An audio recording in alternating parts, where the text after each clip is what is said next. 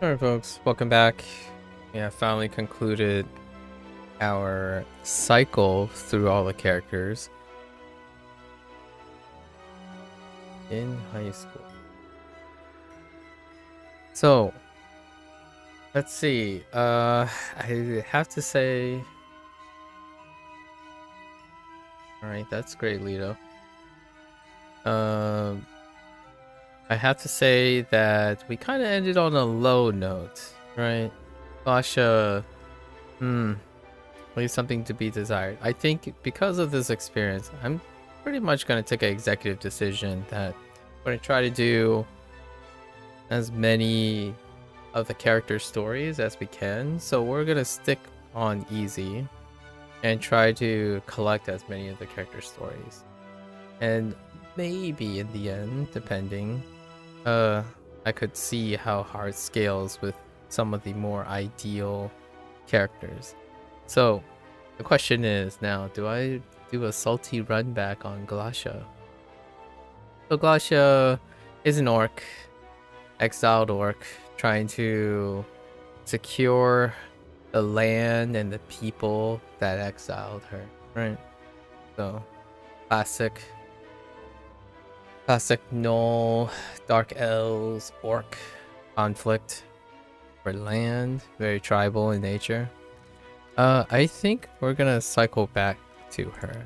Let's start with Brooke, the first character that we actually played.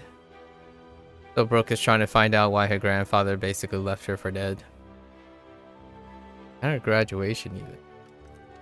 The reason why I'm gonna use the lower scaling is because I'm kind of curious if how well blocking is going to scale. Let's go back to Brooke and see what happens. Alright, Merciless Flame. Oh. Yeah, and I even say that the starter decks, while they're pretty much nothing to write home about, any particular character that has a singular element, a singular element is kinda rough, like really kinda rough.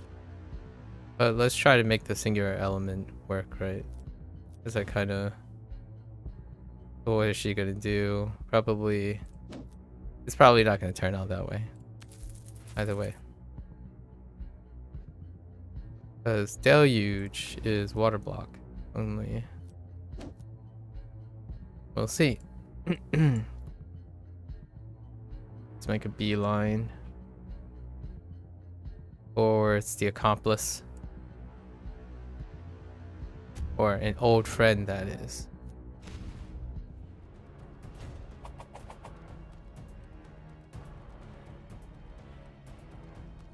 Yeah, incredibly basic is probably the best way I can describe it.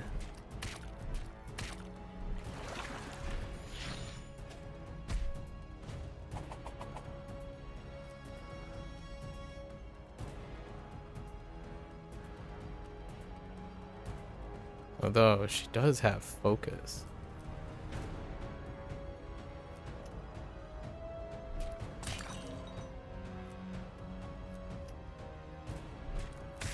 Granted, it doesn't really lean too much on being useful, having to cost 1 so far.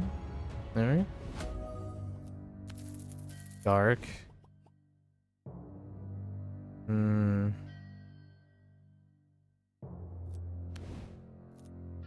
I suppose we can lean in on whatever water block we have. See which side of the alignment we end up on.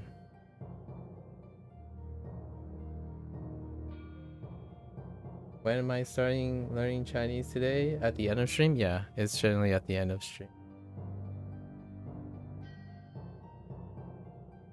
It's Pacho. Hello there. Yeah, it's gonna be like...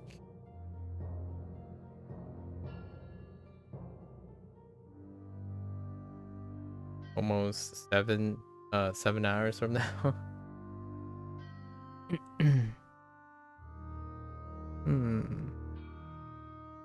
Go to that store. Go to that store.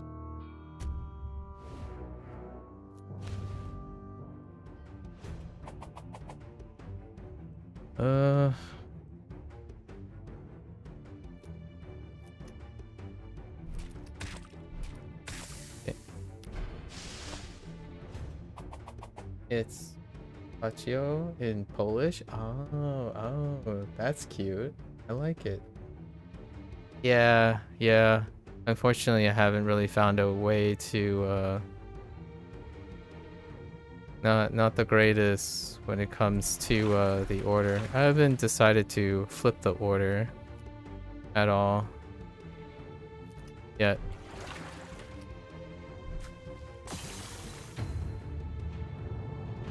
Yeah, but all those sessions and stuff are available on YouTube, so don't really have to. Twitch is kind of more of a platform that I like to stream on. However, generally everything is categorized and organized on YouTube. Poison.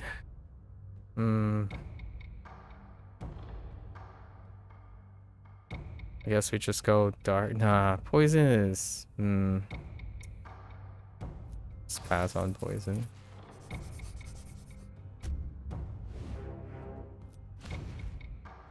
So are you learning Chinese as well, Paccio?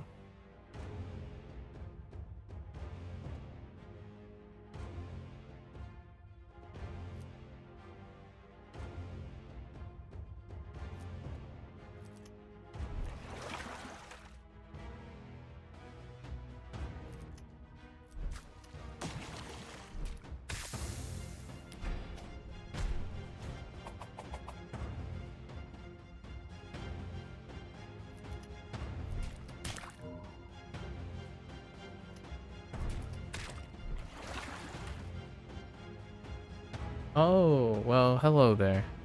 Yeah, this is the part that is omitted. Generally, ooh, well, happy early anniversary, a Chinese learning anniversary.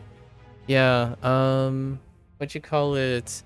Yeah, this is the part where the beginning of the day, whenever I have an opportunity, like I've been playing this game for a bit, but generally these things are temporary. So the things early in the day are pretty temporary, but I don't. The foundation is the bottom line. I get in my things I started before. So I had a chance to talk with the developer of this game, among others.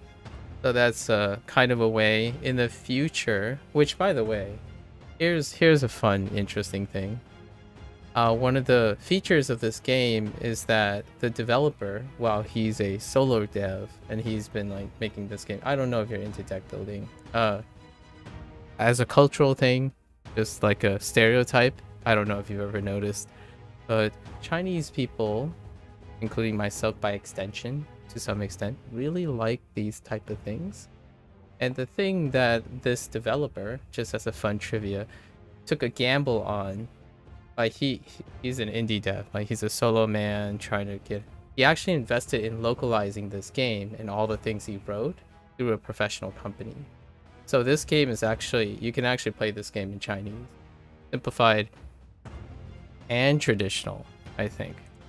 So if you're ever interested in, if you happen to be coincidentally interested in a deck builder, maybe like something that's kind of along these lines, you can actually practice your Chinese. It's in simplified and traditional. Yeah, it was a gamble the developer took in investing localization as a launch. Always, trying to suggest different ways to interact. Video games will be eventually the way I interact with my target language. So I do have a few Chinese games in mind in the future, and I also have like Japanese games in mind that I have. However, I need to build up some sort of like I need to ramp up my involvement in video game again. Yeah. I think the text in this game is pretty yeah, Deckbuilder's vocabulary is kind of specialized. It's a bit specialized. However, it would be really fun to learn these words soon in Chinese, because then I can start playing video games in Chinese. You think it'll be too advanced for you in Chinese though? Me too right now. I'm gonna be real. Like, it's gonna, like, it'll take hours just to get through card text. Like, I don't even know what block is. Although, like, water, fire, nature, that's pretty good. And then you can probably get used to seeing the word damage all the time. But then you start getting, like, raw. And I don't know how often you would go into a conversation saying things like draw, and it's understandable. But it is kind of an interesting take. The games I have in mind, like the Chinese and Japanese games that I have in mind, they're all like storytelling games with dialogue and like slice of life situations. So most of the time, those are going to be like contextualized in the everyday life. There are quite a lot of them. I don't know if you've been considering, after a year of study, to engage in like a more interactive approach to your target language if you're not already having conversations with other people and whatnot. It's kind of a nice place. If there's any great time now these days, I think most of the time localizations are a pretty common aspect of larger game production and even smaller game production, especially text-based story interactive games.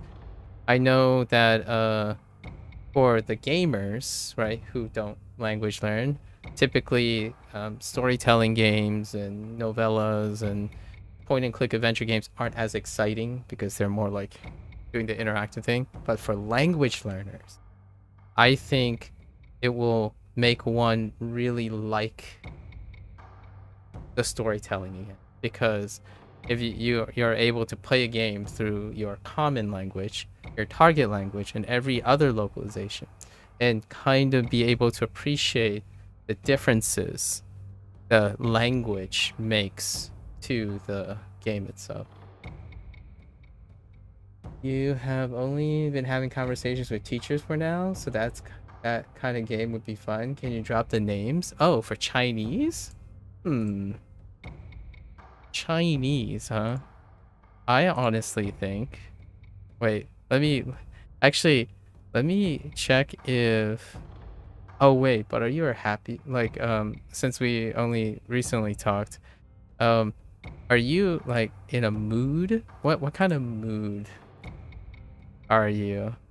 Like, there are wonderful, like, super not so happy games, but they're like about overcoming grief and trying to be happy, you know, like trying to make your circumstances nice. Like this one, I think this one, I'll give you the link. It's called Roguelike. The writer is actually Japanese, Japanese / like Americanized as well to some extent, but this game supports simplified Chinese. It does say there's audio, but it's largely a text-based story, and it takes from the perspective of a child. So oftentimes most of the dialogue is very like casual. It's super casual, and at the same time the subject matter is incredibly mature. There is another one. These are like very, very popular storytelling games in their times. Actually, a more recent one. Yeah, a more recent one, which can be a little weird too, this one. So Rakuen and Omori both support simplified. Um, and typically these types of games, if you ever find that these type of games interest you, they usually talk about like family and then mental health, depression, that type of thing, but overcoming it or seeing silver lines. If they're either Japanese, oftentimes they're Japanese of nature, but the three target regions for all of these games is English, Japanese, and Chinese. And then follow up with Korean. So if you ever find any of these interesting, I'd probably wait for a sale or something. They go on sale quite a lot. Any of these types of games, they tend to have very grounded conversations. Like there's no crazy supernatural things. Sometimes there might be like an element of mystery and whatnot. However, a lot of times the dialogue is very straightforward. And then I don't think Freebird games. Let me see if Freebird. I haven't actually checked this now that I think about it. If Freebird games have localization. No, wait. Yep. Freebird game. Oh no, Freebird games do not have localization. Oh, that's such a shame. Yeah, those types of games. There are quite a lot of them, and they're incredibly like their communities behind those games are incredibly fun to interact with. So hopefully that gives some inspiration. If you're a very happy person and you like seeing people overcome adversity or deal with deep topics, I'm a person who focuses a lot on rehabilitation or encouraging others to see somewhat of a more creative, like realistic perspective on things that happen in life. So these games kind of resonate with me a lot. And I've already played them in English, and I look forward to playing them in Chinese and Japanese. Yeah. Once I am a little bit more competent, I need some more time with my reading comprehension. Yeah, well, there you go. Lingering weakness. With that all set, how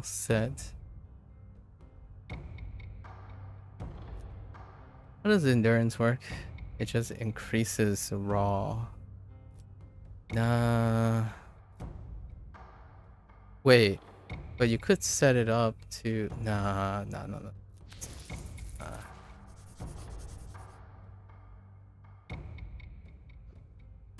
It goes without saying, I'm an incredibly big fan of indie things and very niche type of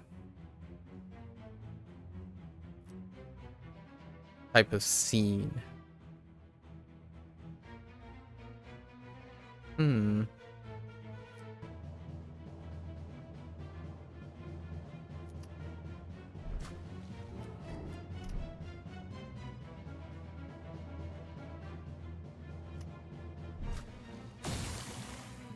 Well, this certainly works out.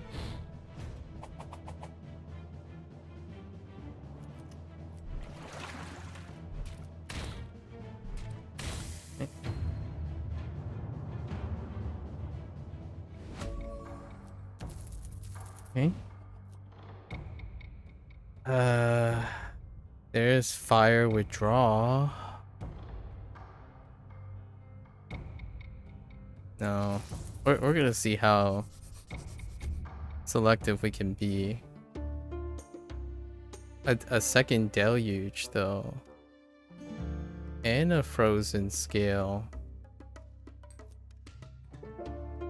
Ooh. We'll buy early. Since we're on the low end. Doing story things. Story things.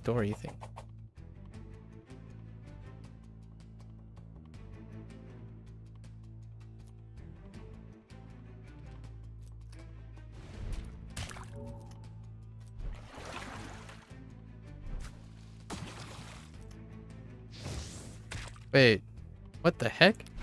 Oh, I thought that dealt more. Okay. Sure.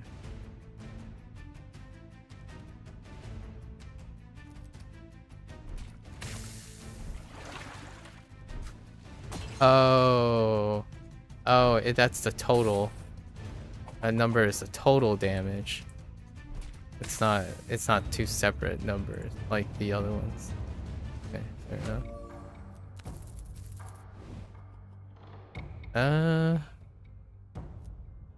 Nah.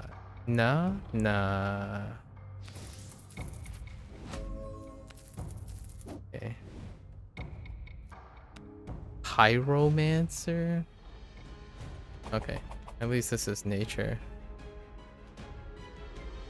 Which is kind of bad for water defense. And water attacks for that matter.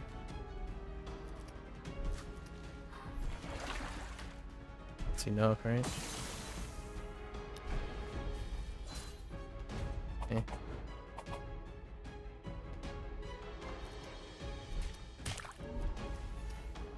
Okay. Thank you. You'll continue practicing some Chinese characters. Have a nice stream. Take care. Take care. Good luck with everything. I look forward to hearing what you decide to do in the future. And would be exciting to hear what you do to celebrate your 1 year. Your 1 year anniversary with Chinese learning. I can't believe I'm saying that. 1 year anniversary. Definitely worth celebrating, you know?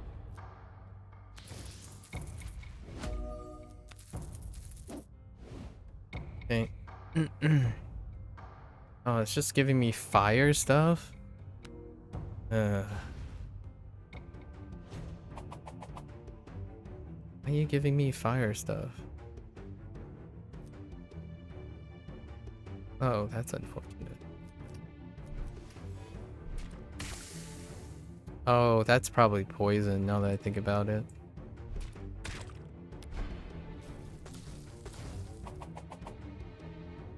Only poison, alright.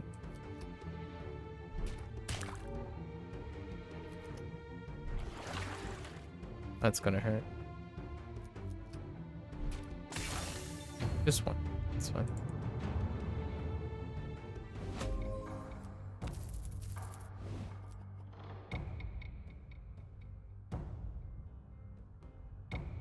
I probably take double stuff, right? Yeah, I'm gonna take double stuff for interrupt. Major vulnerability bomb? I guess. That's pretty nice. Alright.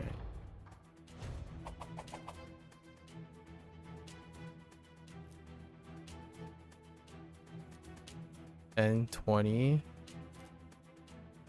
28.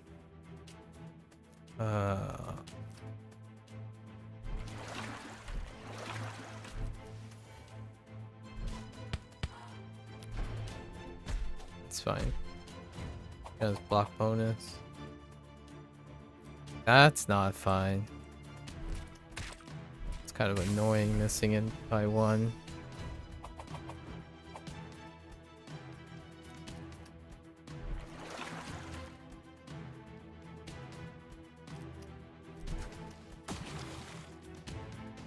That's awkward.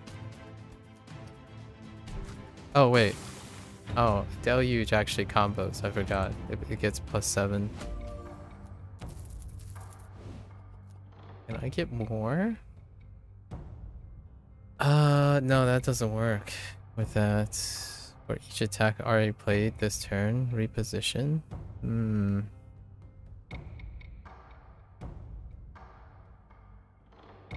No, we're not really spamming that. Unless I get... No. It's fine. I'll get a store along the way. Brilliant.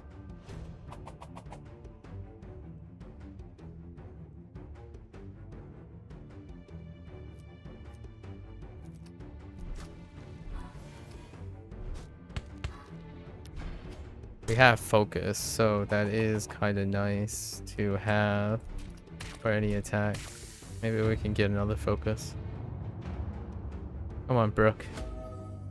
Sometimes lucky. This is not an son of a... Fine. We're playing conservatively. Geyser. Honestly, I might grab the reposition at this point. Okay. I'll grab some direct damage in case. It's very limited on an untrustworthy source. I forgot how this starts. You've never felt completely at ease around Greg, but he's known your grandfather since before you were born. He'll know something. Little Brooke, is that you? I don't think I've seen you here without your master before. You don't trust the smile he flashes you, or the way his guard adjusts their weapons. Where is he, Craig? I know he was headed this way. Your master? He was here a few days ago, asking about some sorceress. Then he headed west. Why? Did you two have a falling out? You noticed Craig moving closer, his sinister grin growing by the second. Whenever you were here before, you were under your master's protection. Now you're all alone. Suddenly the guard rushed towards him. Treacherous Craig. Treacherous. Very treacherous, my friends.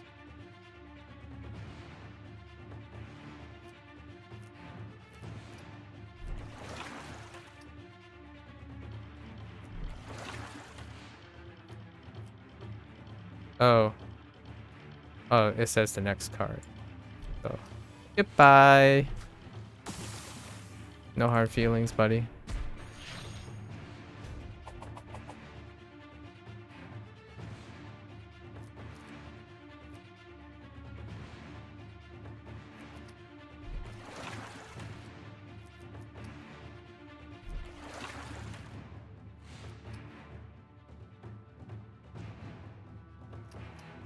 Oh, that's yeah, it's 21. Yep. Oh, I know why it totals the end.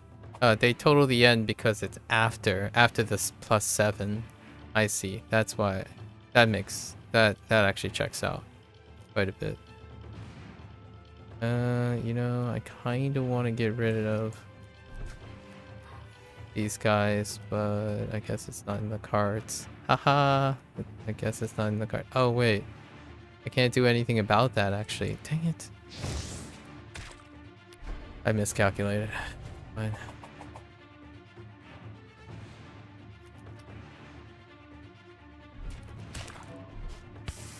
It's not in the cards.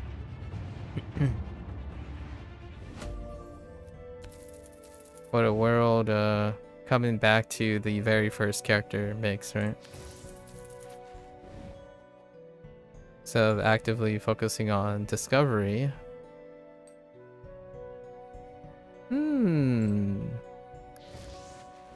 We are so comfortable now. Stumble in the right direction. Attacking a water mage with fire was a rookie mistake. Even an apprentice like you could see that. You are right to never rely on Greg. So at least this has taught you to trust your instincts. Thank the elements you were given a direction before his guards ambushed you. And Craig said something about your master looking for a sorceress.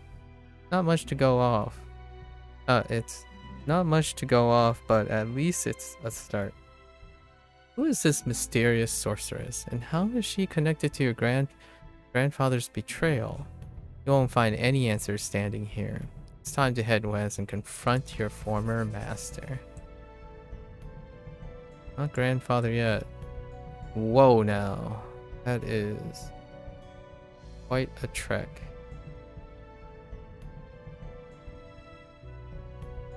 We're gonna have to go through Alex. Make a beeline. We're just gonna wish him free. I'm done with genies. Yesterday I was so triggered by that one curse basically destroying any hopes of getting, like, that other genie, the mischievous genie. There you go. Go free. Oh, thanks. Thanks for the more fire blessing that's irrelevant. Thank you. Oh no. Good thing we have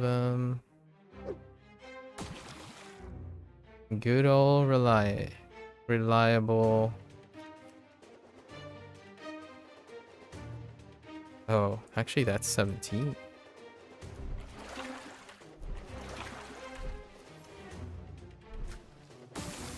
Oh, could I have taken? No, I could. Actually, I didn't really need to throw that. I don't think. In retrospect, I was gonna get another item after this.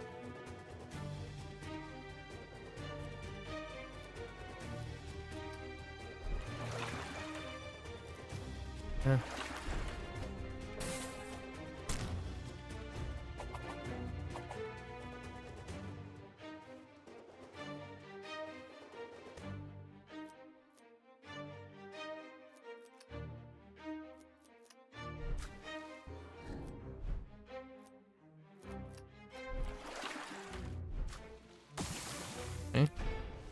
I do like her deluge power though. It's about the rarest one to have defense. There's not a lot of like defensive and offensive at the same time kind of things. That's kind of nice.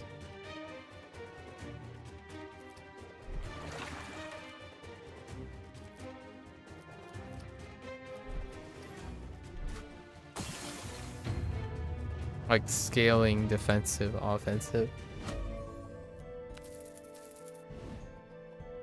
Unfortunately, well, eviscerate. Oh, I mean, Blitz is kind of nice for endurance. Quick endurance.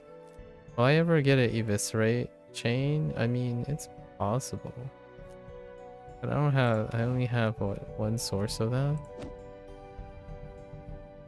Gaining endurance is pretty wild.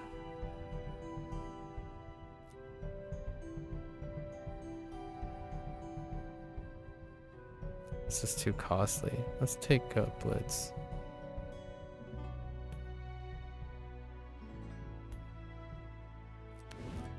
Whatever can complement interruptions while raising defense, I suppose. Yeah. Okay, energy. Let's make our way, journey to the west. Okay.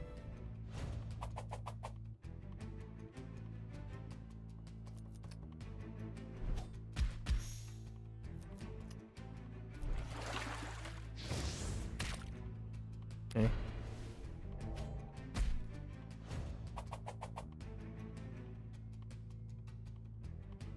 Hmm.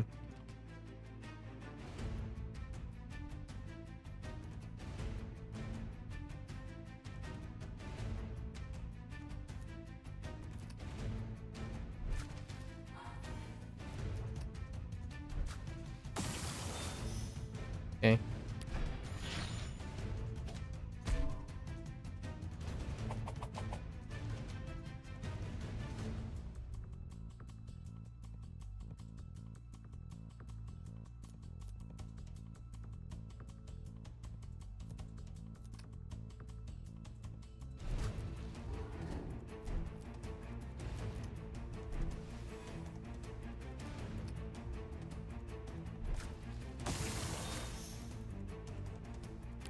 I mean, Deluge is pretty dang strong. The question is, can I reliably... Getting that second Deluge was pretty big.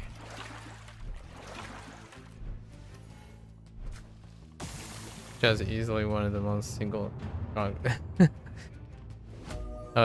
useful utilities, but... Greedy Grasp. That might be great. Man, warm up curl. Greedy Grass is pretty okay. Do some fixing. Some hand fixing. Mulligan would be more ideal.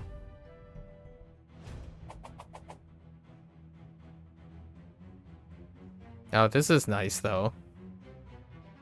Don't mind if I do. Oops.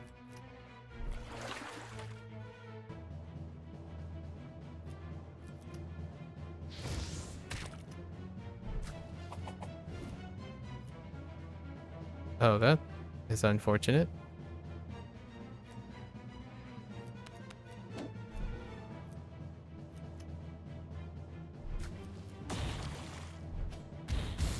Okay. Vulnerable, that's okay.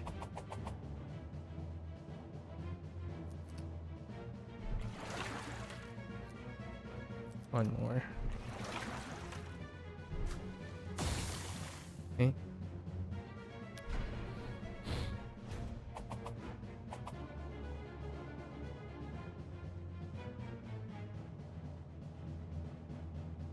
Hmm.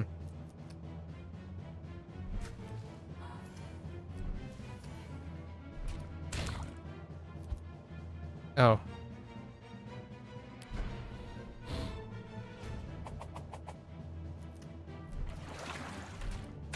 Okay.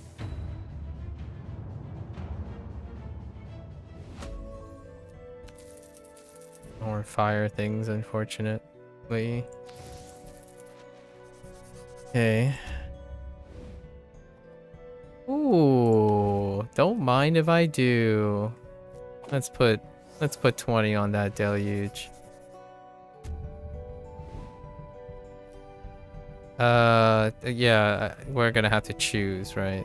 What is all these fire things? Oh, but I could wait. Hold.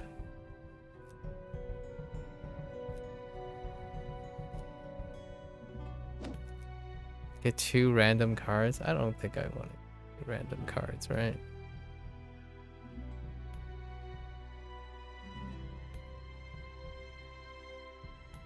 Nah, we're just gonna take the wealth. We're fine. Hurricane. Ooh. I think hurricane's fine though. We'll take a hurricane.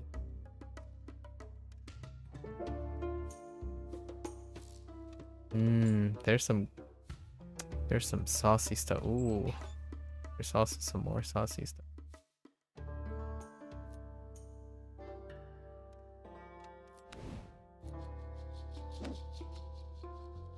Yeah, I think we can take a hurricane.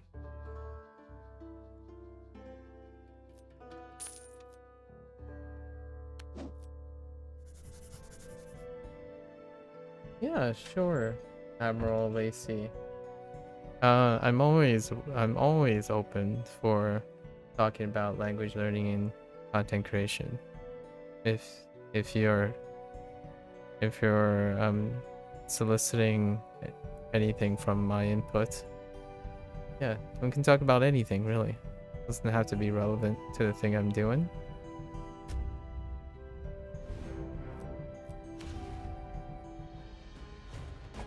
In fact, we can make it about it. I did a stream of Duolingo and then a learning platform I like more, but I noticed I wasn't entertained on the latter one. I was just learning for your own sake. Have you experienced this? What would you suggest? Oh, what was the other learning platform?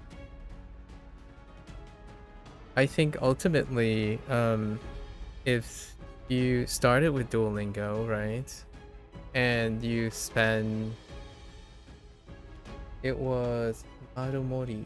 Ooh, I'm not sure I'm familiar with Marumori. So, one thing, I honestly think there are 2 paths here that are very, very logical. Let's like talk about it logically, right? So, do you think Duolingo is entertaining? I know you said you wasn't entertained on the latter one. However, it would be too presumptuous of me to say that you're entertained with the former as well. I think often in these types of situations, you build on the things that work. Hear me out here. But first, I'm curious. Are you actually entertained with Duolingo though?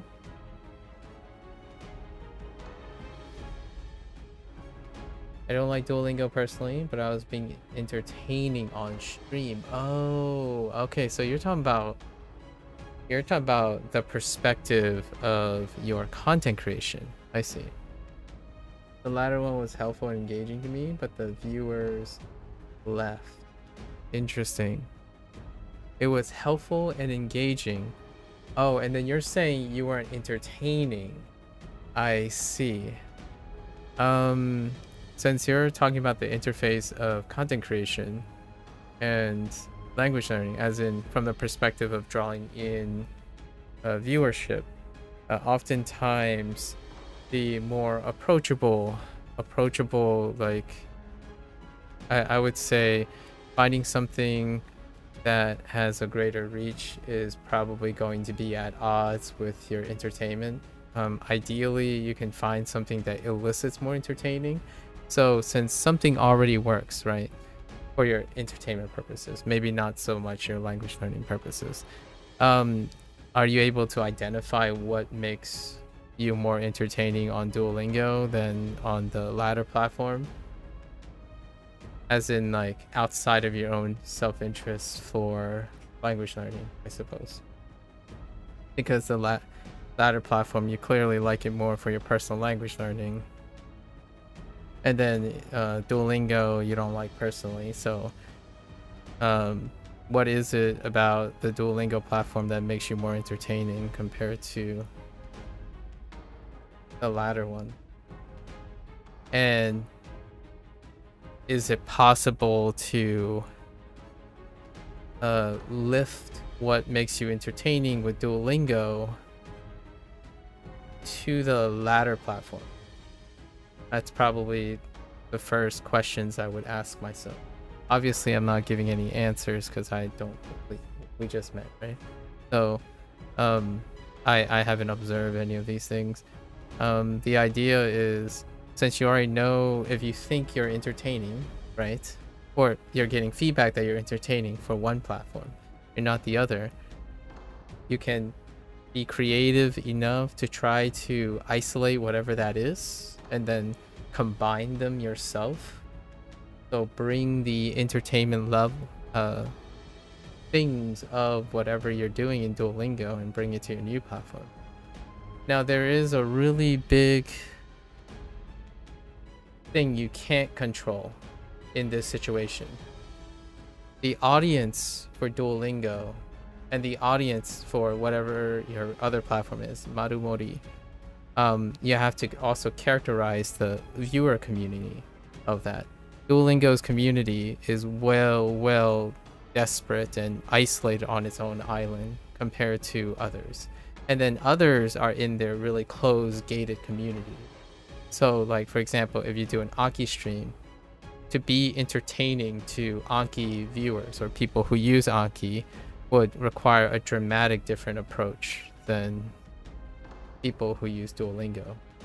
Like, I speak incredibly much more casually and focus on like well-being and maintenance and like slice of life, balancing life and work kind of situations with Duolingo, because those people who like Duolingo or enjoy using the platform tend to have different interests. Your latter platform seems like you were doing kanji, might seem like more of a closed group, and they tend to probably be smaller in nature compared.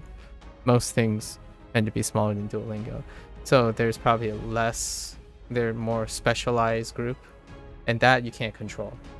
So one thing you can control is take whatever seems to make you more entertaining based on what you're saying and introducing it to Anki.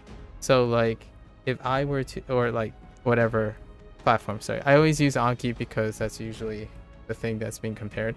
Like, for example, if I would start an Anki stream, I would bring all the elements that I do on Duolingo to my Anki. To me, that also combines for my language learning personally, that combines the pros of two things, not just one thing. So they're not separate things.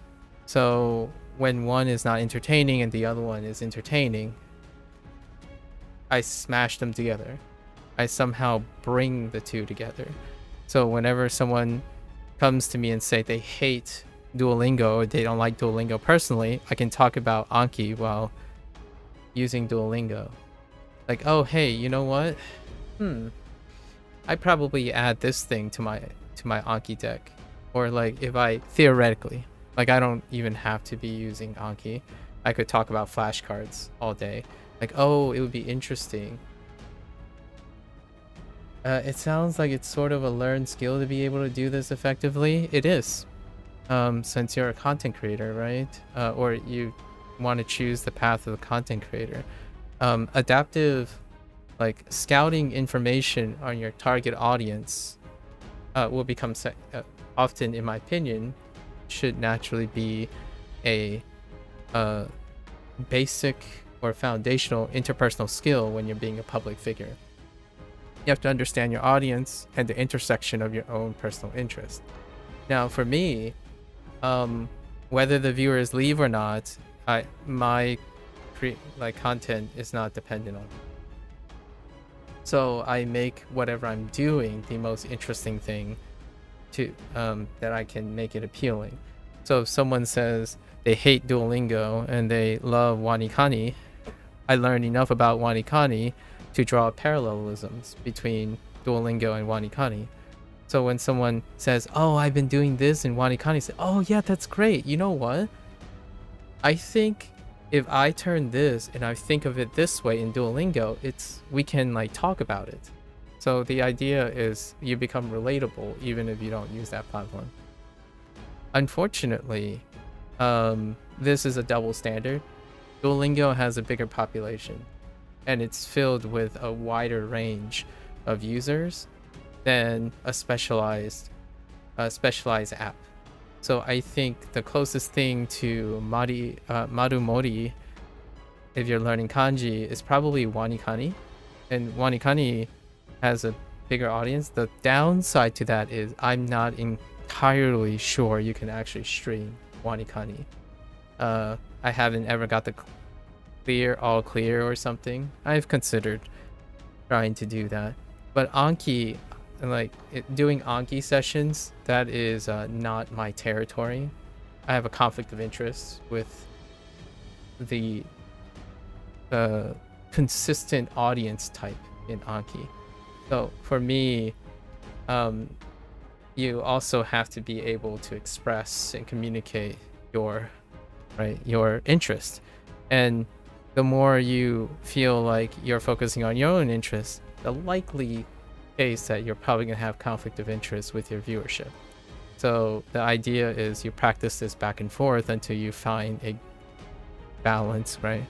The balance between your target audience's community, which may or may not resonate with you at first, and over time you can possibly develop your own thing. For myself, since I do this voluntarily, the basis of everything I do is generosity. So I'm not here to concern myself with individuals that come and go. I usually invest in whoever's here, and my goal is largely to carve out a community of my own, one viewer at a time, I suppose. So if they leave, then I know entirely that I'm unrelatable and not the platform I'm using. So if they left because I changed platforms or I did some sort of irrelevant thing, then those are the individuals that I don't resonate with. So it really is up to you on that situation. Trend chasing can lead to self-conflict. You often so it's a double edge, right? When you're doing trend chasing, you hope that trends with a community that meets your own profile. So oftentimes a great thing to get a lens into this is joining the community as opposed to creating content before understanding what community you're interacting with. I don't know if Marumori has a community that's openly sharing things. Wanikani does. Wanikani has a forum. Ushu has a forum. And Duolingo has a meme. So Duolingo has an official channel that's predicated on doing the social media thing. So if you're in connection with the social media and topical subjects involved in your language, then Duolingo tends to be okay with that. So if you're someone who's like throwing memes around like Bing chilling and whatnot, then you'll probably resonate with Duolingo, because that community is predicated on the social media aspect and gamification, like very specifically casually gamification. Wanikani is probably a little bit more hardcore-ish, and however they have forums too. So does Bushu. I hope your Marumori has a forum, and being able to collect some data from that is very worth investing, right? As a content creator, your appeal and your resonance and how well you develop your interpersonal skills involves research and investment in people that don't even know you exist yet. That's kind of how one builds reputation as a public figure, in my opinion. Yeah. Like, I'm playing this game, for example, because Daniel O'Brien, the indie dev who made this game, just so happens to pick me out of all the people. Like, I didn't give any indicator. I spent the last 8 months language learning, or 6 to 8 months thinking about language learning, and Daniel O'Brien was like, hey, you play roguelike Deckbuilders. And I'm like, I do, but I haven't done it in over 6 months. And that's it. The rest is history. I invest in people. And yeah, certainly it's not the greatest hit the ground running and being a viral sensation kind of thing. But generally speaking, my advice often caters on asking a lot of questions about you. Ask you if you know what works, what makes you entertaining, and then finding creative ways to make what works and combine it with what you don't think doesn't work. So in this case, whatever you're doing that makes you think you're entertaining on Duolingo, it is well within your creative potential to lift and create situations in the other platform that makes you entertaining. My only concern with this approach is that I need to know for myself if Marumori's community is similar enough to Duolingo's community. And generally, especially Japanese groups are divided. They are incredibly specialized. There's no overlap in them. They are quite hardcore outside of Duolingo. Like, Duolingo is the casual front. So many of the Duolingo users have a chance to also understand Anki, Bushu, Wanikani, things like that, because Duolingo tends to be a stepping stone.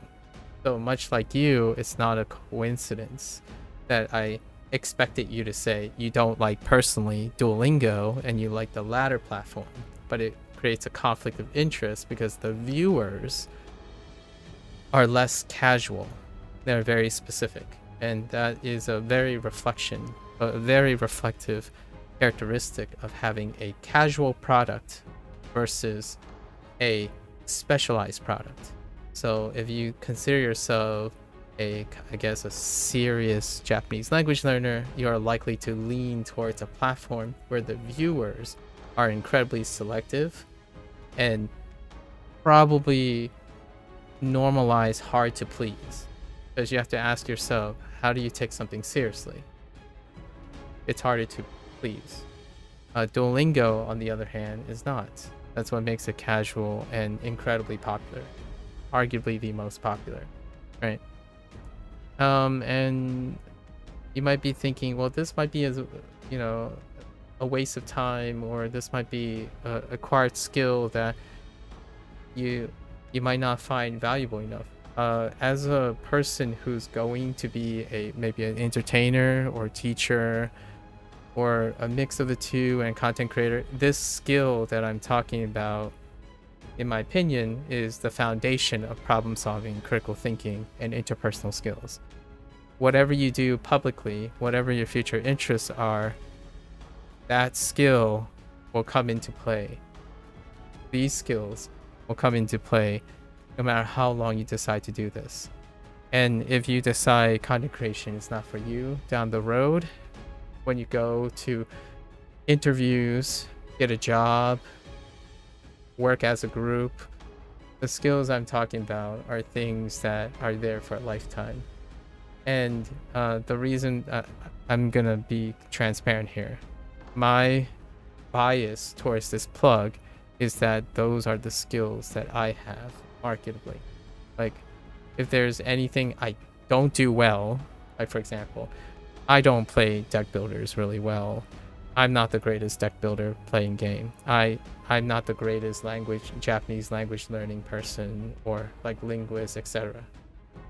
The one thing that connects me to content creation, even as a hobby, right? I'm not doing content creation as a job, is that I have interpersonal skills. So communication, problem solving, critical thinking. I help people solve problems. I make people feel, hopefully make them usually feel nice if they're willing to hear me out. And that's it, right? Rarely am I concerned with the optics per se, the optics of analytics. Like, a viewer leaves, that's very realistic. They're not interested, right? So maybe there's something in there that may be useful, but that's kind of what I would say. I think for most people, having someone encourage you to be creative and bringing things together is probably fantastic. Whether that's a YouTuber or someone that inspires you, like, oh yeah, you know what? It would be fun to make memes with Marumori, right? You can learn, like, oh yeah, I'm not naturally entertaining with Duolingo. So what is it about Duolingo that makes me naturally entertaining? You're like, wait, but you know, Marumori doesn't do this. Let me try to do this in Marumori and see if anyone likes it in it, right? Like, if for me, like for example, when I read a really weird sentence in Duolingo, if I used a different platform and they had like natural sentences, for example, I'll say, yeah, this is definitely not like the weird things that I know in Duolingo. It's like, boy howdy. I wouldn't say things like Duolingo would say something weird, right? And you can compare and contrast. And what happens is people use Marumori, I'm guessing, if it's a contrasting thing. Whenever you make a contrast to Duolingo, they'll be like, oh yeah, you're right. That's why I left Duolingo. Or like, oh yeah, you know, that is something you would find Duolingo. And it would be kind of entertaining because it's showing that you are connecting the two things, but you're also taking a perspective where, hey, some of these people might have come from Duolingo, you don't know, that kind of thing. So use all your experiences so it doesn't feel like you're wasting your time, right? Sometimes lots of people feel like keeping things separated, and then it feels bad whenever you're doing something and you're not doing another thing. And if you become creative, you can bring them together. So why am I playing Elemental Evils, Elemental Exiles, and how do I make a plug for language learning? I talked to the developer of this game because Daniel is a really wonderful person, but this game had a mixed launch. That's the impression I got. However, we did talk about something that's related to language learning because now everything I do involves language learning. So I noticed that in this game, Daniel as a indie dev, as a solo indie dev, decided I wanted to invest in a full array of languages. So this game supports like 10 languages. And I had to ask him, like, what was your inspiration behind and how did you do it? Like, how did you localize your game to like 10 different languages? It included simplified Chinese and Japanese, because everything I do now has to involve language learning. So whenever someone comes in and say, hey, can you ask me about language learning? I can make it about language learning, right? This game supports simplified Chinese and Japanese. So you can actually play this game in Japanese. There are no dialogues, like no audio dialogues. Everything is fully supported. So everything you see, you can. And Daniel said, yeah, he took a gamble and paid a professional company of native speakers to translate everything, and it cost a lot of money. Like, I think he said either 30,000, 40,000 pounds. Oh, it's such a, and I think that is a good selling point, in my opinion. If you haven't ever played a deck builder, like you're not familiar with Slay the Spire and all that stuff, this is a great entry point, and I can talk about this game while also telling people that you can use your target language to play this game. You'll learn a lot of specialized words and stuff, but if you like deck building, then you can play new deck builders, even more deck builders. In fact, Chinese and Japanese are very into, culturally, I can talk about the cultural impact of deck building for Chinese and Japanese culture. This is a very targeted market. Deck builders tend to have Japanese, Chinese, and English support. Those are very common. Sometimes Korean. If you want a really great Korean one, like for example, I can talk about Korean a bit. Library of Ruina. Library of Ruina is completely voiced in Korean. It's one of the few that are completely voiced in Korean, and all their games after are also Korean. In terms of Japanese, what's the most notable Japanese deck builder? That's a good question. I'll have to come back to you on that one, or like come back to me as in like I'm a rhetoric. However, there are lots of Chinese things like this, so that's kind of the idea. Keep the person engaged, make it relevant, right? Hello there, Afais. Konnichiwa. Afais. Hello.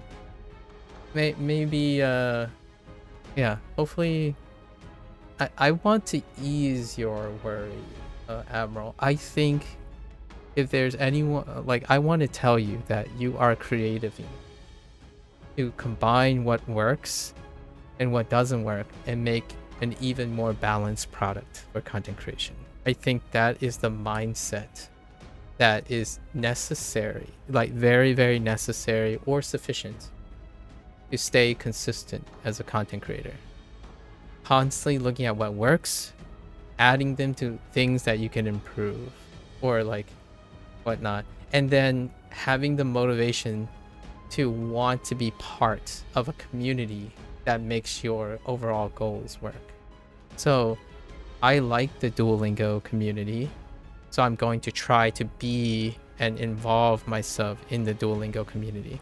I talk about Spanish or Vanish, and I saw their funny like videos and memes and stuff. I learned all the character names, and that's not to say that I thought that was interesting at first, for example, right? Genki desu ka? Me who only knows meaning, beginning, spirit, desu ka? Naruhodo. Naru. Yeah, Genki. Genki desu. Afai-san wa? How are you? Saikin dou desu ka? Afais. What are you up to? What are you up to? Okay. You should have known it was Genki. No worry. Yeah, we gotta start somewhere, you know? Let me see. Sorry, let me get back to this.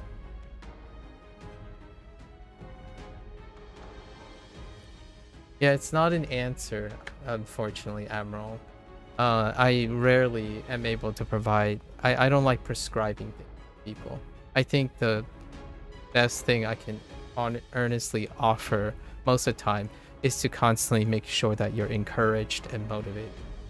If you have the encouragement and the motivation and some sense of direction, and you're willing to go towards those direction, I think be you'll work it'll work out. I'm a person who often makes things work out as opposed to um making guarantees or anything like that. Trust me. You've been procrastinating a lot? Oh, that's fine. Sometimes you need to rest, right? Oh yeah, that's right. You go back to school tomorrow. I'm looking forward to it. And remember, Afis, we can totally learn Chinese together. And since you're gonna be in that Chinese class, I'm looking forward to like going back and forth and talking about what you learn each day. And it'll be fun because that's basically the review, right? So you won't be procrastinating at all every time you talk to me. Oh, you're from the UK too, Admiral? Nice, nice. Okay. Let's get rid of some of these peeps problems. I need to stop you from doing things. I can't stop both of you. I'm just gonna toss this at you.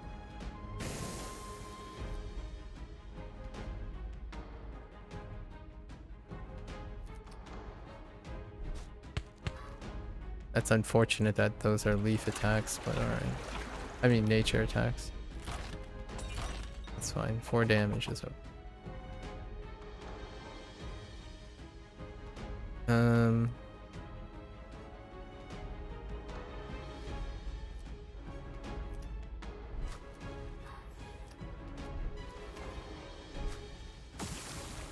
Okay. Stop hitting me, please. Thank you very much.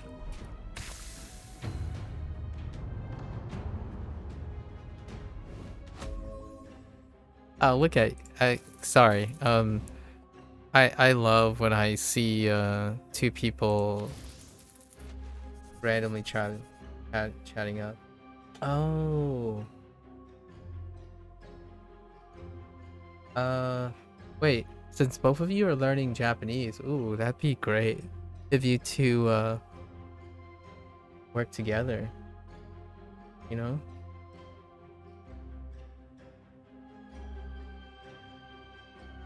Sorry. I'm not smiling because I'm trying to be a creeper or anything, but I absolutely love it when 2 random strangers are very social right off the bat, and they're very candid with each other. Because I think that's a great. Sorry. Yeah, I love it when 2 people start talking together, especially when there's an opportunity to like hang out and learn from each other and whatnot. Don't mind me. Don't mind me. Okay, let's see. Earthquake. That's sorry, little guy. Won't be needing your services today.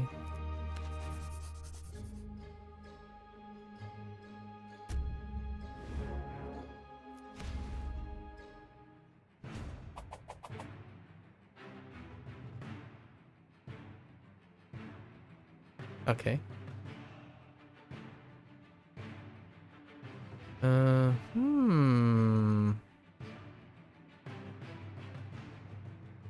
Oh, it's water though, so that's not too bad.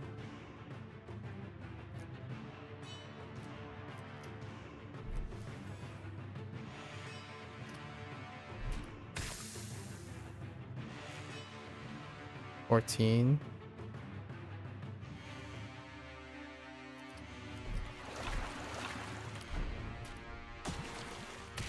Okay.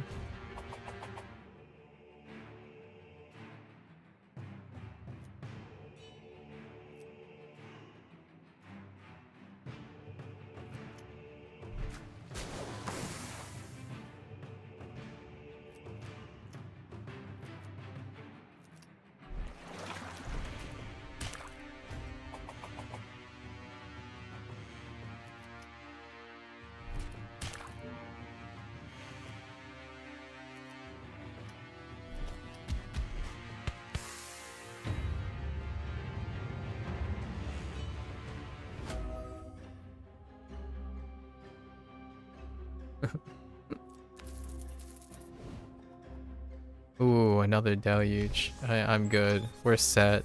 Let's just go in. Let's take this guy out. Oh, I like the character model on it. Confronting the past. Gandalf, is that you? As you approach the man who betrayed you, your feelings are complicated to say the least. Why? I have to know. If your approach from behind surprises him, he gives no sign of it. Because you weren't ready, and we ran out of time. I wasn't ready for what? What are you talking about?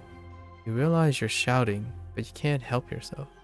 The council ordered me to track down and kill the sorceress Azalea.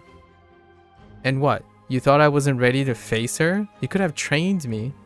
He turns and shoots you a look that's so full of pity. Your confusion turns to dread. Wait, no, you weren't ready to see the truth and join her, like I did a long time ago. Oh. That's not Gandalf.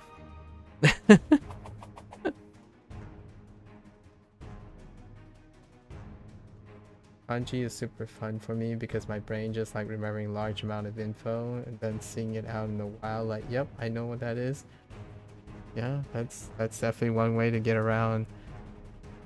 That's one way to be really in touch with kanji. Like when I see a Pokemon I haven't seen in years and still know its name. Well, I'm certainly looking forward to what become like as you start like putting together the pieces from your kanji knowledge. I see. There is one person. Blair's not here right now, but I think you and Blair would hit it off pretty well. She's in a different time zone, but she tends to be like on a reverse schedule. Blair is engaging in the whole kanji bid as well right now.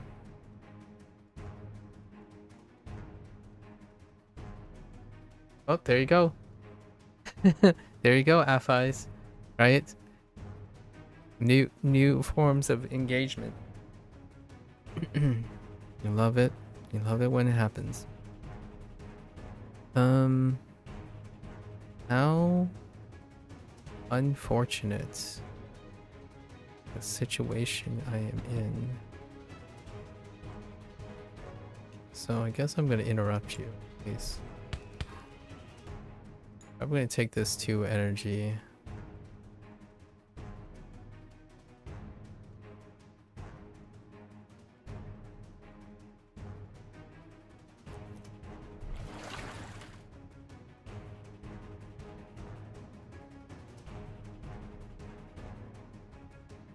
Yeah. I don't want to just get rid of this guy. I don't have to deal with this counterattack. Okay.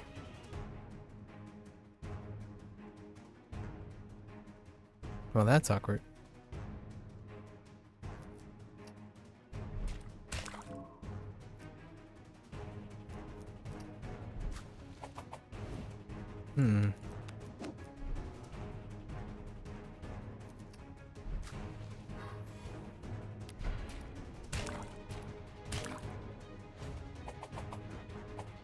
Okay.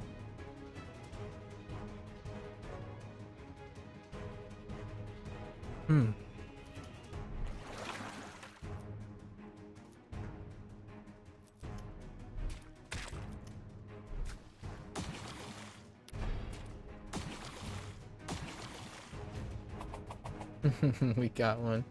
Oh, it's taking the kanji as its kunyomi, for example, saying that.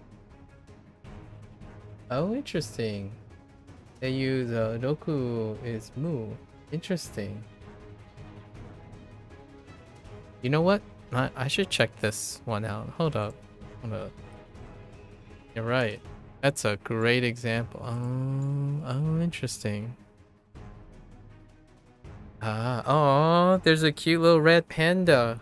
Red panda on the front page. I see. Oh, this is a nice place. $275 for a lifetime? There's a one-time payment for a lifetime. Sorry, that might seem like a lot. Oh, he uses red panda, a red panda as his mascot.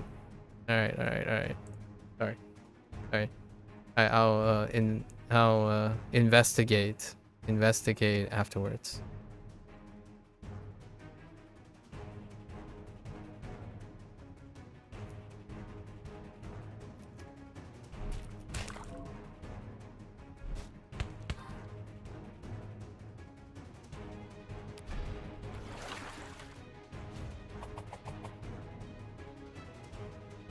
Oh boy.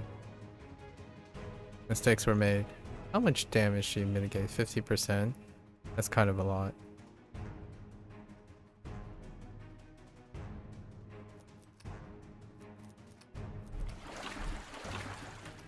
I really can't do anything about that. Alright, how many things do you recruit? Just one?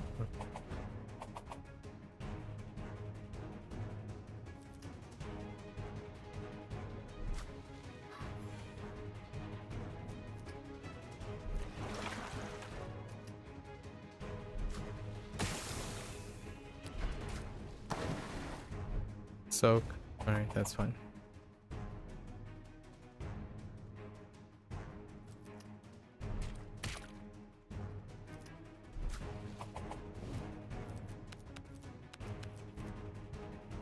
Oh, you can select more than two? That's kind of weird.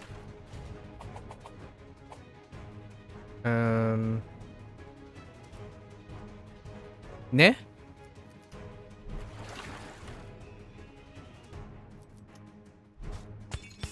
Oh, just kidding. Okay. Alright, can I get another quench? Quench thirst.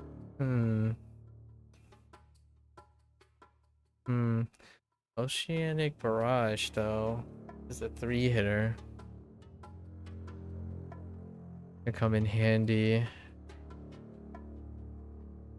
Actually, Quench Thirst seems very lots of utility. Startling revelations. As your master finally falls, you feel elation at your own strength, almost immediately followed by crushing guilt. You push the feelings down. You have nothing to feel guilty for. He betrayed you, betrayed his oath to the council. You search his robes and find a map. Directions to the sorceress Azalea's last known hiding spot. It looks like your master has done the hard work for you. But there's more. Drawing of a woman you assume must be the sorceress. Some pretty awful poetry. And a short note written on paper so rumpled. It clearly been reread a dozen times. It reads, "Until we meet again, my love." Oh. Was your grandfather's betrayal even more personal than you first thought? Was this a crime of passion? You may have found your motive, but there's still more to discover. It's time you got going. Well, gee. Well, gee.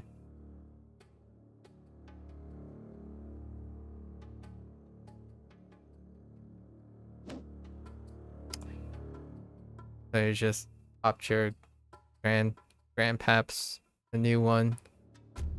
Alright, we're finally gonna get uncover all the locations in the game. That's the last location that's next to this place. Finally.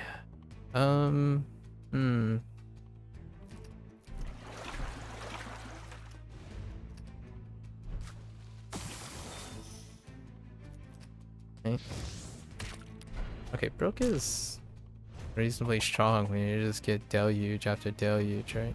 Oh. Well, unless this happened. That's fine. That's why we carry direct damage.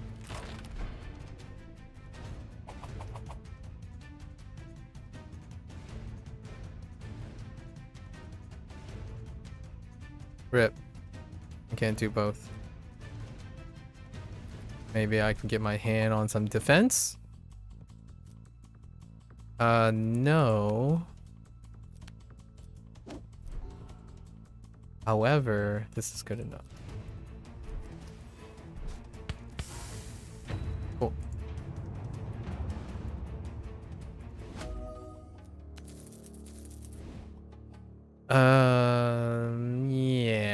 Yeah.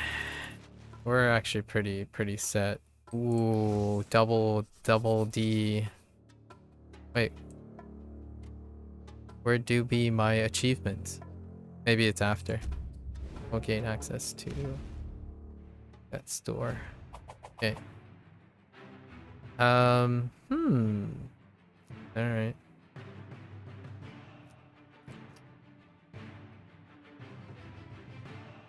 This guy's probably going to be a pet.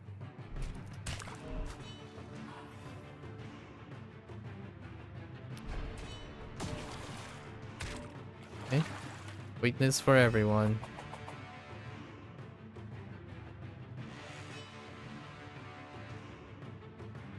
Intriguing.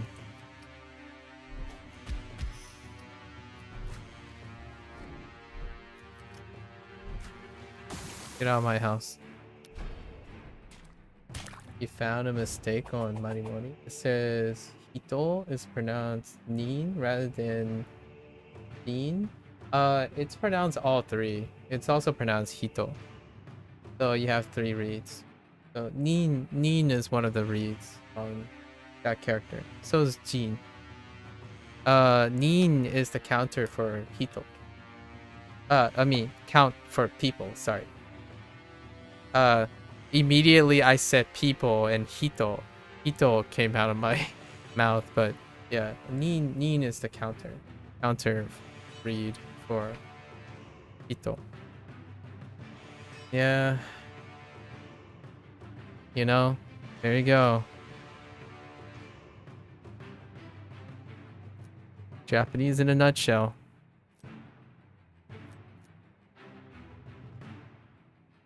You know, Japanese in a nutshell.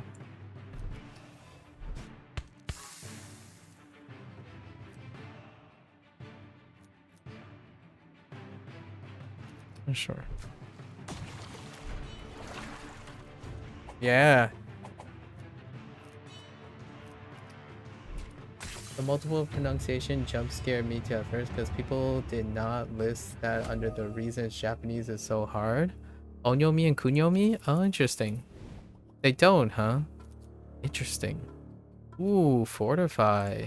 I'll take the fortify. Yeah. I could combo that. So no one has yelled at you about onyomi and kunyomi. I feel like that's a pretty interesting.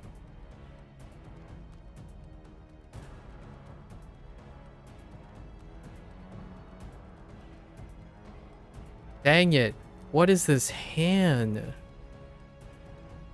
Alright, I guess at this rate we're gonna have to take out what we can. I can't even take out what we can. What the heck? Alright. Well, LG. Who am I afraid of? Probably this guy.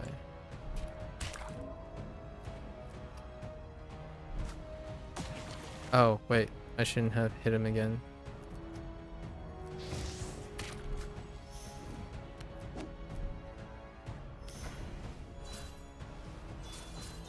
Oh. Okay. Yeah, he's the recruiter.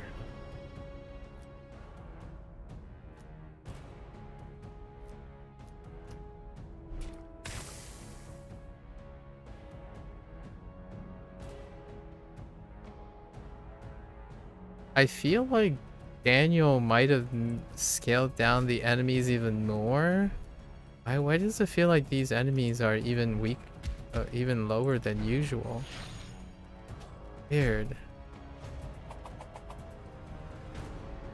Huh. Alright. We got a combo here. I just want to use this. Ah, oh, look at that sweet 45 damage. Ah, oh, that's so sweet. Talking about those, why you shouldn't learn Japanese ever? Oh, those videos. Oh, yeah, those videos. Yeah, that's understandable. Yeah, those videos. Have you also, has YouTube also blessed you with the you've been learning Japanese wrong videos as well? This is how you should learn Japanese? Because those videos are kind of interesting too. Or the millions upon millions of videos where they tell you how you should be doing something and then they all contradict each other.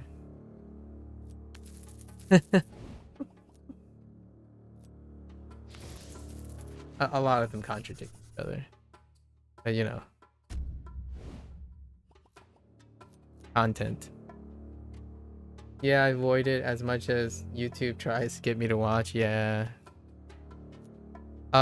Whenever you are hit with a very bombastic and hyperbolic statements, I tend to I still watch them, by the way, but I view them in a more of a informative way, like a cultural thing.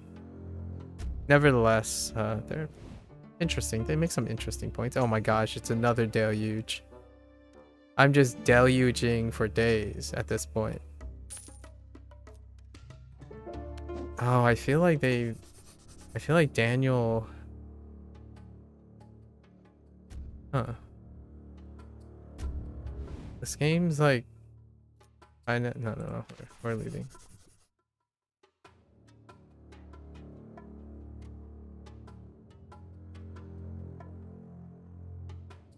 If you're trying to learn something, how about I make you hate your life? Yeah.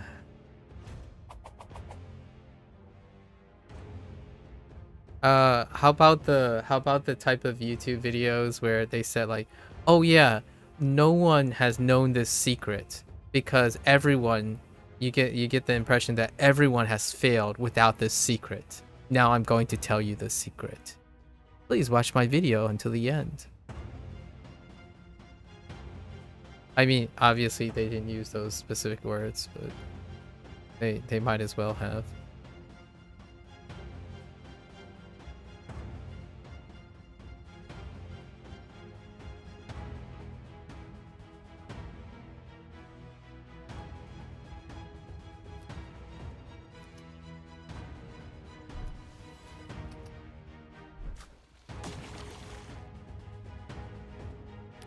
Don't weakness me, please. Okay. Oh, but vulnerable kind of sucked. I wasn't even considering the chances of vulnerable.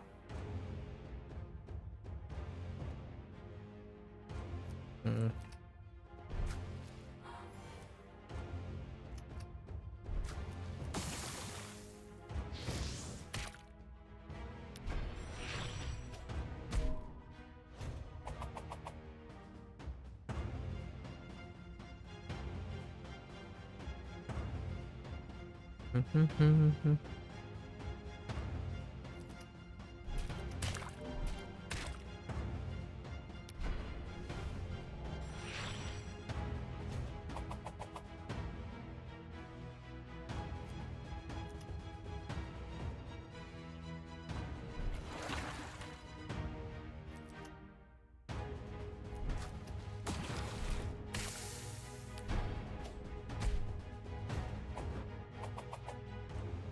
There might have been a silent nerf to these guys.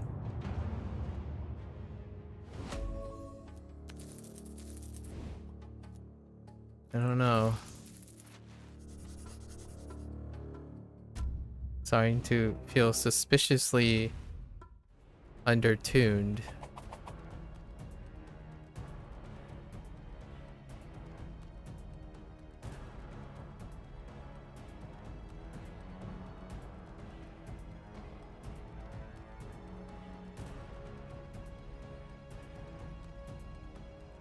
Hmm.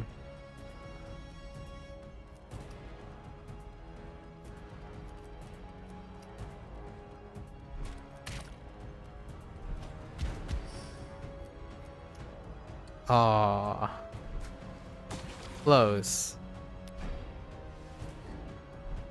Lingering weakness. Oh, that's mean. That's totally uncalled for, buddy. What the heck?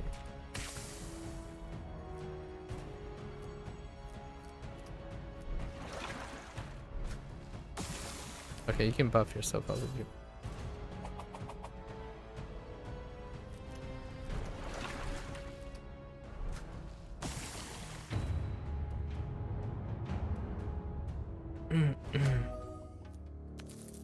Alright.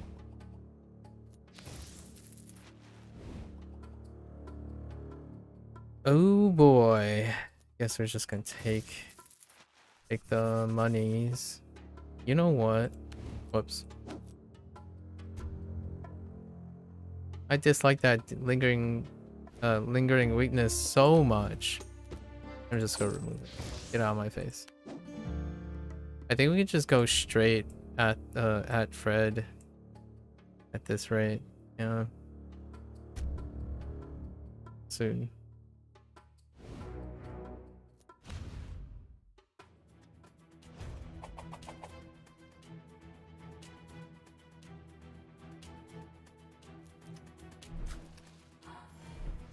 Get out of my face. Aha!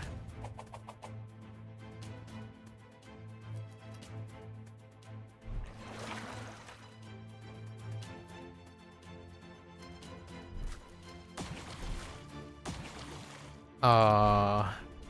I thought I could take them both out, but this is not enough. Okay.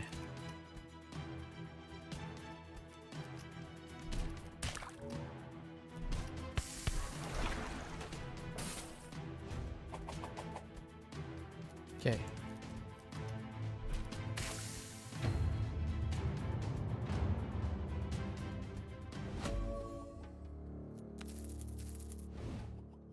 Okay.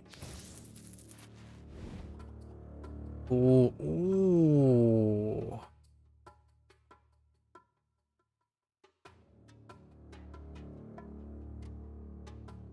You know, having 2 vulnerability pots. No, we're fine. I guess we'll use it in this combat.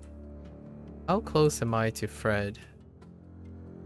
Actually, I am very not close to Fred. I'm very, very not close to Fred. I guess we're just gonna go in. Oh, hello. A face to match the name. You feel nervous as you catch your first sight of the dark sorceress, Azalea. You can feel her power from where you're hiding. She looks nothing like the drawings you found, proving that although your grandfather was a talented mage, he was not a gifted artist. I'm surprised that the council sent one as young as you to face me. You swallowed your fear and came out from your apparently insufficient hiding spot. They sent my old master Cornelius, but your relationship made things difficult. Azalea lets out a slow, cruel chuckle. Relationship?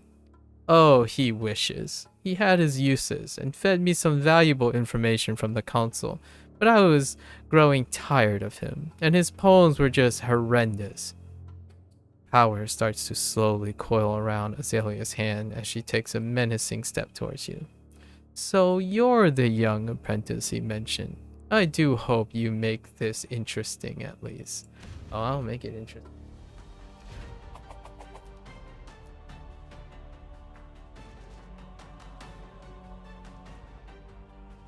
Alright. Oh, why are there are so many, why do you have so many, comrades? Are you protected too? Yeah, you're definitely protected. I wonder what that buff does.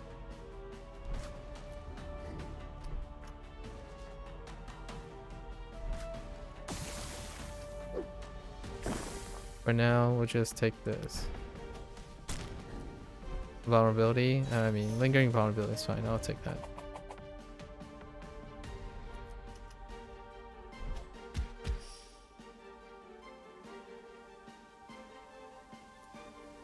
Oh, I have endurance. I can have even more endurance.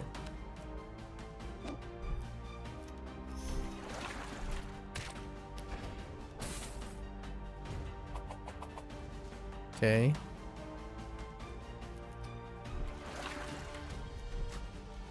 Holy.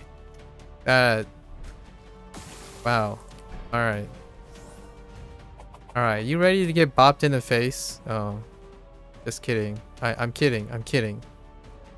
I'm kidding. I can't bop you in the face, but you hit like a... You hit like a wet noodle, so it's okay.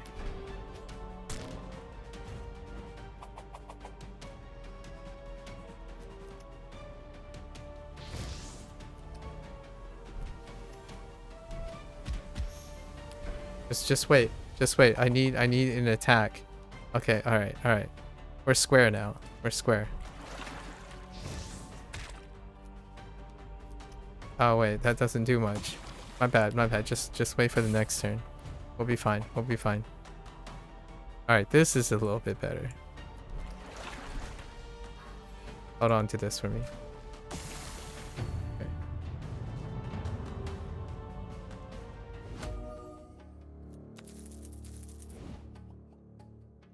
Ice spray. Okay.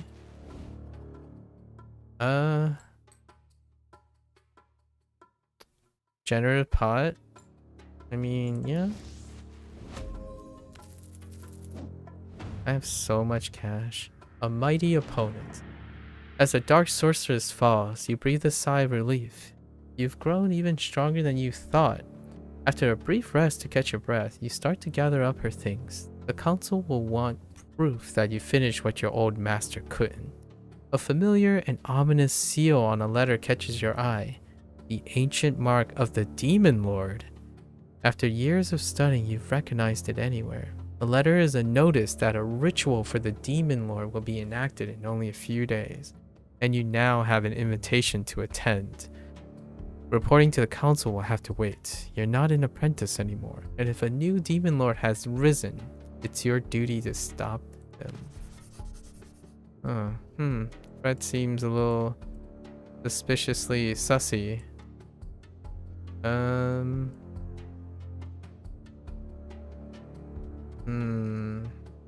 Yeah. How, what is the quickest route to get to Fredo? Really, really far off. Okay. Let's go up here. Yeah, we're really set. I got like 4 deluges. What the heck? Didn't even need to pick up any other attacks, really. Okay. That's a very unfortunate hand, though. Ooh. A little bit saucier now. Oh, I can shrink these now, which is nice.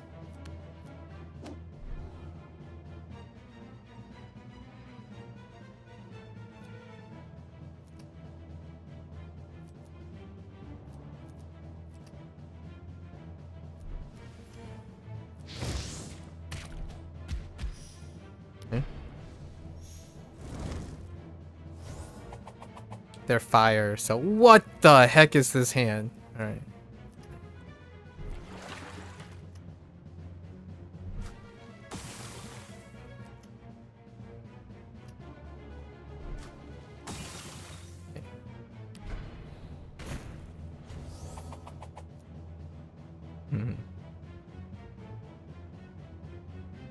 Sorry, I'm being a creeper again.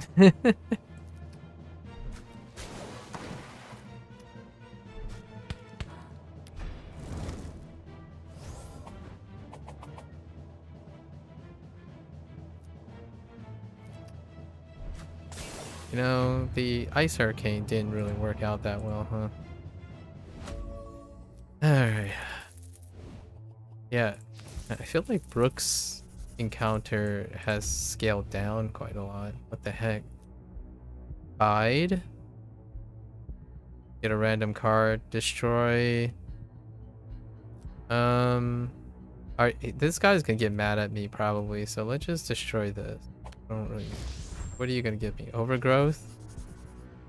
That's pretty mid. Alright. Maybe,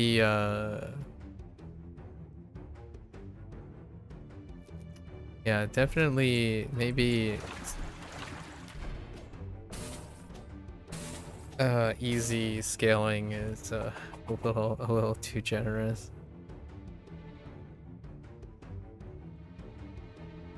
Ooh, hold. Oh man. Wait. How about I do it this way? Aw, man. That was close.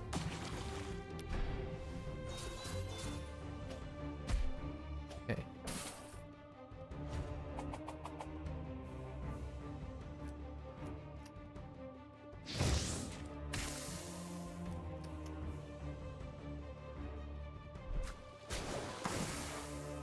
Okay.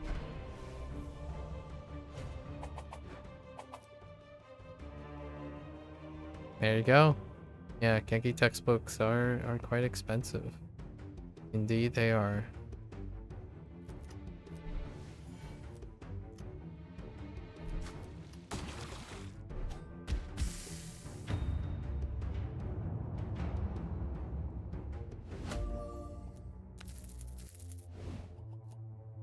Oh my gosh, another deluge. Wait, how many deluges do I have? I'm pretty sure I have 3. And we don't need another one. Gain sundering. That's okay. Then health back? Yeah, sure. Okay. We have 3 battles left, so let's go pick up some blessings. Shall we? Shall we? Okay. Default energy, yes. Yes, please. Nothing there. Alright. Yeah, this was straightforward. This was definitely straightforward. Broke is pretty OP when you land on those things. Oh my gosh, can I double? Probably not. But I'll get the second double. Thank you. Thank you much. This is major vulnerability, right? I'm pretty sure this is. Water damage. Yes. Thank you much. Yeah, I think we're set. It's all good. Sorry, Fred. No hard feelings. Brooke is on a mission. I just want to see the, we gotta see the conclusion. Oh, hey. +1 to default hand. Nice.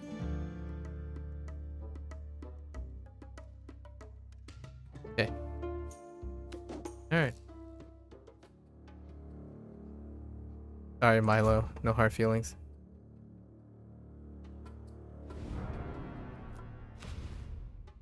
He's kind of cute, though.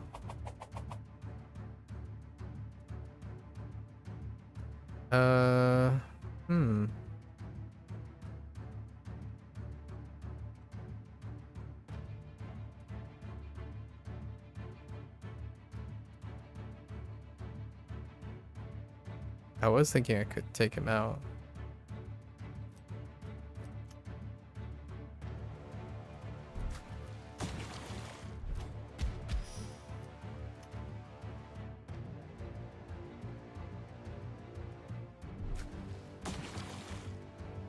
Oh, I forgot to use Fortify.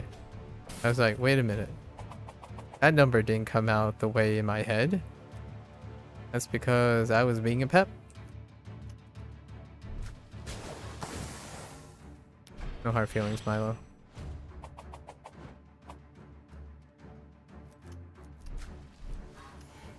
Okay. I wonder how much I can... I'm curious if I can OTK, like one hit. Like not even one turn kill, like one hit. One punch, Fred. Probably not. It would have to align pretty well. Okay.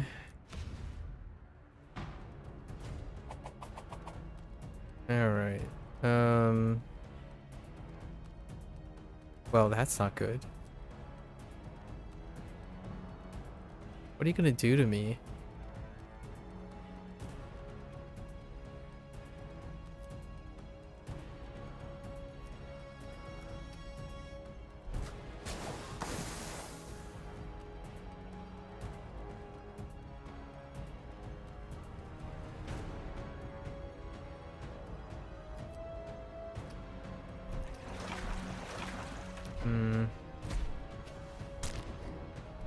Okay, bleed is okay.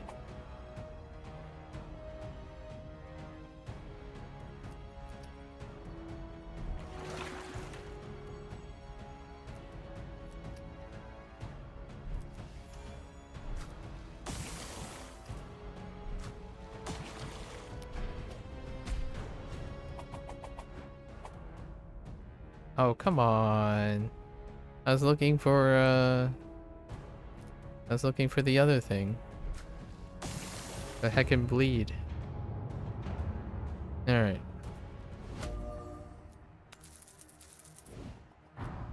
Now we don't need anything anymore. Alright, Fred. We're gonna try to do 2 characters. We have enough time. Your final task. You're finally face to face with the Demon Lord. And although you have plenty of combat practice by now, he's more fearsome than anyone you've faced so far. As you begin to speak, your voice sounds clear, masking your terror. I'm here to stop you. I'm here to stop you becoming more powerful than you already are. I'll die before I let you lure others to join your cause. He tilts his head, and you can't decipher the look on his face. My cause? You have no clue what you're talking about. I know enough. He sighs as he looks you over, appearing almost bored of you. But you won't let him underestimate you. You've been waiting for this moment. It's now or never. Poor Fred. Maybe he doesn't even know what's going on. Fred the Demon Lord. Okay. So let's think about this. Right off the bat, we're just gonna do this, right? We're gonna do this. We are gonna go, right? And we're gonna do this, which makes us do 50. And then we're gonna do this again, which makes it does 64 or 96. Oh, because he's vulnerable. All right. Good talk, Fred.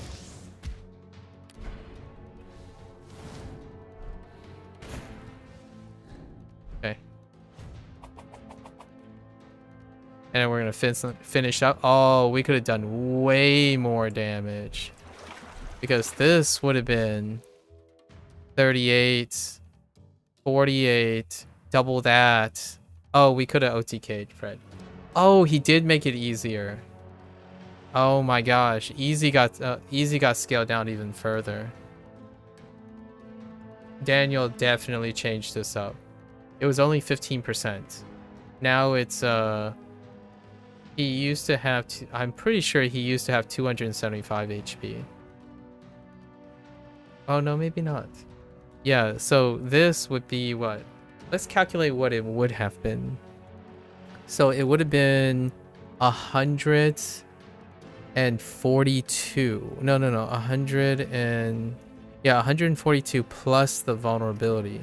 Vulnerability would have been 50%, right? 142 plus 71 is 200 and no, we were shy. Just a wee bit shy. Oh, and +3. Yeah, we were a wee bit shy in OTKing. OTKing Fred. Just a wee bit shy. I'm pretty sure Daniel lowered this, like made the easy mode easier. It's got either that or it's my imagination. Because this definitely seems, I could have sworn he had more HP than that.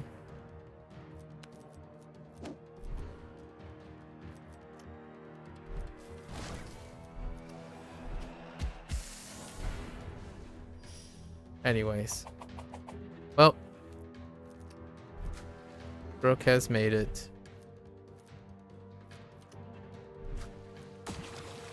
Alright. Let's see the conclusion of Brooke. What does Brooke decide to do? Okay.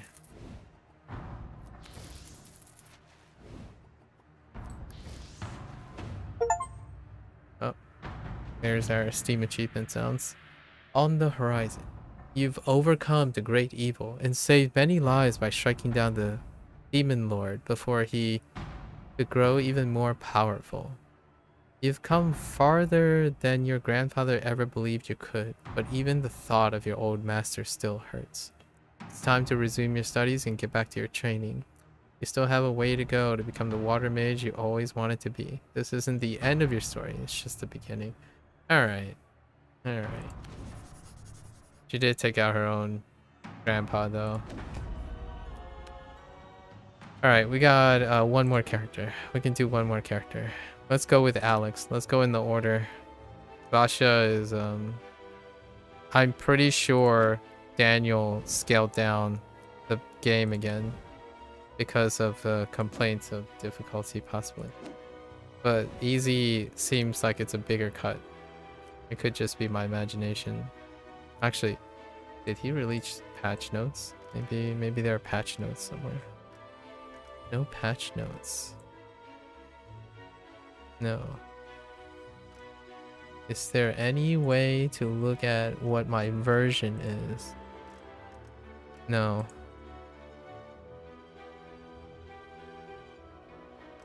Alright, double the money. Alex the bounty hunter. So basically Alex got backstabbed by her team. And now payback. Alex is a bounty hunter. So we kind of took out one of the first dudes who basically was a coward. And you get monies. The monies. You know what?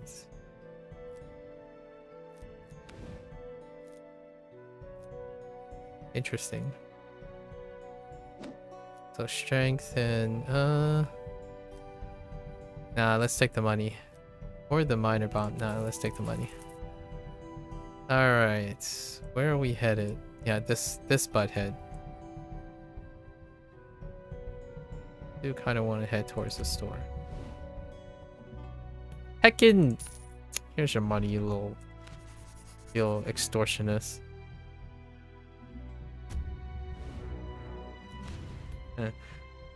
Easy come, easy go. Last card was an attack.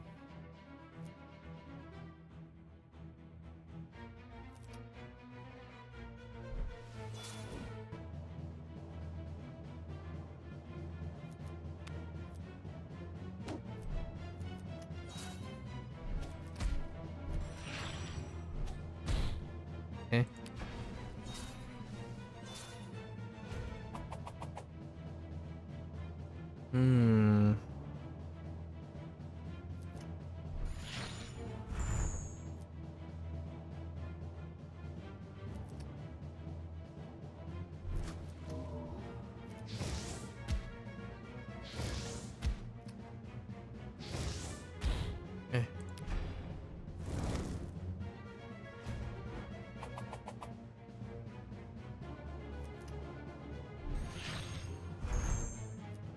Why are you so weak? Wait.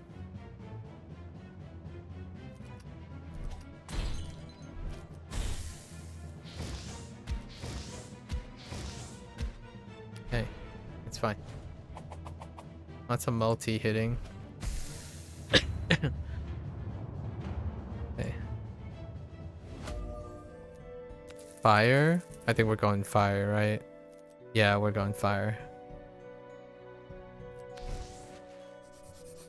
A fiery bounty hunter. Fire magic. Bounty hunter. Starting by being able to do nothing about that though.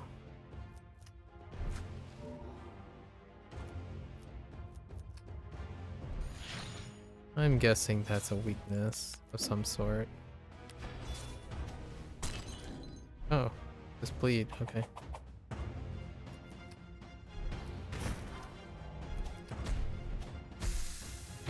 Nailed it. It's fine. Bleed is fine. Okay with that. Another opening blaze? I mean...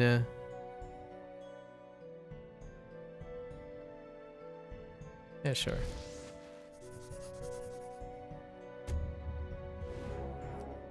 Okay.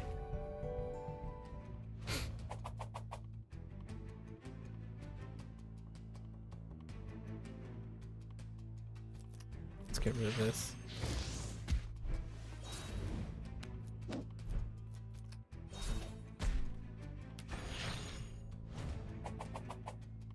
If I bump into Daniel today, I'll definitely ask him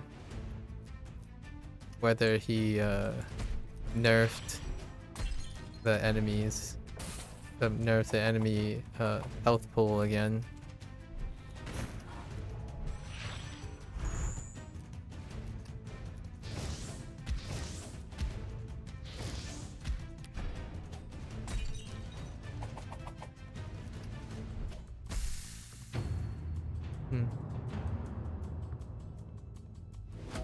Okay. Sundering. Sundering is good. Yes, I'll take Sundering. Alright. What's in here? Can I get, like... evisceration's okay. Ooh. Ooh.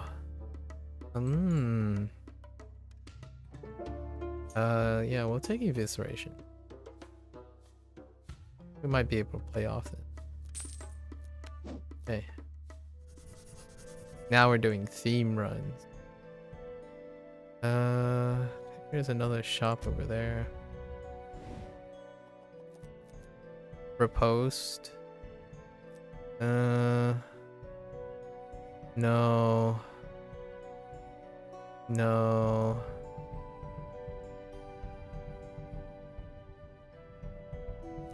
You don't happen to get angry at me when I refuse, do you? Okay. Alright.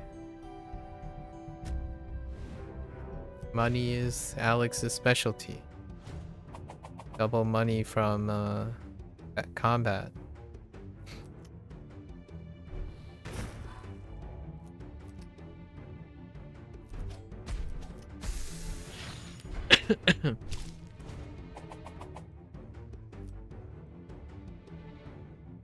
Dang.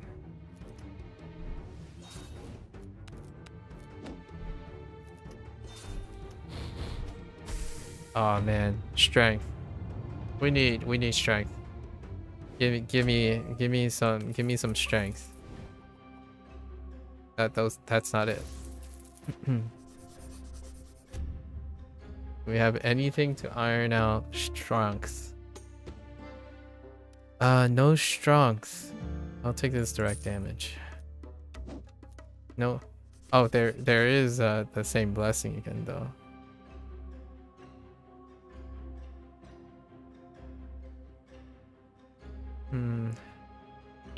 Excuse me.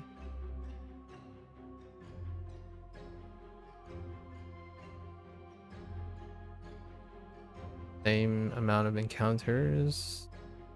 Yeah. No. Yeah. Yeah. Let's take more battles though.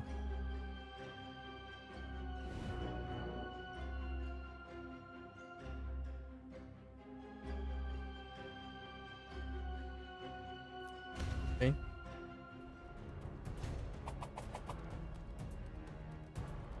Oh yeah. Oh yeah. Okay. Evisceration. Clap.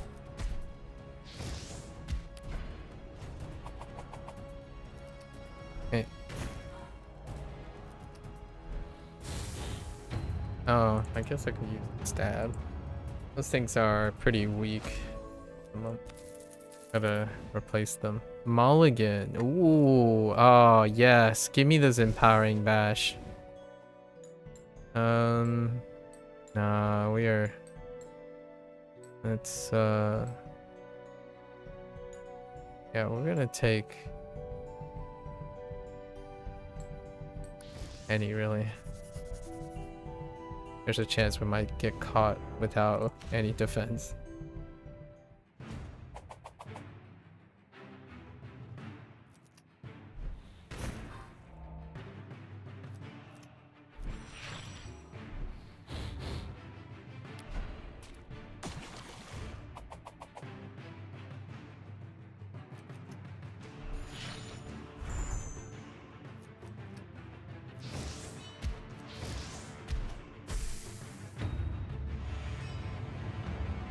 Okay. I remember that hit and thrust stays in my deck until use, which is not that helpful actually. No, we're gonna skip.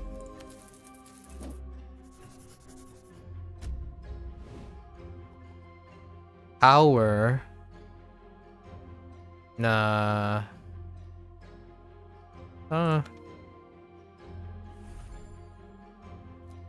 Oh. Wow. We got the 25% roll. Imagine that.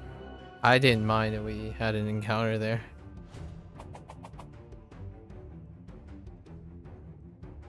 Oh, that's awkward.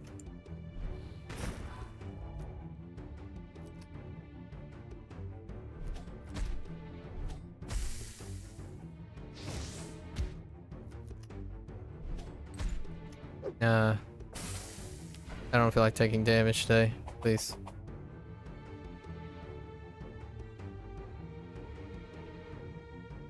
Hmm. 11. 11. Oh no. 6. 6, 14. 14 plus 2 plus 4. That's good enough. Oh wait. Actually, that actually doubles that. It doubles. Because it hits more than once. Can I get like a target practice? Cruel Claw is okay. I think, yeah.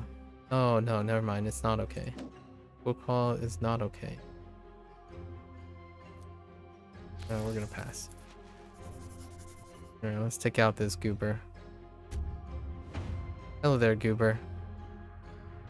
Yeah, this guy pretends like he doesn't have any idea, but basically he double-crossed us.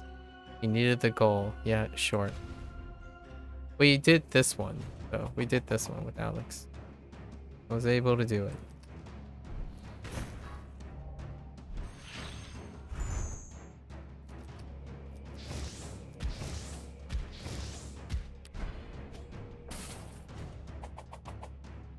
Okay. Give me that booty. Okay.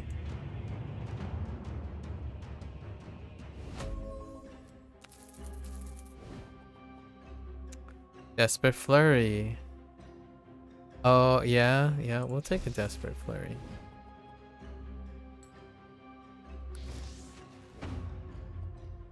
Alright, from friend to foe. To be fair, Dolric put up a better fight than you've expected once his back was up against the wall. Not that he was any match for you. A quick search revealed that he might have been telling the truth about a second betrayal, right? The guy said, like, it's not his idea, but he went along with it anyways, but he got backstabbed as well. Sven, right? Off to Sven. Where are you, Sven? Not quite. Oh, I just realized how south we are. Alright. How do we chart our way to Sven? We have to chart our way through. Okay, go through that dude. Alright.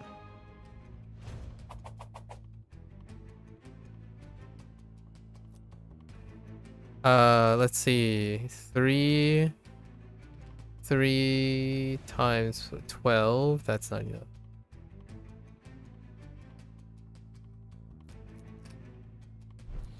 Not enough.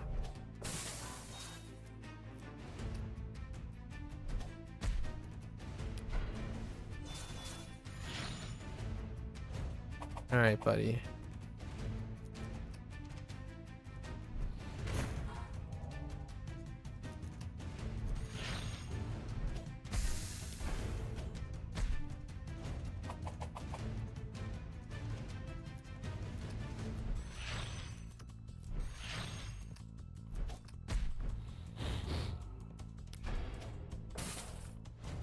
Not today. Not today, chap. Skeletal chap. Alright. Overcharge. Overheat.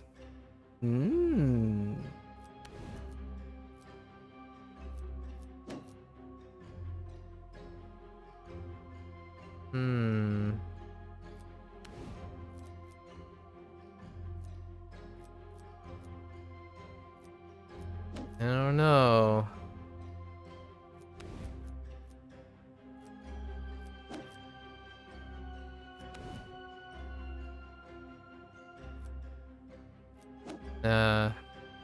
We'll take overcharge. Weakness, probably. Weakness bomb. Okay. In case we draw into a dud. Oh, there's our Bane.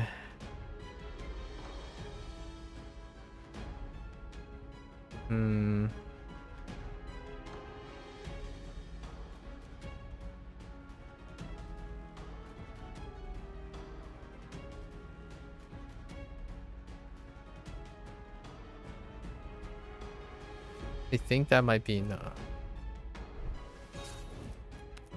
I don't feel like figuring it out.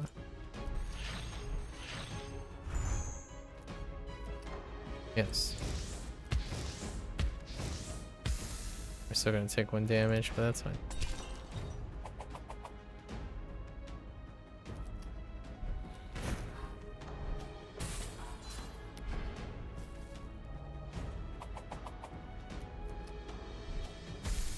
Okay.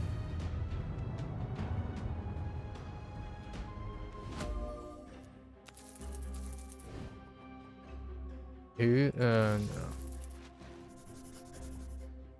Gotta get up to that store. 30% chance of success. Alright. Pass. Here's your money. Are you gonna give me anything? No? Alright. Alright, buddy. Not even a blessing. Parry. Ooh. Non-elemental damage. Nothing very useful. Alright, so we're plopping across this guy. Hello. Hard route. Oh, the guy that... Oh, this is the guy that Dave interacts with.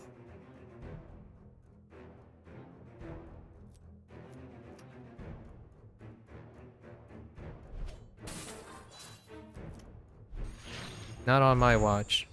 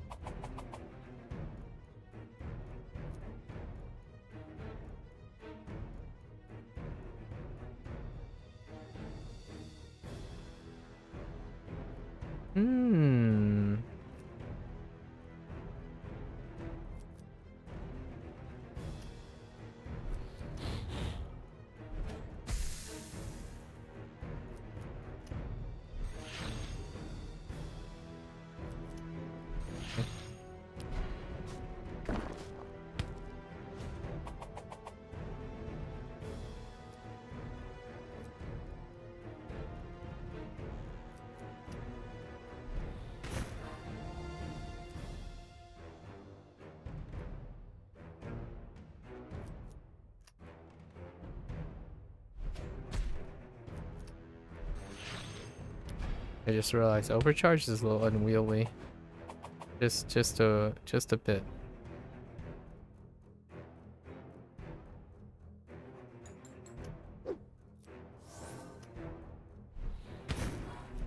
Oh, that's lingering poison. That's a mistake.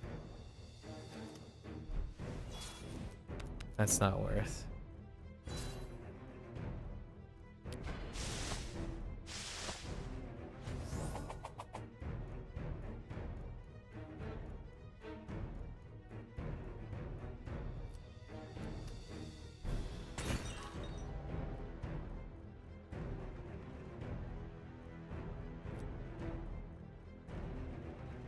Uh, hmm. Awkward.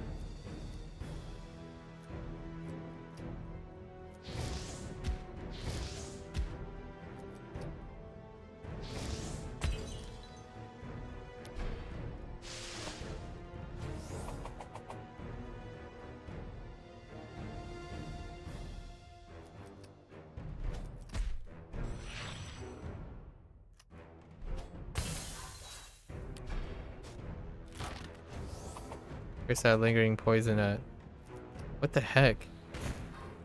How have I not drawn into it?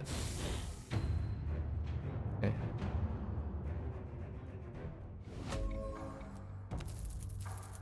Nature. Vortex is okay. I'll take a vortex. Scaling damage. Water? Okay. Oh. Oh. That's not quite it, huh?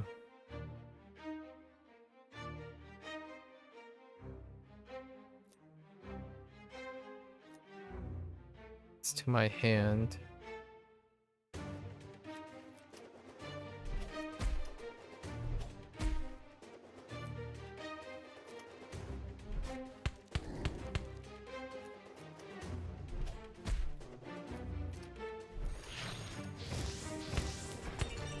Pick one.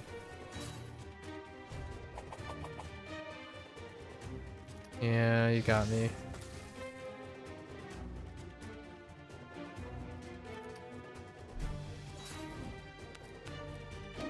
Oh, my brutal resolve is gonna disappear.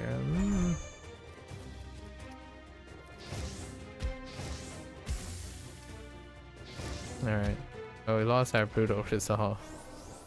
Oh, it's a heal. Okay.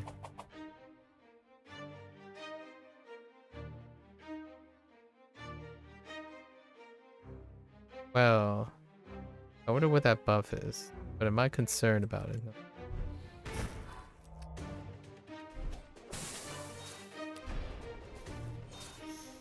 Okay.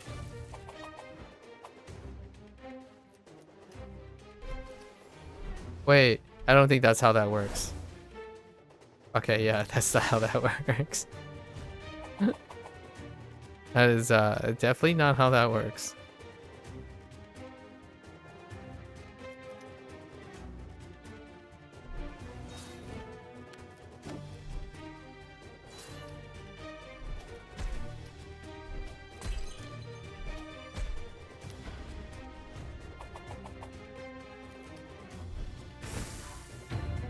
Definitely not how that works.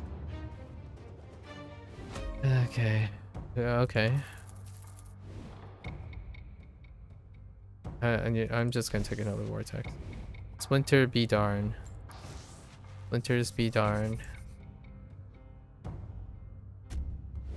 Let's keep plowing. Plowing ahead.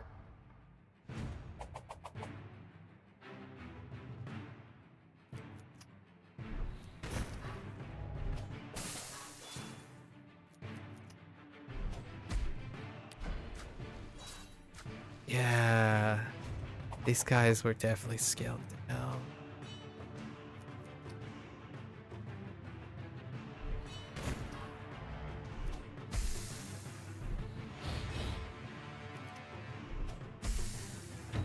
Yeah, it's so obvious.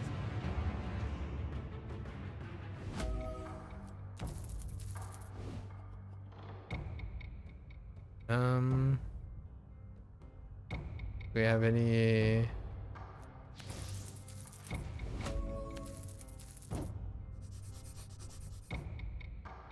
What is this, 2? We're good. The delusional traitor.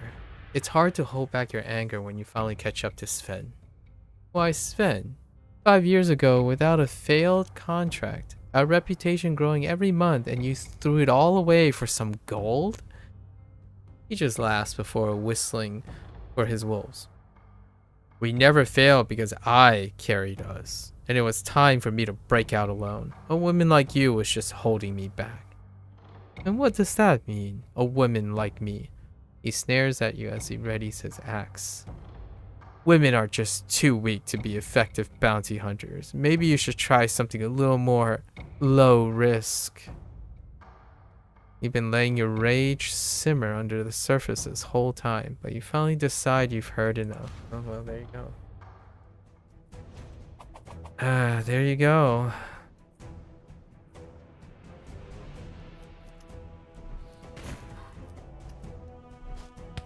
I like how I'm going to use the splinters for the desperate flurry.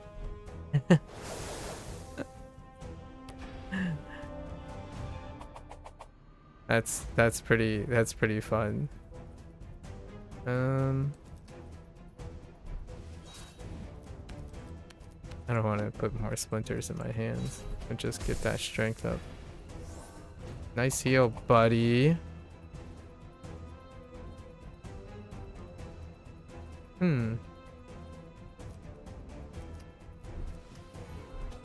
Give me more strength.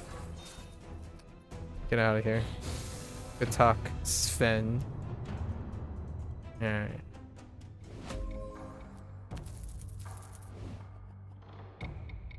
Ooh, another brutal resolve. I'll take it.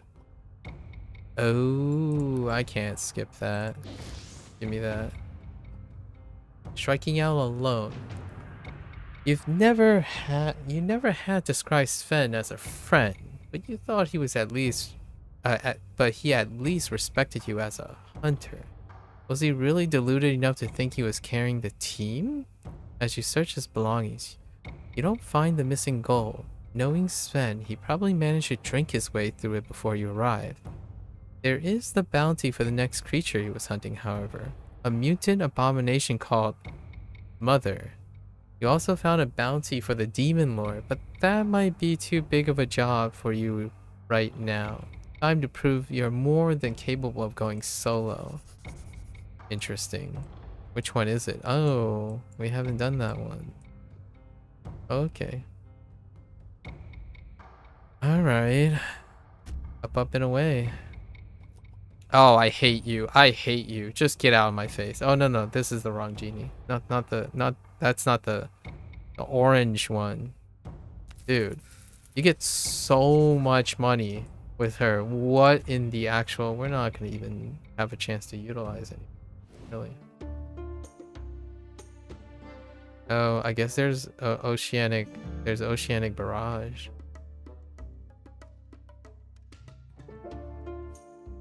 Whatever we can do to multiply our damage. Although... Yeah, we already have Vortex Shush. Nah, we're good.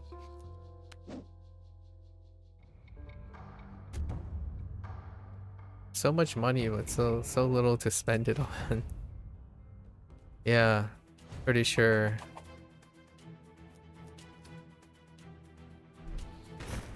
Things got scaled down.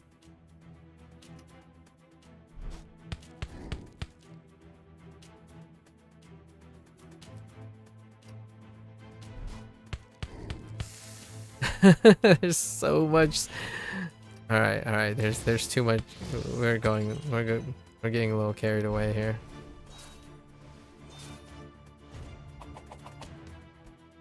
Oh, dang it. All right.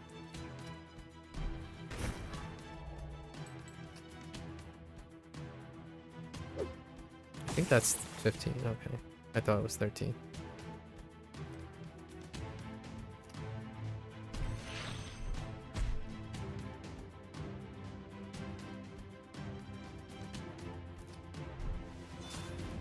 Four damage.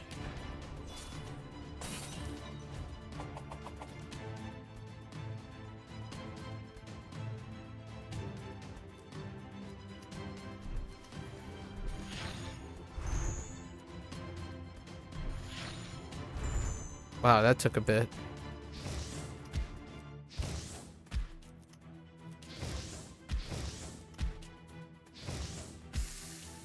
That could really combo into something big or multi-attacking.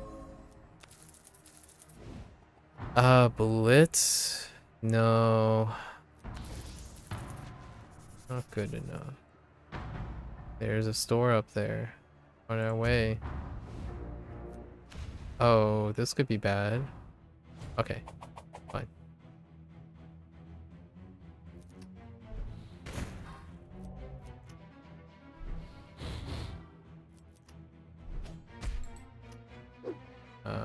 You can't take that.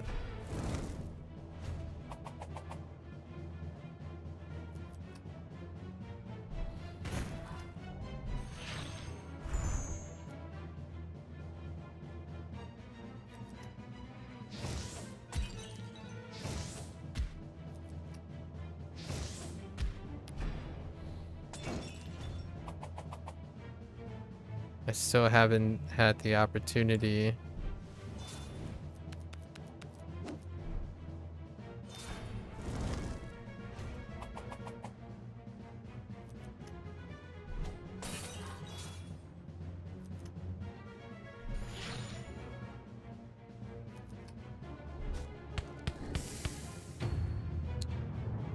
Too many splinters. Oh no. Oh no. I regret. Bonfire.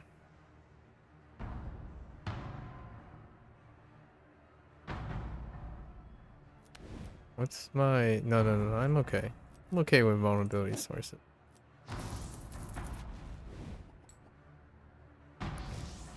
I'm starting to, I think we're...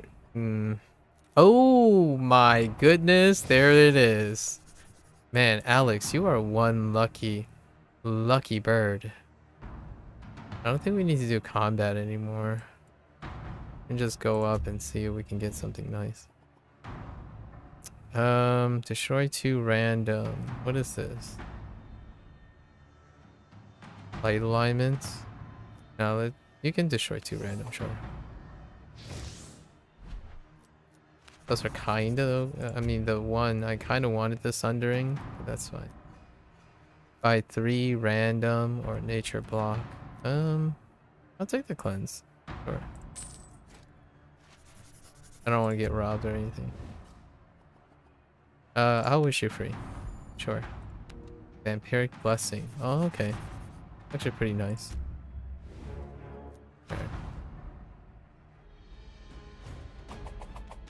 Alrighty, alrighty.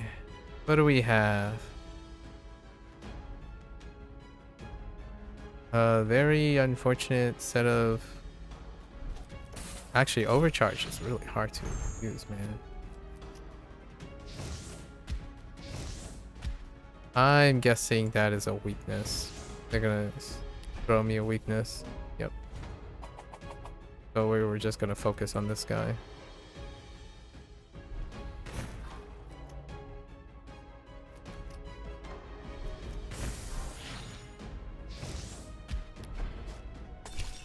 Oh, you butthead. You butthead.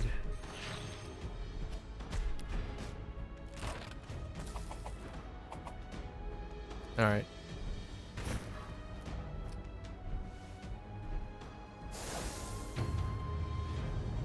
Okay. Alright. I have so much money, but I'm not using it. Sapping strike is okay. It's okay. I mean, like, you don't have to extend. Oh, I got even more money and a poison bomb. 7 poisons a lot. Hmm.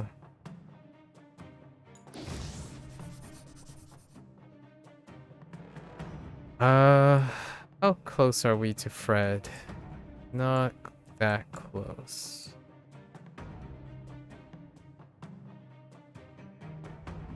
Question is, do you want something extra?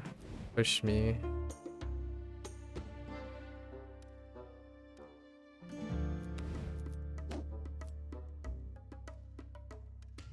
There's something I want to remove.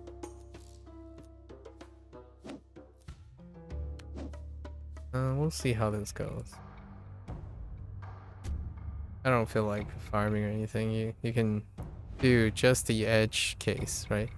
No mother of mine. The creature, also known as Mother, is hideous, and your stomach turns just looking at her. She also isn't alone. Smaller mutants scuttle around her as you watch and plan your assault. Suddenly, all the eyes on her body focus on your hidden hiding spot. What's this? Another tasty little hunter here to try your luck? She cackles and sends a shiver down your spine. Do come closer. My spawn are hungry, and you look delicious.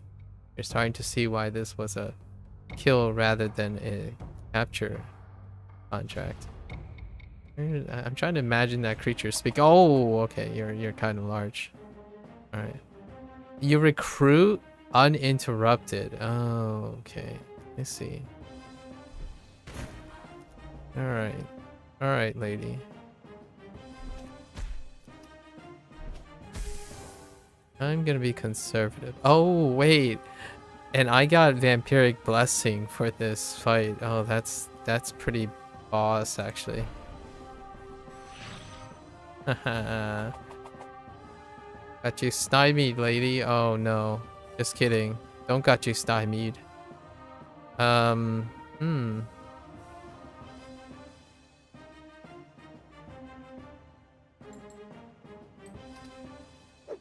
This will take care of that person alone.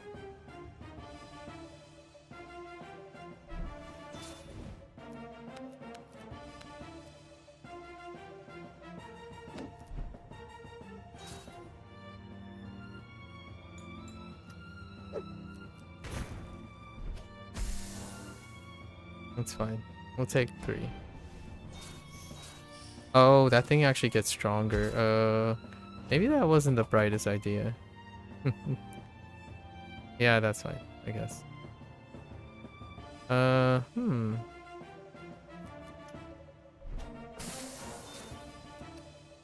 just wanted to toss out. Alright. Put a weakness on you. I don't trust you. How much do you hit? Oh, you're gonna recruit? Intriguing. No.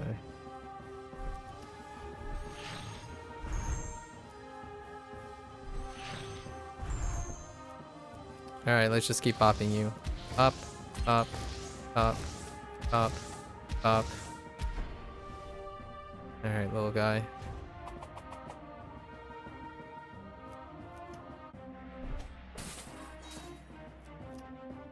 Do I want to interrupt you from that? I think so.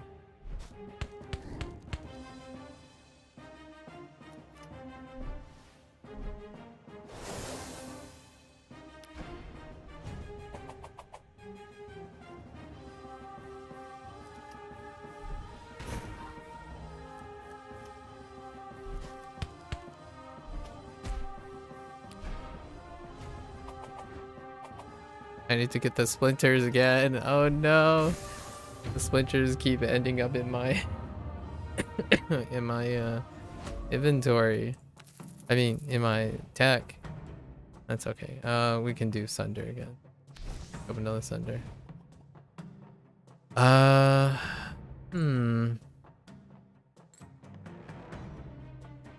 Let's take this region.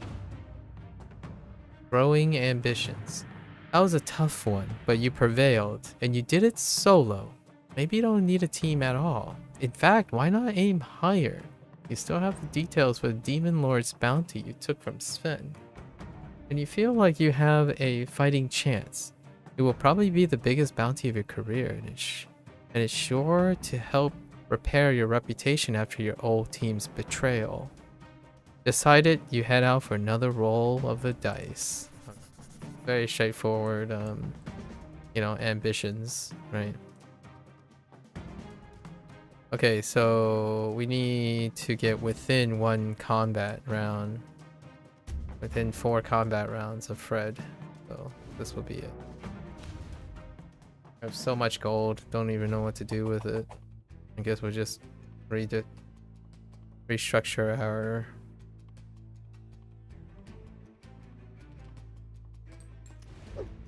I can heal up.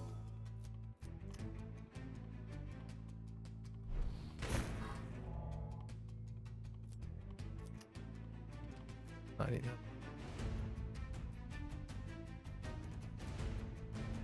Huh.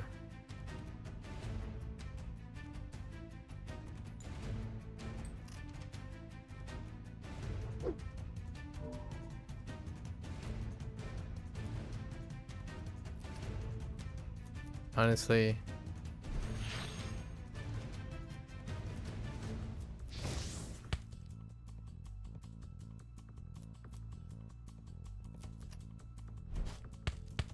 it is 2 damage on the table for that.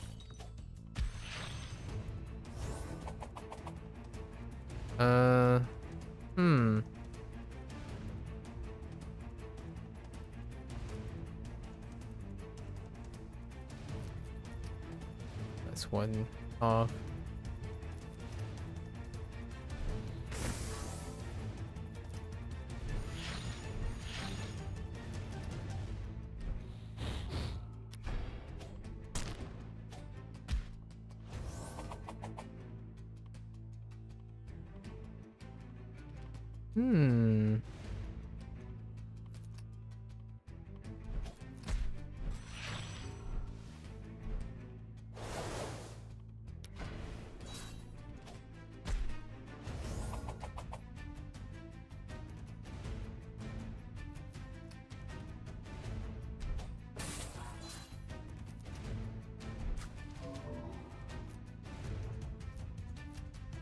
I gotta get rid of these.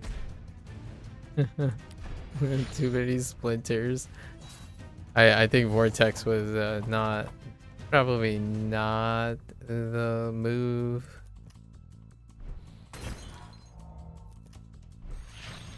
Not quite the move.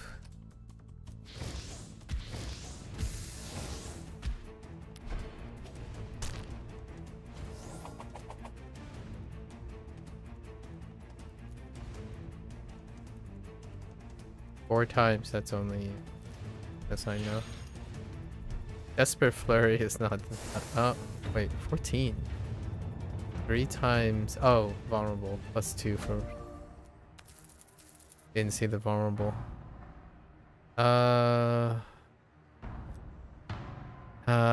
Wait. No, I keep... we're leaning on light because of opening blaze. So... Shame.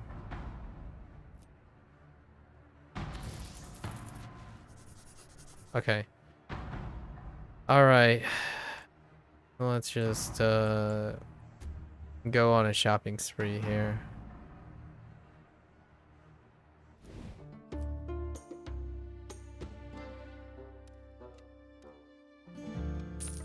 I mean, whatever we have. Whatever is available. I don't think my deck is particularly excellent.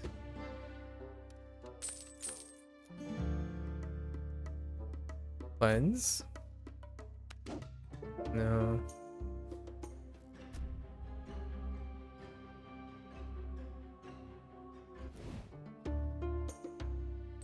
Oh, I'll take that.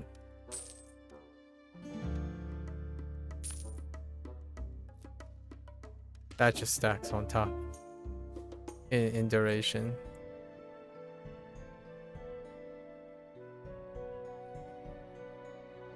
That's it. Yeah. You know, we're just gonna go for it. 3 shops. No need to like go hard or anything.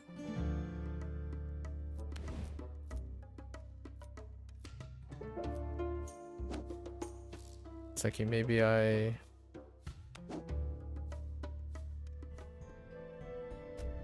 remove a card and streamline it. We certainly could do that. How many uses do we have?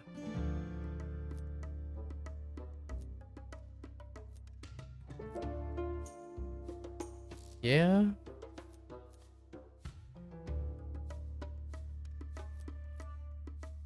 Definitely streamline the vortex.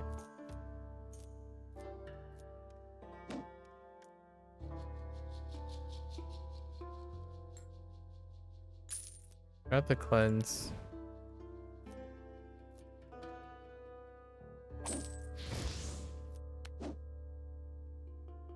Let's erase a few.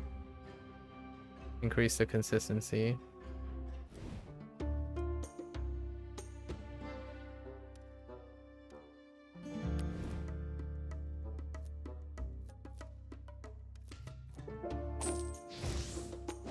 Alright, we're just gonna go into attack.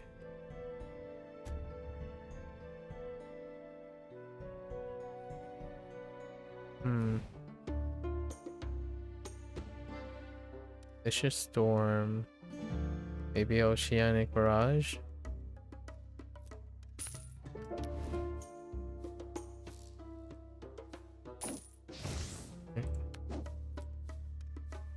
Alright. Let's see if we can pick up anything on the way to Fred. There's that one battle down there for another store.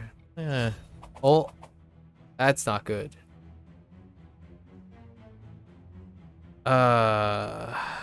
That's a bit disgusting.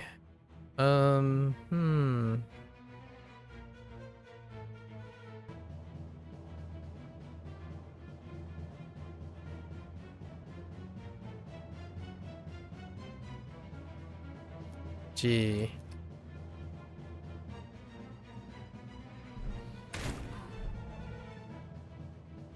Yep.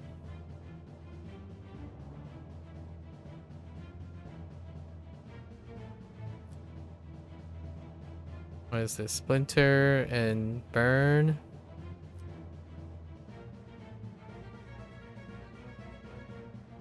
Oh, that totally sucks.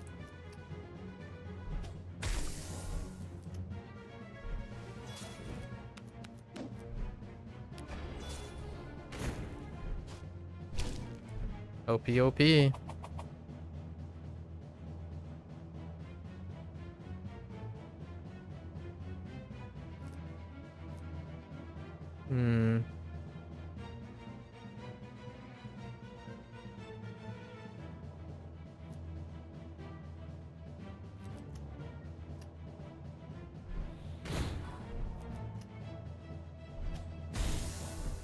Guess we're just gonna take it.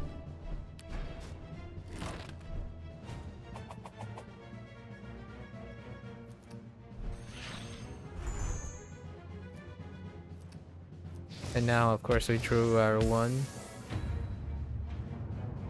That's what happens when you go all in.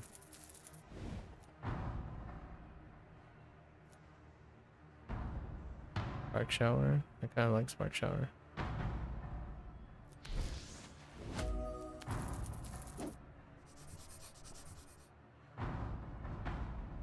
You hate to see it when it happens. Counterattacks for days.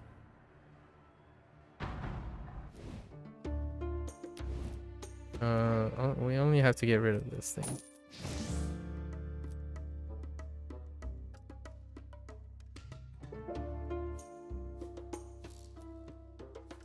Not yet. Not yet.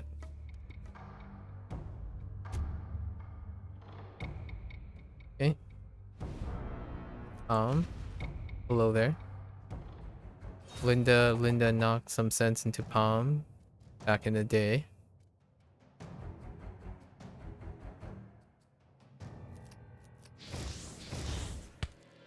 we're just taking the damage.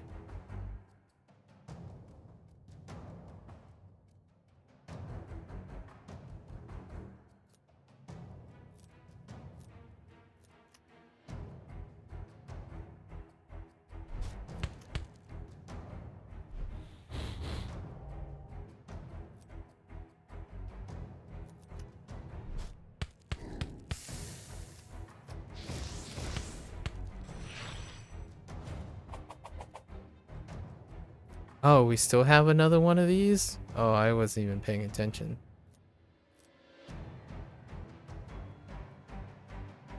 Oh, that's a lot. I was thinking I could get away with...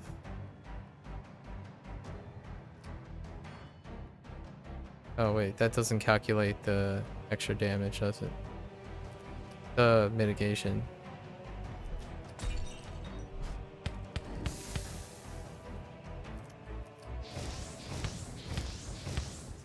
We're just soaking all that up because of money.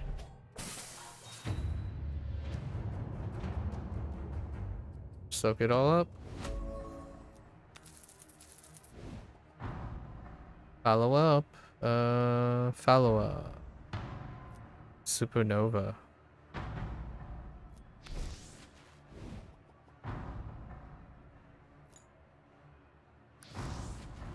Sure.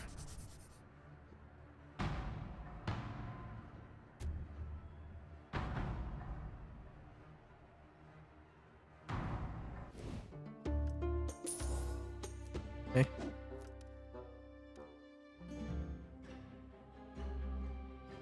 Let's go.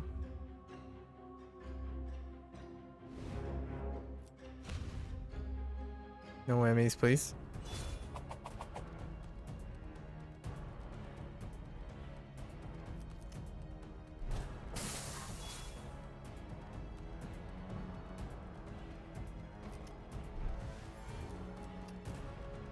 Nah, I'm not going to do that.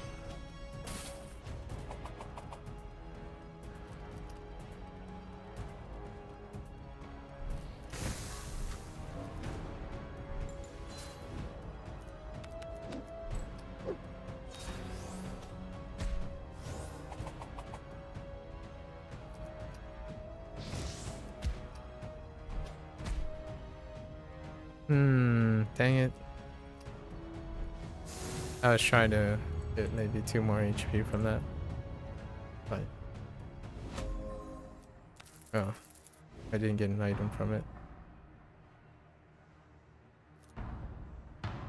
No.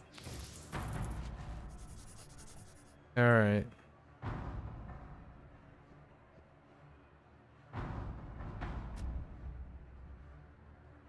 Not quite the best. No. Supernova is pretty good for the stack.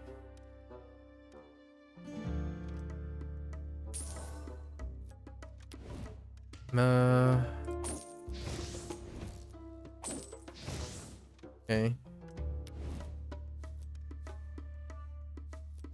I'm gonna go to the other place. No. Yeah.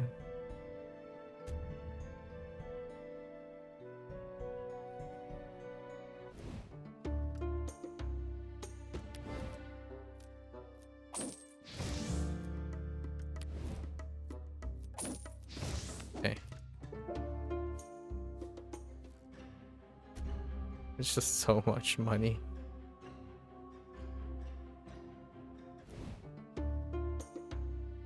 I guess. Alright. I mean, we might as well heal up, right? Okay. Alright, Fred. Here we go.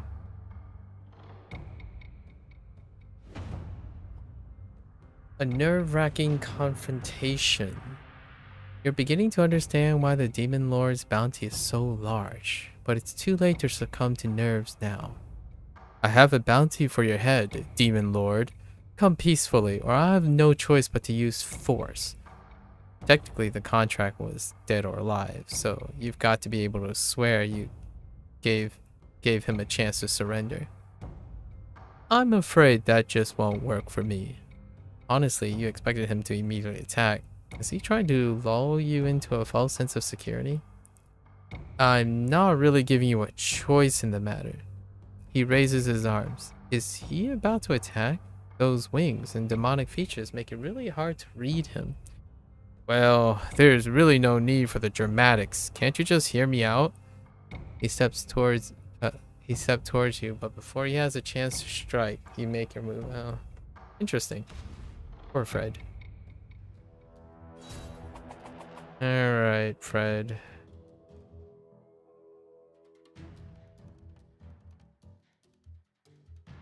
The question is, can I bop you hard enough?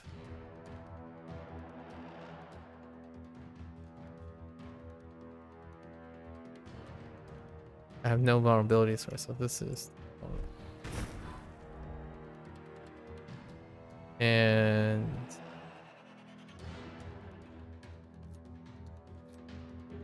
it's 20.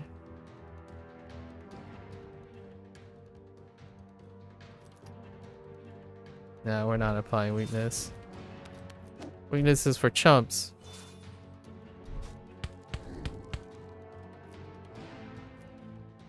Here we go through our deck. It's already complete, so it's fine.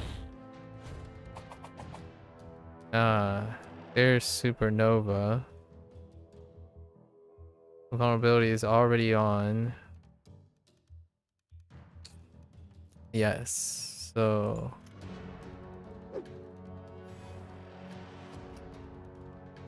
Goodbye?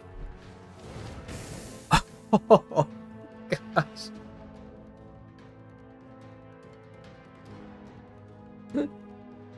I think that was one short of OTK. That was 224 damage.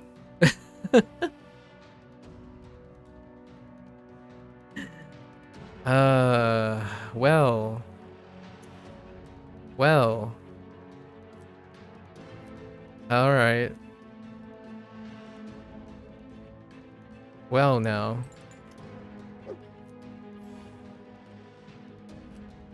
That was exciting.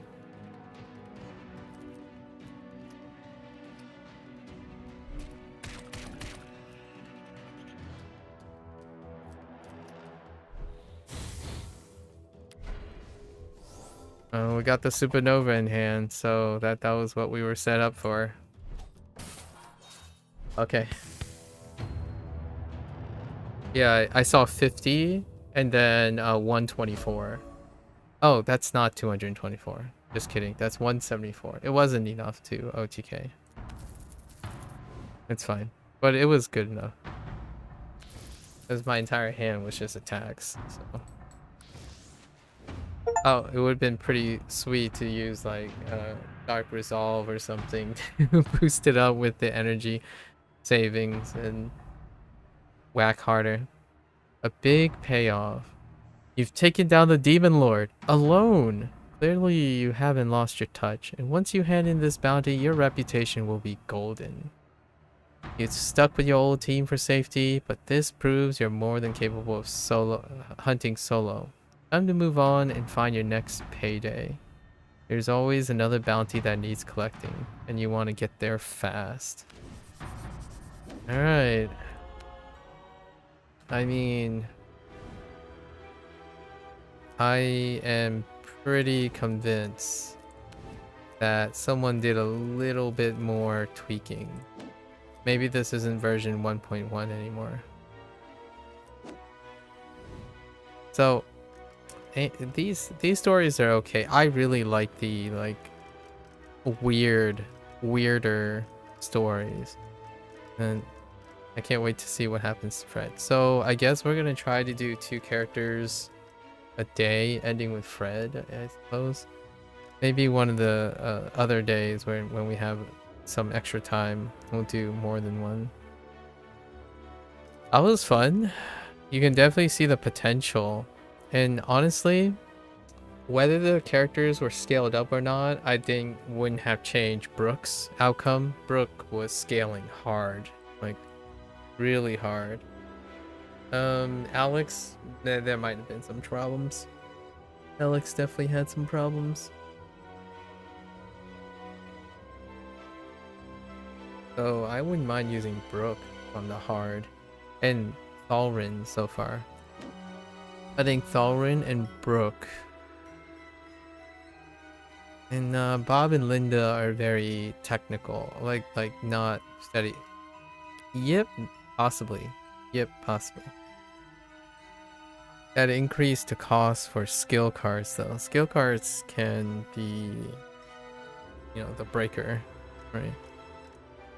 But Book and Thalrin for sure.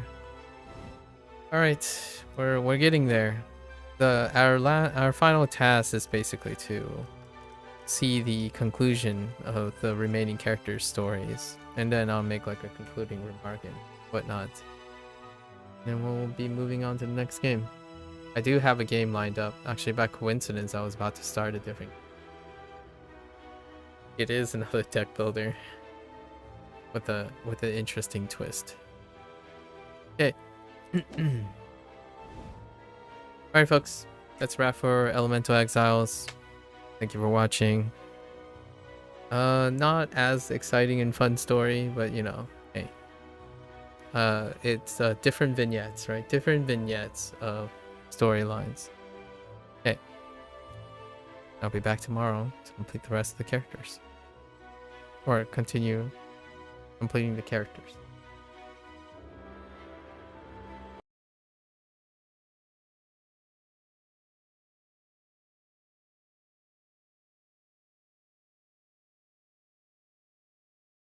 Okay, let's switch gears here.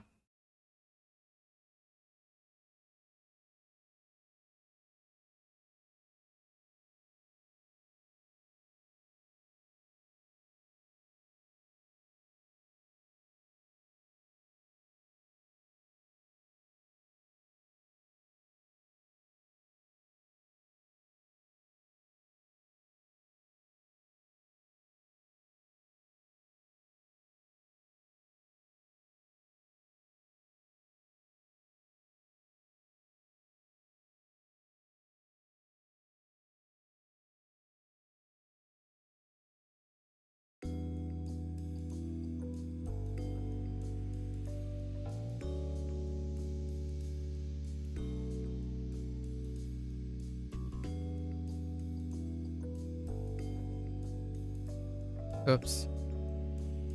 Oh, that's awkward.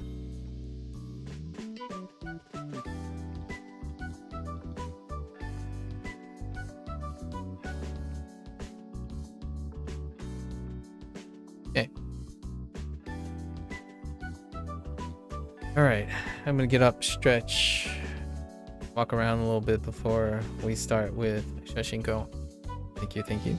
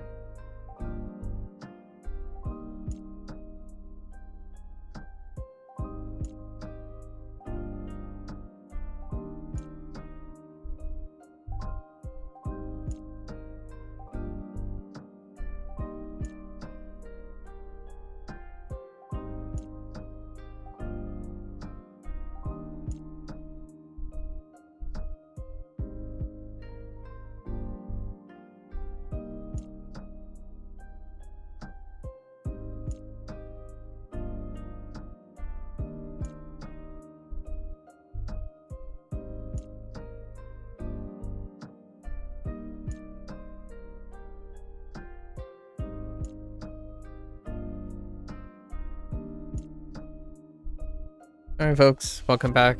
It is day 30. Happy month anniversary, I suppose. For our 30th session with Shashingo. So, oh, hello there, human.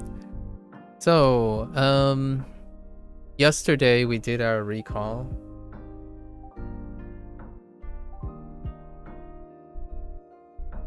Shashingo, yes.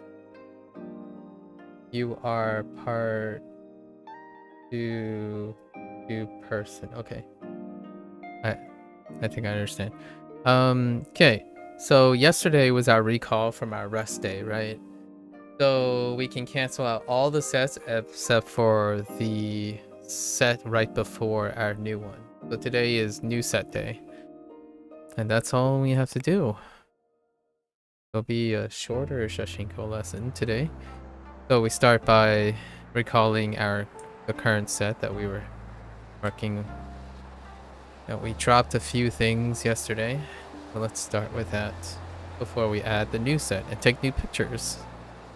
New pictures. Pictures. Okay. So. Okay.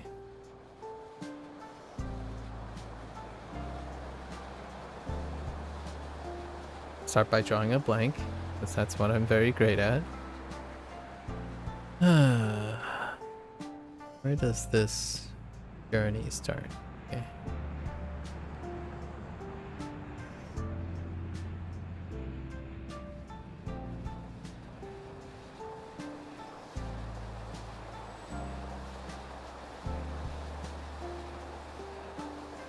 Kabam.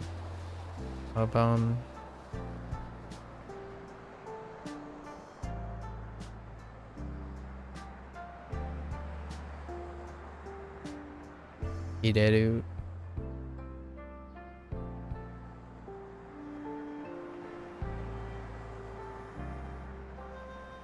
Das.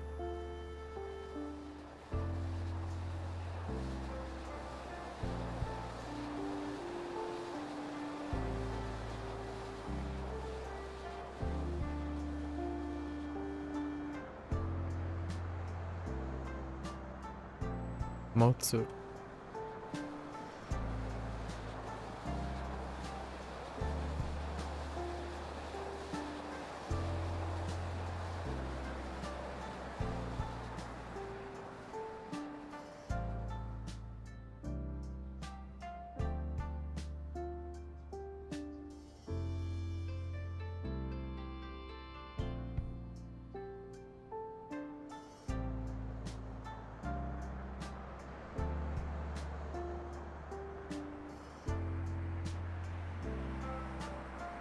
Rakugaki.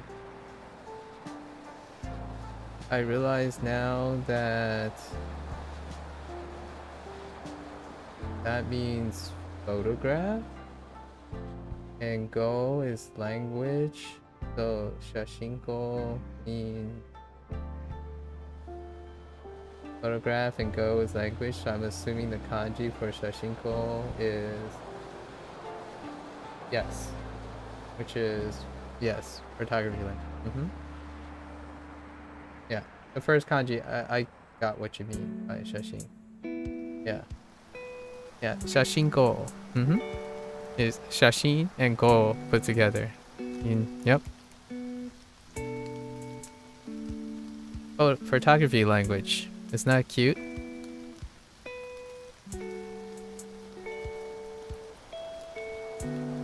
Let's see. So, Rakugaki.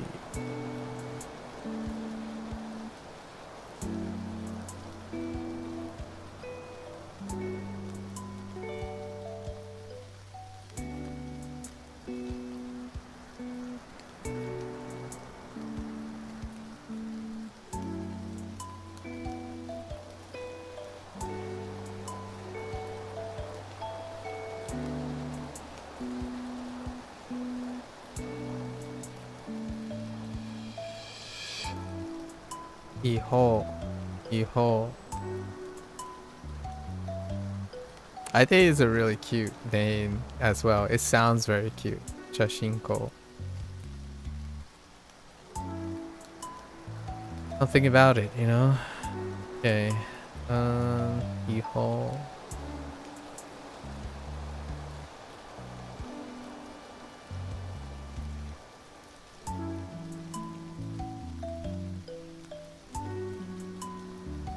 Yeah, Kaku.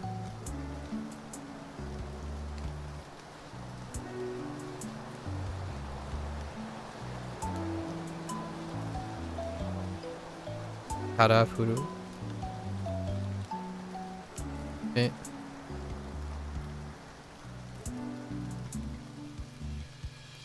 Where are we going from here?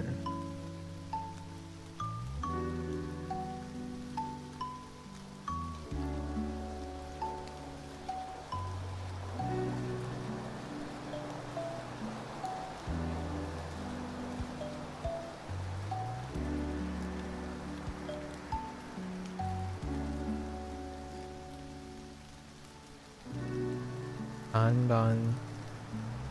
Anban.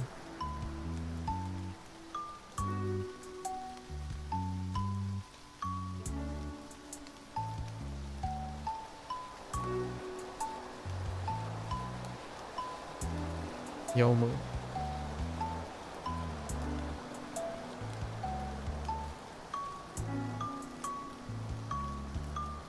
Okay. Okay.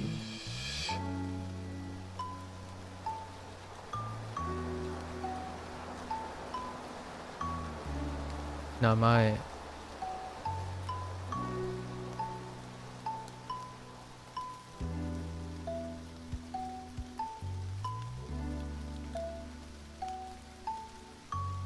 Suitcase.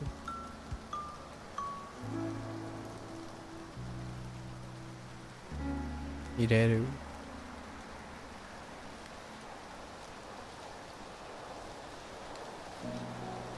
Dasu.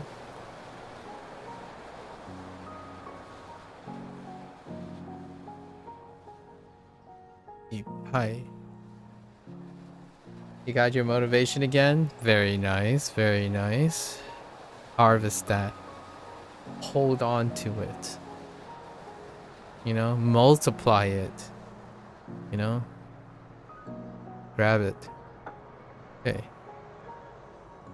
You might pay for Wanikani then. Do the 2k/6k Anki deck on the side. It'll be good to see kanji you've already learned, and I'm doing this while going through Genki. That's a solid thing. It's a combination of two different input types, and you're doubling on different styles, and you have a review component with two different SRS. That's pretty nice.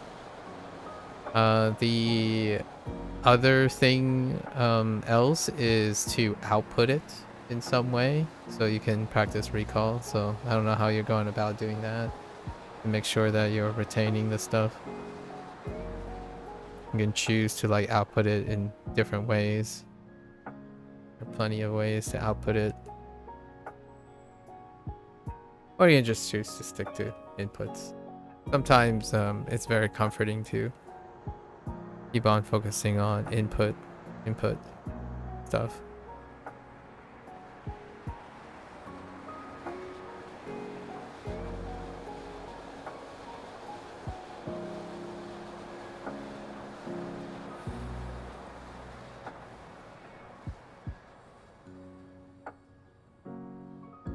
Zo.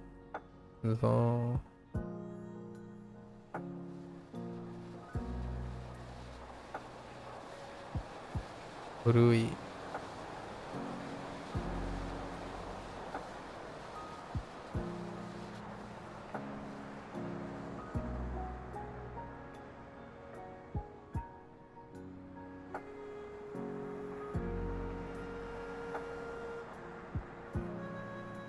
Actually. Oh yeah.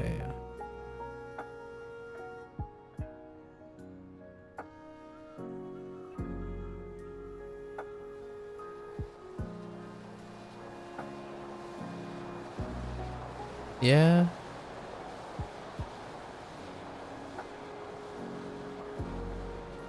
Next sheet.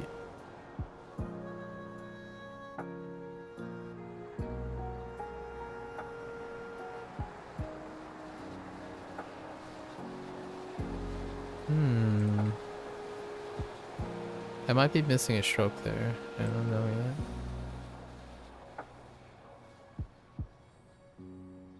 We'll find out in a bit.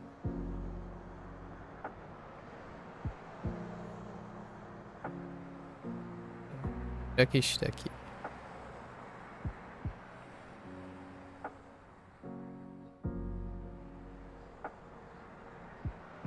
Am I going here?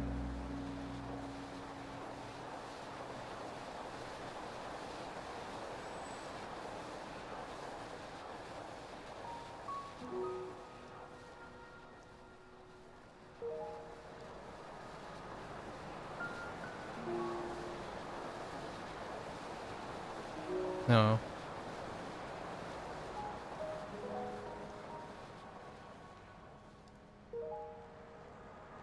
Postal. Postal.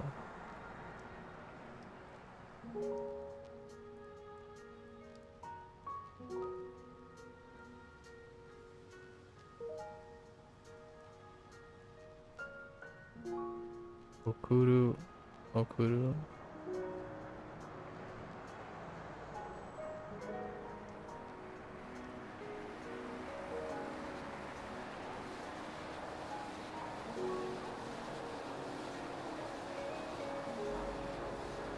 Odokeru. Odokeru.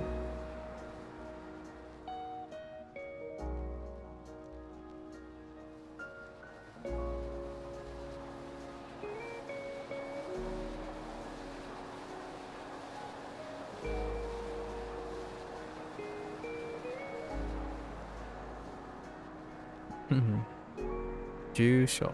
Jusho.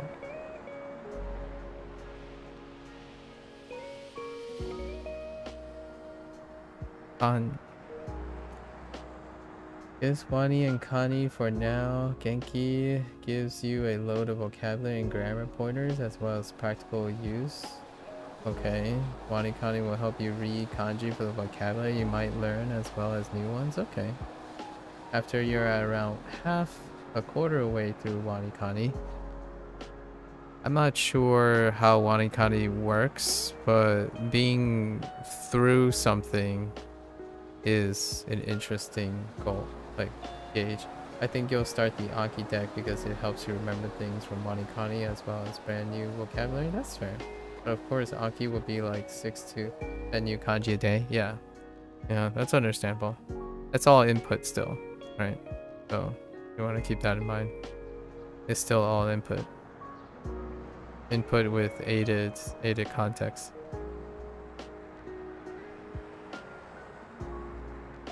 Pun.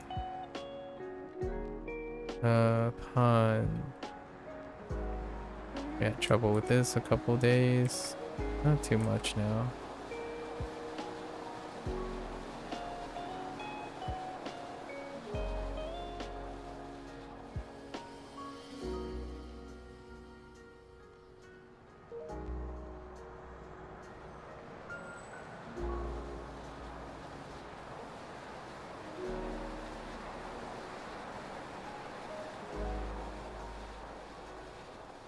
Yawarakai.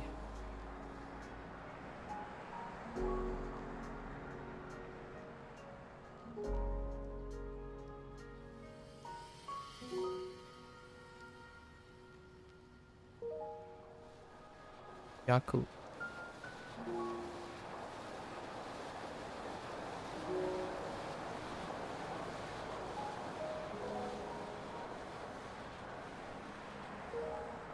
Shikuru. Oops. Shikuru.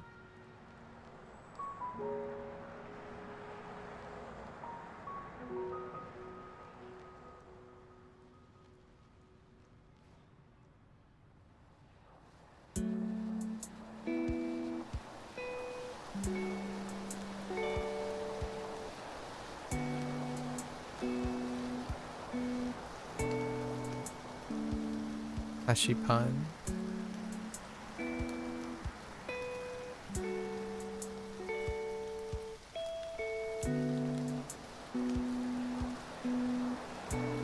Amai.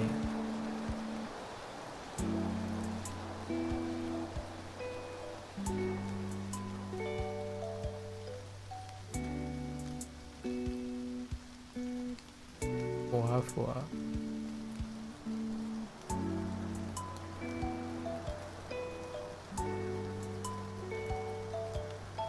Kari kari. Alright. Take a look.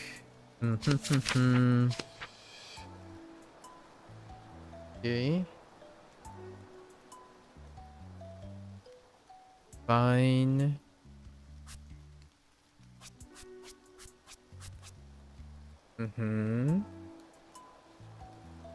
Oh, I think I accidentally screwed up something. Yeah, I screwed up something. This thing.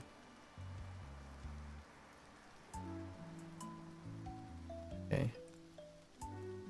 Okay. That didn't have a stroke. Good. Oh, yeah. That's exactly what I meant. This. I wasn't sure there was a radical here. That's 2.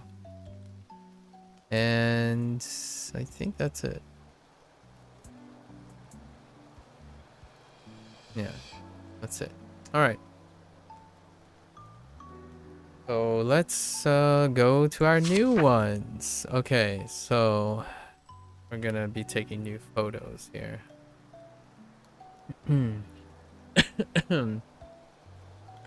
Oh, we do have some new kanji.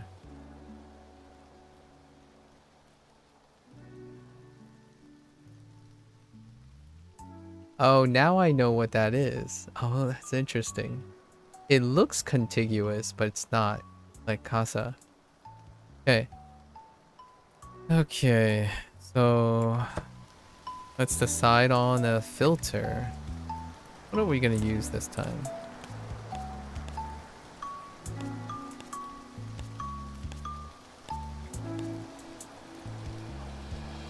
Oh, it just switches colors? That's interesting. Ooh.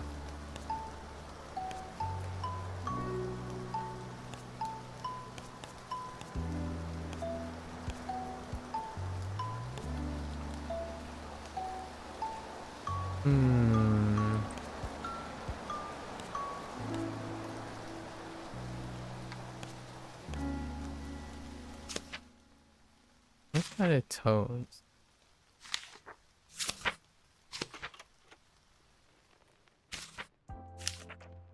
Okay. Uh-huh.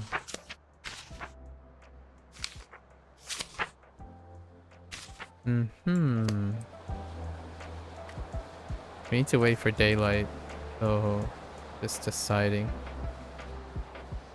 Be like old school. Apparently, this filter was named after a crowdfunder.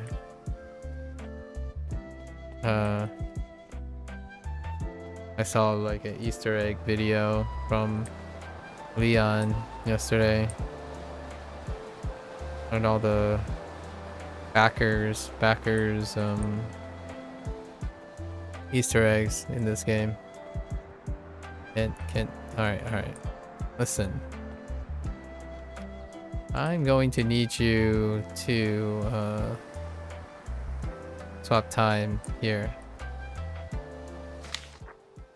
I don't think I used the filter yet, did I? Doesn't look like it.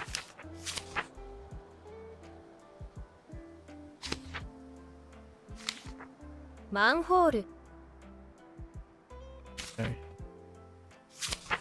Alright. Okay. Asa skateboard. So they're all kind of in the alleyway. Yeah, next to, except for the, how did I get to Casa? Oh, Casa is in front of the Daily Mart as well. Oh wait, we need some emotional support. The developer's cat, by the way. Hello there. And I was told, or I have been informed now, that that is actually Leon's cat up there, which we can't pet. Not sure about this kitty cat though.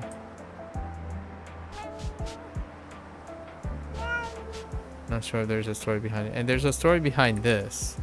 It's another reference. And that's a reference to some other game, actually. I think. And this guy I recognize from social media. Hello there, buddy.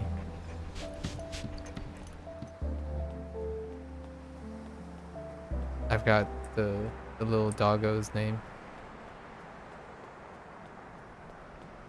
Alright, now that we have our emotional support, is not quite... Oh, there we go. Alright, it's time. We haven't decided on what kind of... We need something rustic.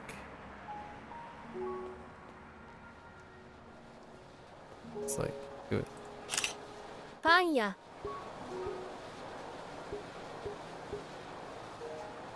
Oh, that's kind of cute, actually.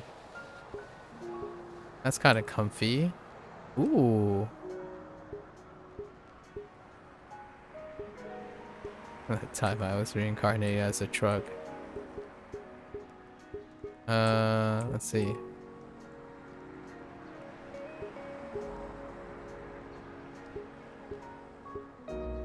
I think this is kind of cozy. Yeah. We need a sticker. I do like this. Boba tea. Sticker. Sticker. Okay.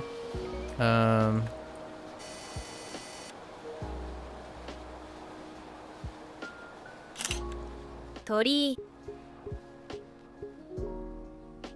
Oh wait, maybe. Nah, let's change it up. I like this.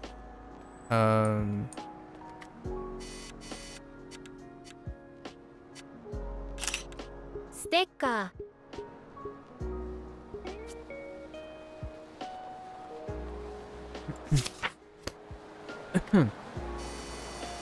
I think I remember all the things we have to take pictures of.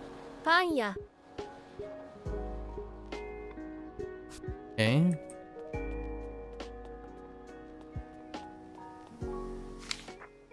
Maybe not. Okay.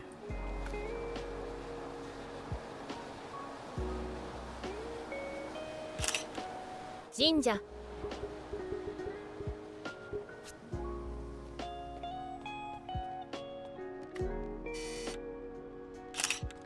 Kasa.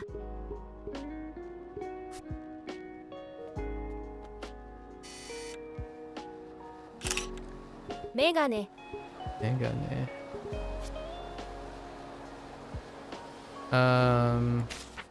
Skateboard.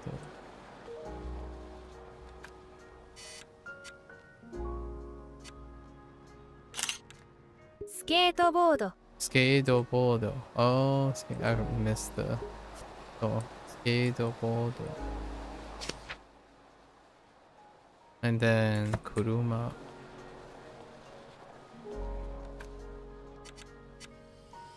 Ah, yeah. Kuruma. Kuruma. All right. Well, those are our vocabulary. So let's get right to it. Admittedly, the stickers are kind of distracting. And it also says Shashingo right there. Cute. Very cute. Alright, alright. So this is our new set. We'll be working on this today and tomorrow. Start with, okay, so Panya. Self-explanatory. Oops.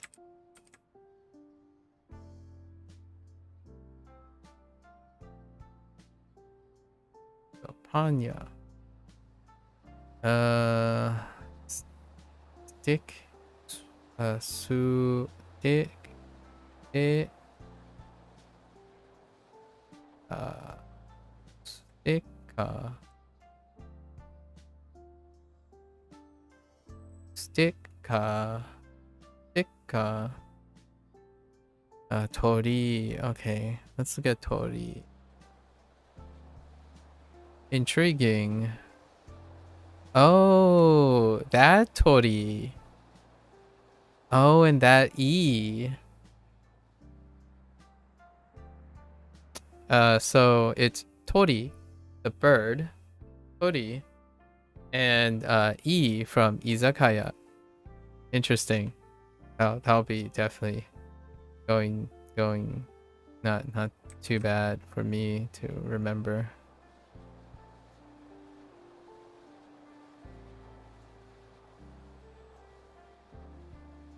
I think this is the stroke order. Oh wait. It might actually no. I'll double check on the stroke order.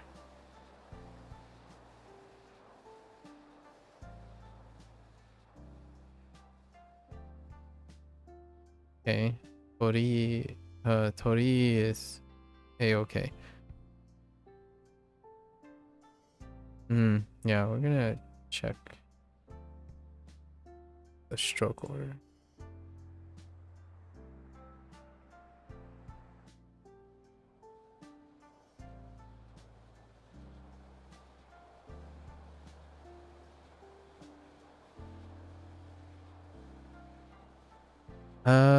Yep.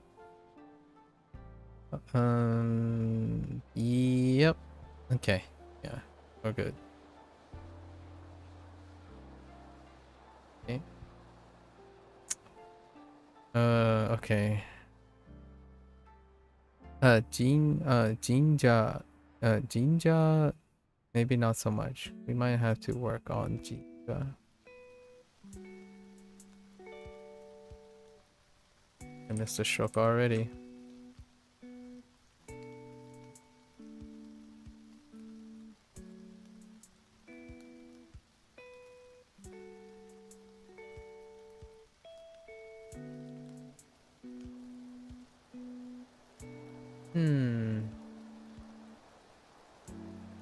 Okay. Oh, wrong radical for Dean. Probably this. Wait.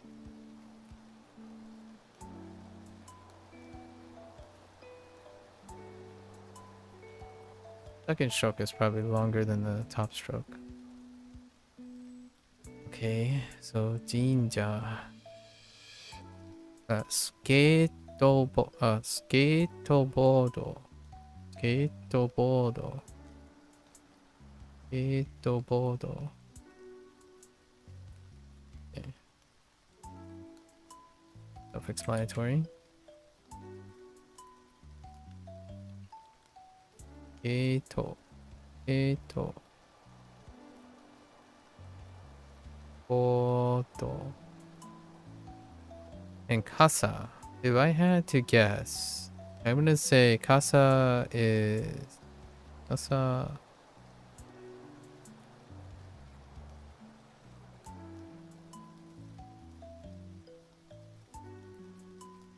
Like that. That's what it looks like it's broken up into. It's 4 repeats. We'll take a look at that later. And then we have Megane, and he decided to use katakana, right? Megane.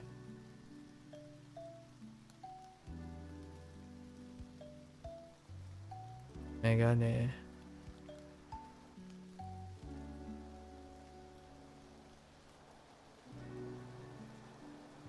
Megane and Kuruma Legacy.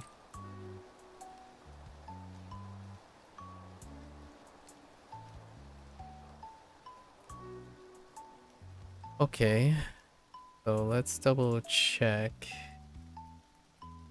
for Casa.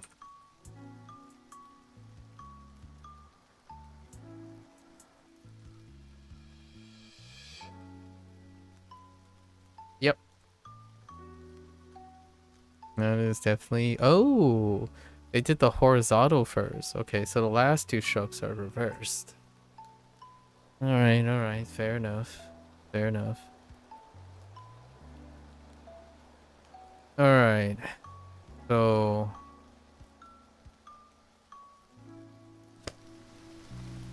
I chill right by the ninja.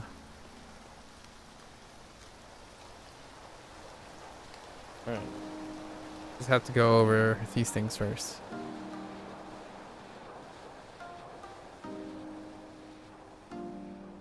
Okay.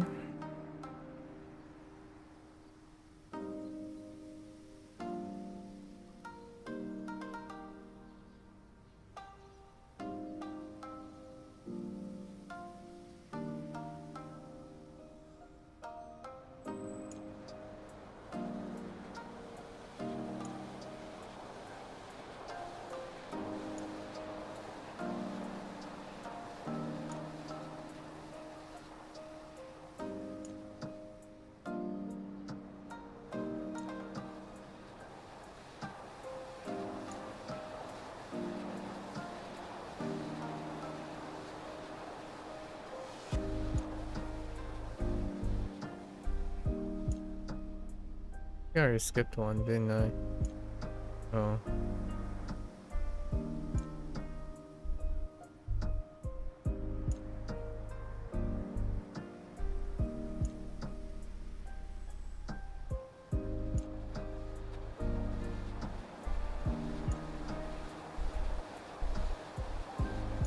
Right.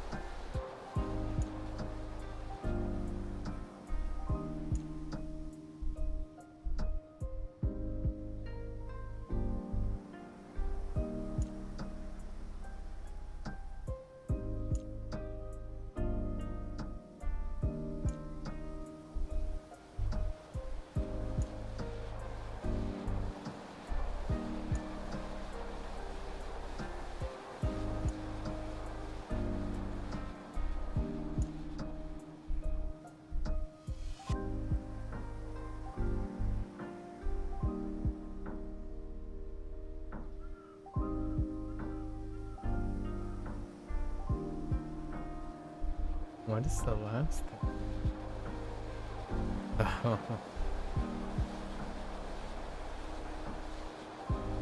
Okay.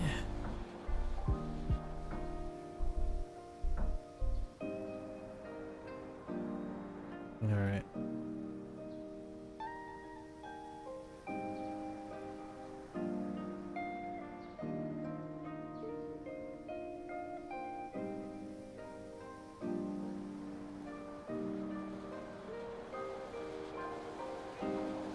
Anya.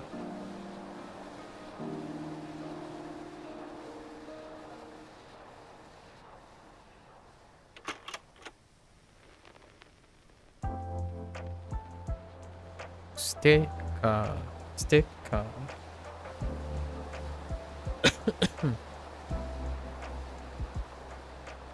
Oops.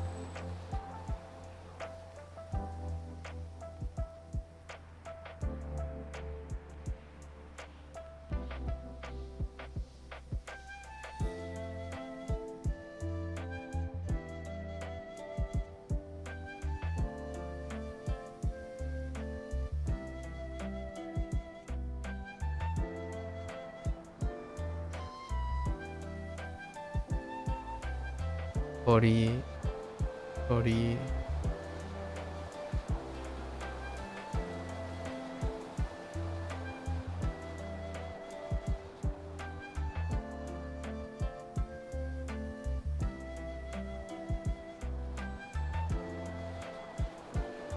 Jinja.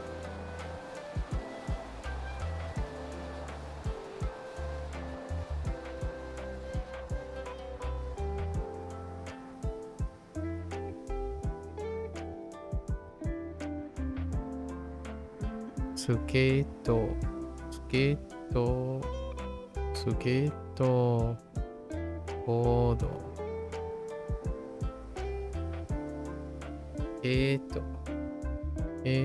ボード。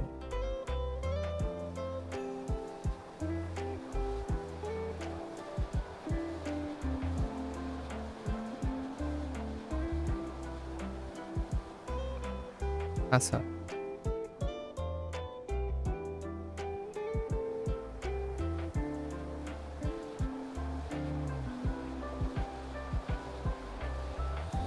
メガネ。Ugh. Could be written a little bit cleaner.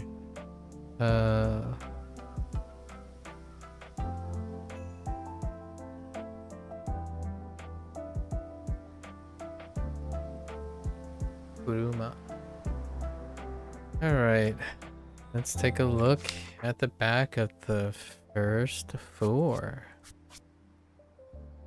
Order. Right. Man. Okay. Right. 注文する。注文する。注文する。注文 whoops 注文する。注文する it's okay. That's interesting that they use that character. Huh. 注文する。注文する。and 選ぶ。選ぶ。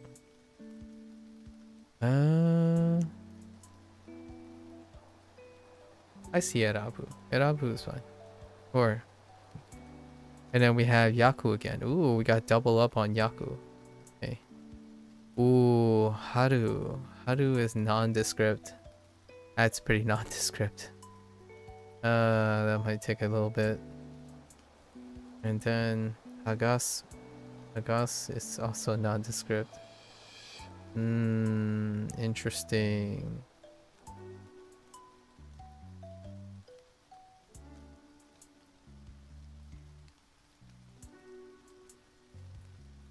Okay. Isai.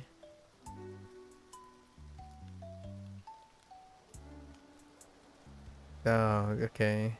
Oh, Den. Oh, that Den. Interesting.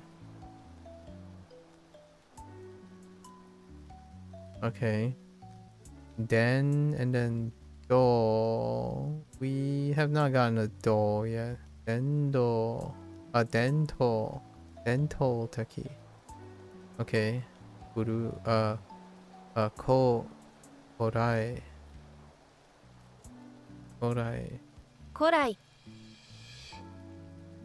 Okay. It is Ko and Nai. Okay, Ko and I. And Kukuru.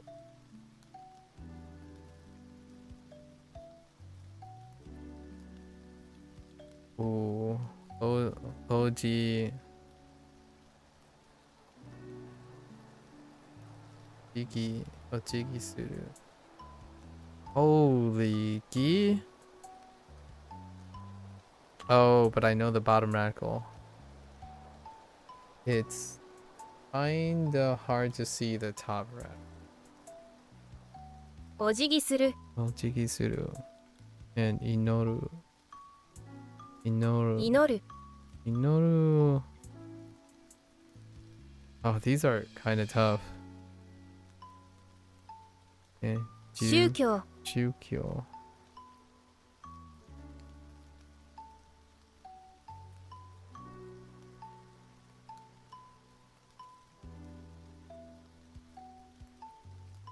All right.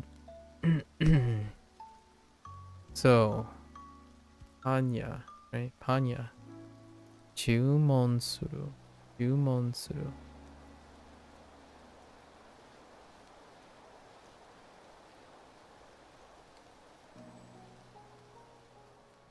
注文。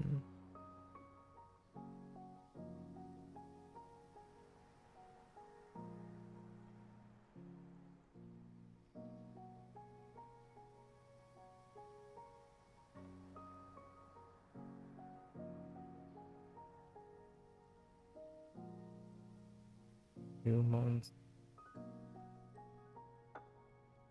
Yeah, Herabu. Herabu. Herabu looks like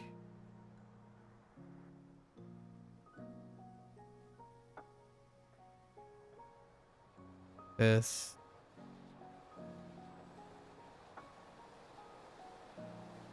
And then this. Hold on, snailback. Those things are a little too big, but that's fine. Let's double check Irabu. Irabu. Yep. Okay. Alright. Okay. And then we have Yaku again.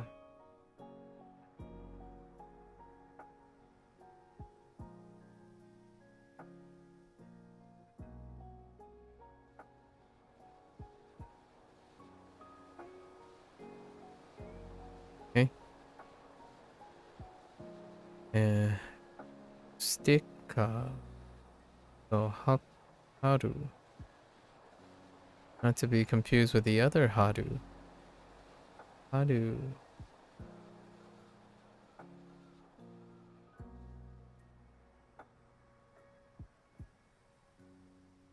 Hmm.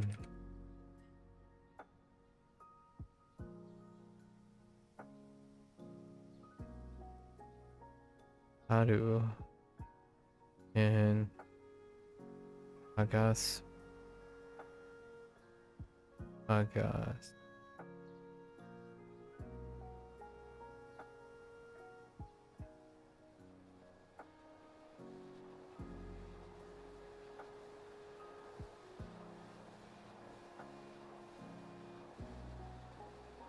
Yeah. No confusion there. Agas.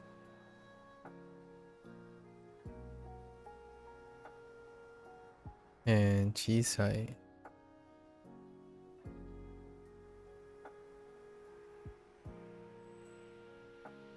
Okay. Then tall is going to be a little bit tough to remember, but no, I can't connect it with that.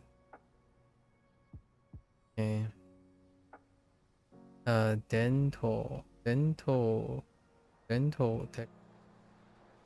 So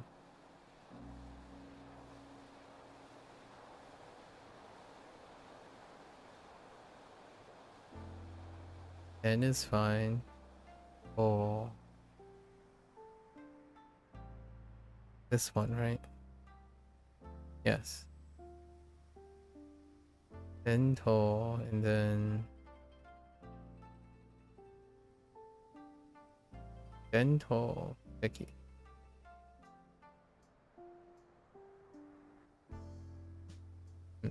Let's make sure that bottom doesn't have a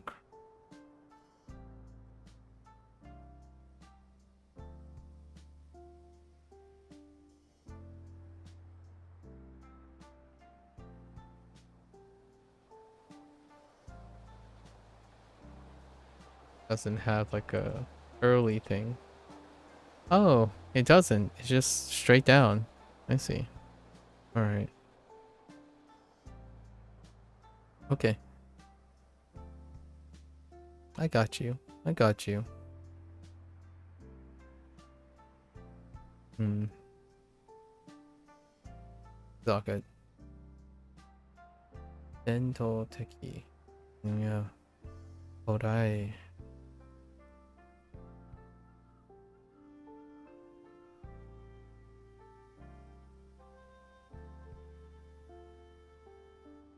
Which is Ko and what did I? Oh, and I. Actually, you know, I'm kinda curious.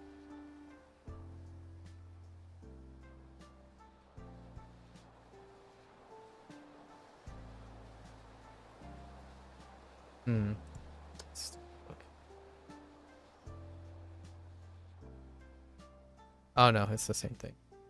I'm just not drawing the stroke across long enough in Hurui. Okay.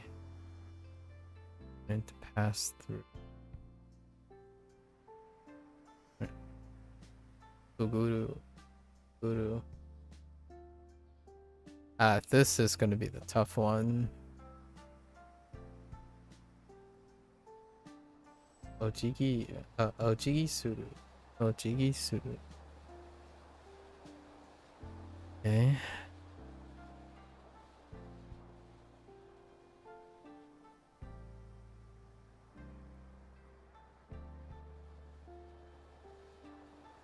So it's probably okay.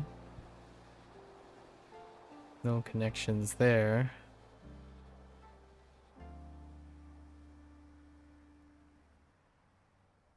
And that probably. Okay. And then this one, I need to see the top. It kinda looks like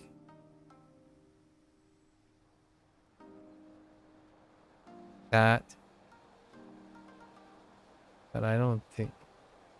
And then you have to squeeze like this character in there. Boy. Okay. Okay. Let's get a Ojiki suit.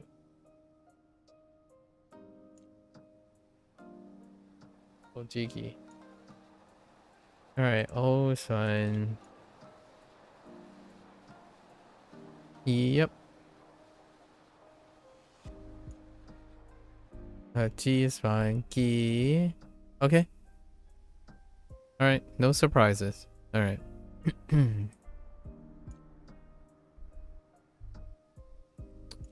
Alright. Inoru. Inoru. Inoru.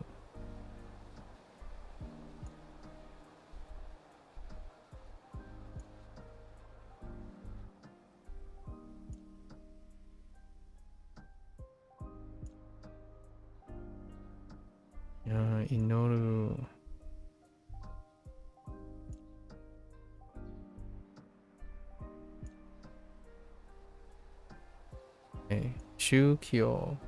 Shukyo.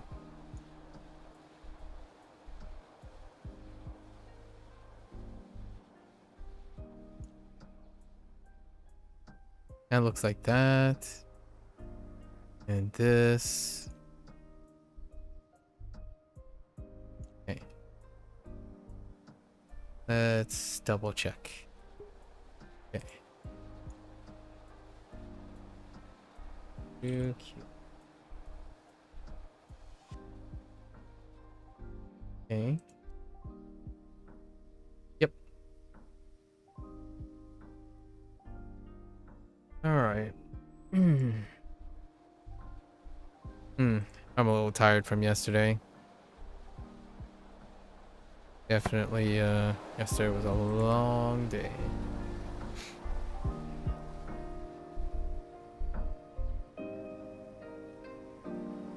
Okay.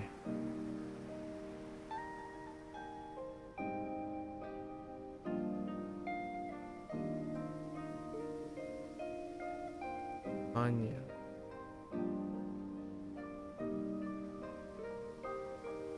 Dumont. Dumont.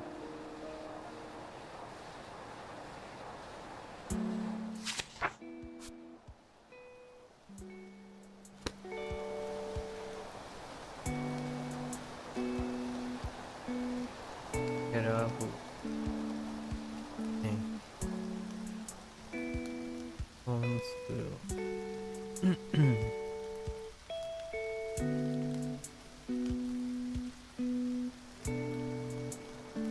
Dumont.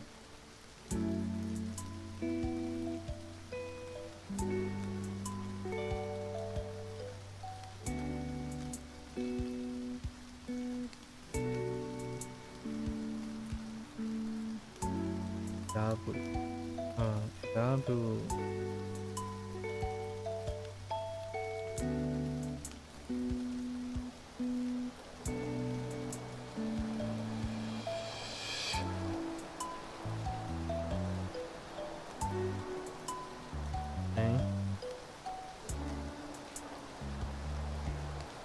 and then Yahoo.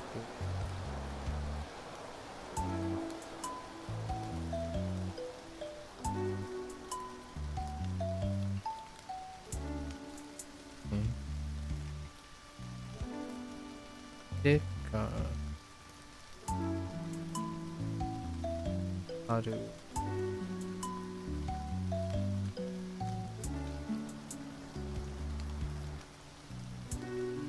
Haru.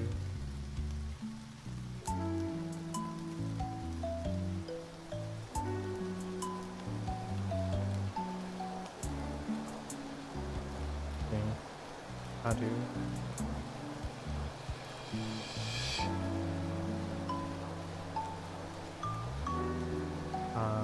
Agas. Agas.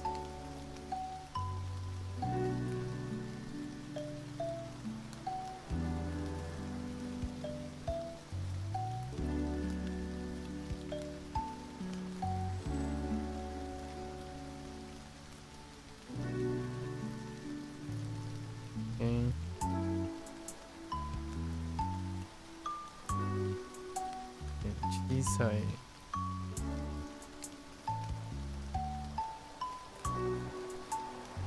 Tori. Tori.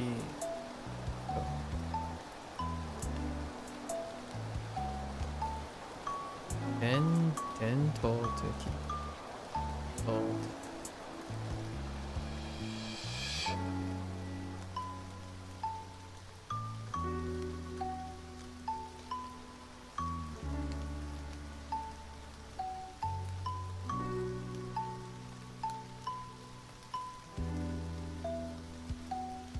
Okay.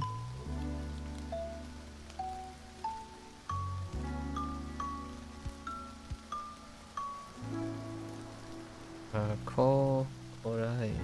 Korai.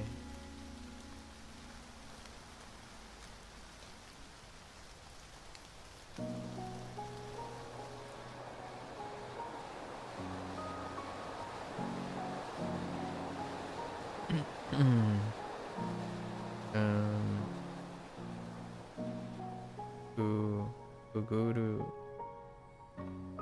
Guguru. Okay. Shin. Or no. Ninja. Yes. Ninja.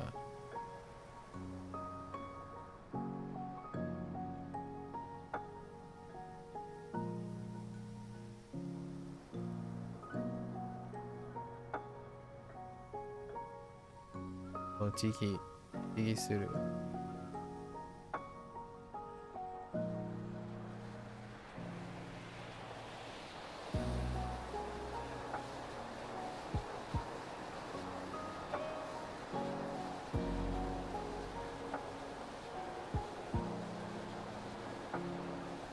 Right.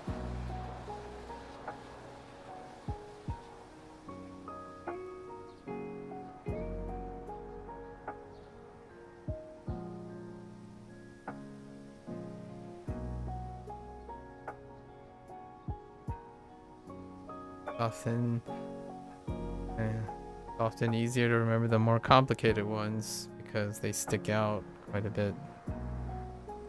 Digi suru.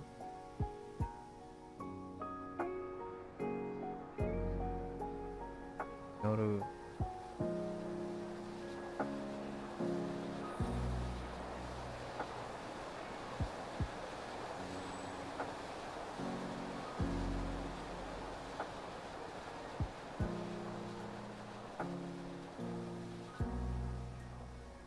Yeah, OG recognizable, but Inoru not so much.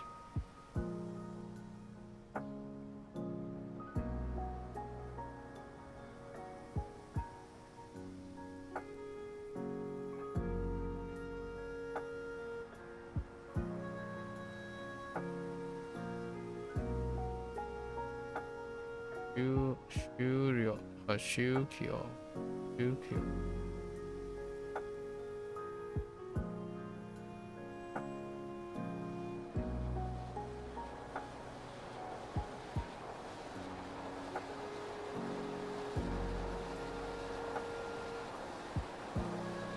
Shukyo is gonna be tough to remember. Maybe. Okay.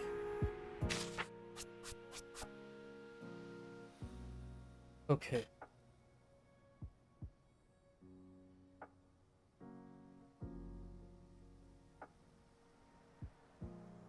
Okay.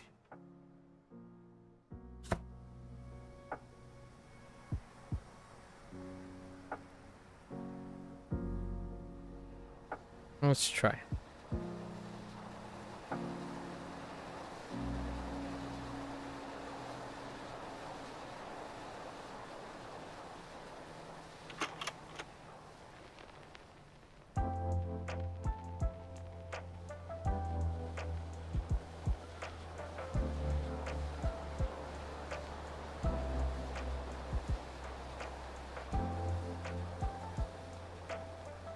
So, Hanya.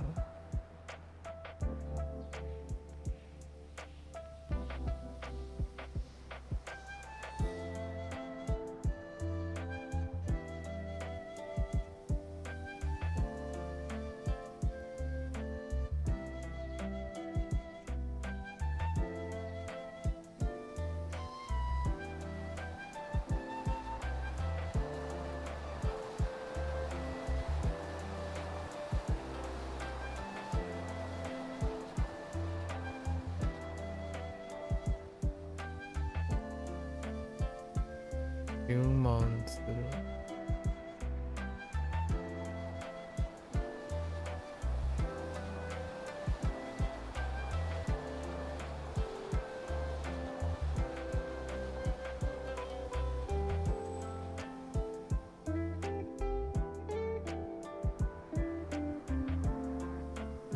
Erabu.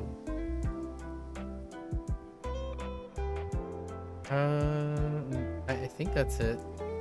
The reason why I think this is it is because it has look and order. So if you look in order or look in like decide, look and decide, it's choose, right? Erabu. At least I think that's it. Erabu. Okay.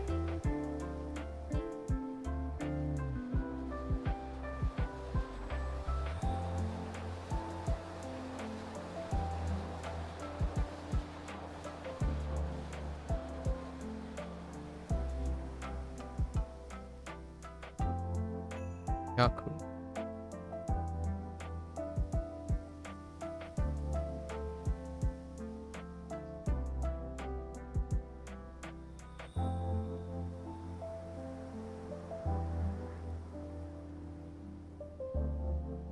Sticker.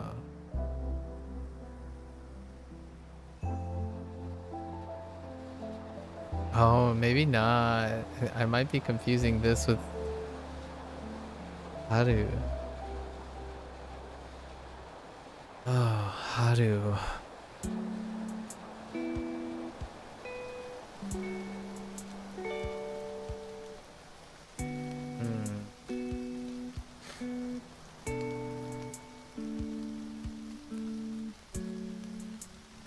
No.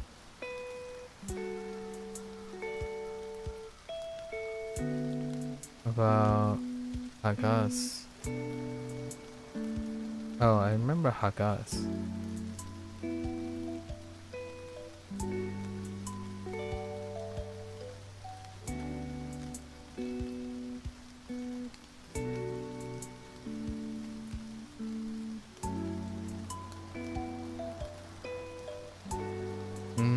That doesn't.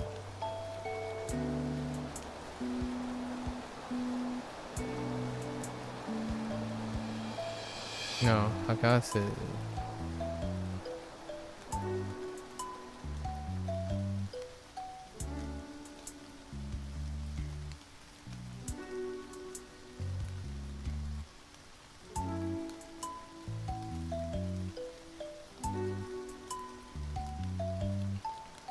That helped me with Haru.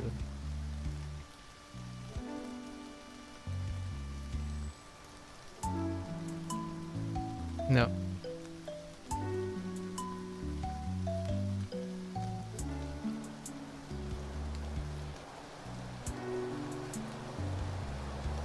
Isai.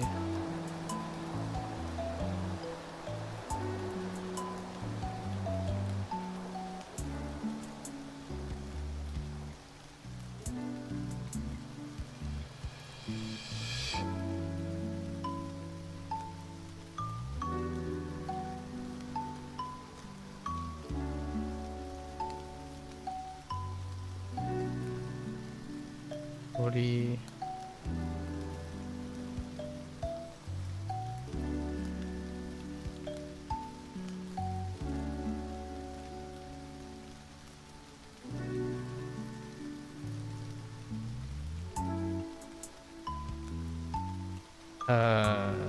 Oh.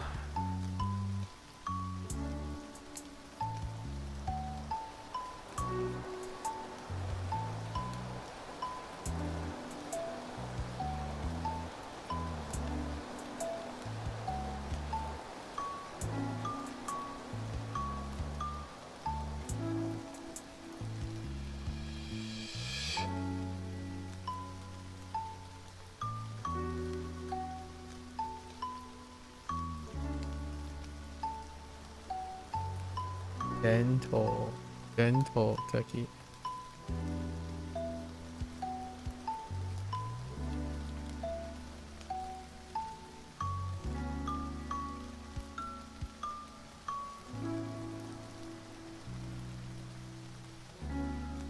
Orai. Orai.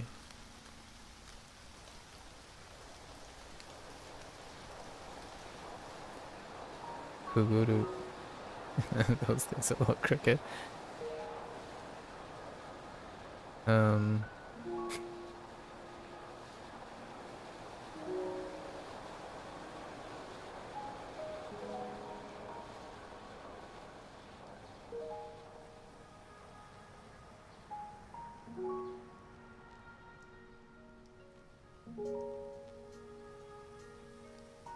Jinja.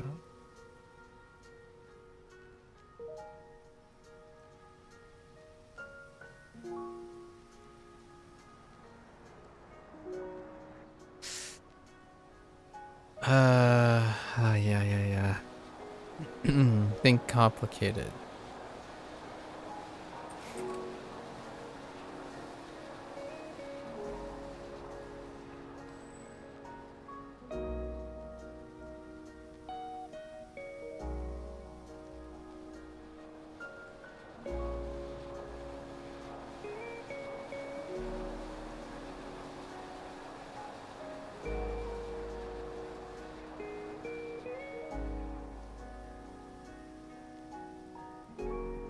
Oh, I remember what this one is.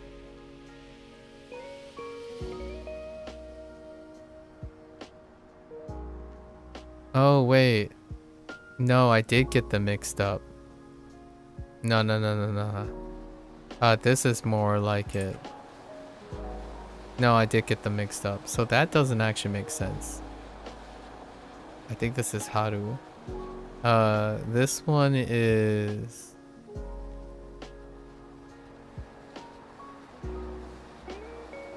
Yeah, this one actually doesn't make sense. Darn. I thought I was onto something, but it's not.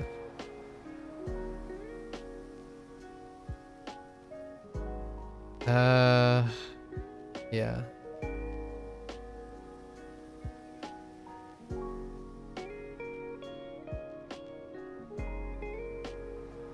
Right?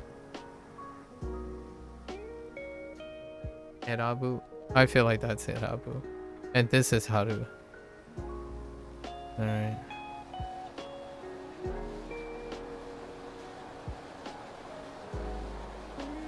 I had the character for Ojiki and then I lost it.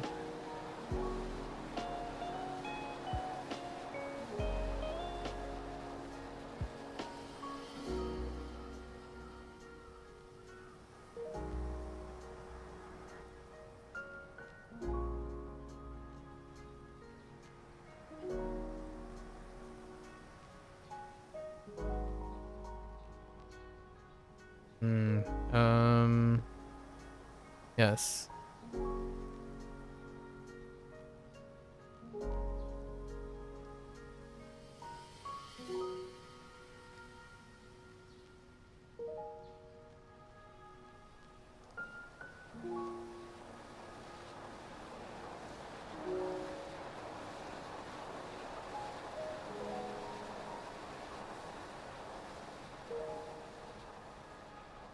My top rack was kinda small, but I think that's it.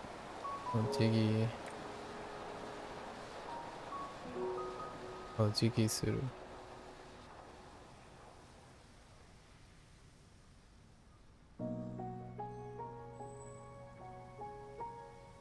And I made a complaint about Inoru, so naturally I would remember it, right? I think I remember.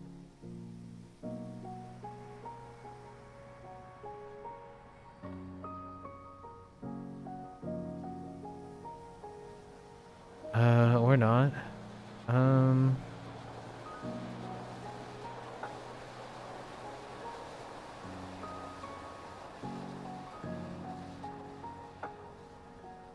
hmm.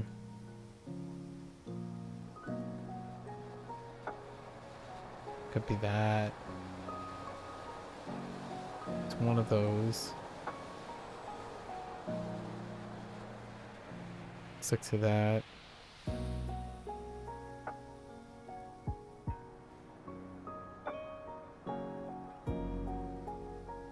And we'll just stick to that. Now. And Shukyo. Shukyo. This one was gonna be tough too. Shukyo. I remember the last one.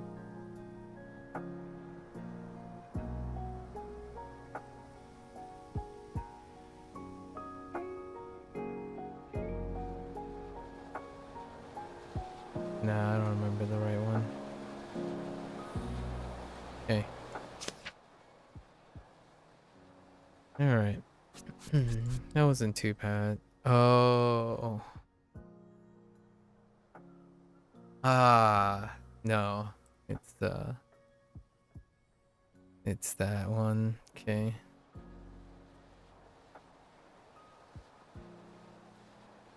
That's gonna be a tough one.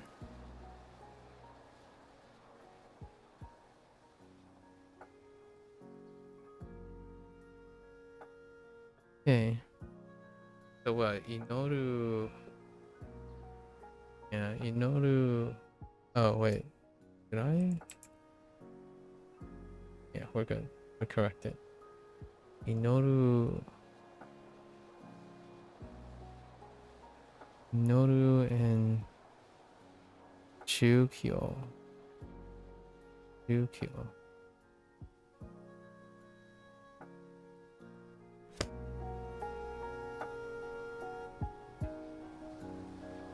Try out Shukyo.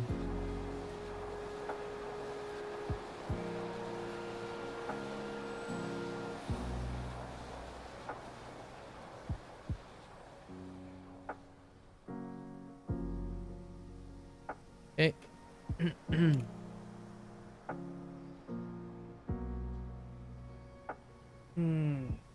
Okay.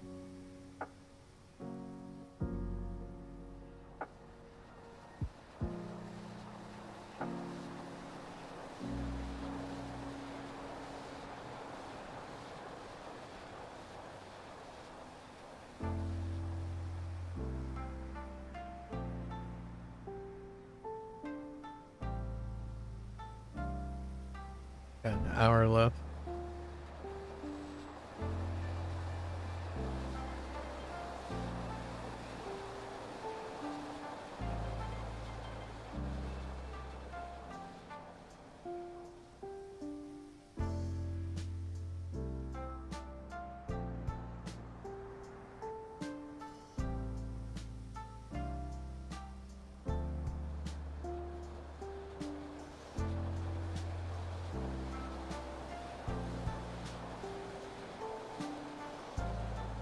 Okay. All right.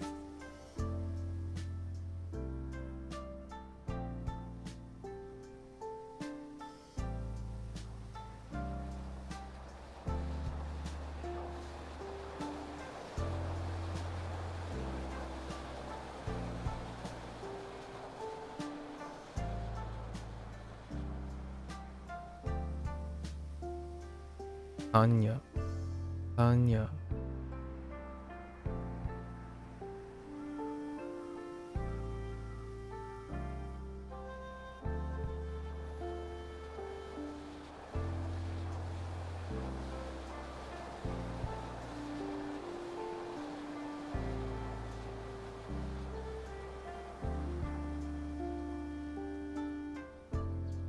Yumonsu.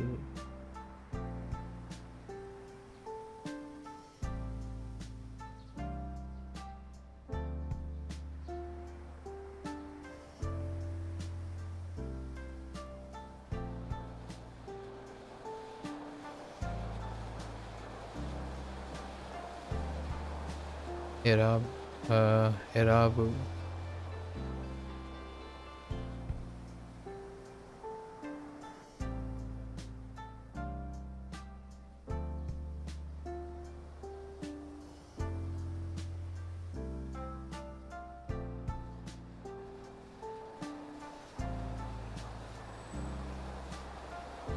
Yaku.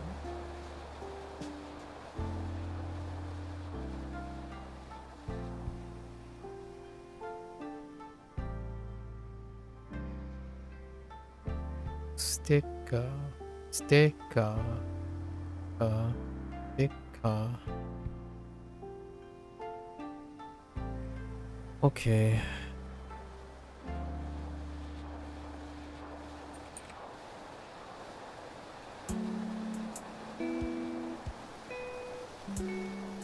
Haru.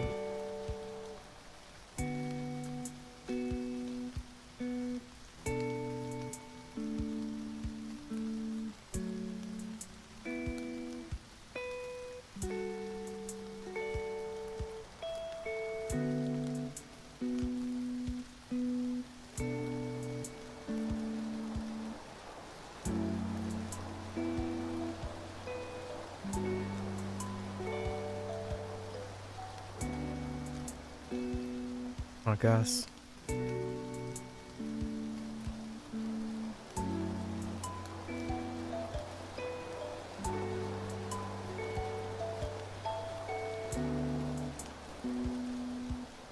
Chisai.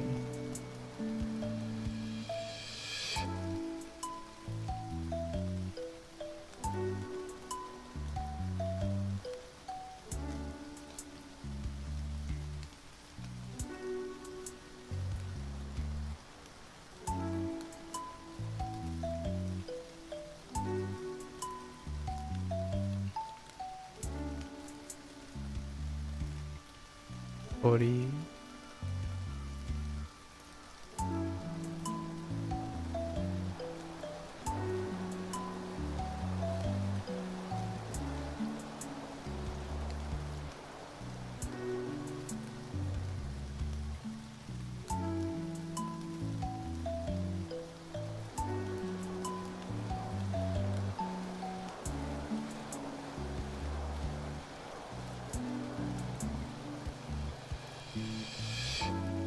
Gento teki. Gento teki.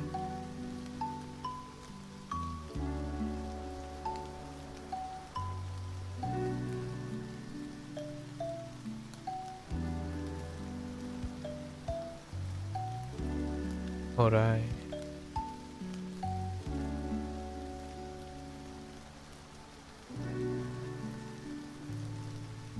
Uguru.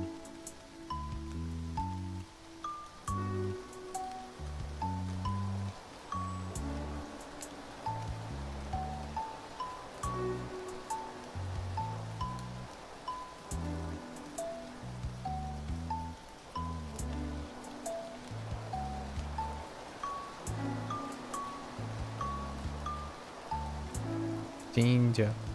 Ninja.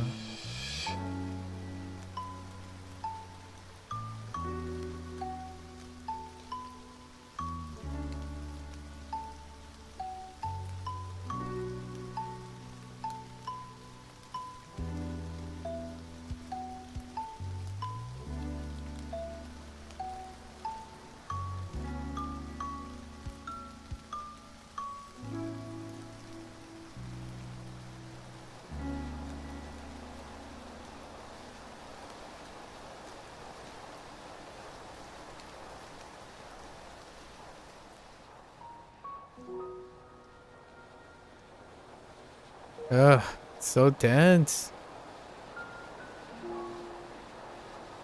Ojigi suru. Ojigi suru.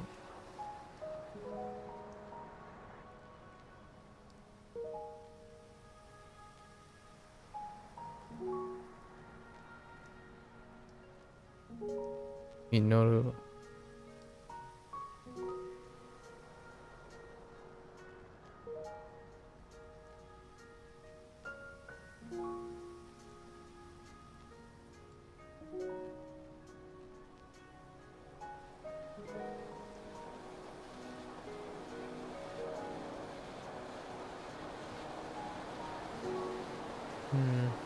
We're dropping Yo. Shukyo. Hmm.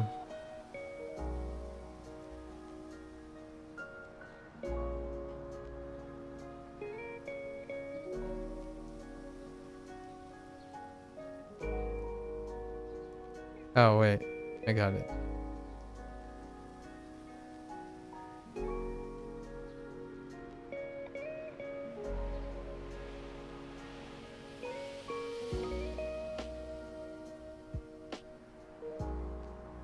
I don't have the right side.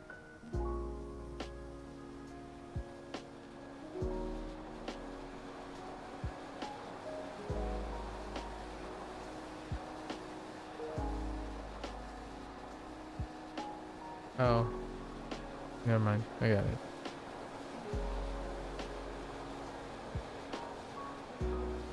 All right. Bottom left. Radical. Yes. Radical. All right. All right. So now we're doing the next four.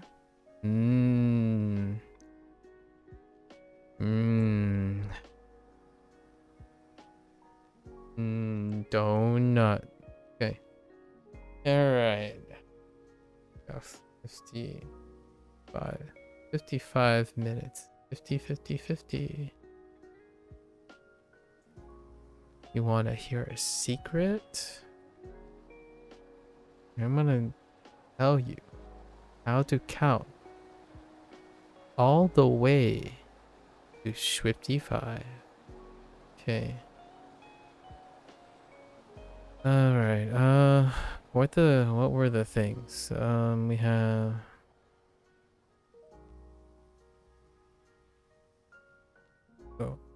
Sugeto, Sugeto, Bodo.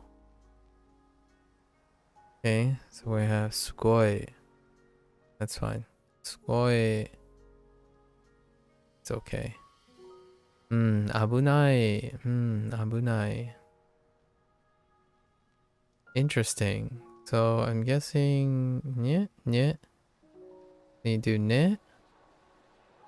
And you're probably going ne. Oh. Like grapple around. Yeah. And then do the paw thing. Sure. Abunai.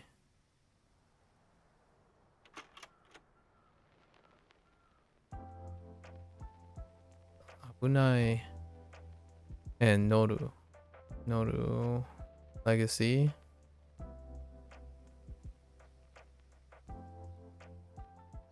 Okay. Just Abunai for that one. What else we have? We have Kasa.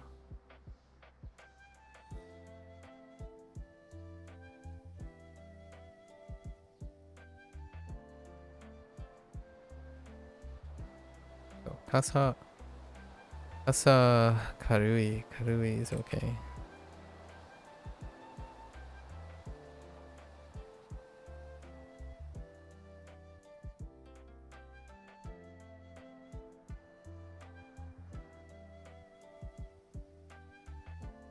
Okay.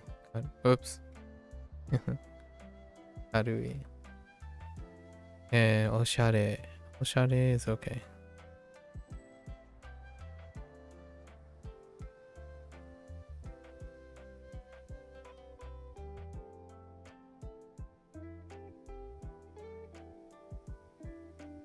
Oshare. Oshare. And Motsu. Okay. Sure.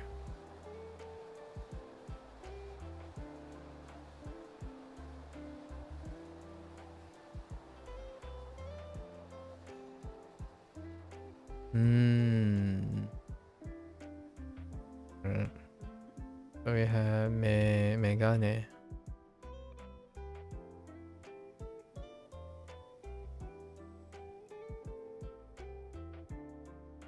Megane. Just kakeru. And hiragana. And then miru. And miru.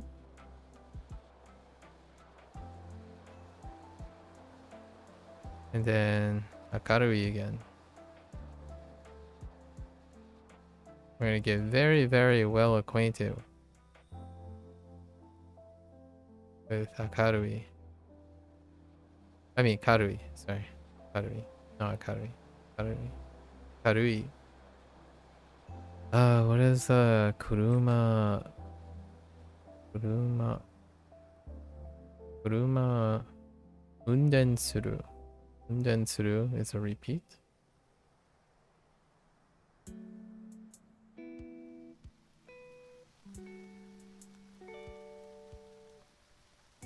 Unten Suru. And this radical is all everywhere. Okay. Alright. Unten Suru. Hayai. Okay, Hayai is a repeat as well.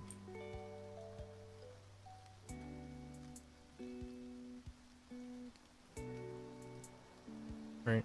Hayai. No problems. And then Osoi. Alright. Fair enough. Paired up.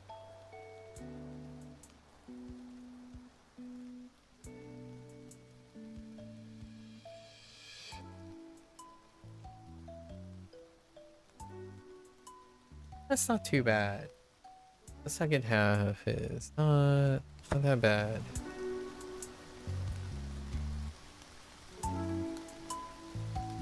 Okay. Abunai. Okay, Abunai.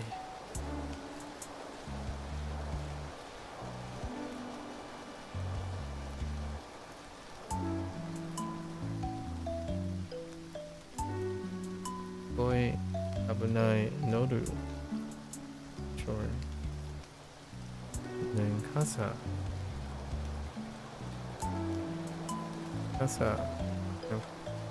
Karui.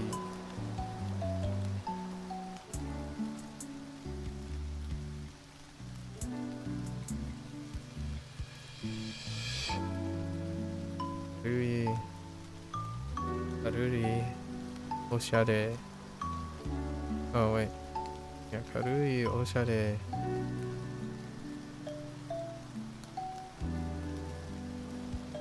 Motsu.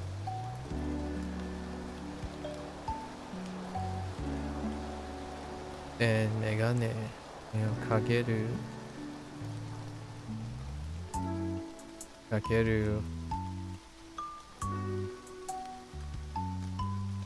Karui. Oh, Miru. Okay. And Kuruma. Unten Suru. Unten Suru. Hayai and Osoi. Oh. Okay. Yeah.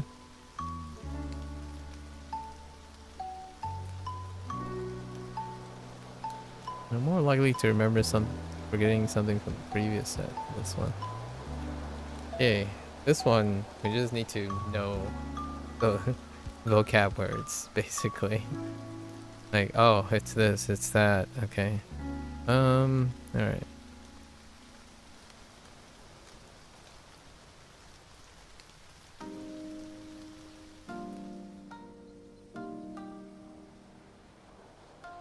Okay.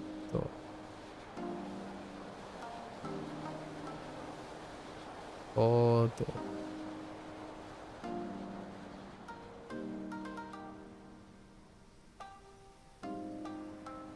すごい。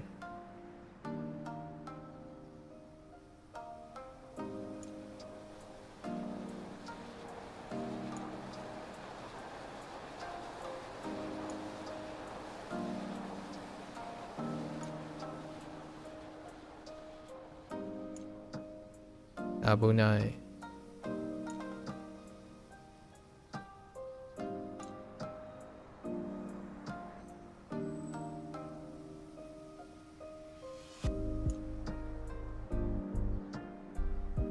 乗る。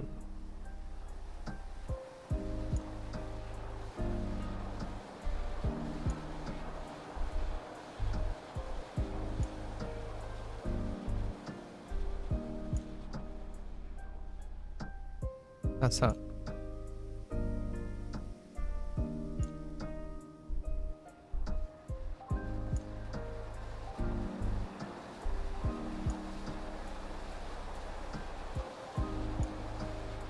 軽い。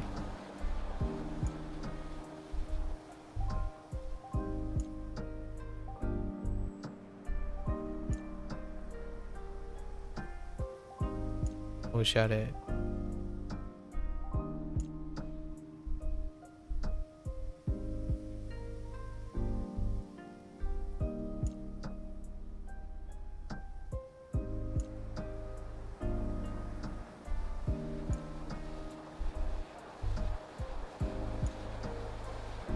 持つ。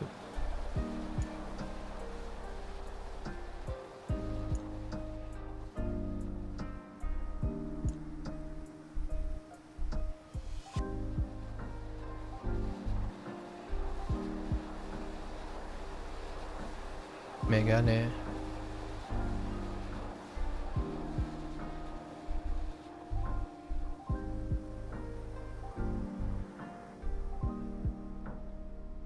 かける。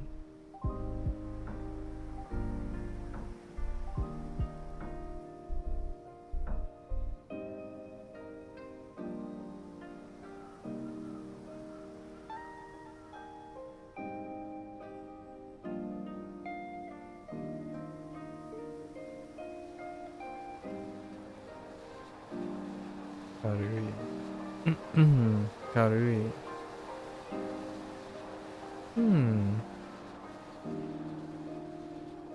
No。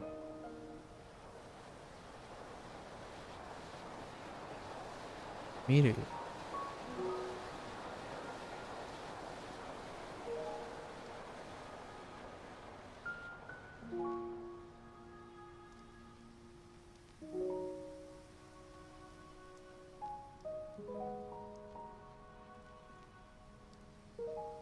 車。車。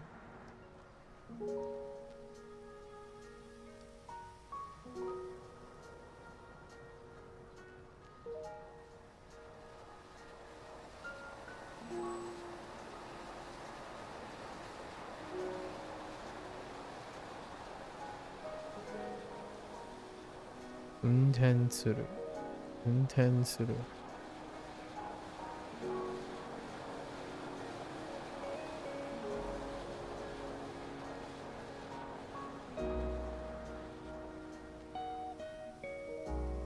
早い。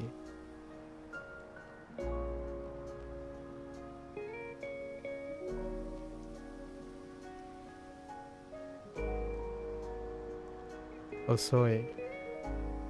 What's that? The first four?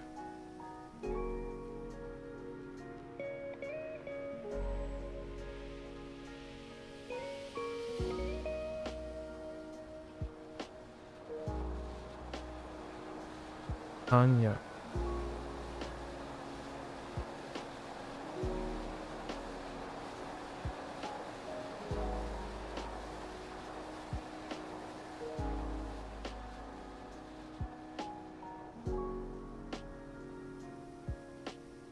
Months. 2 months.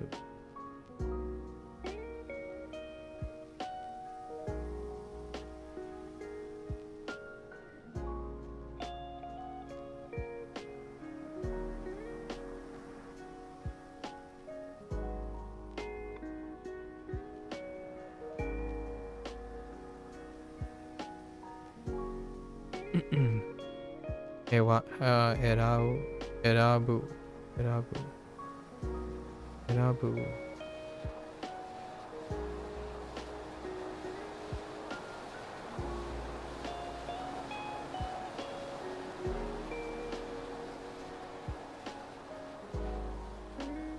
Yaku.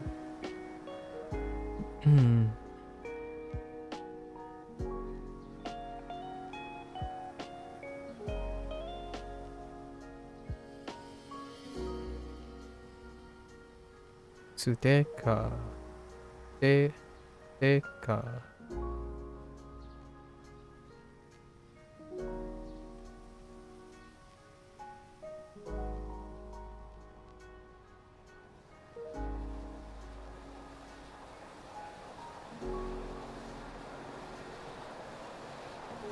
No. Haru.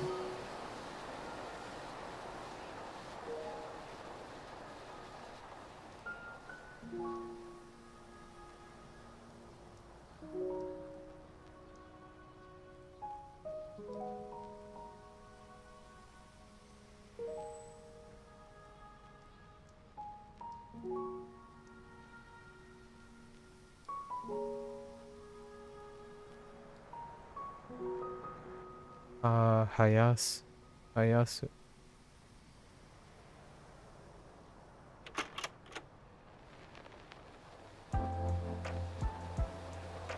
Chisai.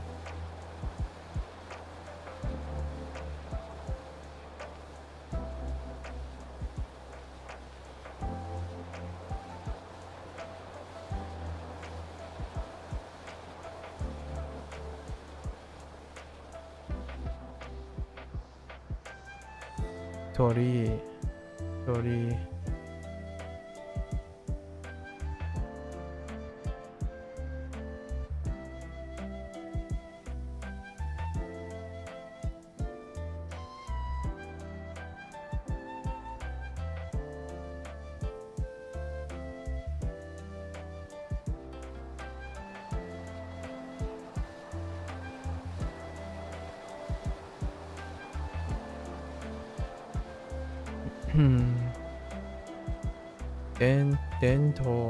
Dento teki.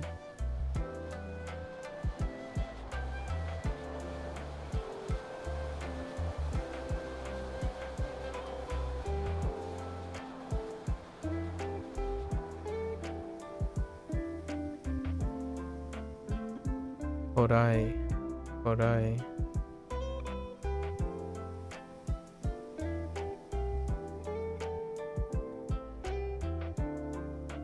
Kuguru.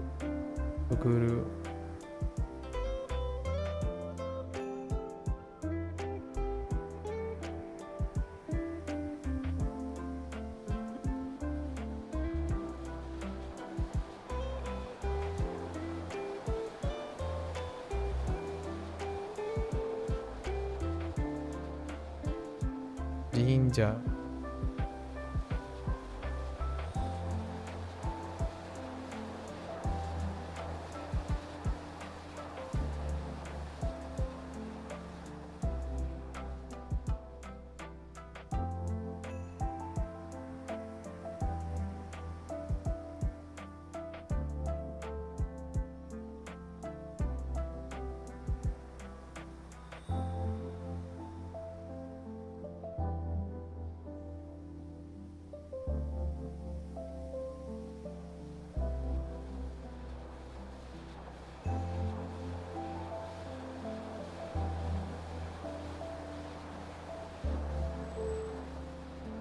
Okay.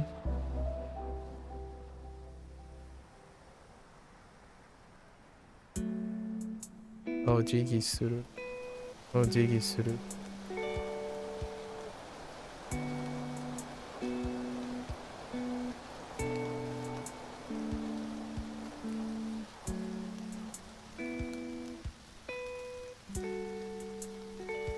Inoru.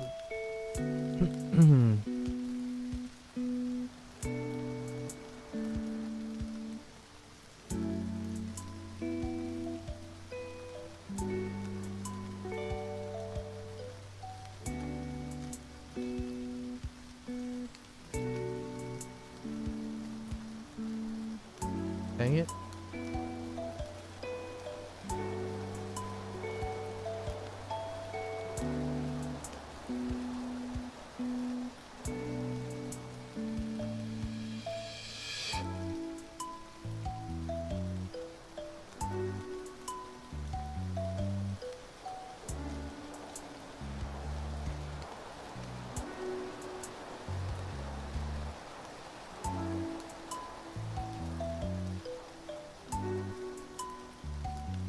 All right. That's it. I'm pretty confident I didn't drop a stroke. So let's see.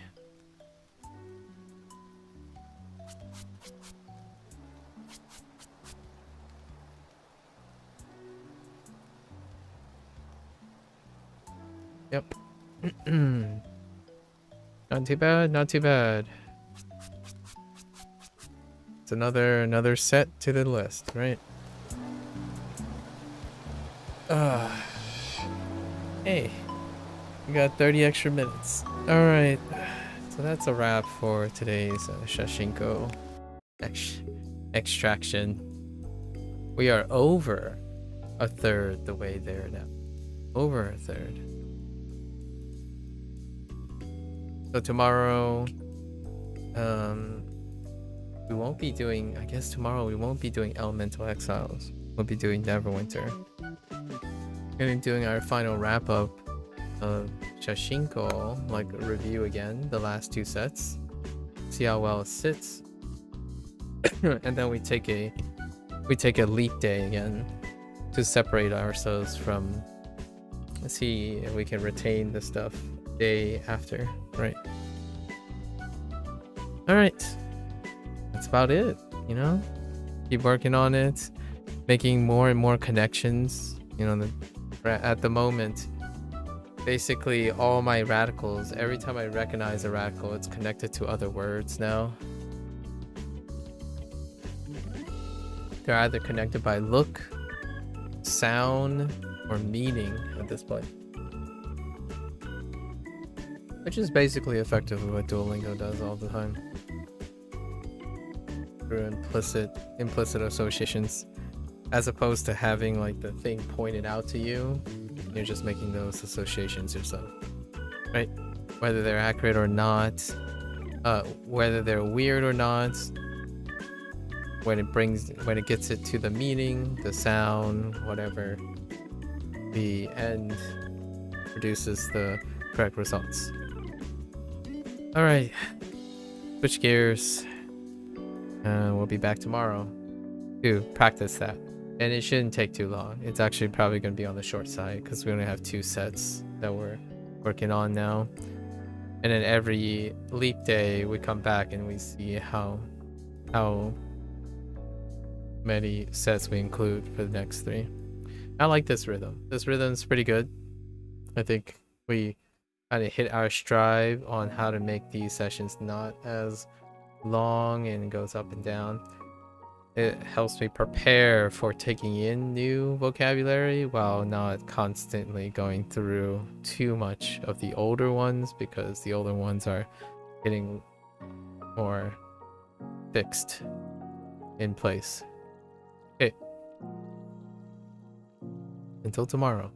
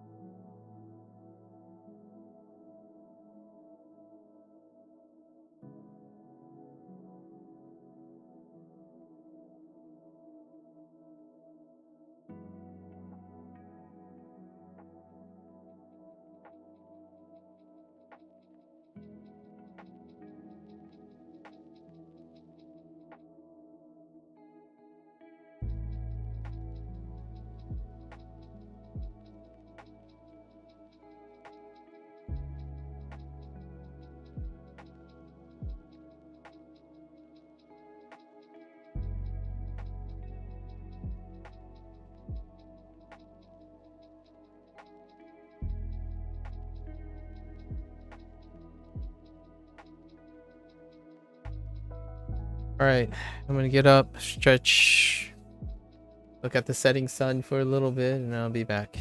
Thank you, thank you.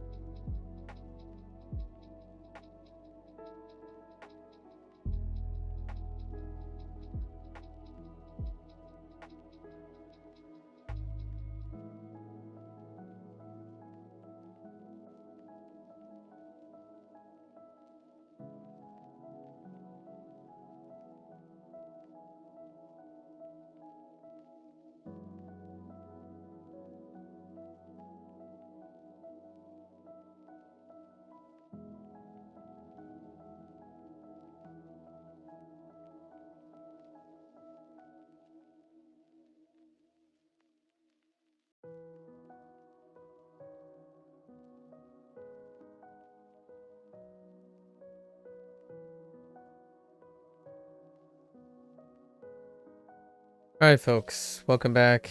It is day 189 with Duolingo Japanese.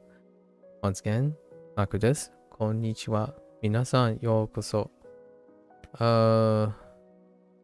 Well, so yesterday was an interesting unit. More grammar than vocabulary. However, we are responsible for the vocabulary, new character as well. So let's do the vocabulary first. So the characters, right? There are some new characters. We'll introduce them as well. But let's do the ones that stand alone. That's not involved in the grammar at the moment. Let's see. Make request, right? We're on go right into it. And we are trying a smaller thickness. So gotta get used to the spacing. So unit 44. Okay. All right.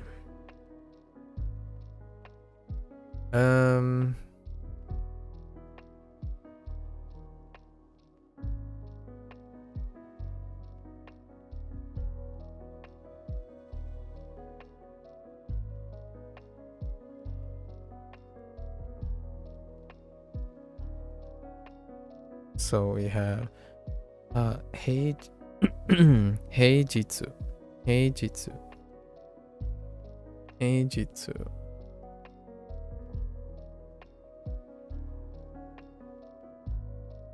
Oops.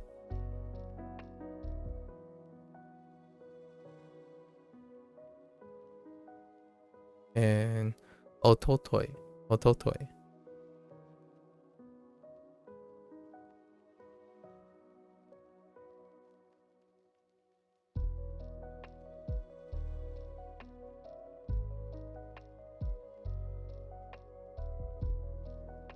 Oops.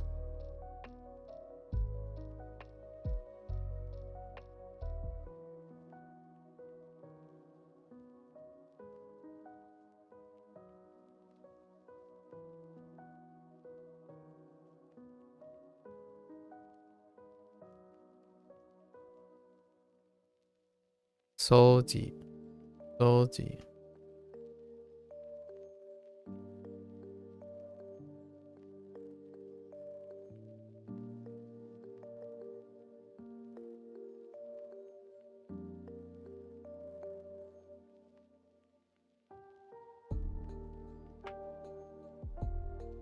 Uh-oh. Wait, no, I got it.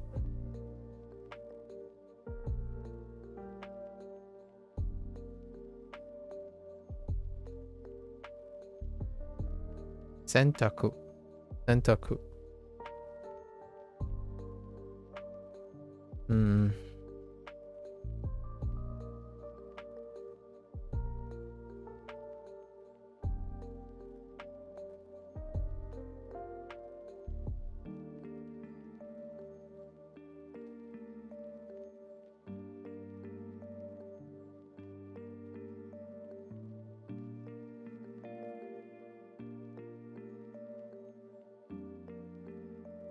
Denki. Denki. Those are pretty much all of them, with a few exceptions. We are going to cover that. So we're gonna spend, this is more like adding some English to it because it's kind of like a grammar. It's been a while since we got some grammar related things. So we're introduced to the te form. And specifically, we're using requests, so imperative. There's also progressive, present progressive. Examples. So let's say, so imperative, right? So we have imperative. And imperative also, we can separate them into our ichidan. Ichidan examples. What are our ichidan examples?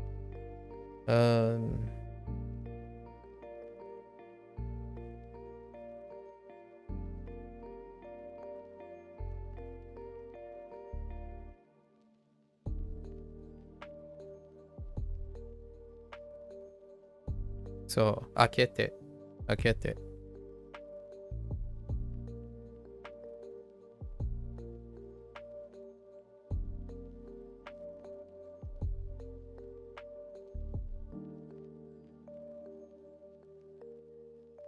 And shimete.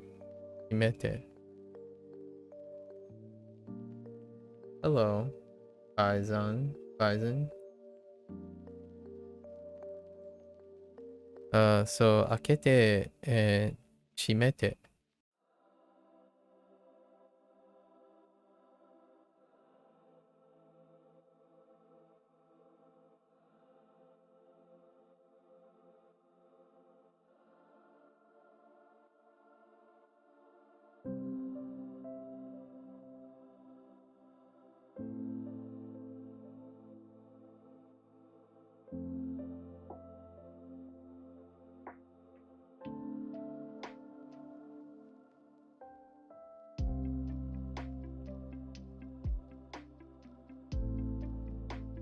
So we also have habete. Habete. So these are the predicates, or part of the ichidan. Yeah, one more ichidan representative. This one's actually new. I don't have this one yet.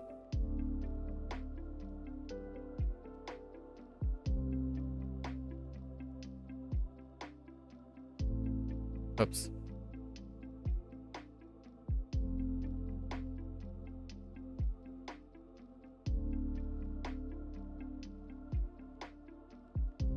So we have habite. Habite.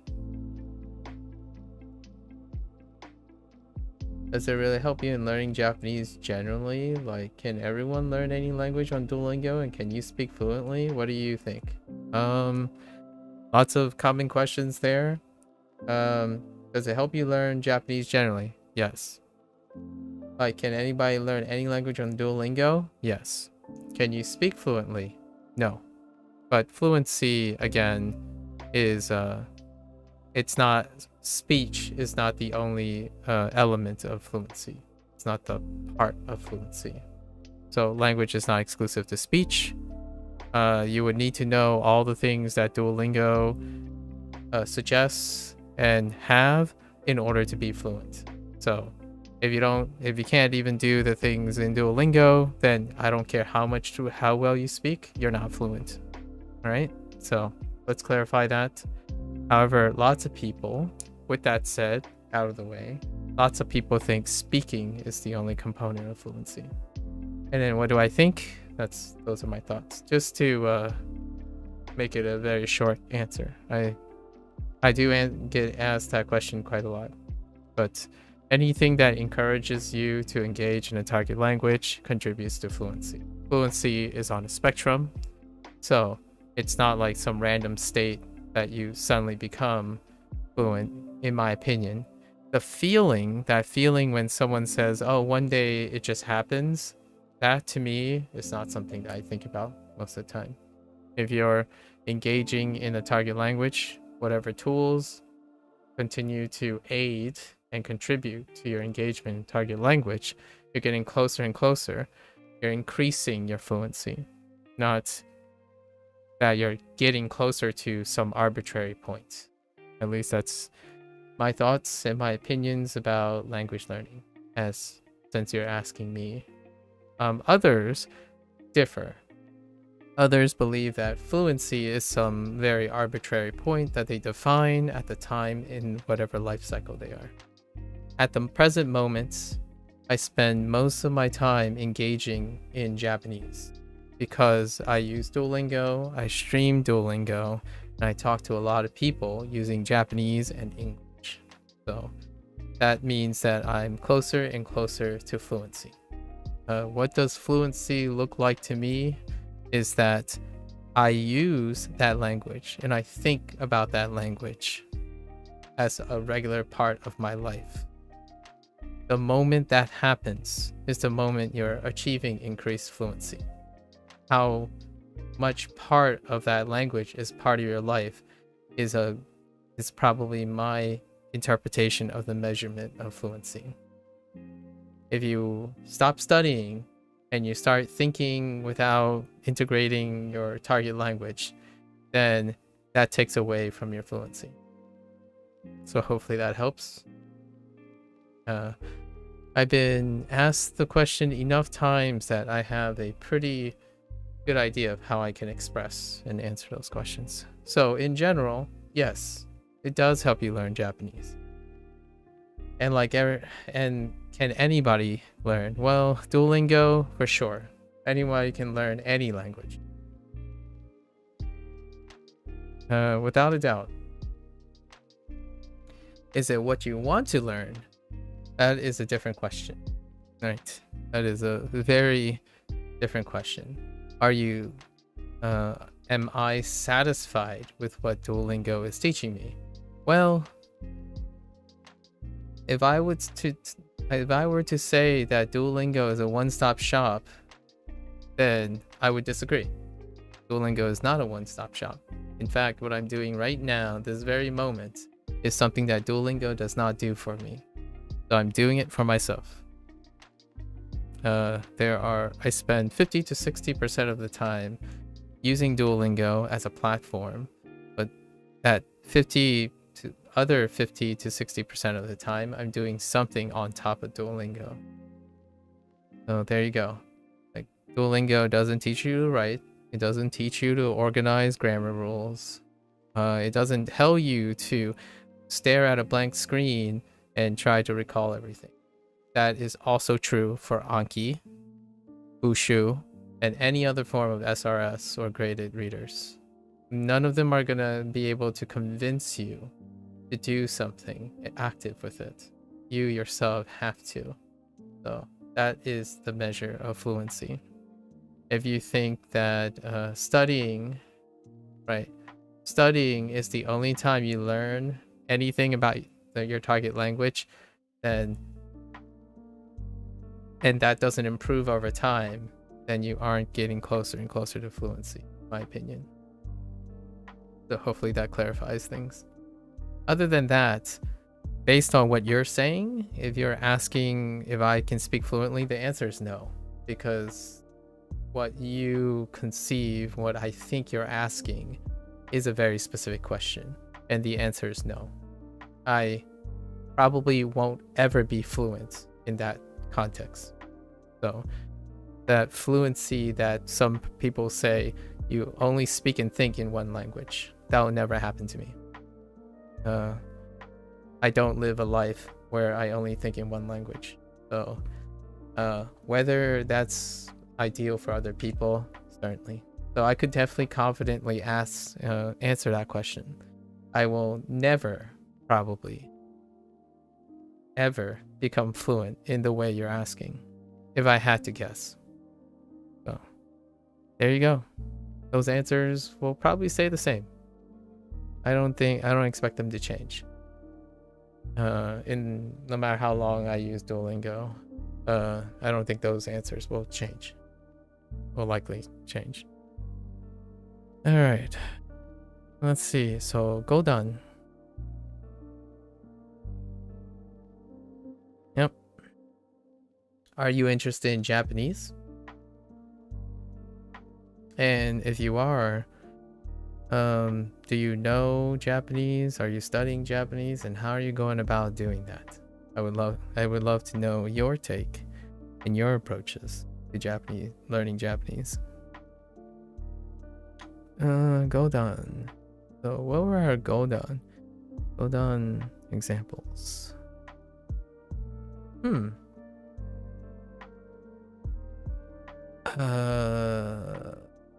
We have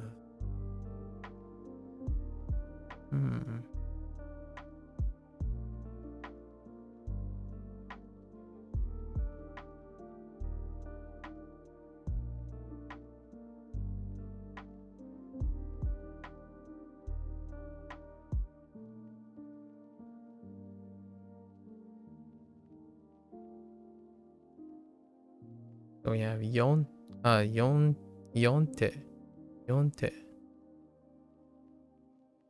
That's a mu, right? Yomu, yonte. Yonte.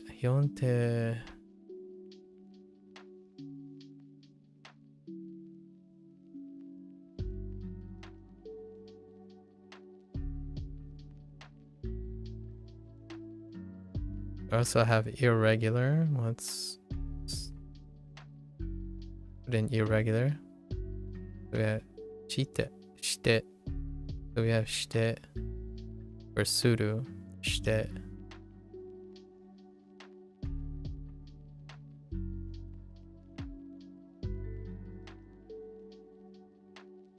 What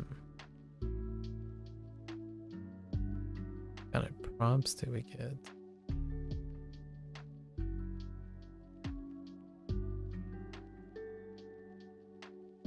I have another one here.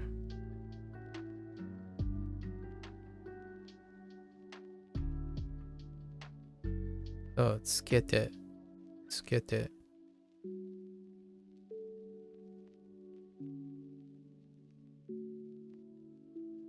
Our Goldan examples are pretty low.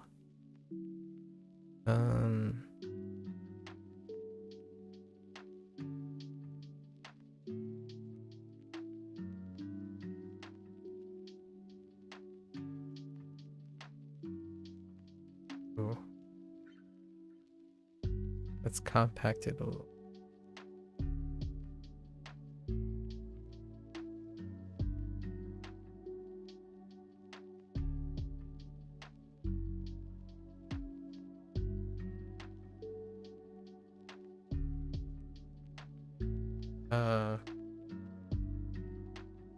Kaite. Yeah, kaite. So, kaku. Yes, ku. Kaite.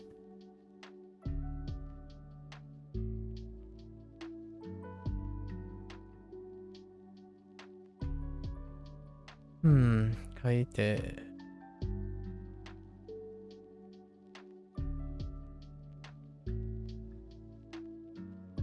So, ku.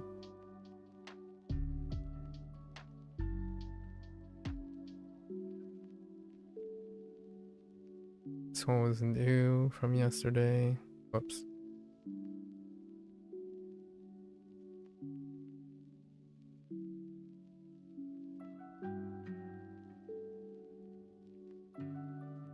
Tate. Right? Yes, tate. This is tatsu. Tate.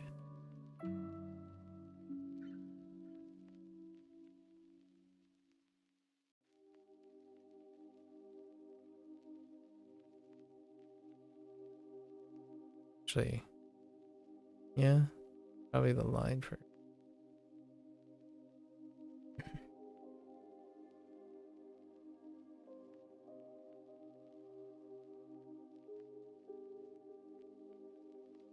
suwate.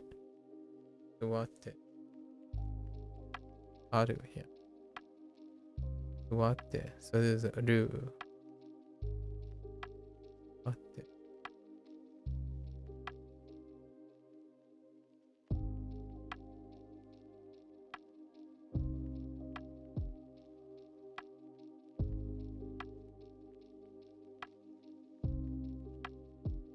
Hmm.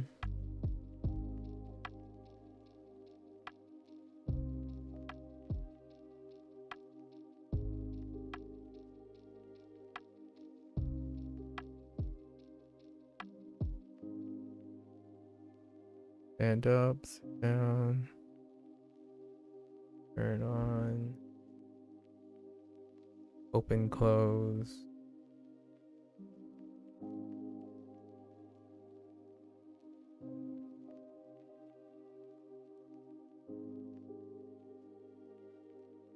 I think that's as well as I remember. You have other phrases as well.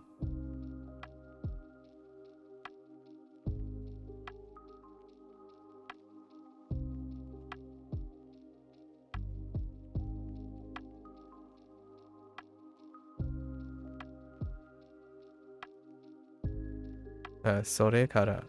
Sore kara. There's also sore kara. Also stem predicate.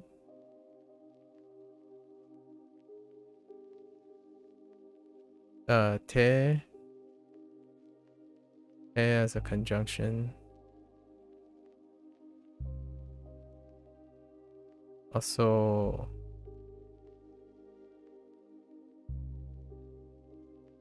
imas.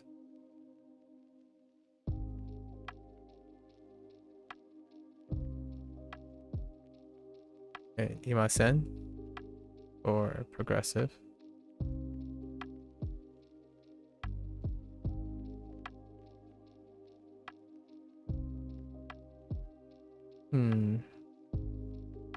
Yeah, we'll see if we can pick up any new things. Any new things. Okay. First, let's go back to Unit 43. Unit 43. I think we had some weaknesses, right, in 43.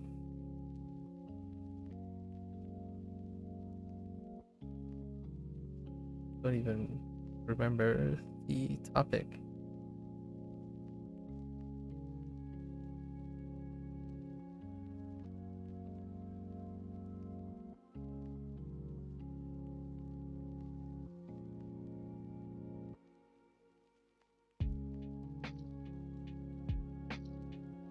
Say where things are. Oh, position.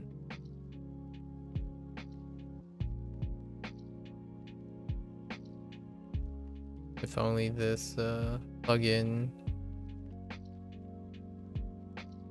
doesn't do that all the time.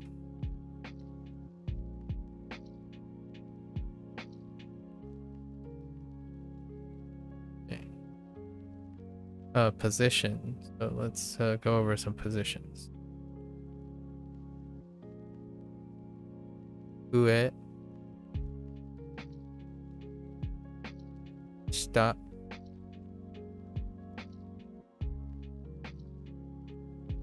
Migi. Hidari.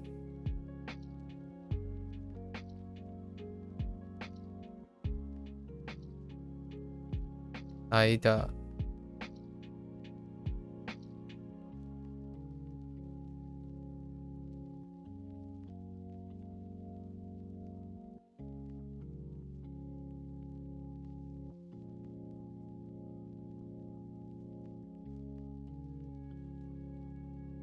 上城あ、後ろ。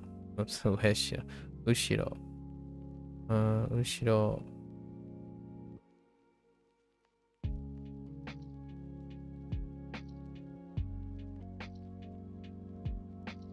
前。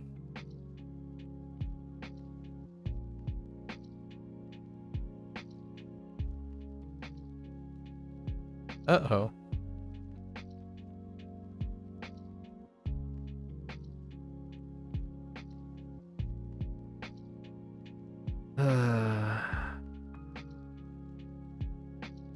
Hmm.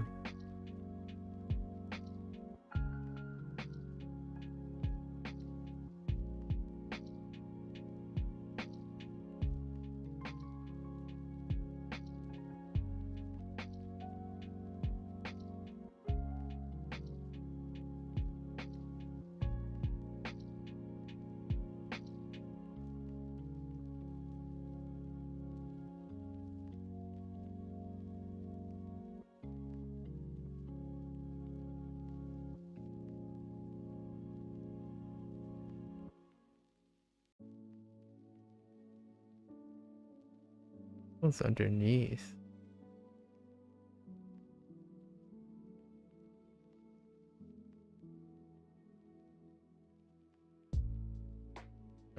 Making sure my music doesn't stop.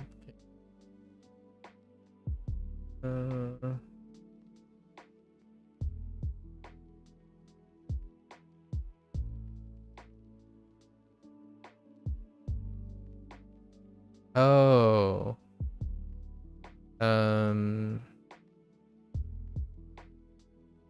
Actually.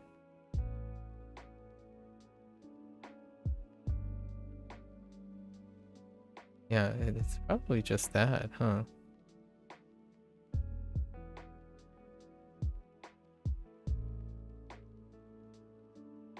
Actually, I'm not sure. Oops. We're gonna go with that. No, that doesn't look right. Oh, there, Yetter. What's up? What's up? How are you?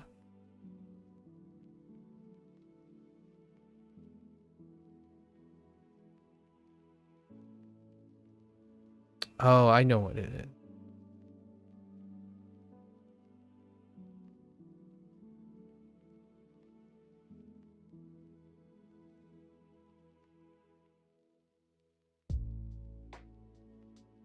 Yoko.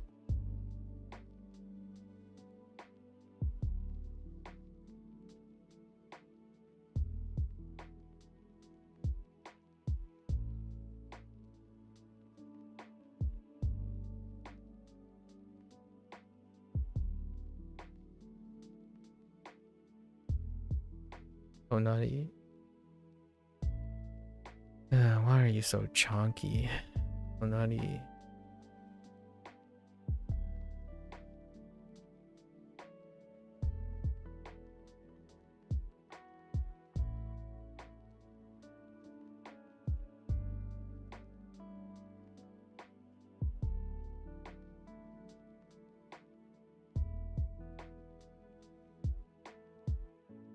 Taiwan. Taiwan.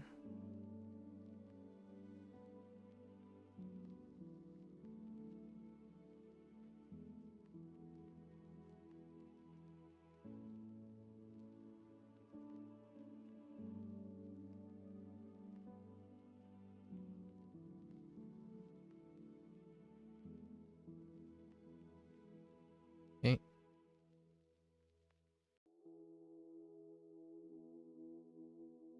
Kankoku. Kankokujin. Kankokujin.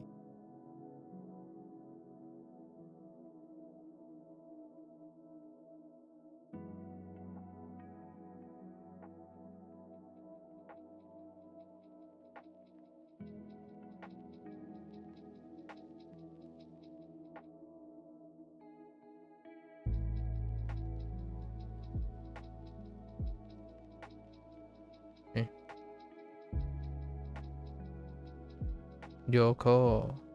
Ko.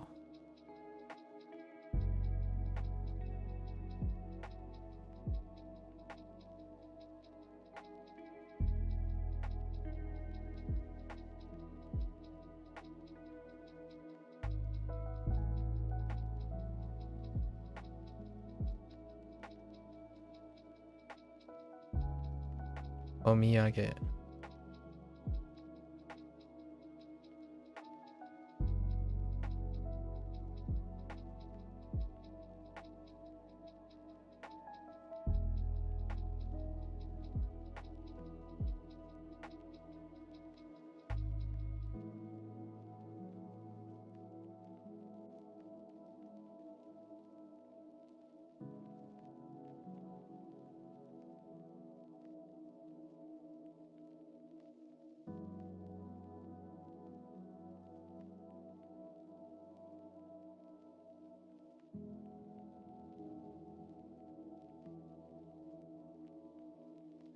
Katasumi. Katasumi. Me.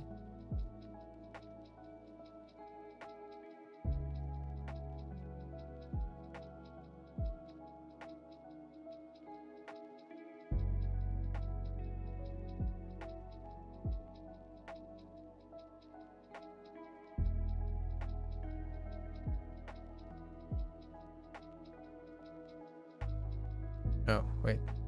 Just kidding.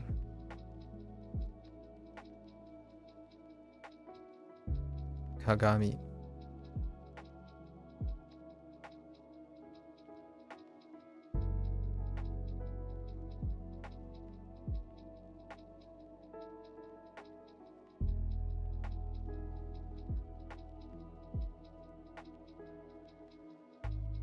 Futon.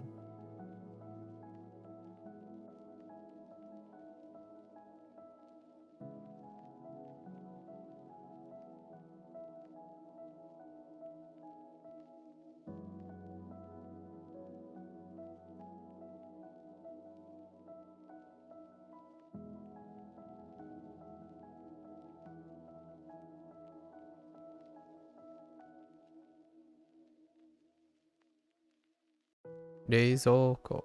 Reizouko.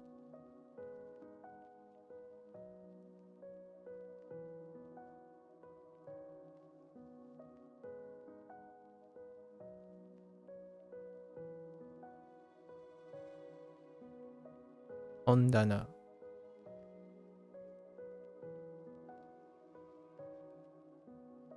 Satsu.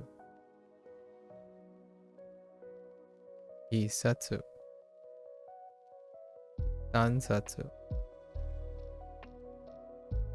Nanasatsu. Asatsu. Gyusatsu. Jutsatsu.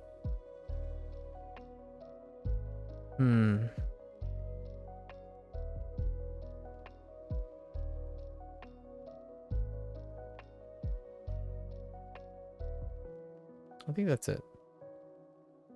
Yeah, doing pretty good. I don't think there's anything else per se. Oh wait, there might be. Maybe these are part of it.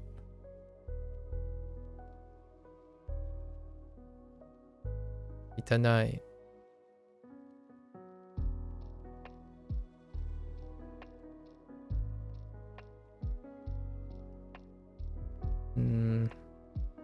Oh yeah, I think these are part of it. Nagai.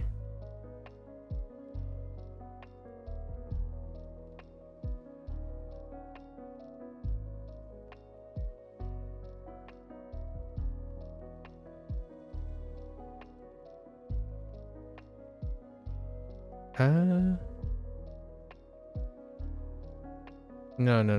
Yeah.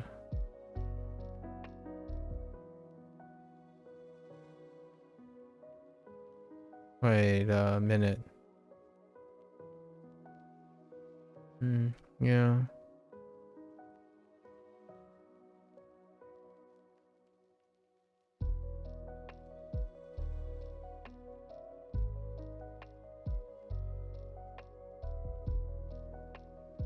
低い。低い. Now I think we got it. So let's see. Let's go back.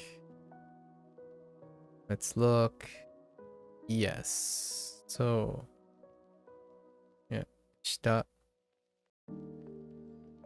横。隣。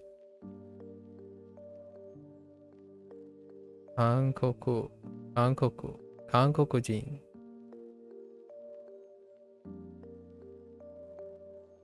Oops. 旅行。4冊。1冊。3冊。7冊。10冊。8冊。本棚。鏡。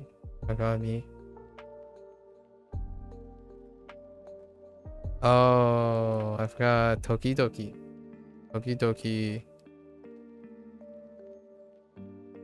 Don't forget 時々。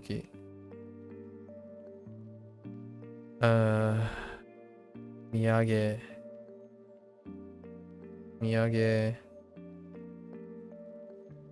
隅。片隅。長い。汚い。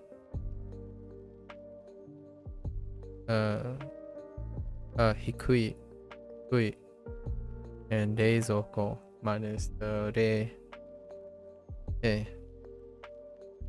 And then our new ones, we have 平日。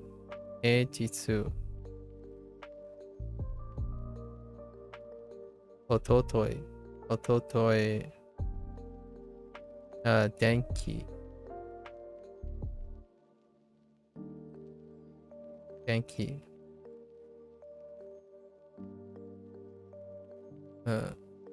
洗濯。掃除。Right, and then all our grammar stuff. Pretty much all our grammar stuff. Alright. Let's see if I can pick up any more grammar stuff. I was kind of like tilted yesterday. Oh, not as tilted as the Chinese section. Let's try to be a little bit more modest today. 平日は仕事をします。平日は仕事をします。仕事をします。仕事をします。平日は仕事をします。平日は仕事をします。週末。平日。外国。週末。My bad. 平日は忙しいですか？平日は忙しいですか？平日は忙しいですか？平日 Oh, you know what? Made was also used in a different way too. Oh, and I forgot the phrase likeいいですか? Kind of more like a request or an answer. That いいですか is combined with て, the て form, to make a specific phrase. Like I'll remind myself tomorrow. 平は忙しいですか？平日は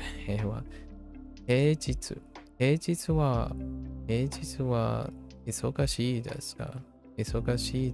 平日は忙しいですか？ Right, busy on weekdays.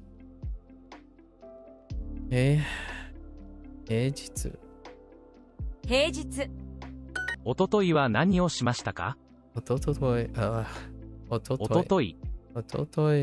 いは何をしましたか？は何をしましたか？しましたか？おとといは何をしましたか？おとといは何をしましたか？週末。週末。 Go shopping on the weekends.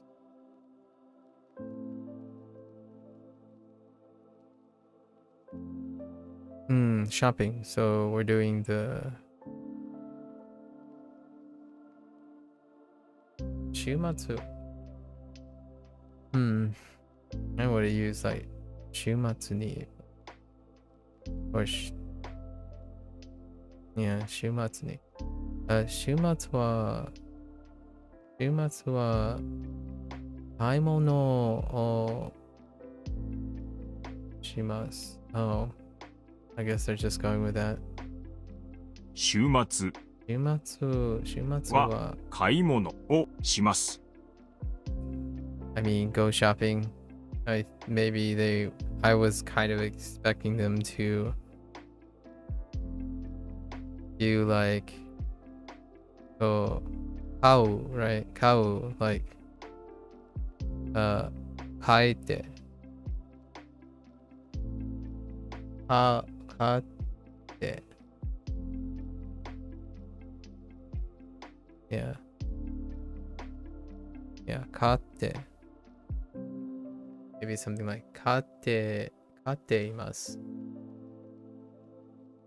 週末は買っています。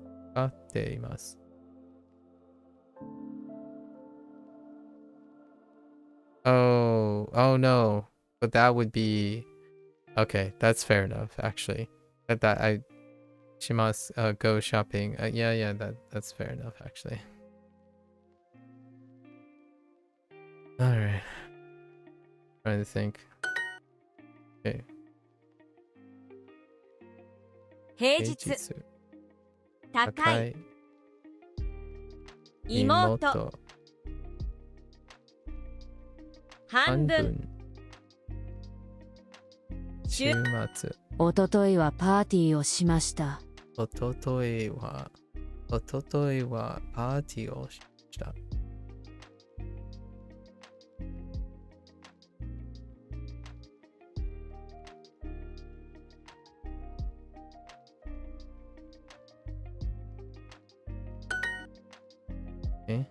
週末。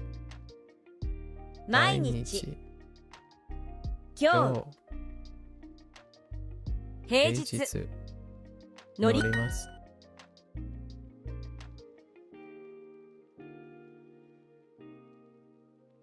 What did you do the day before yesterday? おとといは何をしましたか？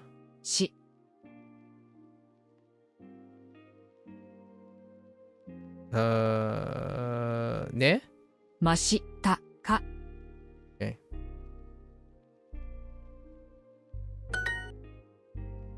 パーティー。友達。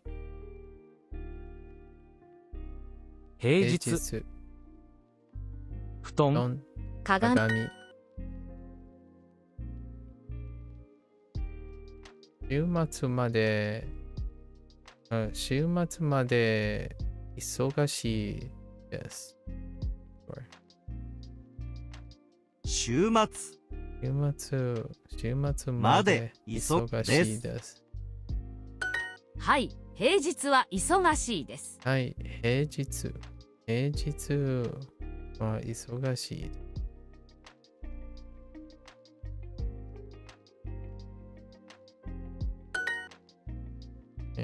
左。パーティー。週末。平日。友達。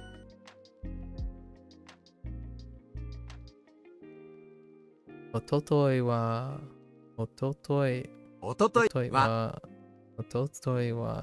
ティーをしました。They certainly are avoiding the te form in the first lesson of the set. はい。 I guess that's kind of showing how to express things without necessarily using the te form.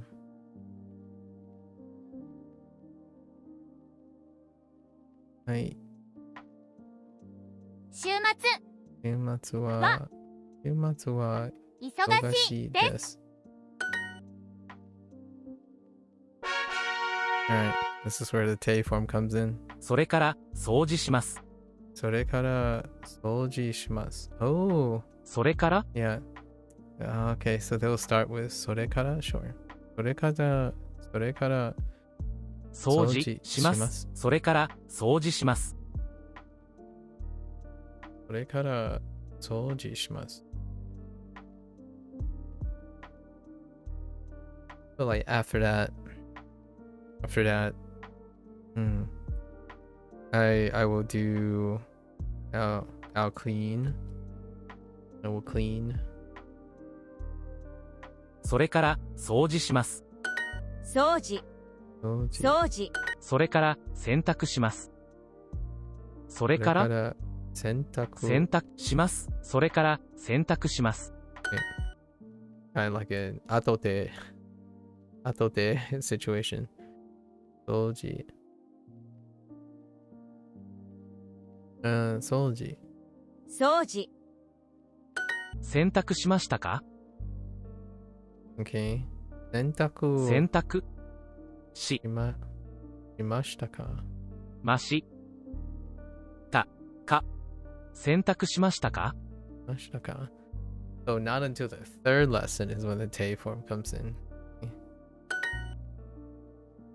Okay. それから洗濯します。洗濯します。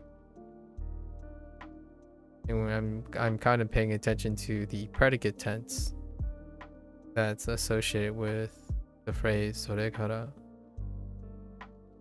I see a bunch of just double checking a bunch of the te form conjugation.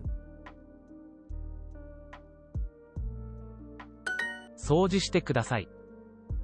掃除してください。ください。Oh, that's right. Let's add it with ください, which, that's fair. It's a request, right? 掃除してください。掃除してください。Please do the cleaning. Or please clean. Yes. Please clean up. Sure. 彼らは掃除しています。彼らは掃除しています。Yep. And then we have しています。彼らは掃除しています。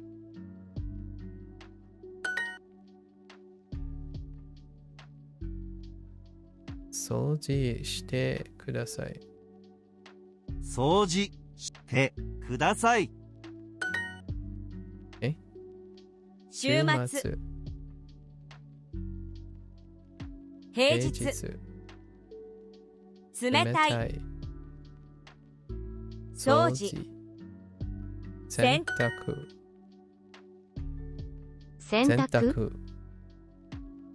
パーティー。鏡。左布団。二人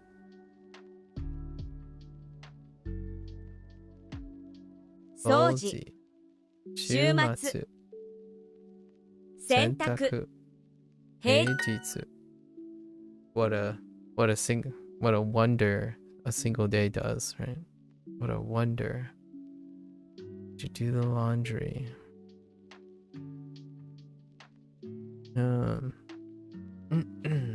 Oh, I screwed up. It's a de. I need to put a de at the end of yonde. I think I put yonde, so that's a mistake. I need to remember that. So it's yonde. I forgot the doc one. Okay. Did you do the laundry? 洗濯洗濯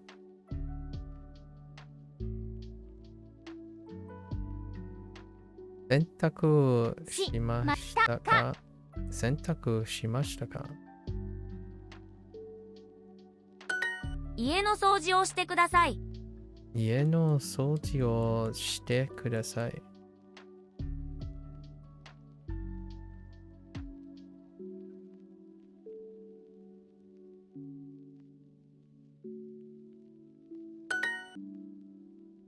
Okay. Oh, this is the te form functioning as a conjunction. Oh, wait, maybe not. Yeah, no, wait. No. This isn't it. This is the and then. So this is the sore kara. So, yeah. 学校に行きました。No. You don't conjugate. You use the stem form. So, 学校に行き、それから勉強しました。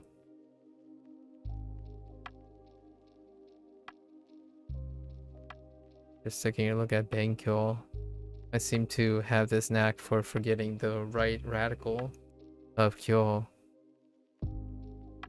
勉強. Okay. 学校に行き、それから勉強しました。勉強しました。学校に行き、それから勉強しました。At least that's what I remembered. Okay. What are children doing? Kodomo? Okay, there's Kodomo. You're getting a little better at being able to write hiragana, just hearing it said out loud at least. Ah, yeah. It's kind of a interesting feeling at some point, where sometimes your hand just moves automatically on its own. Like when you're saying it, it just moves on its own, which is kind of a nice feeling. Sometimes when you're hearing like things like this, when you're hearing the stuff, you don't necessarily think of how it's written, but that's also kind of the same feeling when you're saying something and your hand just moves on its own. At least at some point. Kind of feels nice. You're well on your way. What are the children doing? So kodomo...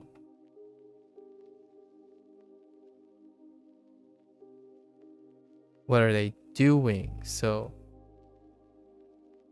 子供は何のしていますか? Oh, and is it like multiple children? So you can be like 子供子供たたちちは何をしていますか? Yeah. Okay. Yeah. So we're nailing down our grammar for now.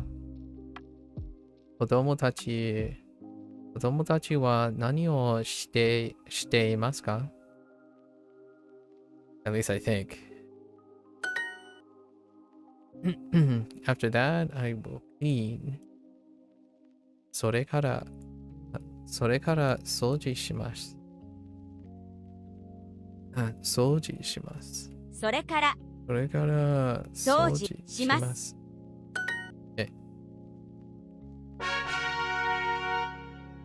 家に帰ってください。家にに帰って。Oh, I totally forgot about 帰る。帰る is a... Oh, interesting. て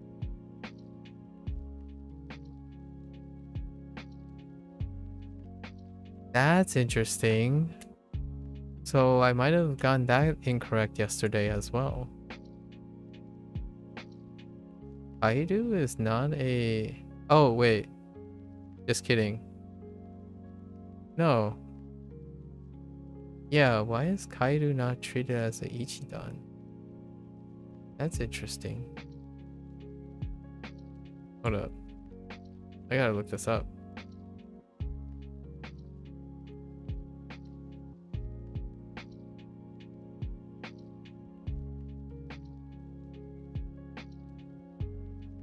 Oh, Kairu is considered a Ru? Wait. Is not an Ichidan verb. A verb is not considered Ichidan if the sound before the Ru ending in A, U, or O. Oh, wait. But in this case, the verb is likely a Godan if the sound before the Ru. Oh, okay. Got it. Got it. Interesting. So I wonder if that applies to everything. So that makes sense now because so like we had to do this in domaji to illustrate. So kairu, right? Kairu. This would make it an ichidan. However, it's this pair. So this is an a. So kairu. And because it's aru, the sound a, after a ru, it's a godan. Interesting. So that's why it's conjugated as a godan in te form. That's neat. That means I can probably apply the same thoughts with anything that's iru that is preceded with. Oh, no. That would still make it an ichidan, actually. Maybe there's a chance. Oh, no. Let's not think about that right now. That's a little too complicated to think about the sounds. But for now, we'll do it case by case. So, kairu is conjugated like in aru, as opposed to in eru. That's interesting. I'll make a note of that. I totally forgot that kairu, one of the verbs. 家に帰ってください。家に帰ってください。家に帰ってください。Please go home. 家に帰ってください。Or please return home. 家に帰ってください。帰りました。帰りました。帰りました。帰りました。Okay. And then this is our ichidan for E example. So shower. Well, I actually not right now. I will take a shower. I mean, for that we can not yet. So this is showerを浴びます。シャワーを浴びます。シャワシャワーを浴びます。And then they're gonna switch it up and do the te form for abi. Abiru. This is a very special phrase as well. Abimasen. 浴びません。すぐに洗濯してください。すぐ。Oh. すぐ I need to remember sugu. We can lump sugu with the other one, right? We can lump sugu with heijitsu.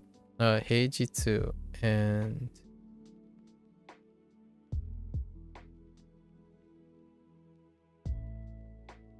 ototoi because it deals with time. That's how we're gonna lump them together in this unit. Okay. すぐに洗濯してください。すぐに洗濯してください。すぐに洗濯してください。してください。すぐに洗濯してください。Let's do the laundry immediately. Okay. 帰ります。帰ります。シャワーを浴びます。シャワーを浴びます。Okay. Sure. シャワー。本をたくさん読んでください。本、what? Oh, yeah. 本本の、読読んで、読んでください。No? くださで No, 読 not ください。Wait. たくさんたくさん。読んで読 Wait? ね本をたくさん読んでください。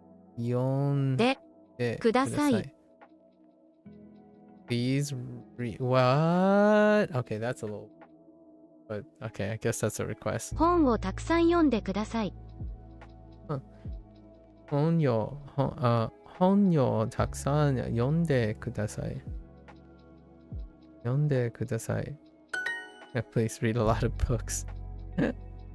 本を、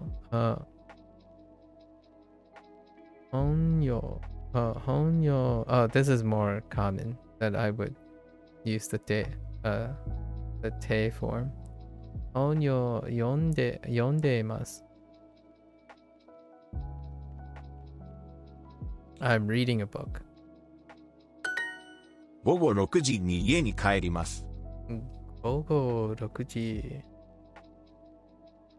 午後6時に、家に帰ります。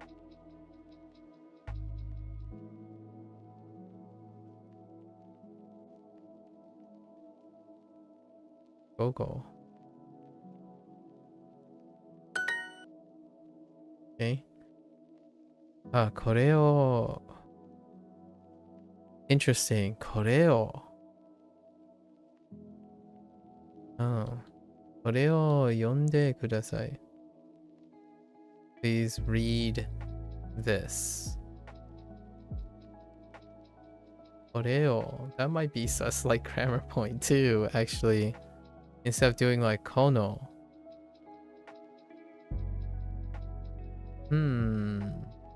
Instead of like この読んでください。It's これを読んでください。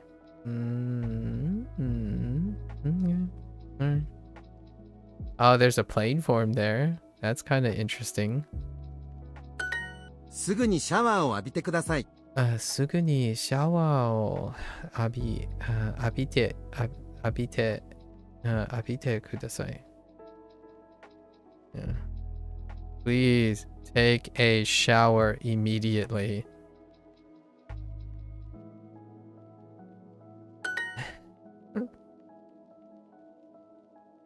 平日帰ります。浴びます。浴びて洗濯。 Okay. 5 5時。時5時に家に帰りました。家に帰りました。浴びて浴びません。帰ります。洗濯掃除。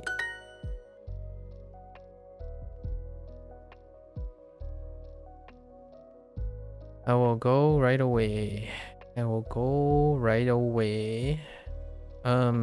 Wait. Okay. すぐすぐに行きます。行きます。 Yeah. Okay. Turn a phrase on immediate right away. Used to the すぐすぐに洗濯してください。浴び Whoa. 浴び洗濯してください。 Alright. What a day does. ここに座ってください。ここにここに座ってください。 Does that work? So we have 座る. Yep. Treat it as. Yep. And So ここに座ってください. That one we're fine with. ここに座ってください。 So far, just 帰る. 帰る was ここに座ってください。座ってください. 座りました。座りました. 座りました。椅子に座ってください。 Okay. 椅子に座っ座っててください。 Please sit in the chair. Please sit on the chair. Yeah, that's right. In the chair, on the chair. Okay. I'm being a pet. 座って. Holy. 座って座って. 野菜を食べてください。野菜を食べてください. Please eat vegetables. Okay. Oh, yeah, this is a pretty good phrase. 名前を書いてください。書いて. So we're okay with that too. It's our coup. Okay, example. 書いて. 窓を開けます。窓を開けます. Okay, now we're gonna get our ichidan, our two ichidan. 開ける and 閉める. 窓を開けます.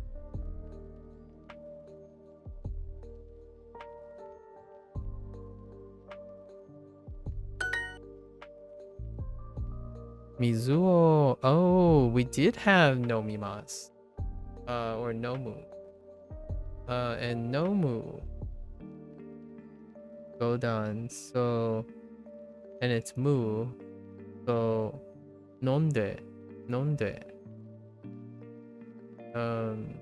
Mizuを飲んでください.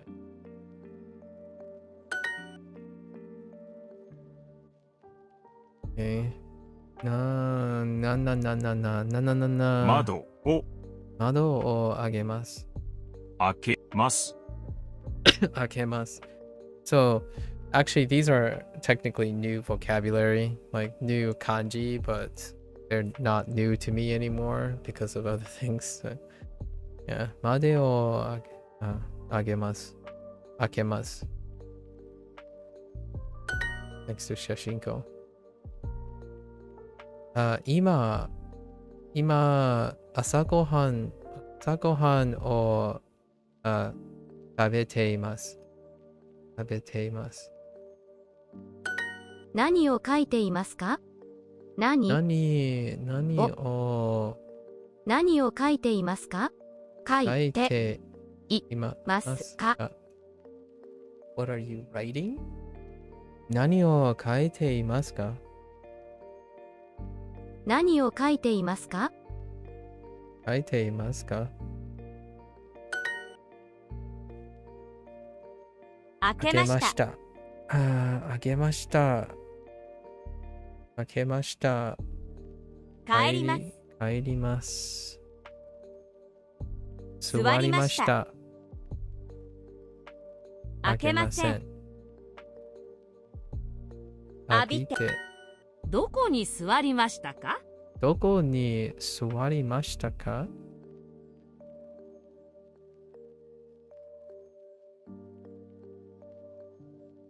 Yeah? 開けません。開けません。座りました。帰ります。開けて。掃除。Please drink this. これを飲んでください。これを飲んでください。Okay. 今 I'm gonna be saying I'm gonna keep saying things like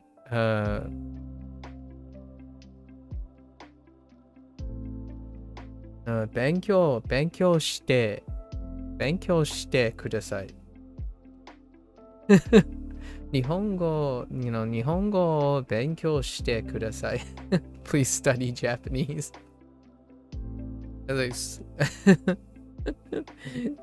すぐに日本語を勉強してください。please study Japanese immediately. And, oh man, being able to like use the imperative form is pretty great, and I can now say things like 日本語をしています。Right? I'm studying Japanese. Like 今日本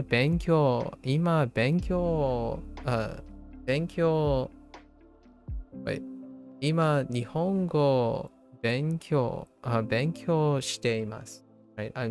Right now I'm studying Japanese right now. Right.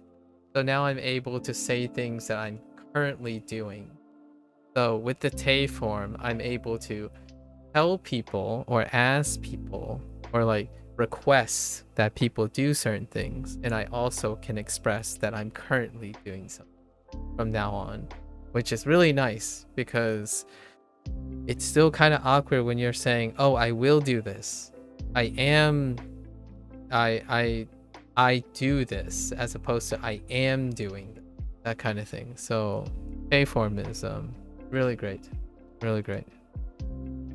which I knew way back in week 1. It's very hard to speak in a certain way that reflects Americanisms without present progressive. I don't know how, it's still not clear to me how common it is for Japanese people to express it like that. However, in English, most of the time, it's often using present progressive, as in you're currently doing something. So most of your statements are, oh, I'm playing this game, right? I'm playing the game right now.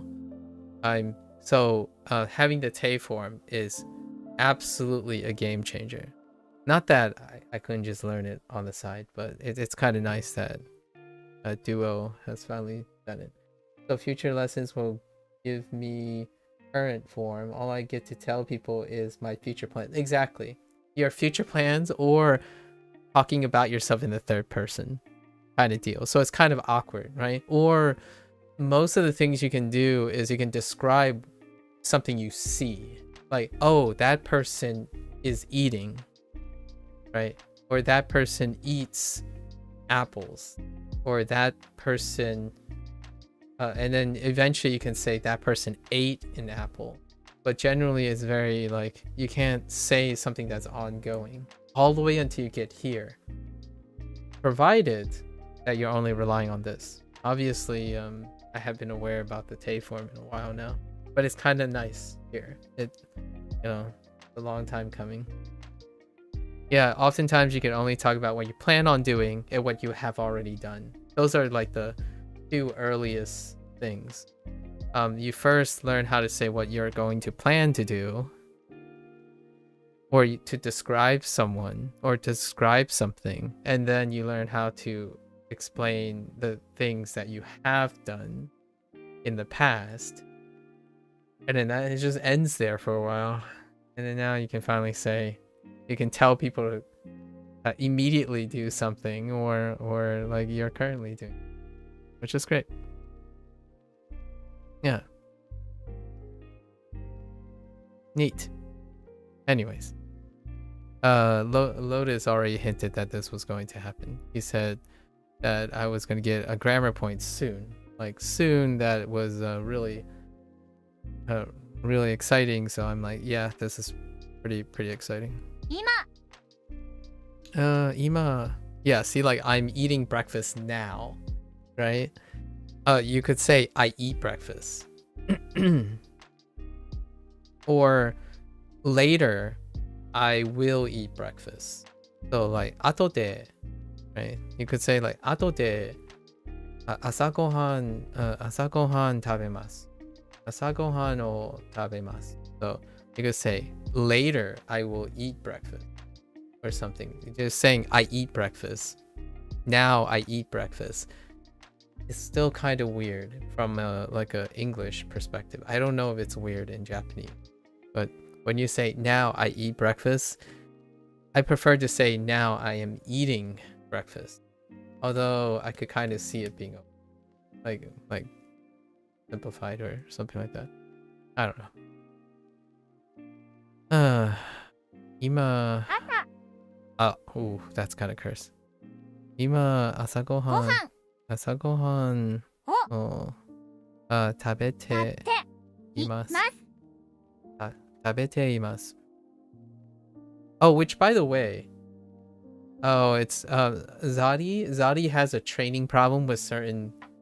Zadi has an artifact, as well as one other person with very specific sounds, and this is one of them. It's like muffled. It's a very, very consistent thing. So something like dealing with that type of sample. So it does happen. Also, here's another that sounds like a possessed dog. Also, by the way, Blair, in case you haven't noticed, you have this form a long time ago. Like, it's actually one of the first predicates. Like, this form, one of the first predicates or expressions you have is in this form. And it takes a very long time. And occasionally, like, up to this point, there were already 3 instances that this form exists. The one that I'm referring to is live. Where you live. Sundeimasu. Sundeimasu. That's the te form. So for the longest time, you'll know, like, it just keeps taunting you. Like, what the heck? How do you conjugate sundeimasu? Like, where does sundeimasu come from? And it's because it's the te form. Like, you're currently living in a place.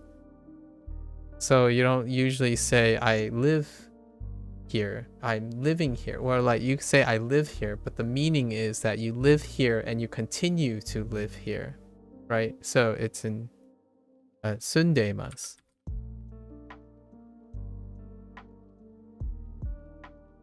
And you get that really early on, you know, where people are from, right? Like, where do you live? That's really the first one. There's still others, but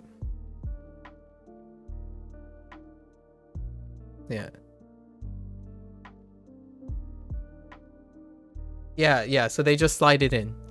So that's how I knew about the te form way earlier, like way earlier. And actually Duo slides in a lot of different conjugations, and they only decide every once in a while to introduce the entire group. So you do have examples, and then after a while when you learn those parts, you're like, oh yeah, that's right. And then immediately the first example they'll give you is something of the old ones, and it'll make sense then. Like, what I mean is there are like phrases that you're not quite sure, like how I don't know, what is it, like hajime mashite, right? Hajime mashite, or namae wa namae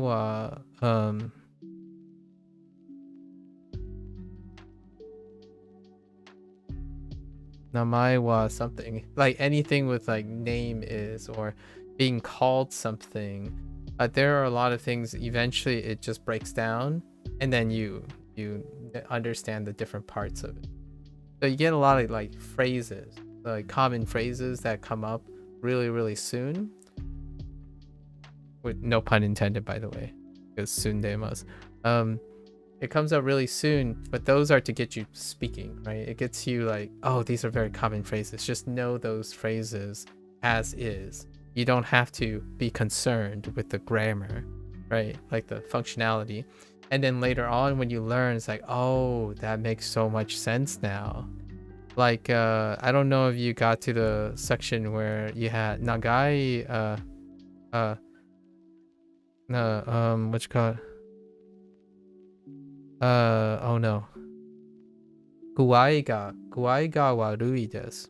Guai ga warui desu. Probably written like this.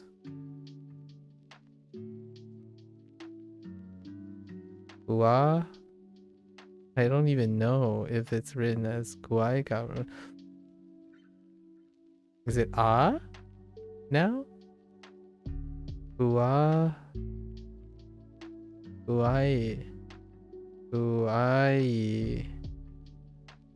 No, this doesn't seem quite right, but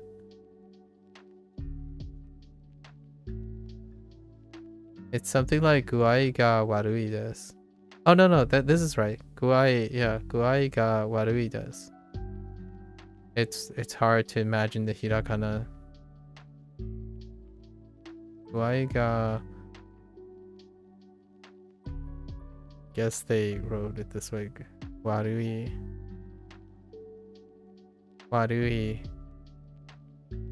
desu. So you're gonna like at some unit, this is like I'm feeling sick or feeling sick, basically feeling sick. And for the longest time, it took a while before this broke down. So this is a state. And this is the word bad. Like bad feeling, like bad, warui. And then des, you kind of know because it's the polite thing, like polite thing. And then this is ga, the particle. But you get this phrase really, really early on. Yeah, I figured. Like I figured you're close. You're close to the phrase guai ga warui desu to express like health. Like oh, I. But you it's gonna be a while before guai and then ga, because ga is referring to this state. So it's referring to this state. So you're saying this state is bad. So I am in a bad state. I am not good, which is often I am feeling sick. So I'm not good. I'm bad. So these are like the separate parts, which is kind of like lots of these things too. Exceptional. Thank you, exceptional. Exceptional-ish. Exceptional-ish. I like that name. Thank you. Appreciate it. But yeah. So Blair, I think that's kind of like one of the fun parts. You realize that those things still exist. Like it's like, oh yeah, that makes sense if you're encouraged to remember all the things. Yeah. So in case oh yeah, no worries. Thanks. You're always welcome to hang out, share what you're learning as well. Exceptional-ish. I always like chatting with where other people are and what. Oh no wonder I haven't seen Ga since then. Don't need to talk about the state of stuff when. Well, Ga. Oh, they kind of don't use Ga as much. Yeah, but ga is talking about whatever is here.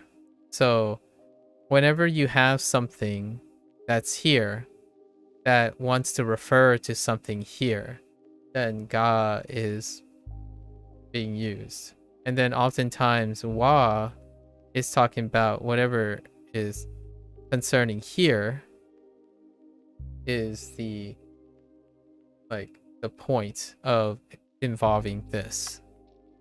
So oftentimes if you're like you can put ga in fairly interesting places, but generally I think Duolingo uses wa a lot to not be too crazy about things. Like for example, if you like something like ski, sometimes I use ga because you're really emphasizing the thing over here that you like, right? Or daisuki. So the thing before daisuki requires an emphasis. Not that you can't just say wa, I think most of the time. But I can still just say wa most. Oh, and I guess now I can explain to myself. Sunde. So it's sumu. Sumu is probably the thing they're using. So it's sumu. It's the plain form of sundeimasu. So since it's mu, it will be conjugated in the te form. In the te form as a sunde. Sunde. And sunde is when you add imas. Right, imas. Then it means living. You are currently living somewhere. So so that's basically the parts now that I can recognize now. Sunde. Right. Sunde imasu. So sunde imasu. That's probably it's like section 1. Section 1 when you say someone is currently living in a place. Like America ni sundeimasu. Now I can explain it. Well, I kind of could have explained it a while back, but Duolingo has implicitly explained it now. It only took almost 2 whole sections later. Okay. Anyways, oh, don't get me started on. Oh no, I don't know if you noticed this, Blair, yet. It's still a little weird. Like it's still hard to negotiate in my head, but I don't know if you've noticed like ima, like frequencies, like time frequencies, things, whether it requires a ni, sometimes a wa. Like when they choose to wa it up, right? When they choose to wa it up or ni it up, or just omit everything like this. There are explanations for this, by the way. There are like quote unquote grammar explanations for this. And you just go, I just go with the flow, but there are things. If you're ever like wondering when they have a wa, when they have a ni, like what does that mean? And then sometimes there's a comma with no wa. There are explanations for that. I just don't have to worry about it too much. I do need to learn at least some basic Japanese for a planned birthday trip there about a year. Ooh, haven't started yet, but seems like Duolingo is a good option to get me there. If you're only visiting, right? If you're visiting to like get some quick catchphrases, get involved in being okay with remembering like select phrases and whatnot to be used for a trip, I would say Duolingo is a very excellent option to start with. I think the kanji is the scariest thing to get started with from an outside perspective. That's fair. Are you in need of kanji like right away for this trip in about a year? Blair here has a very excellent time with Wanikani. I think Wanikani is probably like the popular choice if you want to complement the kanji. Duolingo, it took me about 180 days before Duolingo swapped over to focusing on kanji. So might not be the most auspicious. Yeah, Duolingo is very, very slow in kanji. In fact, that's probably what makes their Japanese course approachable. They keep the quote-unquote scariest thing probably very minimal. So hiragana and katakana is something that most people will probably start with. However, Duolingo does not hit the gas when it comes to kanji. oftentimes someone like Blair, yeah, they try to make, so Duolingo, for better or for worse, makes you feel incredibly comfortable, like as comfortable as possible. So when they lean in on like the scary things, right? The scary things, it's like really, really far down the road, like super far. I didn't even get to stories yet. And then when they introduce kanji again, where like they focus on kanji, they reset all the grammar and the prompts. So all the sentences are really short again. Like this, these are short sentences. Actually, sentences were actually longer than this before they swapped over. So they not only reset, they're making it incredibly comfortable. So the Japanese course in Duolingo is, some would argue, unnecessarily long. Like unnecessarily long in the sense that if you're going on a trip very soon and you kind of want things, it helps you with being comfortable with Japanese. And then oftentimes you want to, like, oftentimes people would encourage others to add something to spice it up, to speed it up, kind of, if you will. If you have all the time in the world like me, which I do plan on visiting Japan soon, but I like use Duolingo like 5 to 6 hours a day, so that's unrealistic. The one thing that Duolingo definitely does is it makes you not feel awful. Yeah. I have mild anxiety when they have things with commas, but it's not awful. You have a good grasp of the vocab. Oh, okay. And I might need kanji to read menus while we're getting food. Oh, okay. Yeah, you're gonna need another source. I'm not sure if, yeah, I'm not sure if Japanese menus have kana in them. If they don't have kana written aside on the side, it's going to be a very long time before you have, oh, besides katakana. So so the kanji for like foods is probably non-existent still for me. Yeah, except for like tea and like water. Wouldn't it have furigana? I'm not sure. I haven't ever seen a Japanese menu before. The phrase I need to learn first though are, oh, sumimasen. Oh, sumimasen. I'm still learning Japanese. Ooh, that one's tough. Sumimasen mo. I don't even know the phrase for learning yet.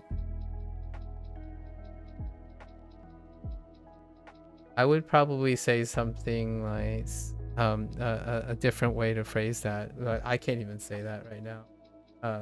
And where's the bathroom? Oh, where's the bathroom is probably you're going to be able to say that. But still learning Japanese, that's complex for me. I think I just need to know what beef, chicken, etc. protein and yeah, I can order tea, rice, and water for sure.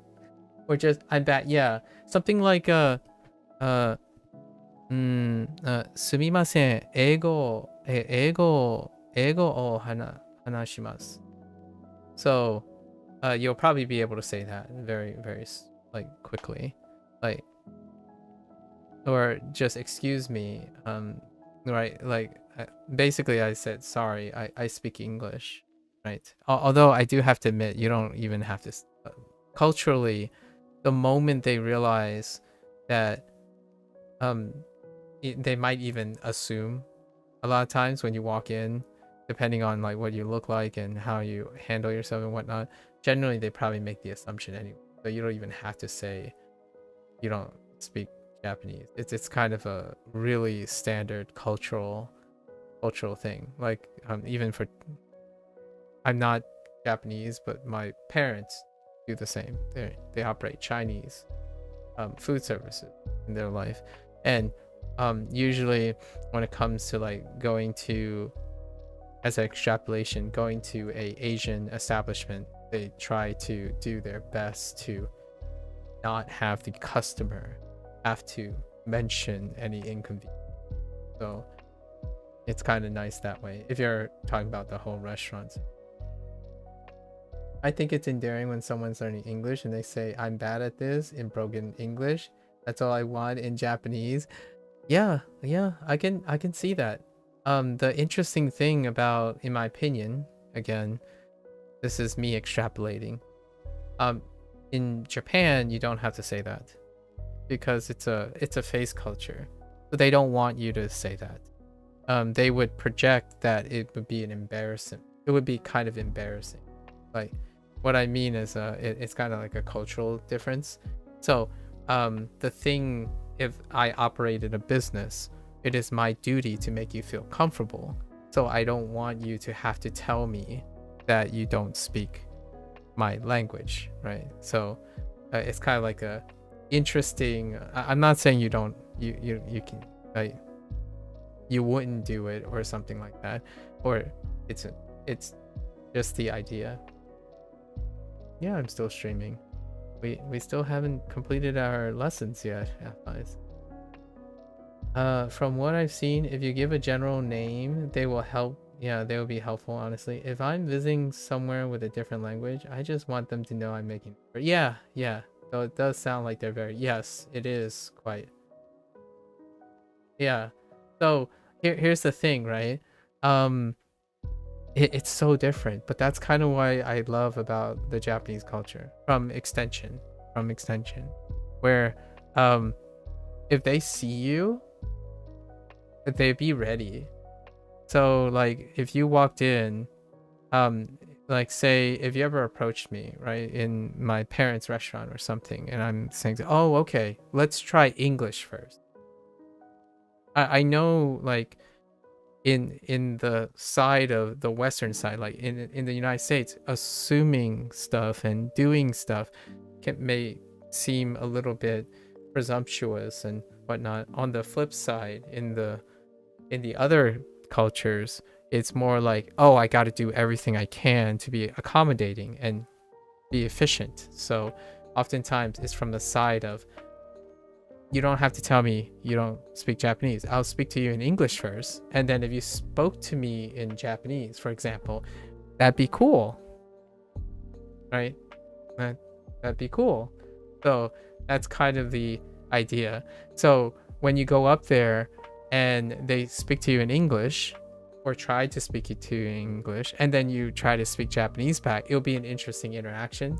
But generally speaking, they'll probably kind of push for whatever makes you more efficient, whatever makes the transaction more efficient, which is kind of a fun situation. Anyways, I'm not saying, like, I don't want to give you any excuses for learning Japanese, for not learning Japanese, because Japanese is really fun. I hope I don't give you the impression that you should be scared of Japanese. I actually absolutely love all the times that I've been using learning Japanese. I just asked a question on Discord, which was, how am I expected to know the difference between ka and ka? How are they different? How do you enter FIs? How did you enter those characters? Well, at least in my opinion, the assumptions in America are usually offensive. It sounds like the Japanese cultures make things go more smoothly. Kind of. I'm American, by the way. For the record. So, I can see it being offensive, but a lot of times the thing that is offensive is often the person who's being assumed. So there's it's a two body problem, right? It's a two body problem. Like if you go to Japan, there are other cultures that would find their homogeneity, the homoculture, offensive. So that's kind of one of the cultural schisms, right? You go to a country that's 99.9% adherent to cultural norms, and then you go to from another country that there aren't 99.9% cultural adherence to social norms. Like, for example, you and I will have different social norms at this very moment. Meanwhile, in Japan, that behavior tends to be acceptable because it's also almost homocultural, where most people are on the same page. It's only offensive when people are not on the same page. In my opinion, it's likely to be more offensive when it's not on the same. So culture shock is probably the point where there's unintentional offense that can occur, or burdensome offense. What is not shown in public tends to not be the entire picture. Discord makes the difference more obvious. Isn't that the half with kata versus full with kata? I don't know, Blair. What is? Or did you reply to my guide? It's ka and kata. They wouldn't stick around. Wait. I don't know what chikata is. Let me look. Chikata. Interesting. Chikata. Oh. You're not. You're not supposed to tell the difference. It's context based. What you call it? Kanji, right? Like kanji, doesn't mean your kana isn't gonna not appear in kanji. Like, what I mean is lots of there are gonna be more than just that. It's kind of like saying ni. How are you gonna tell the difference between ni? Context, right? Is this katakana? Is this katakana ni, or is it the kanji ni? Which one do you think this is? There are plenty of I think there are more than just gotta. Yeah, so you're fine. Oh, which, by the way, you're more than welcome to join these little hooligans here. Affis is starting. So Blair is like really hardcore. So feel free to join everyone. Like, I think it's learning and making things less scary is great with friends, or like with any form of strangers or interaction. So you're definitely more than welcome. How did I not see that it was how do you know chikata? Why are you guys, how do you guys know power? Force, strength? In what way is this being used? What the heck? Yeah, definitely feel free. Oh, it's on Wanikani. Oh, I see. Yeah, exceptional. So you're saying in about a year, right? You're gonna go to Japan in about a year? Or I might have misread that. Man, a year is quite some time to engage in Japanese. And there are quite a lot of people around to engage. Maybe not so much hang out with hardcore peeps. I'm not a hardcore person. You won't get, like, at least in my opinion, I hope you don't get like tough love from me, or like the impression of tough love, because I think there's too much. I think that might be too much of that going around a lot of times when it comes to Japanese. We make stories here, we make memories, and then go from there. If you're frustrated and you're like complaining about, like you want to complain about something, I want to hear it. Because if you complain about it, in my opinion, it'll probably help you remember things anyways. So, hopefully you find somewhere that's fun to use Japanese or talk about Japanese. I like these two little goobers talking about ka and chikara, and I have no idea what chikara is. Well, I do now, but I haven't ever seen chikara written.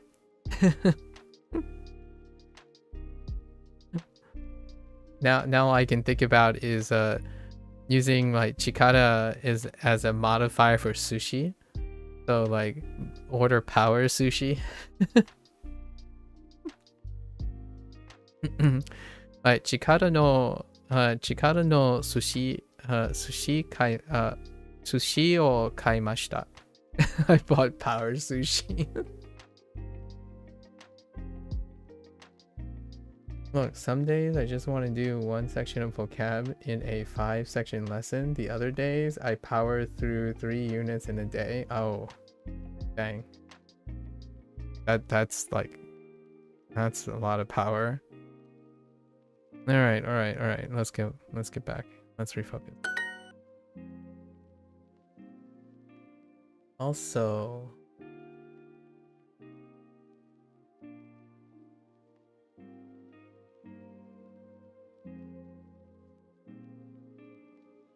okay. All right. I'll let you two goobers. Yeah, dude. Chikara sushi. Chikara sushi. I don't know if you need a no in it. Chikara no sushi, because of chikara isn't, it's hard to know what kind of thing it is. It's probably not an adjective, an e adjective. It's definitely not an e adjective, and it's likely not a non-adjective. So I just went with chikara no sushi. Just made it in, just make it into an adjective. I can power sushi. Okay. Let's see. Okay. 水 水を飲んでください. Listen, guys. This, okay? The two of you. Alright? 水を飲んでください. Okay? 水を飲んでください. I need to go to the bathroom soon, so I'm not gonna drink anymore.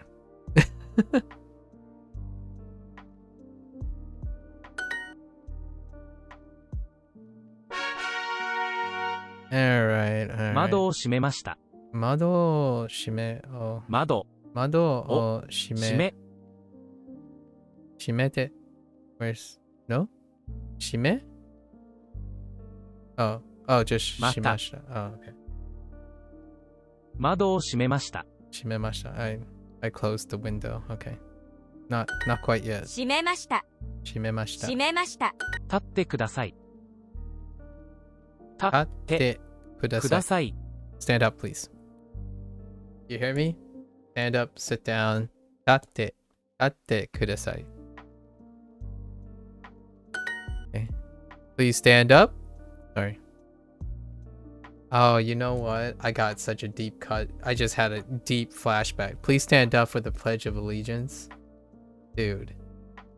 That just brought me back to elementary school.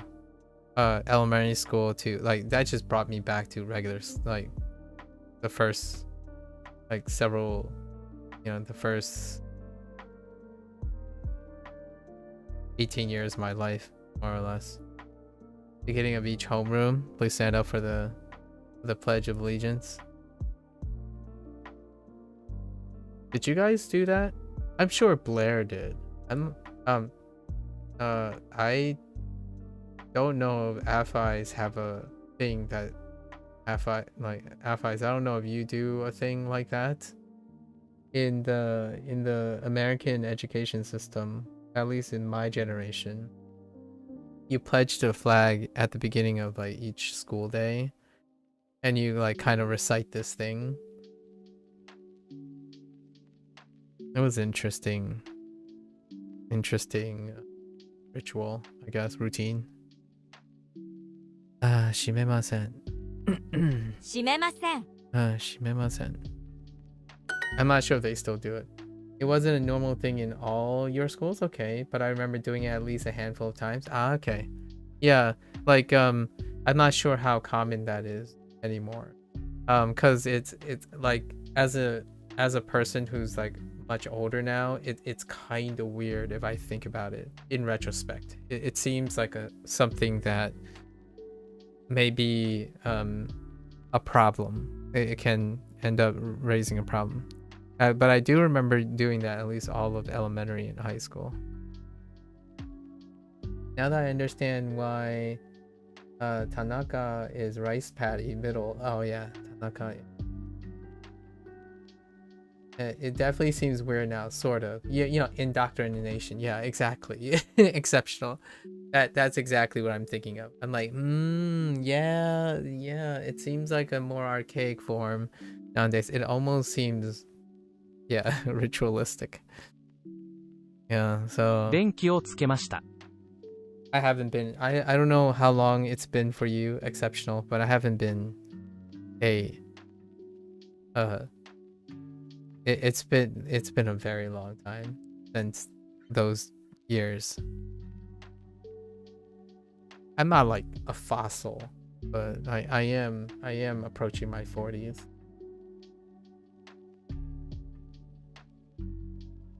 電気をつけました。 Thank you. Don't. Oh, here's my plug. By the way, you're 34 now. Gosh, that's a very long time too. Okay, listen, exceptional. Also, congratulations for living 34 years. I hope having an exceptional time, right? Congratulations. I don't think that's being said enough for a lot of people. You made it to 34. That's incredible. And also,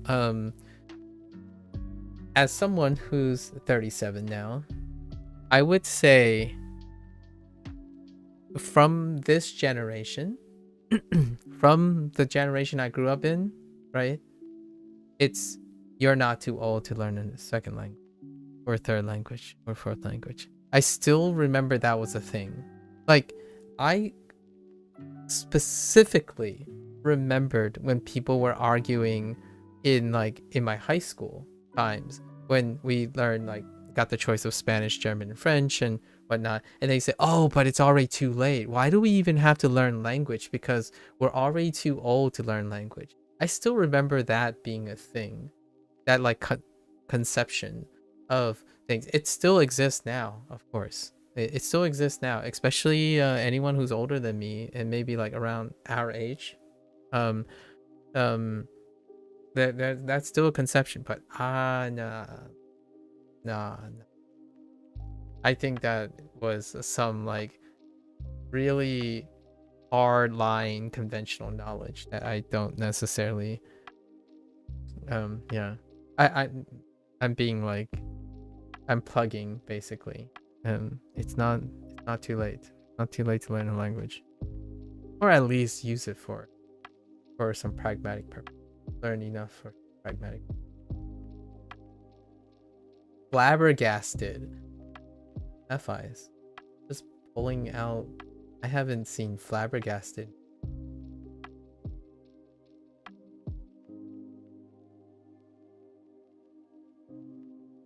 Oh, hitotsu. Oh, okay. You guys are talking about counters. Oh. Did you guys did Wanikani start with days of the month? Did you guys already enter days of the month? Cause that one is a lot of fun. It's almost as fun as tsu. It's almost fun as the tsu counter.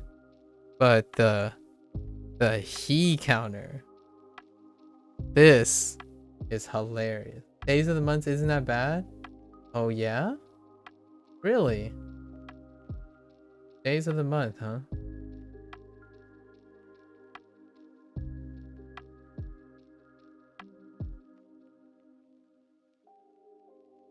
Interesting. You don't think days of the month is So what counters are you thinking? Wait. Did I miss what type of counters you're referring? One thing, one day, 1 month, all different readings. Yeah, but in days of the month, every single read is nearly almost every single read is different. So far, at least. I know 1/3 of a month. Every single read is different. So maybe there's something special about days of the month that makes it not as the same as the things you're talking about with different reads. As far as learning a language, I think it has to do with immersion. Okay. And as a kid, you have insane imagination, so you can just live in your head in Japanese or another language. As an adult, it feels like it requires more effort. Probably why living somewhere to speak the language all the time is a much better way to learn. I can see that. That's a fair point. Yeah, those are very fair points. I will maybe contribute an alternative perspective. As a kid, you are consistently learning, so that creative imagination. I totally agree with you, that incredible imagination. As an adult, you spend many years not learning anymore. So because you don't continue to learn appropriately, as in like innovate and be creative, I'm not saying all adults, I'm one of them. If you don't enter a profession that is constantly requiring you to learn, then you no longer have refined tools to learn as you're aging, and you're developing new learning strategies as you're aging. So for the vast majority of people who end up picking up or thinking about picking up a language later, they are still continue to rely on the strategies that they once used as a kid, and those strategies no longer apply or have limited, diminished return on you as an adult. So like when you graduate from high school, a substantial number of people stop developing their learning strategy. So yes, it does require more effort because you have to reestablish different types of learning strategies now that you're an adult. So oftentimes the misconception here is that kids and adults it's still a debatable like field, because obviously learning hasn't been perfected. But the idea is that a lot of the models, especially Duolingo, still predicate on the idea that the learning strategies that most people are most comfortable with are the learning strategies that are established when they were a kid, because the vast majority of people do not enter a state of learning for the rest of their life. Usually after high school or even college, their learning strategies stop being developed. They no longer need to learn anything. They're usually refining and practicing things for the vast majority of their efforts. They get a job, they work on that job, and they build consistently off the foundations that they have already established for life most of the time, right? Until a career pivot. So you no longer have to create new strategies. Like, you just don't need it anymore. You're really good at something, you continue to build on that. It's to the point, right? It's to the point where those adults are terrible, are like, I'm not saying that they desire to be teachers, but if they were to go on to teach kids or teach other people, it becomes very difficult because they are so specialized in the way they learn now. Anytime you have to undo all of that and reestablish a foundation, like learning a new language, you're going to have to reinvest in doing the whole discovery processing. And adults have like an infinite amount of more experience than a kid, so you have to negotiate all of that, and that takes a lot of effort, especially when you have to pivot, especially like if you have to start a new career. That's encountering the same situation where you have to reestablish all your learning strategies and reinvest again, aka start over, or that feeling of starting over. Couldn't agree more. Plus also, as a kid, the stuff you're learning is a much higher percentage of stuff you put in your brain. Yes, exactly. Like 10-year-old learning a new language might be 2% more knowledge. Yeah, exactly. Yeah, The idea is that it's not a good or bad thing. It's a pragmatic thing. We optimize our life in a way that if you want to choose to do something and it involves going back to the drawing board, it can be very off-putting. And more or less, as a kid, it's easy to start new things, right? Because, again, relative knowledge, constant learning strategies, and development of learning strategies, because that's what you start. You're constantly in the state of learning. As an adult, you have to choose when to decide to learn new things or not. And oftentimes it's more comfortable not to learn. It's nice to, you've already spent and invest so much time into using what works. And one of the things that rarely ever changes is learning strategies. Actually, you can see this as early as the 20s when someone goes into college and then they go to graduate school. The ability, in my opinion, the consistent ability to succeed transitioning from high school to college to graduate school is knowing that you are still trying to learn new strategies, to learn things. If you are set in your ways, it's going to be a hard, rough road from transitioning from high school to college and thinking college is just high school, and then going to graduate school and just thinking graduate school is just like undergrad school. The reason why I'm saying this is because I've already gone through all that process. So the tougher it is for you to stay consistently learning in a state of refining your learning strategy is largely that. Just as a grain of salt, I tend to remind people that my background is different. However, I'm not saying you can't do it either, but it is tough. And one duality, one like very great corollary between this is it becomes progressively harder the longer you do something to start something new versus always starting something new. What that parallels being a kid versus being an adult.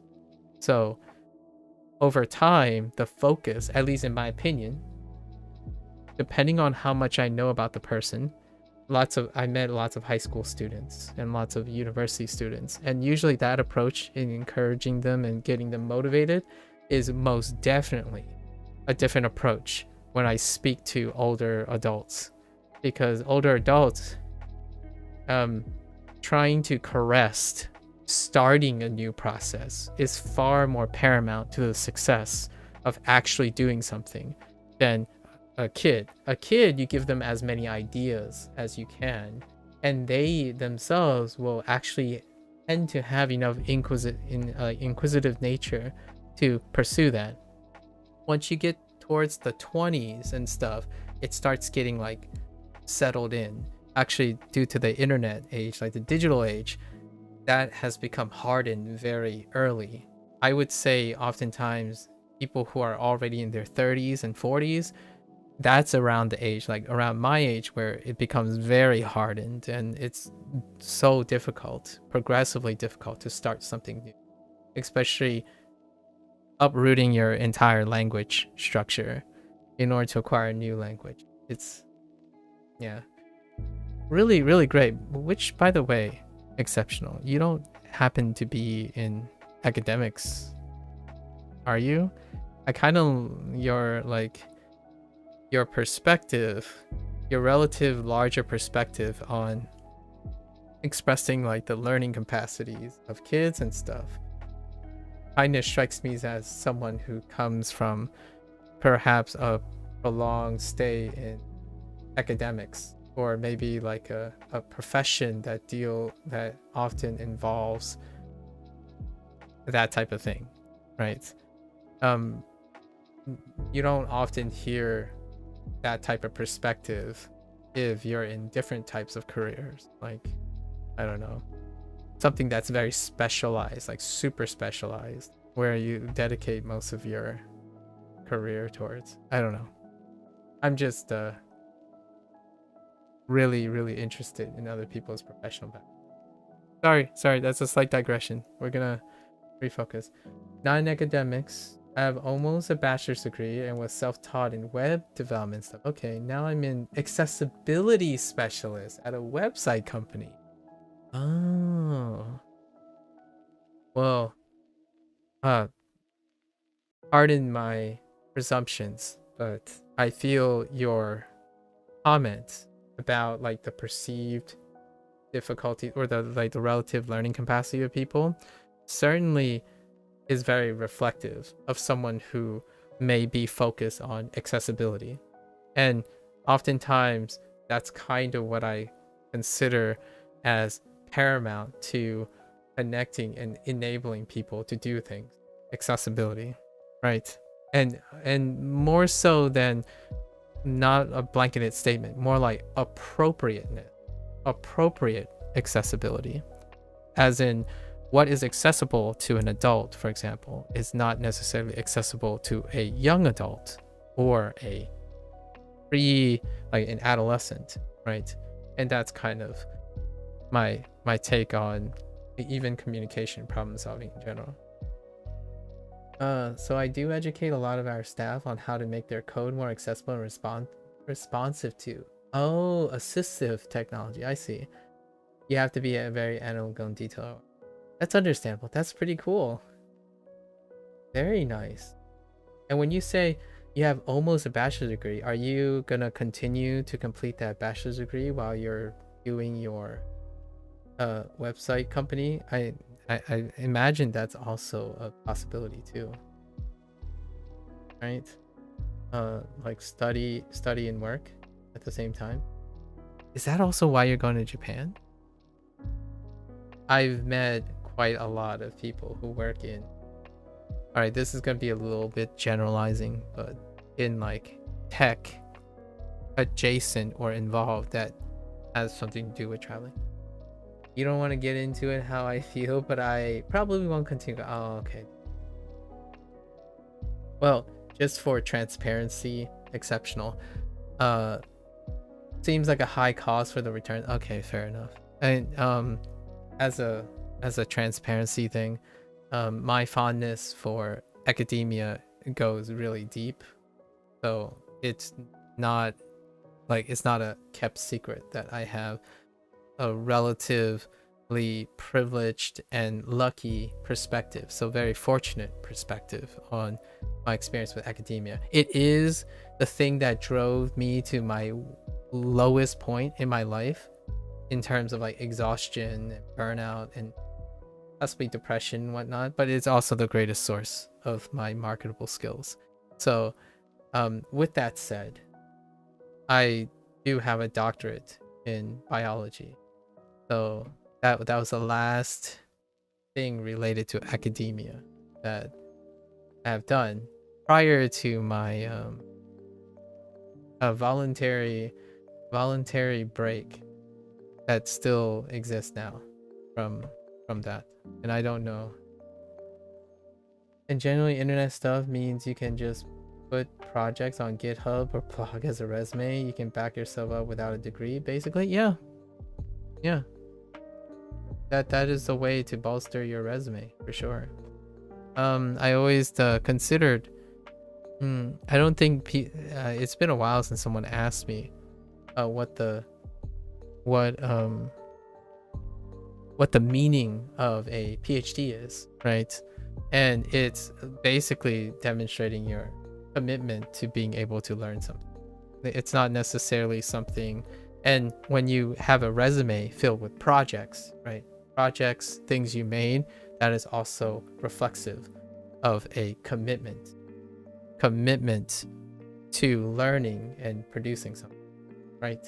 So naturally, with a lifetime of the time you can do, if you're self-motivated and committed to learning and self-study and producing a resume of that nature, it would be, in my opinion, sufficiently equivalent to the time and investment that other people would have in demonstrating and acquiring a degree, which is effectively, in my opinion,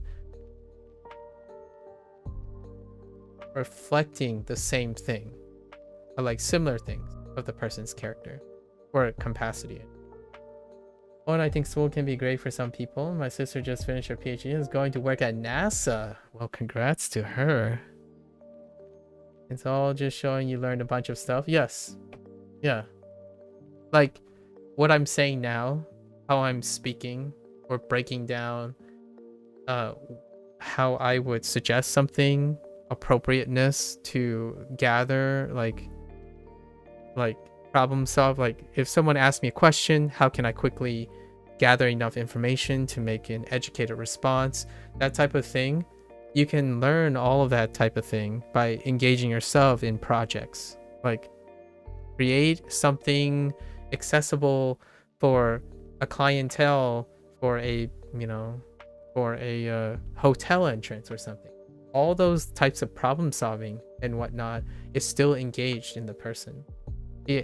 The extra thing about academia is it can possibly obligate to do them. However, if you're already self-motivated to do so, you don't necessarily need it, right? It's sufficient to encourage you in case you need more motivation. But to me, I wouldn't be doing this Duolingo thing if I didn't think I have enough self-motivation. So kudos to you, honestly. And your sister sounds like a baller too. Sorry, I digress now. We're gonna refocus. You got news that your clownfish died? Oh no, I'm sorry to hear that. How'd you get your news that your clownfish died? Wait. Someone delivered the news to you? Like at home because you're away from home? 電気をつけました。 Ding. Okay. 電気を 電気をつけ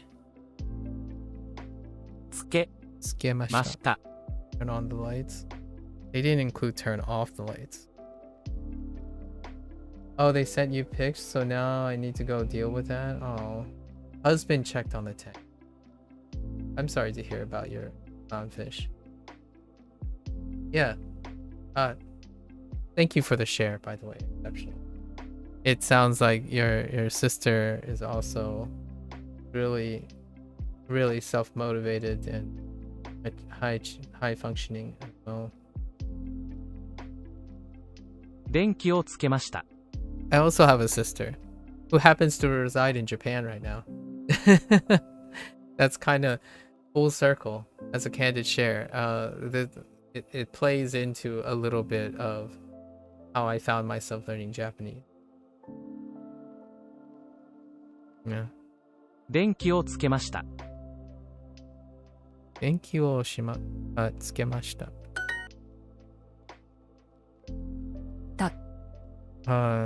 立ってください。電気をつけてください。電気をつけてください。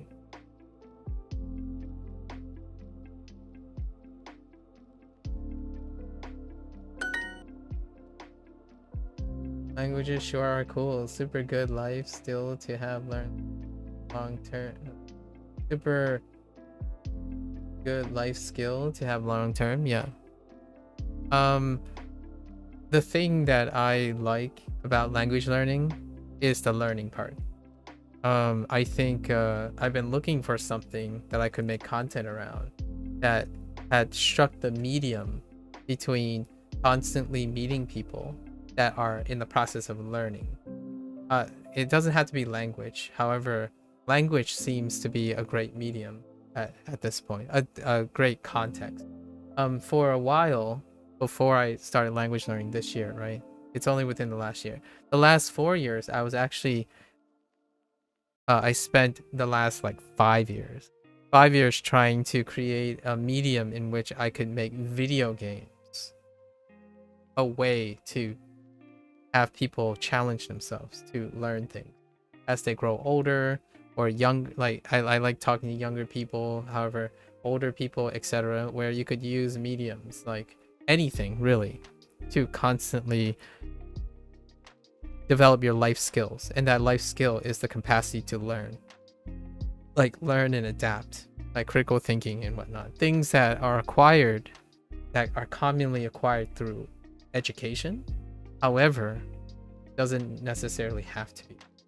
So oftentimes I use like lifestyle choices and routines and behavioral upkeep as a way to consistently push people, or like suggest people that there is very usefulness in learning how to learn consistently. Oh, no worries. Exceptional. Yeah, take care. Good luck. Let me know what happens, what you decide on Japanese, by the way.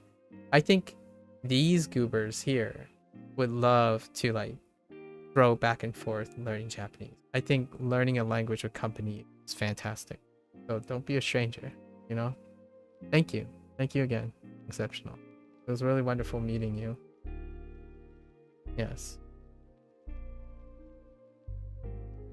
Please close the window. One of us. We're building a village, Half-Eyes. Slowly. I can see the village coming together, you know? Gotta build that village. Alright. 閉め閉め、閉め、窓を閉めてください。Alright, let's refocus. この部屋の電気はつけません。I have 14 minutes to complete this. Oof. Slowly but surely. Yes, one person at a time. Build a village of support. Build a village. この部屋の電気はつけません。この部屋の電気はつけません。の電気は閉めて閉めて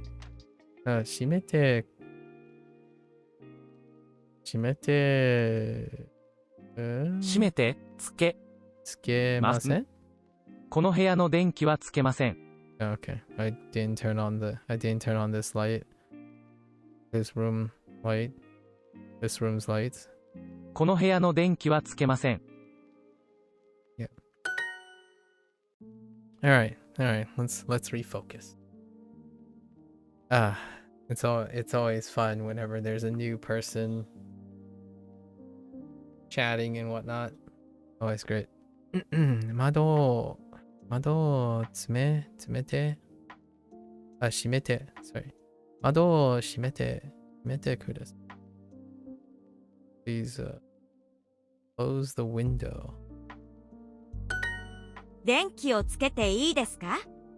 電気をつけていいですか? I need to remember this phrasing. Using て with e as a way to ask, sort of. Like, may I close?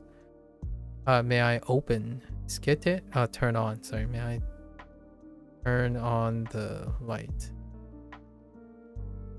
電気をつけていいですか? え? 開けません。座りました。閉めました。閉めません。掃除。窓を閉めます。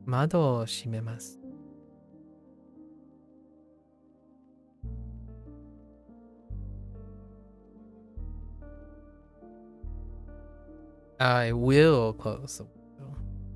Got it. 掃除。開けません。平日。帰ります。閉めません。Okay. 電気をつけます。つけまし。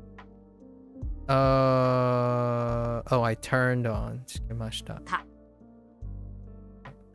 私は立ちませんでした。私は立ち yeah, that's the conjugation of 立つ。私は立ちませんでした。Okay. I did not stand up. Uha. Okay. 私は立ちませんでした。立ちませんでした。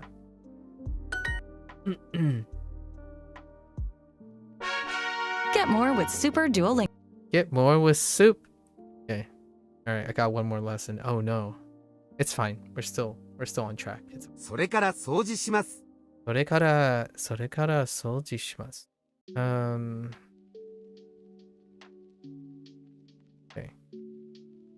掃除します。Okay. すぐにシャワーを浴びてください。すぐにシャワーを Where the heck is shower? シャワーを浴びてください。すぐにシャワーを浴びてください。Imagine saying this to someone. すぐにシャワーを浴びてください。Please take a shower immediately. Yo. 水を飲んでください。水を飲んでください。Okay. Yes, please drink water, guys. Actually, I'll do that even though my bladder's kind of... I need a bathroom break. 水を飲んでください。We're close though. We're close. すぐに洗濯してください。すぐに What are we doing? すぐに洗濯してください。洗濯してください。Please do the laundry immediately. 彼女は水を飲んでいます。彼女は水を飲んでいます。彼女水を飲んでいます。牛乳を飲んでください。牛乳を飲んでください。Please drink milk? 牛乳を飲んでください。Alright. I don't know about that. Did you guys know that I'm not sure how accurate this is. I didn't know this was the case, but I think that might have had the misconception, but lactose intolerance is the genetic norm. It's actually lactose tolerance that is the genetic like uncommon thing. I'm not sure how valid this is, like statistics wise. Maybe there was like a shift or something, but apparently there's a case, like an evolutionary case, I suppose, in ways of suggesting that a lactose intolerance is the norm, actually, like the statistical norm, as opposed to the abnormal. The only reason I'm saying this, I think of please drink milk. The moment I think about it is that, ooh, there's gonna be a lot of gassy people out there. Lactose and tall ant. Oh my gosh. Don't mad lib me, okay? Blair, have you ever played a game called Mad Lib or something like that? Is it called Mad Lib? Where like they put words like that together, and then if you say it well enough together, you'll get what it's supposed to sound like. Lactose and tall ants. I'm terrible with that type of thing, so we're not gonna go. Look, I need to laugh. I don't even care that I'm getting the prompts in Duo Rock. I like. Oh, you like Mad Libs? Okay. Yeah, Mad Libs are fun, and I think I have fun finding out how terrible I am with them. Trust. Like, if katakana has anything to go off of, right, I am very terrible. Like, I would sit there and I'm saying like,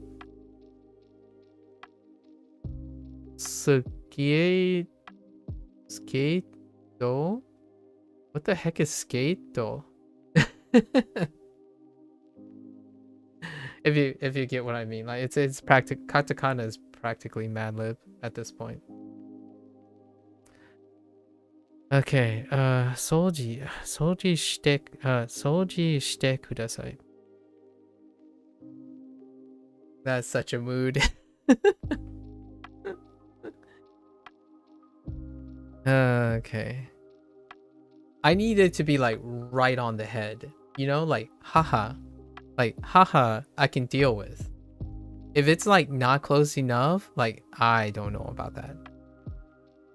If I say it slow enough, surely I'll know what it is. Nope, not even close. Yeah. Oh, what was, it was one that took me a while. Like every time I look at it, oh, artisto. If you look at katakana, I'm like, is what?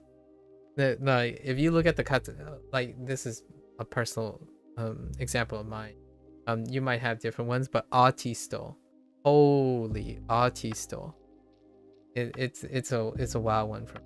Or something like kyampasu, like anything with like kya, like kyampasu, kyampingu, that type of thing. I'm like kyam. Or like surfing, that stuff takes me a while. Iced coffee gets me a lot. Oh, iced coffee, aisu, yeah, aisu. Whenever they tell me to like type ice cream, right, ice cream, I'm like,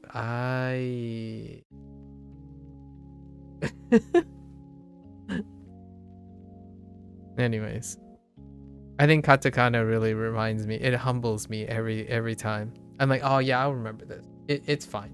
The next time it comes up, it's like kalanda. What the heck is a kalanda? That happened. I think the most recent one was probably kalanda. Yeah, with one off, I think. I'm not even sure if that's correct. It's calendar. Let me see. Yeah, kalenda. Oh yeah, kalenda. See, I even got it wrong. It's the re. It's kalenda.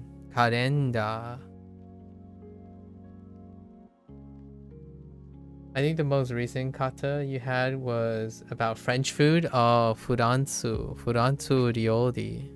Furanzu rioli.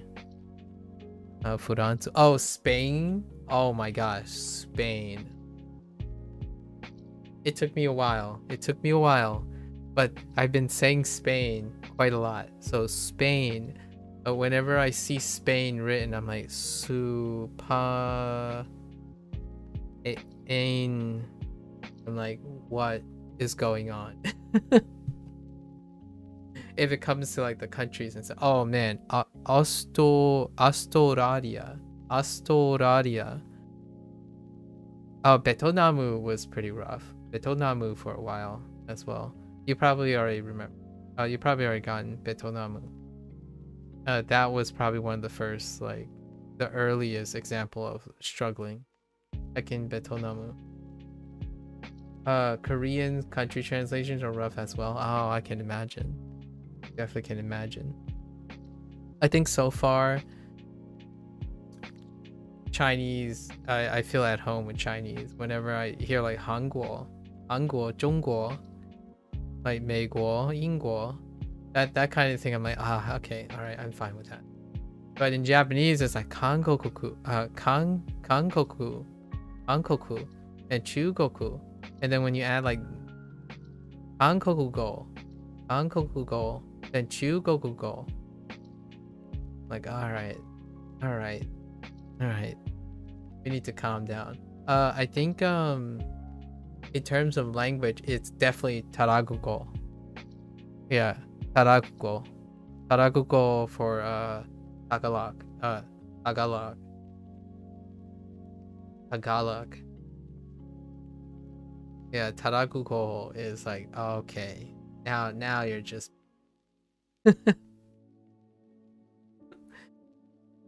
anyways. Alright. Good talk.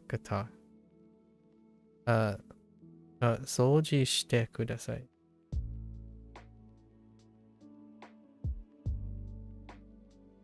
Wait, that's a Pokemon name? Really?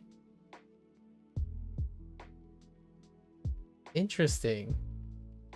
Huh. I don't know enough about Pokemon.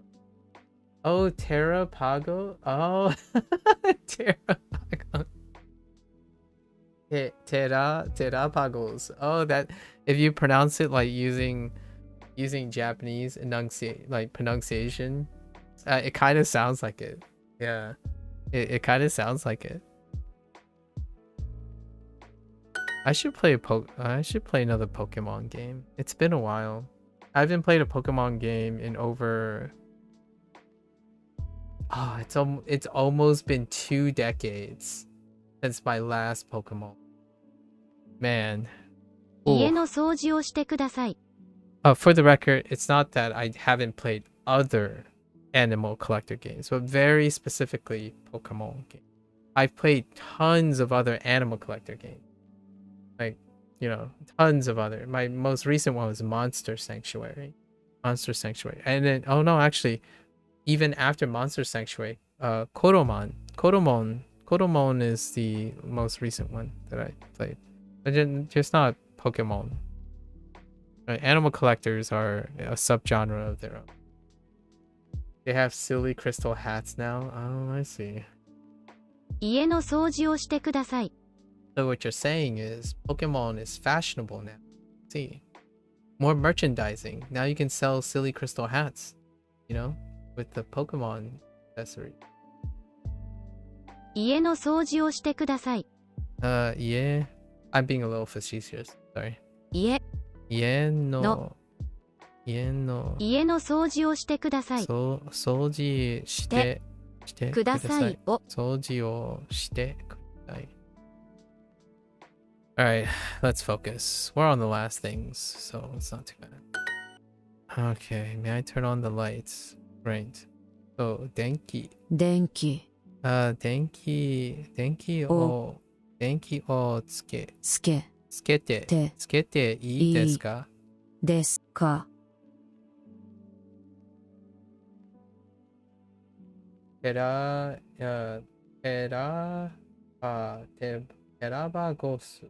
Oh, yeah, Terabagos. Yeah, Terabagos. Taraguko is the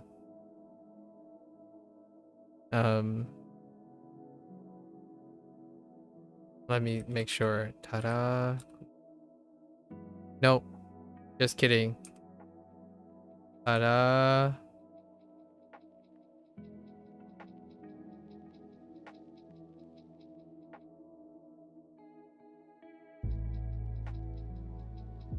I'm one of the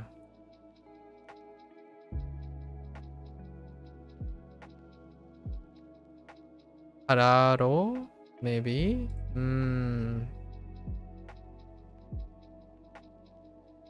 Hold up. It's Tagaro. Oh, Tagaro. I got the two mixed up. It's Tagaro. Tagarogu. It's the other way around. I think I said Tada. I said Tada instead of Taga. Tagarogu. Tagalog. Right. Man. Are you sure you haven't came to that chapter yet, Blair? It's in Duolingo.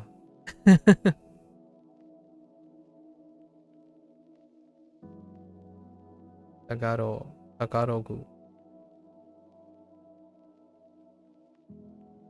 Okay. I would definitely remember something that crazy. Oh. Okay. Soon. I feel like it's soon. I almost feel like yeah, soon.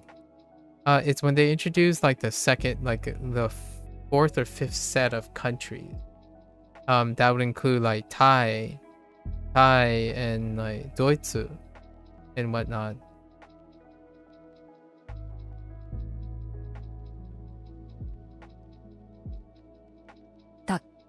Tate kudasai. Agaroku. Okay.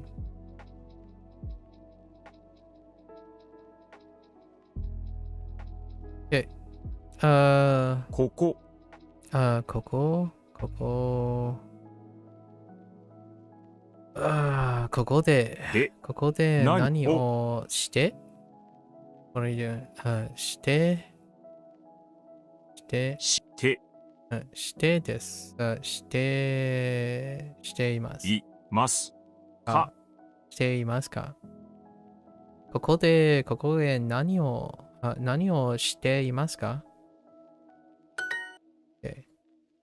I stood up immediately and turned on light. Oh, this is the conjunction thing.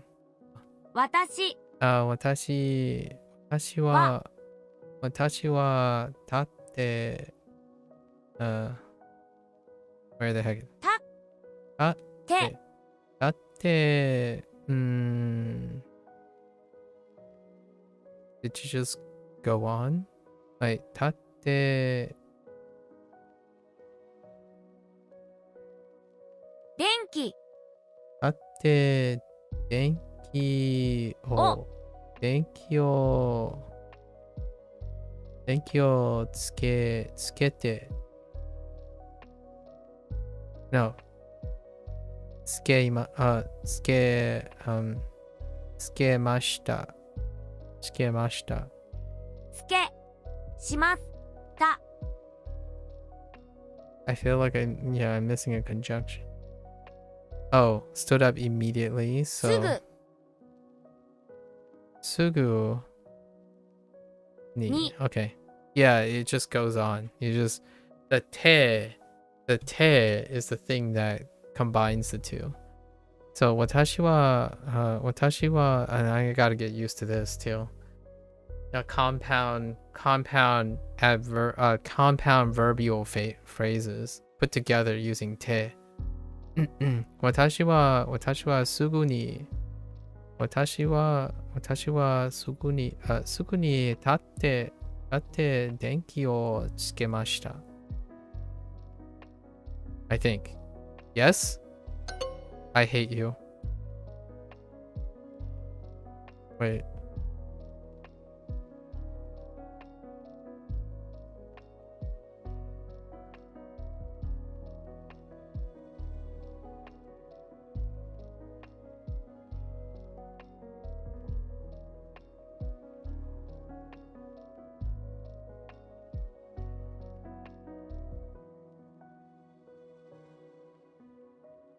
Wait. Is it just me or having a hard time figuring out where the error is?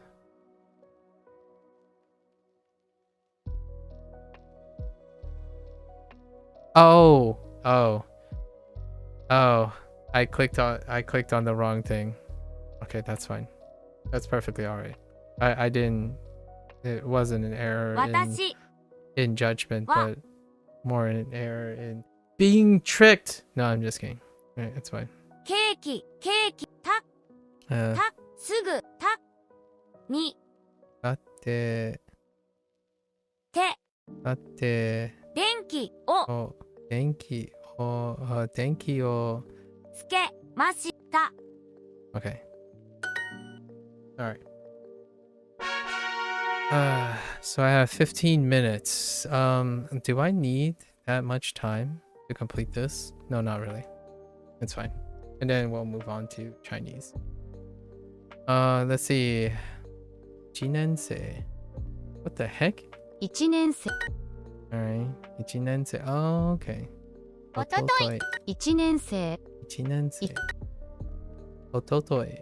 Ototoi. おととい、 1年生。 1年1年生ね生おととい、 Ototoi. おととい、おととい、 So I find it really interesting, Blair, that you find days of the month more approachable than having different reads for other counters.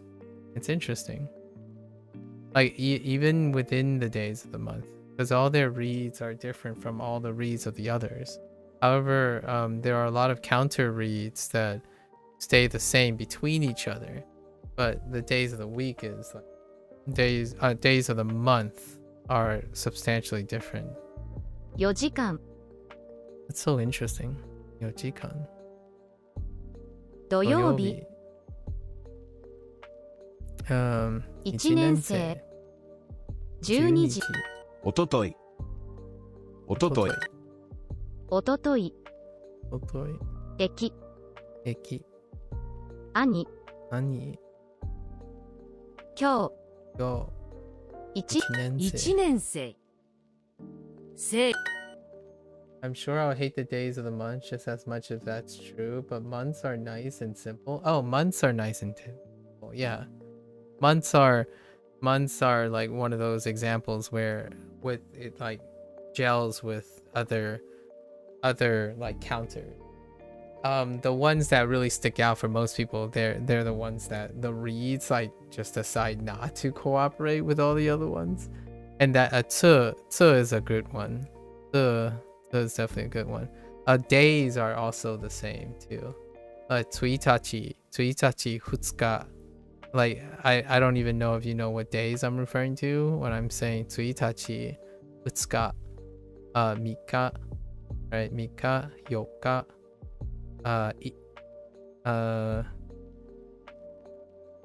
itsuka, right? Itsuka, muika, nanoka. What is it? Oh, yoka. Yoka. And what is nono.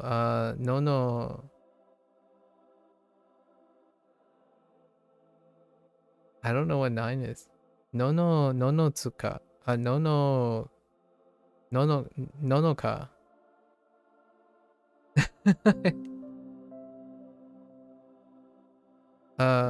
10 is Toka. Yeah, I've heard most of it, not all of those, I think. Okay. Yeah, man. おととい、 Ototoi. 3日、 Mika. Oh, speaking of counters. 3時半、 3時半。 12時、 12時。 1年生。おととい。 Ototoi. おとと。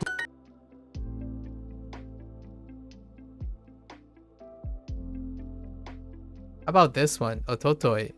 How do you feel about Ototoi? Having having Ichi in it. Oh. Oh, wait. Oh, I wasn't reading. My bad. Sorry.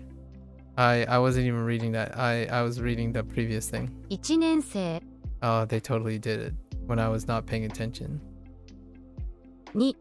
姉、 Ane. That's exactly what I mean. おととい、 Ototoi. 3、 Son. I'm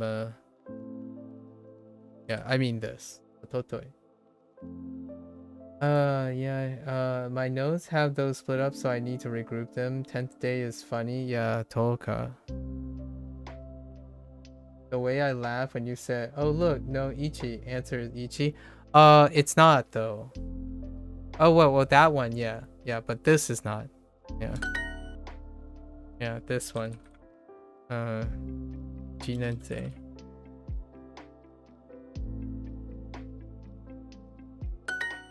For a moment there. Okay. Alright. Oh, and Hadachi. Hadachi would be another one. That's weird. Every tens is kind of a little weird, but hadachi is another one.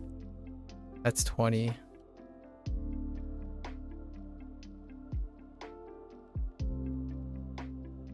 Which, by the way, a lot of the ones that have euphonic changes, like nana into shichi, in the notes, in like places, you could they list both. So I don't know when that happened, but I feel like if they normalize the stuff, I feel like there's enough people who want that. What I mean is shichi and nana, sometimes you still have nanatsu, or like yeah, nanatsu, but you might even have shichi sometimes. 1分。1分。 Okay. 1分。 1分。 1 I do need hearts for Chinese though. I think Chinese is the more complicated one in this unit. おととい。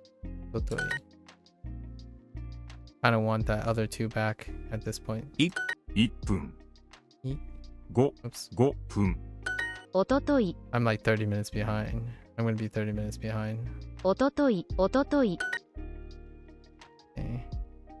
7分。 1分。 2日。おととい。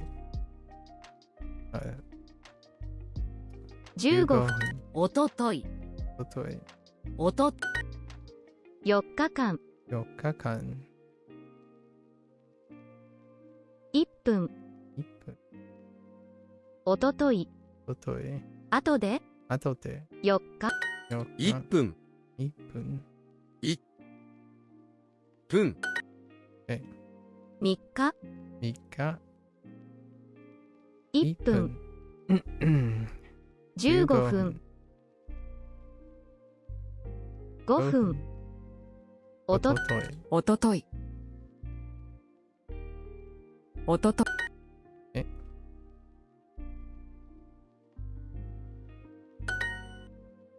おととい。田中。お金。1時半。 1時半。 1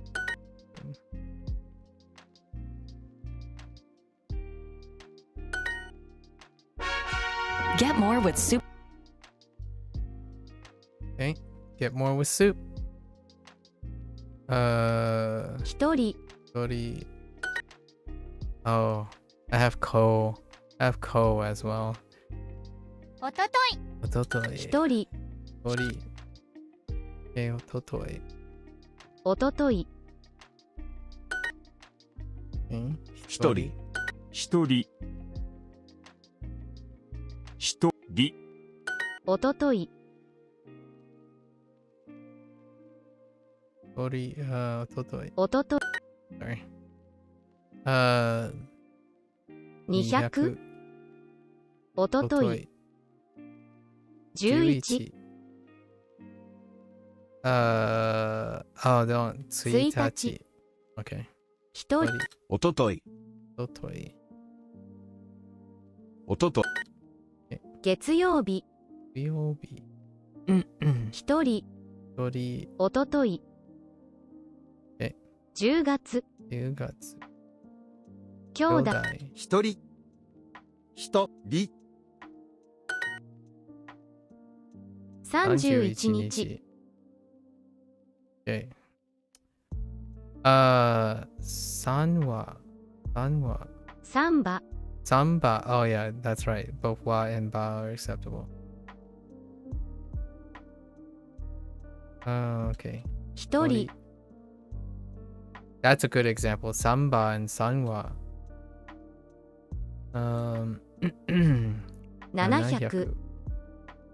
おととい。 おととい。おととい。 1人。 片隅。 片隅。 9つ。 9つ。 Oh yeah, 9つ。 おととい。Ototoi. That's a new one. This one. Kokonotsu. Oh, maybe it's not nonoka. Might be kokonoka. It could be kokonoka. Or day 9. Actually, I'm kind of curious. おととい I'll look for it later. 魚 Sakana. 一人 Yeah, let's just look for it. So,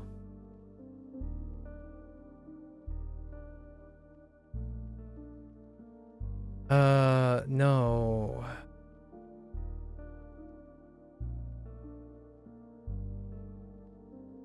No. Oh, here it is. Day. What is it? Yeah, Kokonoka. Yeah, it's Kokonoka. I can Kokonoka.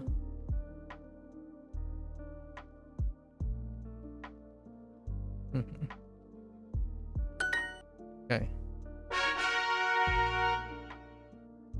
Alright, we're good. Alright. 平日 Okay. お平日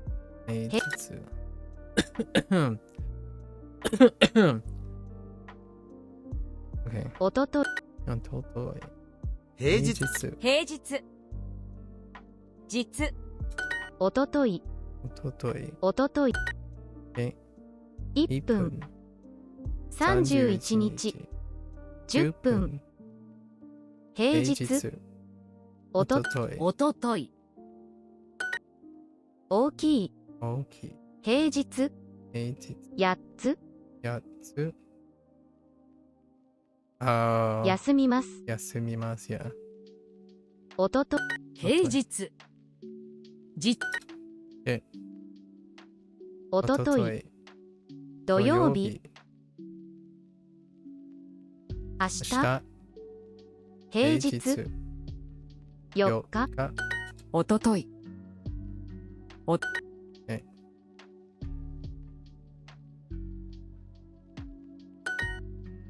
おととい平日平日済み3000安全本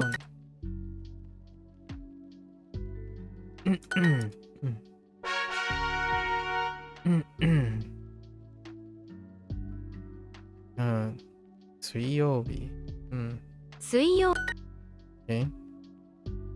平日水曜日水曜日平日平日水曜日水曜日曜日平日 Okay.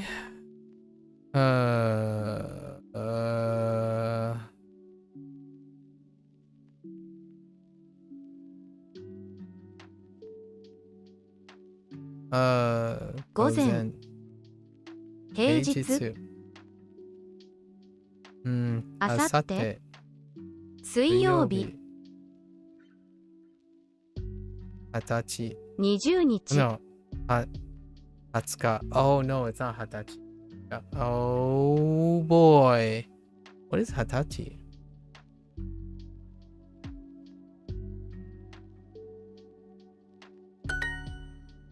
Wait a minute.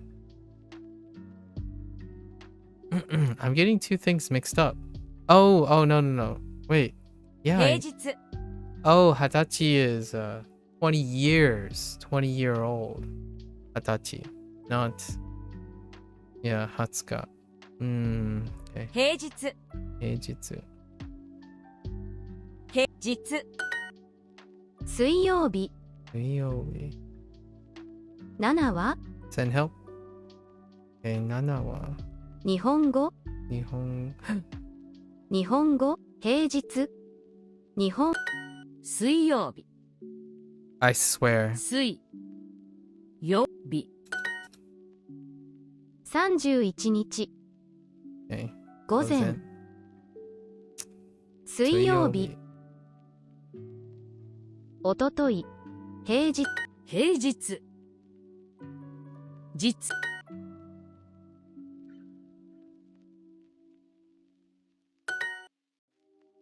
休みます。大阪 Osaka, sure. 水曜日山 Yama. 平日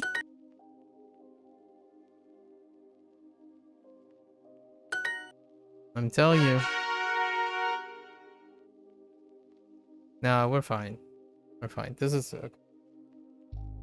so what are the new things?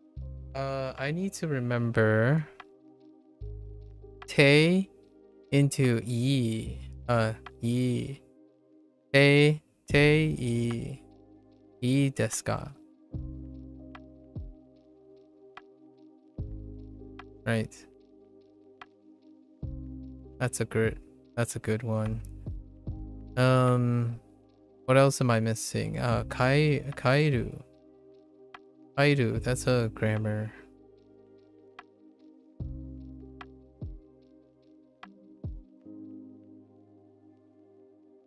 So yeah, kaide.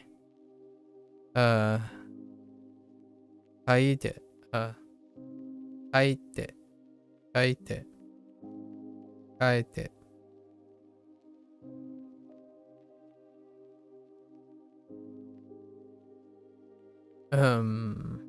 What else?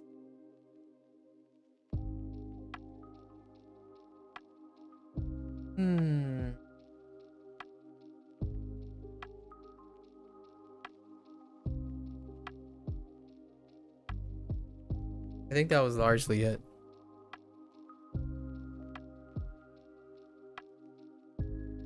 Might have been one other thing.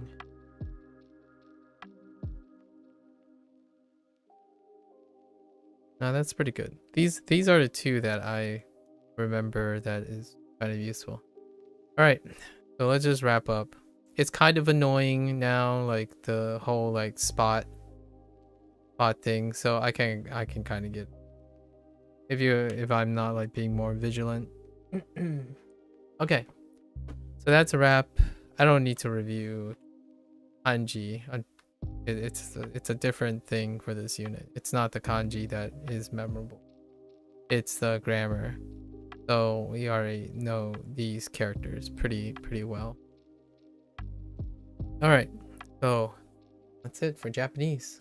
We got a little digression. It's ending message, right? Ending message is kind of like one of what we talked about today. I like to highlight, you know, the learning process is something that you actually have to practice, right?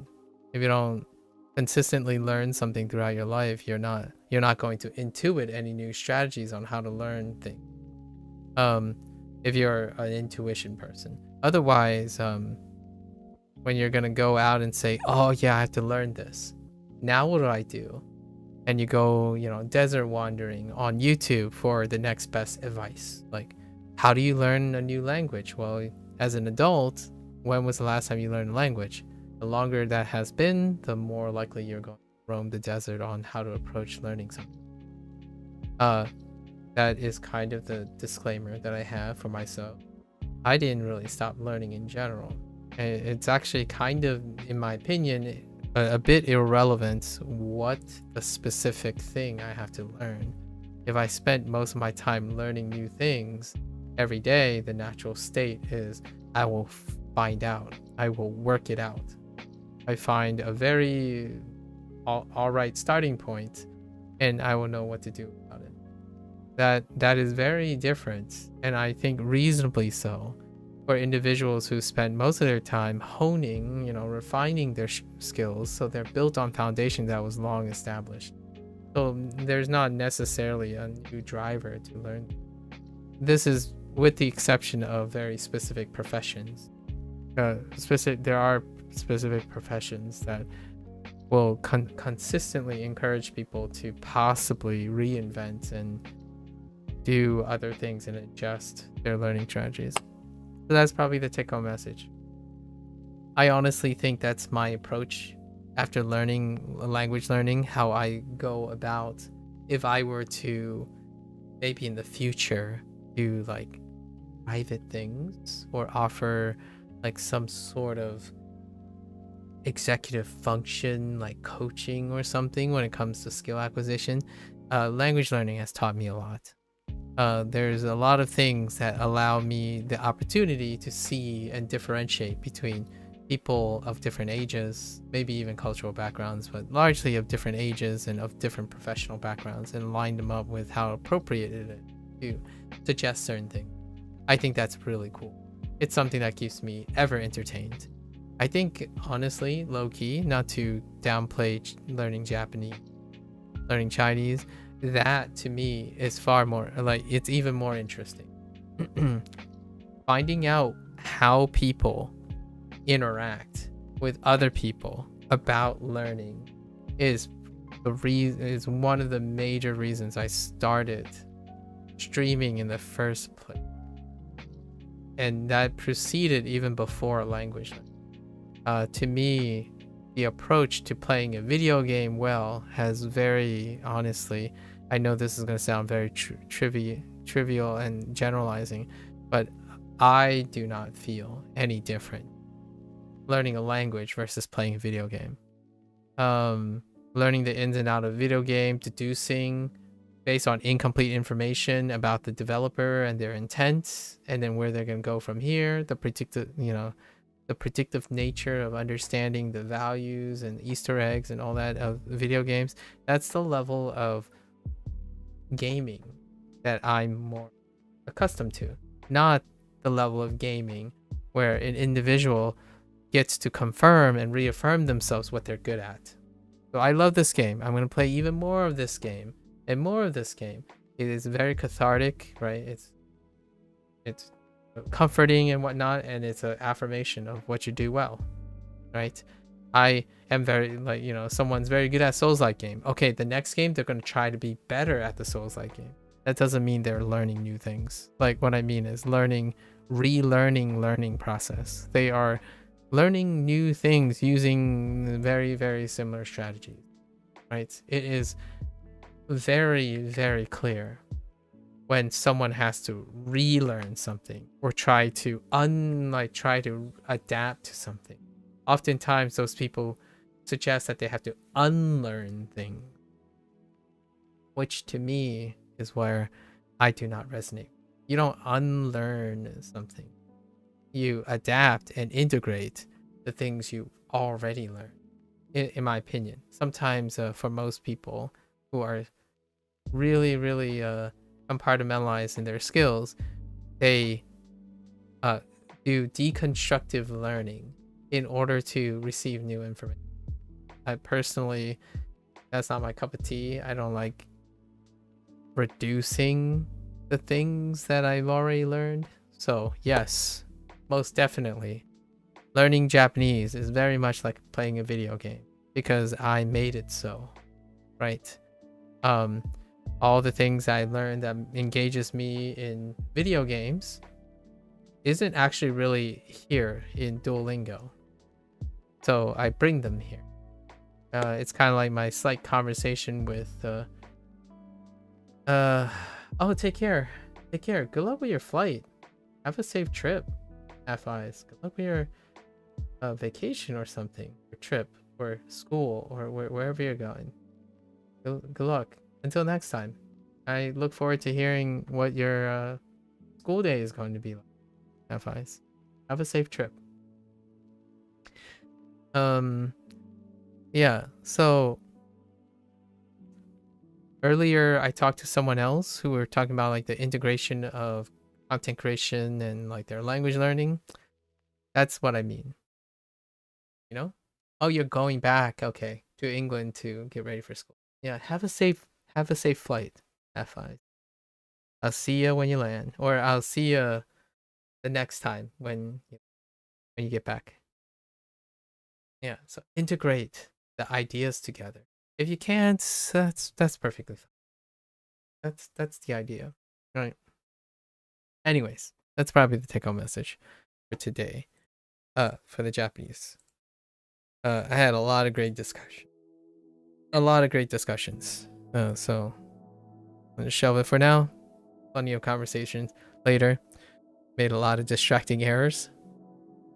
All part of the process. Okay. I'm gonna get up. I really need to go to the bathroom. So until next time, if you're gonna watch this later, arigatou gozaimasu. And mata ne, ja ne, until next time, to the Japanese interest groups out there. And I'm gonna change gears here. Get up, stretch, unload my bladder, and I'll be back for Chinese. All right. Thank you, thank you.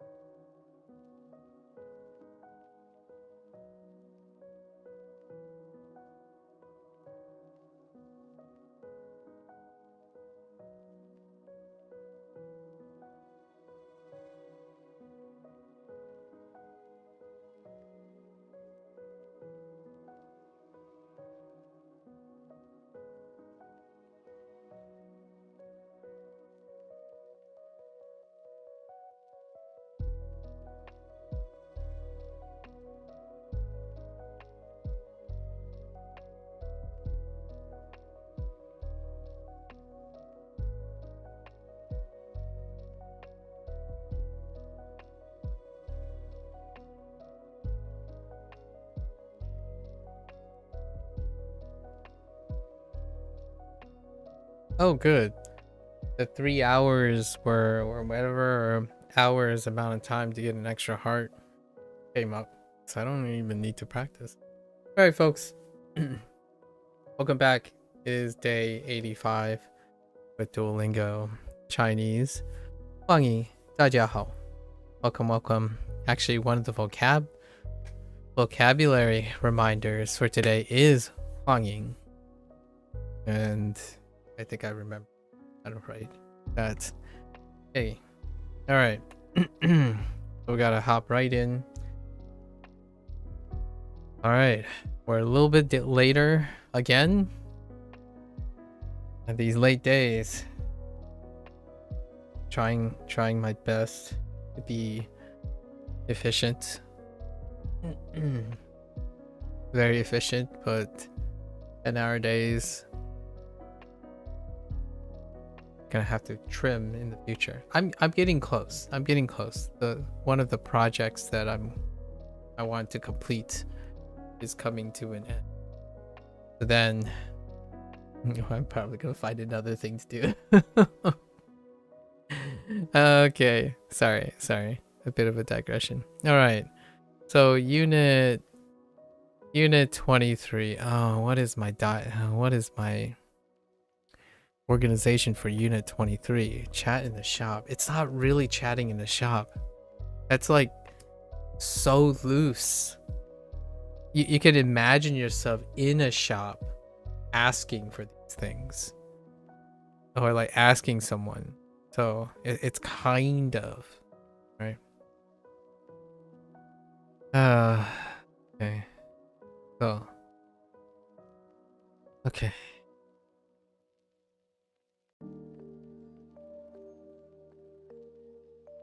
Oh, that's a bad start. That's fine.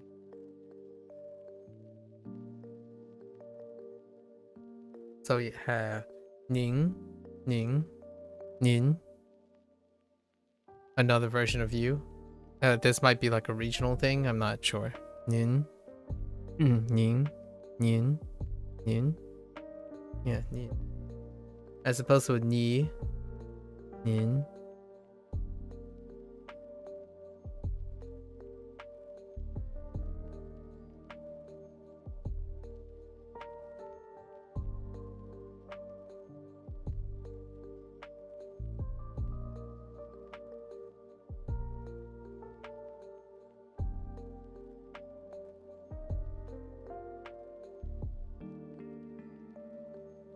So, Huang Ying.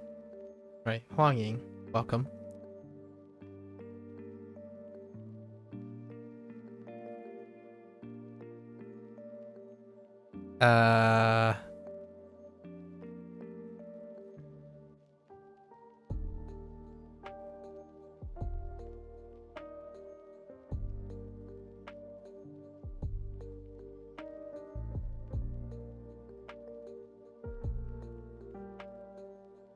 Wait, no.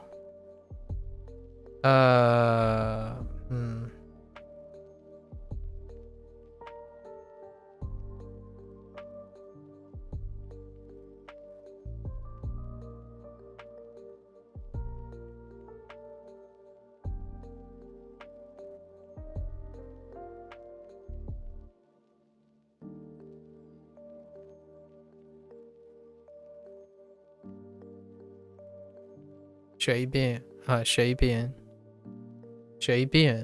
Shaybian.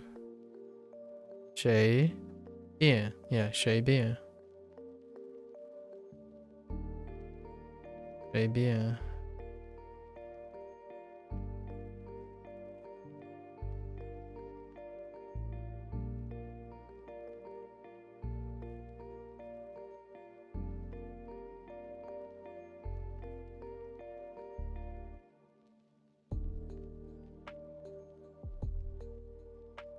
Whoops.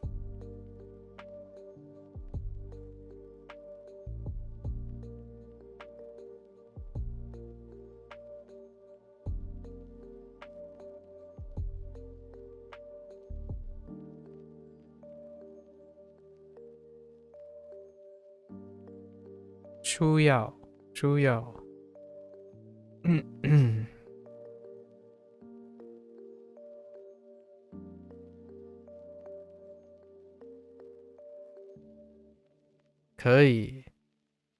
Sometimes I feel at some point I'm kind of curious if when other people now at like an earlier point when they're watching these stuff, if they ever ask like, hey Maku, are you just making up things now? Because it just feels like everything is made up. Like, because I start wondering if I'm making up. Like, if I wrote this and I'm saying this, it's like, dude, I wonder if there are any people out there who's like, I don't believe you. Like, that's not 可以.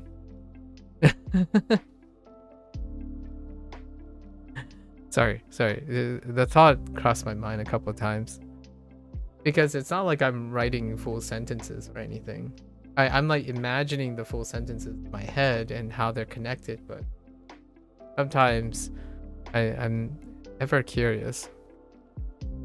Okay, anyways. 可以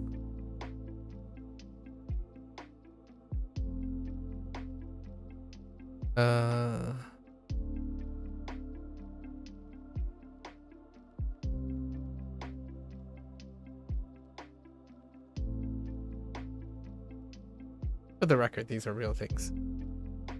At least to the best of my knowledge.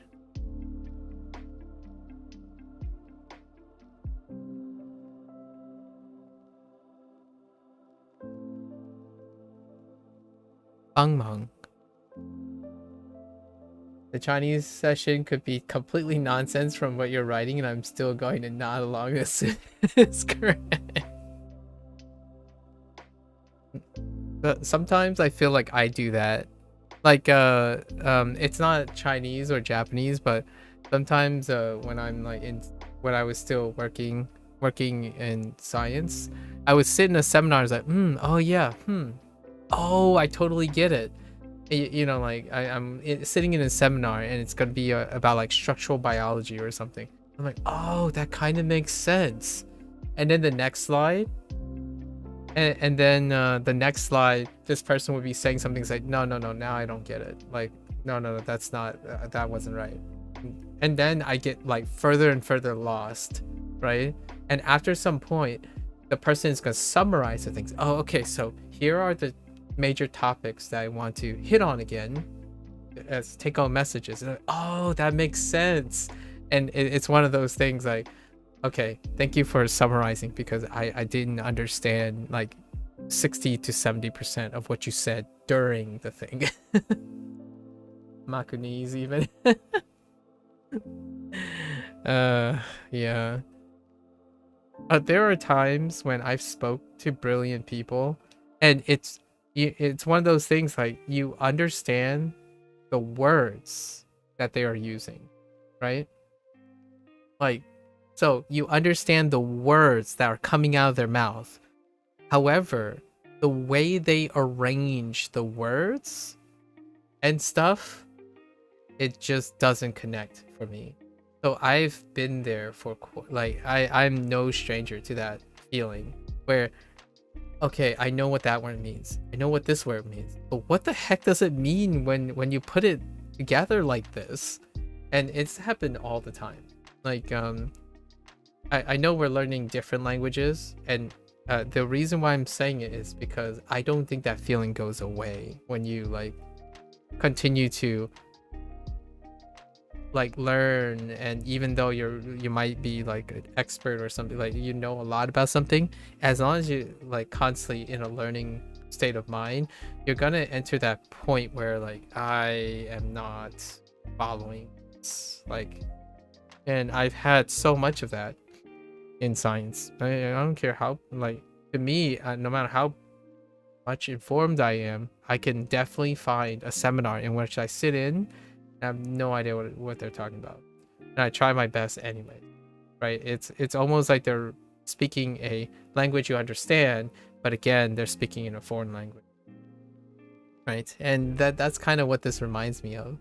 So whenever someone feels like, wait, you don't know this? They're just having casual conversation. It's like, have you sat in a classroom about theoretical mathematics and you've already learned calculus? Like, because you might be able to like pick up all the things they're kind of saying, like the different individual parts, but when you put them together, it's like, do you actually understand it?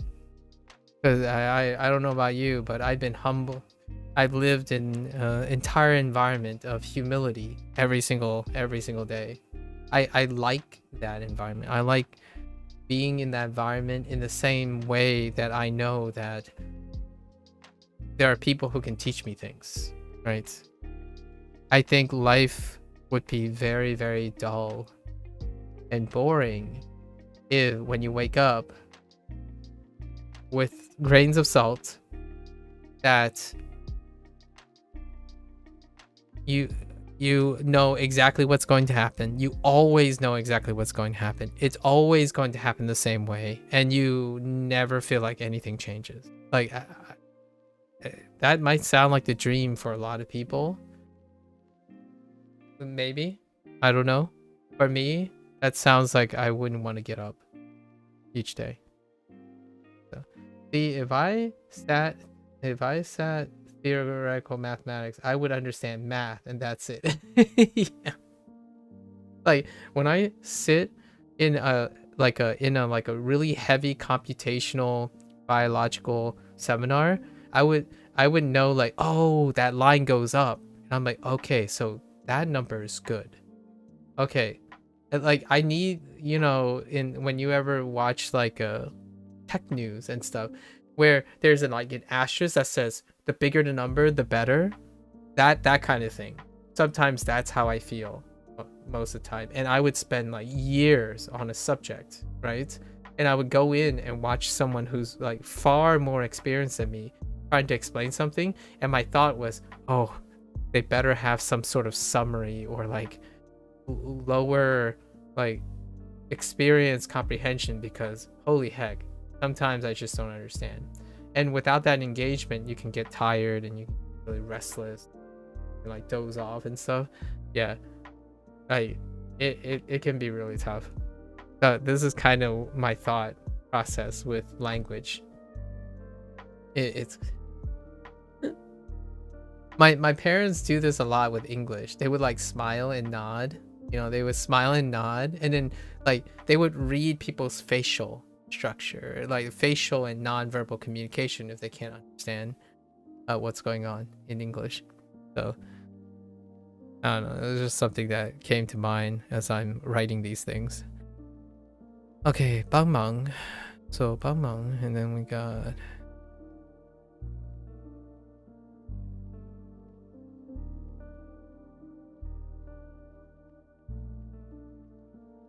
I actually don't know the stroke order in this. Fine. 做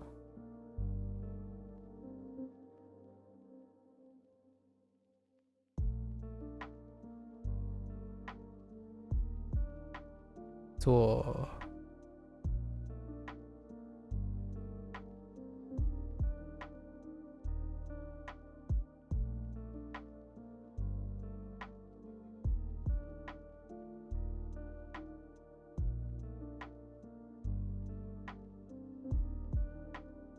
出租车 出租车酱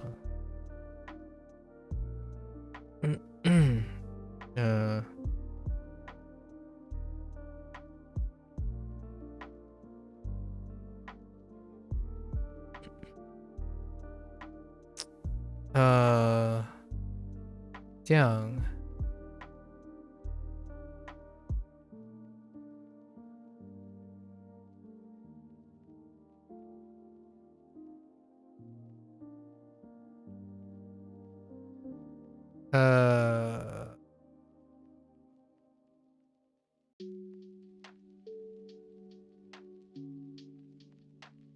no.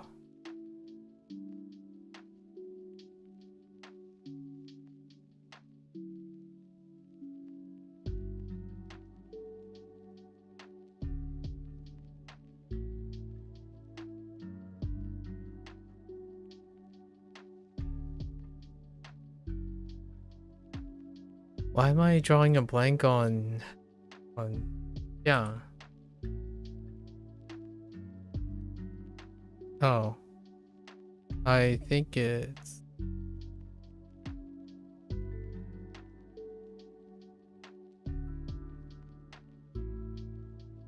yes. And then right? I think so. Yeah. Yeah.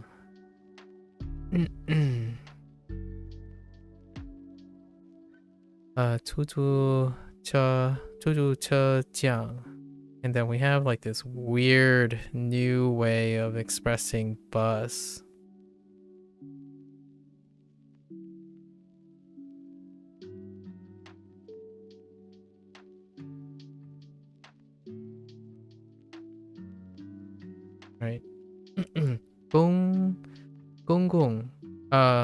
공공, 공공, 공공. If I say that a billion more times. 공공, 공공汽车, 공공汽车, 공공汽车,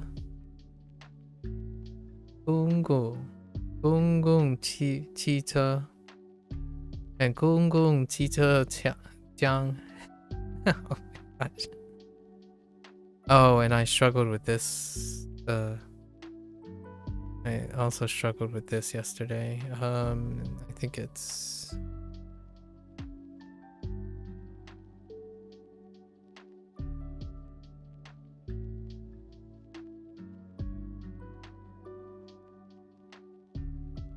yes, right? Yes.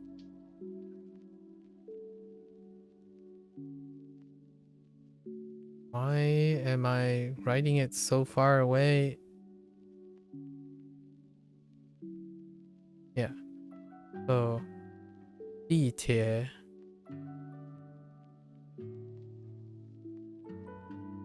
I love when the hard exercises are 4 words. Where's your mother? Asking if I was taking my mom to a ramen shop on Friday was harder than this.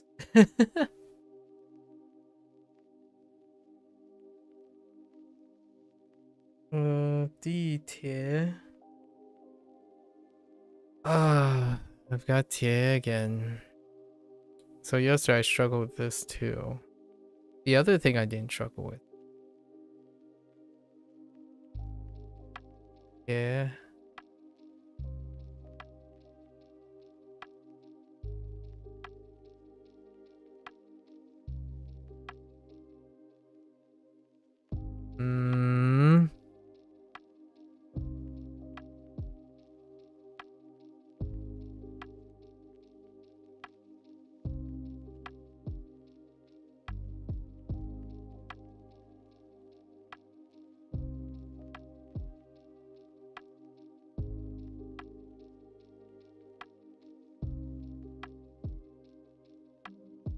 We're just gonna skip that. I don't remember. For now, it might come back to me. Let's see. So we also have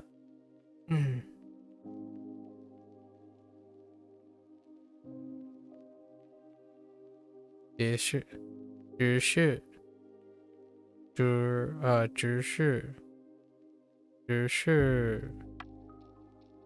and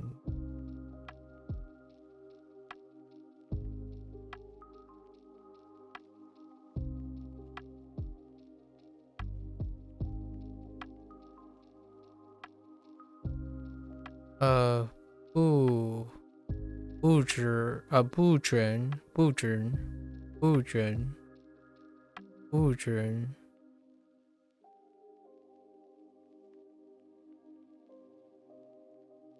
and 下 for getting off 下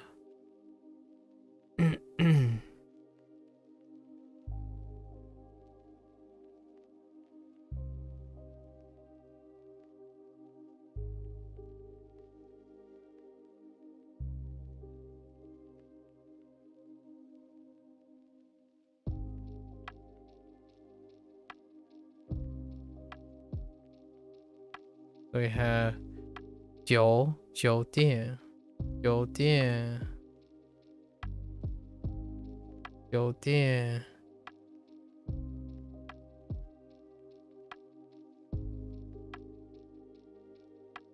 Oops.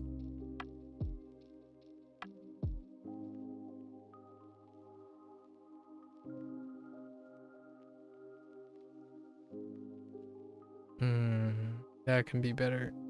Okay.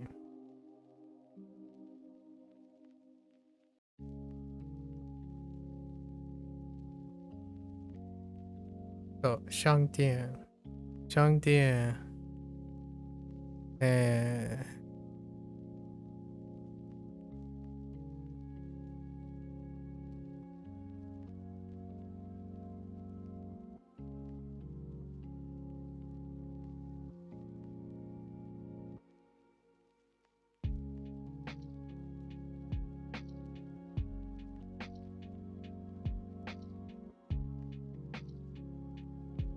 Ifu. Ifu.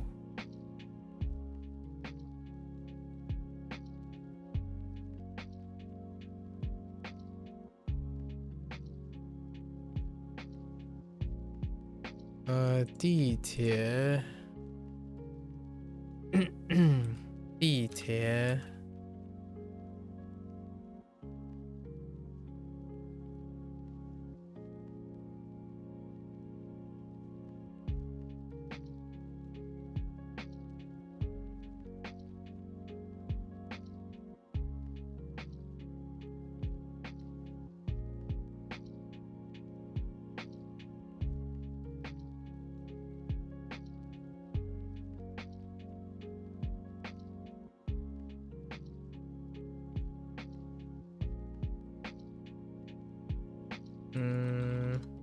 Alright.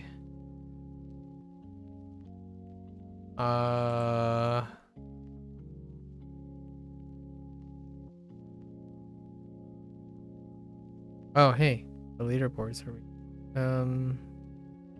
Oh, wait.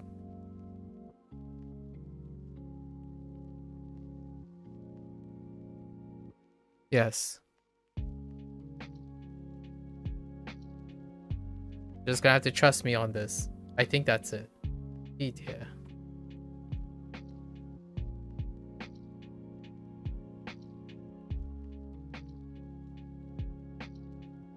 I think that's it. Alright. Unit 22. What the heck is Unit 22 about? Health. It's about health.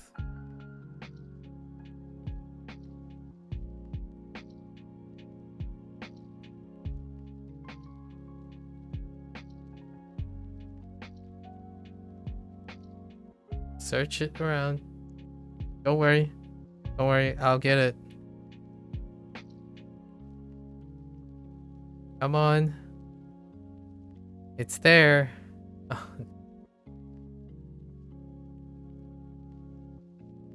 Oh, okay. I got it. I got it. We got it. We got it.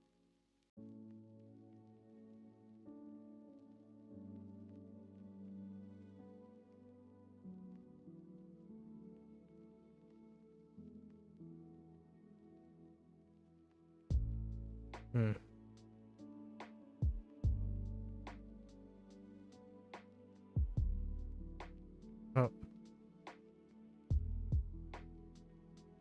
Struggling a little bit.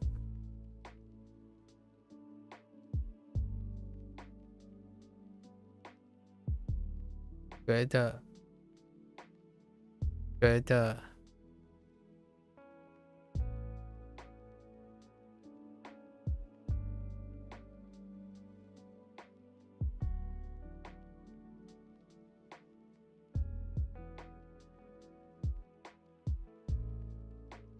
Hung.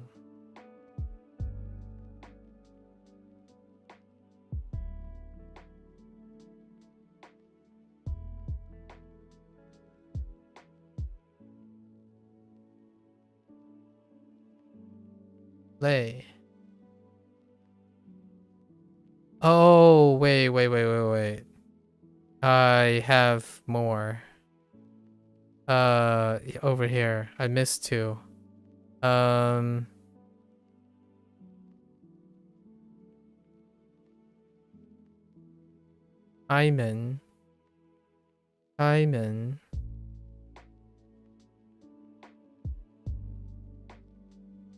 And Guanmin. Only because Kai reminded me of it.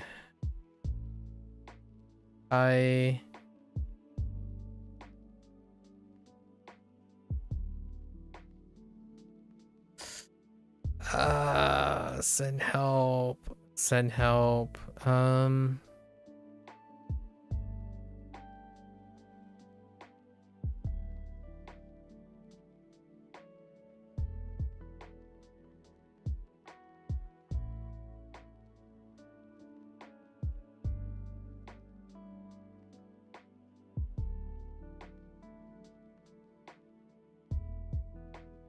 Oh no. That's not. 开始，开始。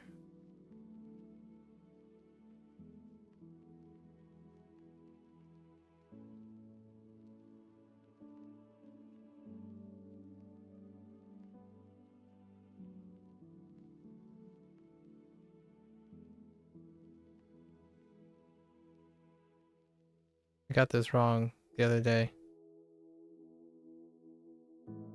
Yes.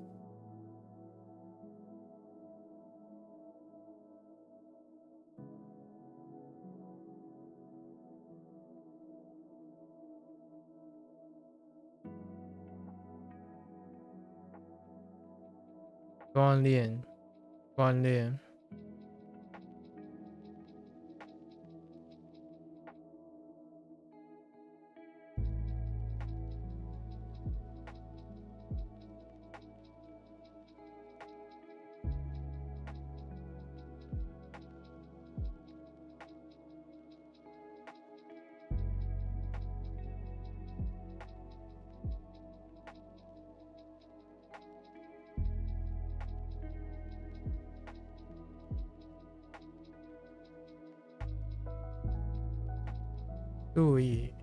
Ooey.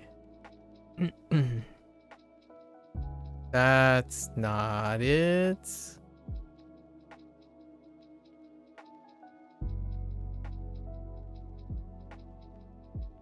工作。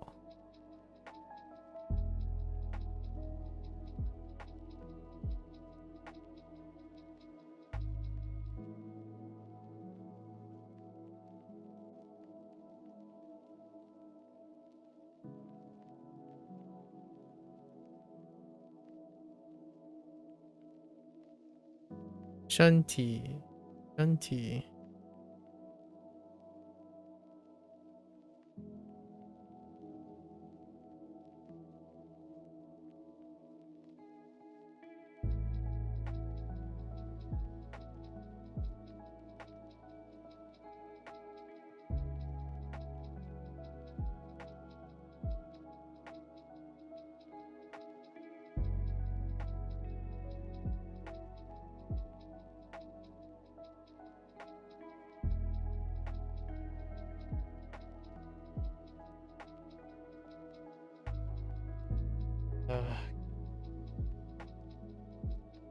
对，健康，健康，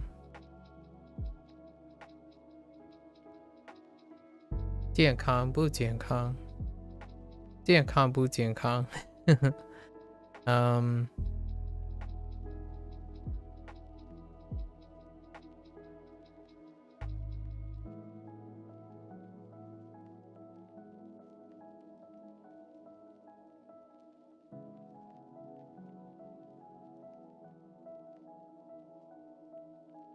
江海，江海。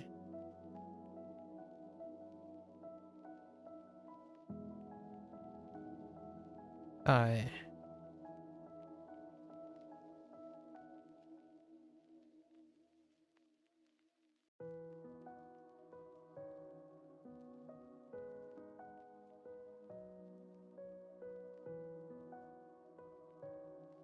北京，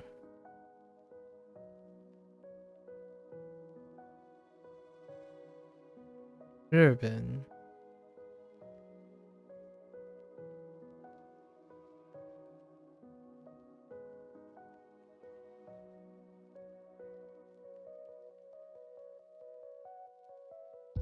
韩国，中国，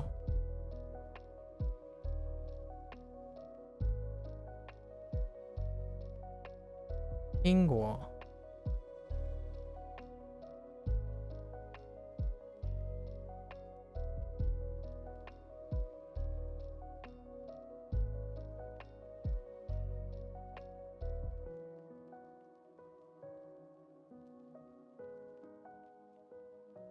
还是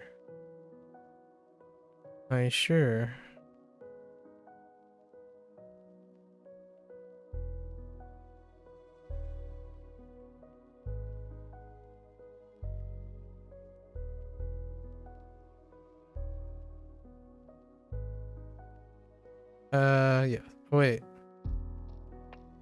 Yeah.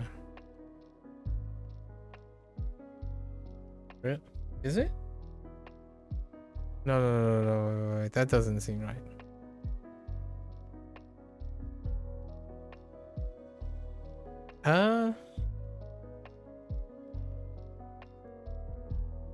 Oh no.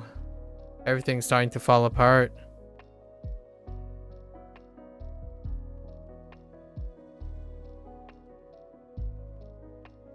No, this is the thing. 面条. Yeah. 面条.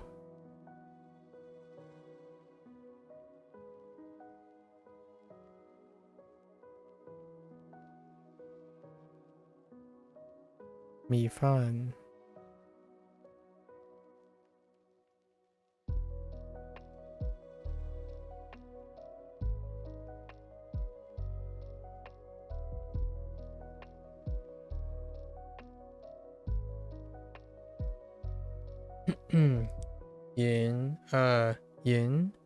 饮料.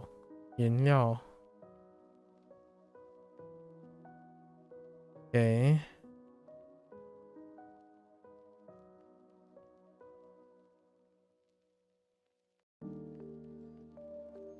牛肉.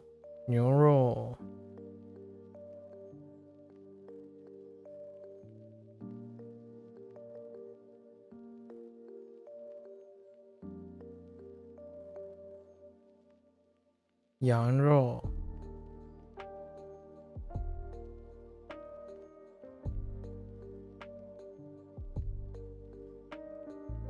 鸡肉.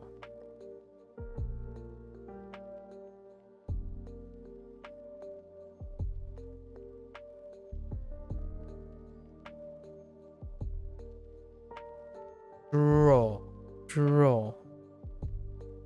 Okay, I think that's good. That's all the things. So, I'm still having problems with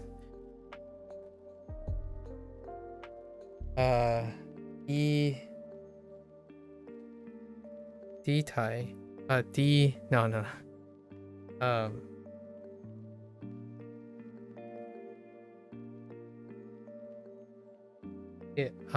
D 铁.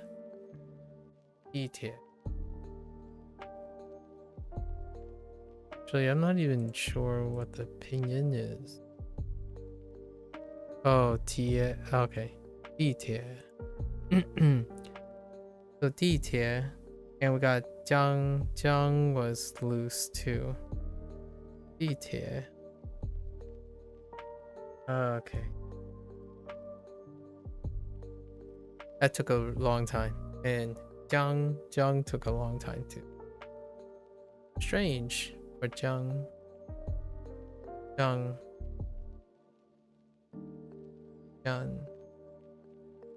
Yeah, 地铁. Okay.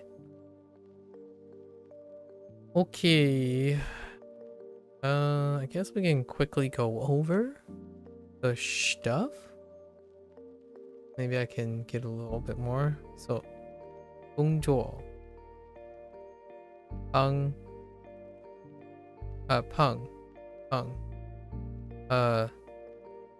开始.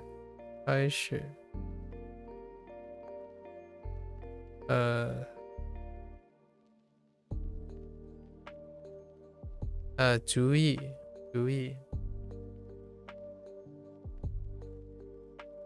身体. This is 觉得 的 and 觉得.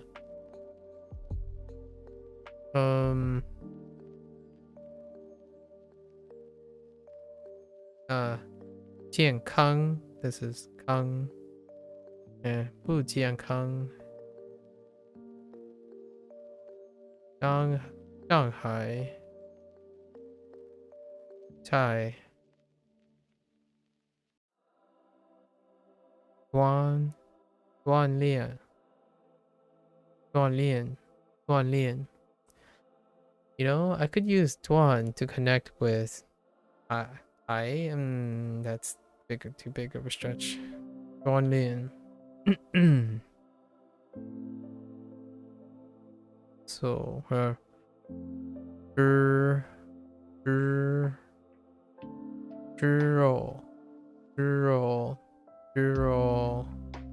羊肉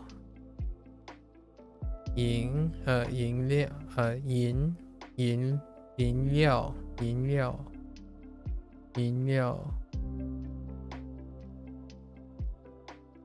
还是面条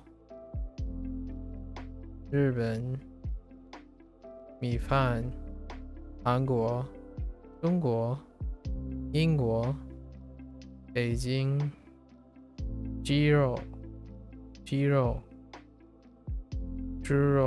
this is 猪肉牛肉 okay all good. And then this was yesterday's. We have 开门关门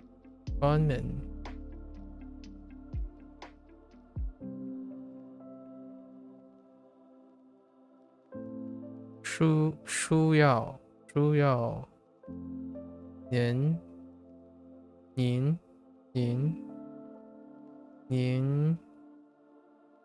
酒店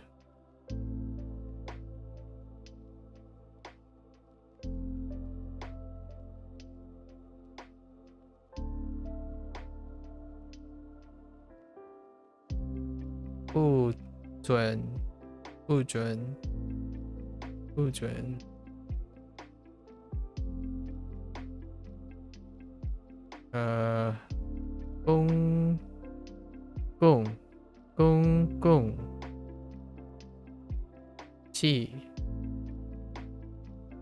公共汽车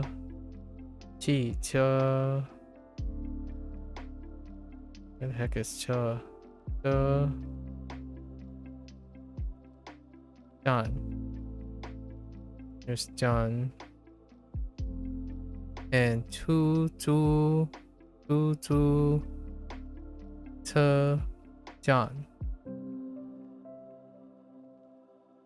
怎么走 I did miss one. 怎么走 I'll add that to the list soon. There's 可以下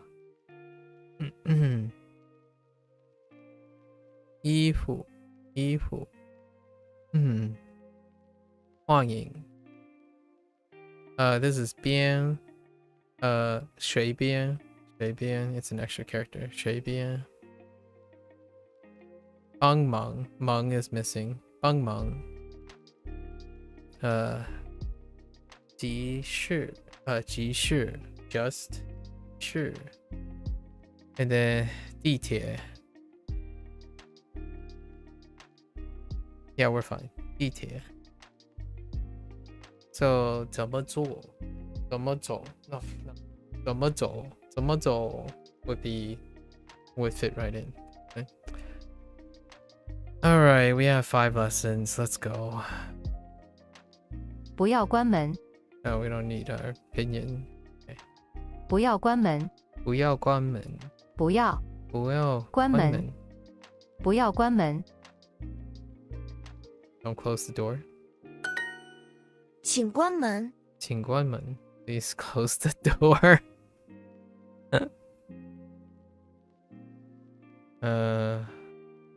it's kind of funny please close the door I just learned this like in Japanese the te form is how you learn how to say this like please close the door I guess that you could use door right door so doorを閉めてください yeah and that's literally the unit that I'm on right now although we didn't use any other form of door oh wait there's probably another term right I feel like I was given another term for door. Oh, no. Didn't get another term for a door. I think we just went with doa. Yeah. So yeah. Doa o shimete kudasai. Weird. Right? Please go to the door. 请关门。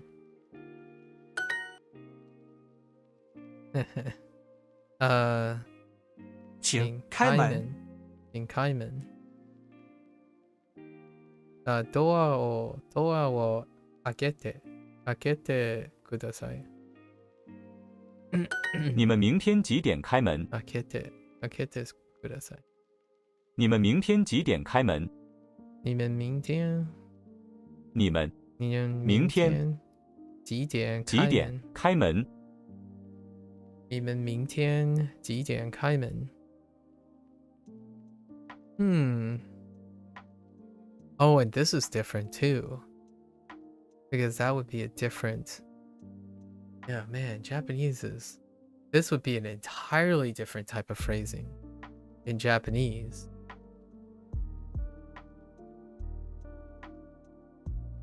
Right? Because you would use like, maybe not. You could,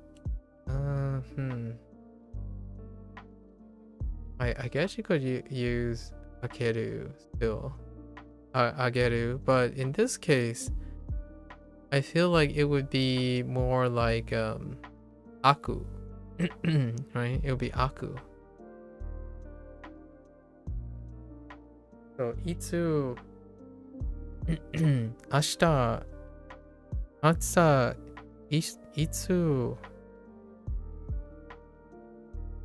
明日いついつに maybe いつに開きます something like that. 你们明天几点开门？我的朋友想要买那件衣服。我的朋友想要买那件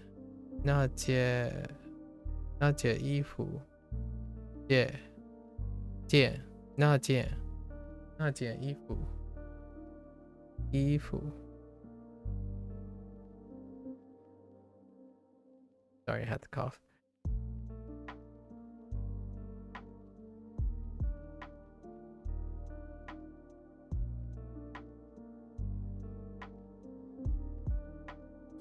他想买2件衣服。他想买两件衣服。他想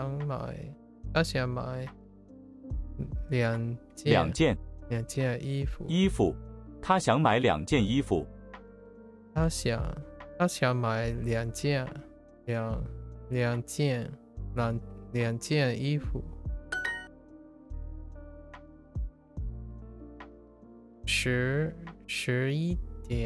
11点，他们开门，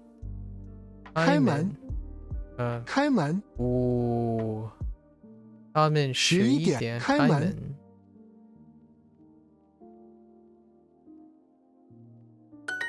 这个商店的衣服贵不贵？这个的商店衣服很贵。or 贵不贵 ？No way。这个商店的衣服贵不贵？这个的商店衣服贵不贵？这个商店的衣服贵不贵？商店。这个商店的衣服贵不贵？这个商店的衣服贵不贵？对不起，我们周末关门。对不起，我们周末关门。Yeah, we're closed on weekends. Sorry. Are closed on weekends. 门。下午我要去商店。下午我要去商店。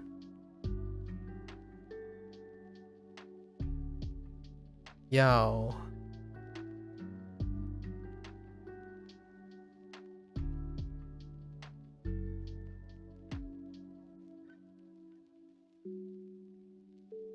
商店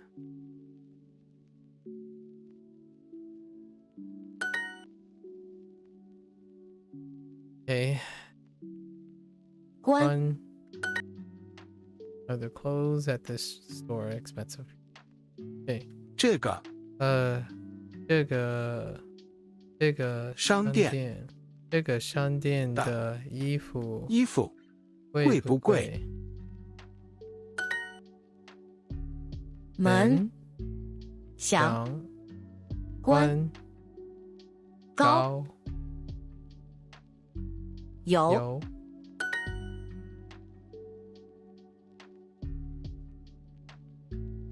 Oh. Wait. Oh. Yeah.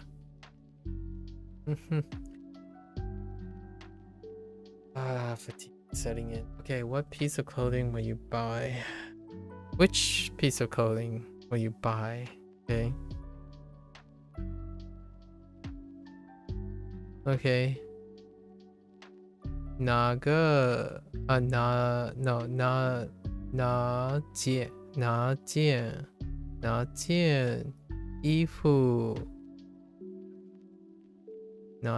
衣服？No.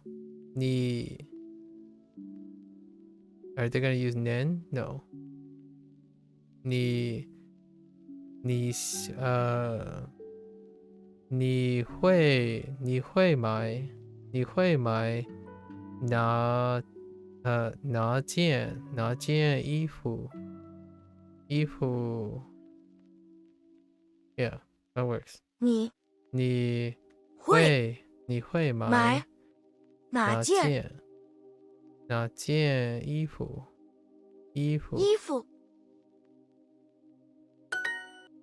？Okay.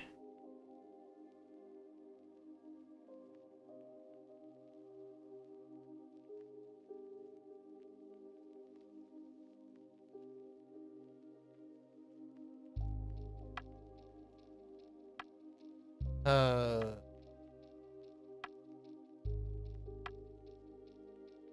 商店在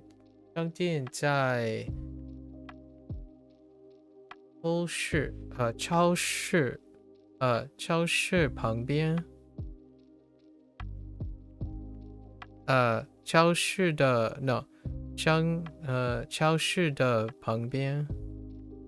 So 商店在超市的旁边。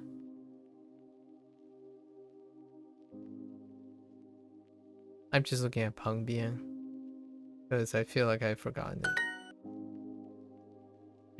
I want to go to the shop in the afternoon.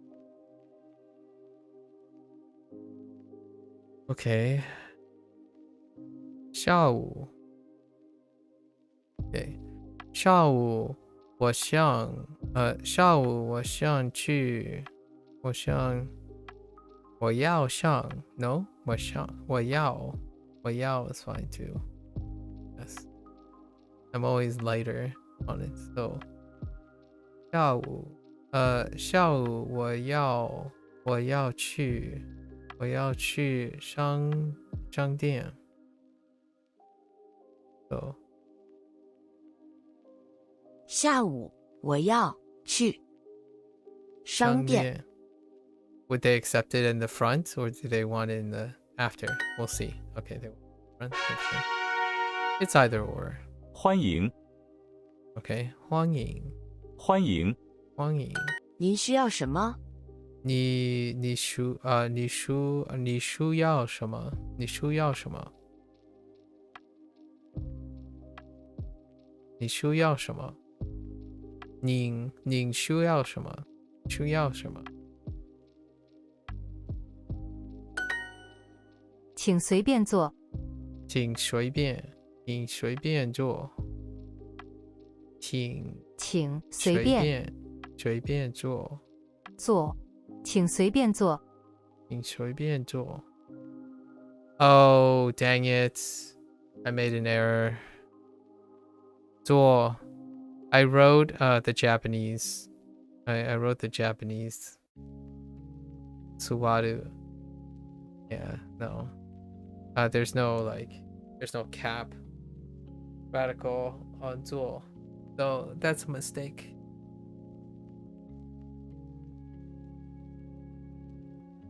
Yeah, I put the cap on there. So it's fine. 请随便坐。请随便坐。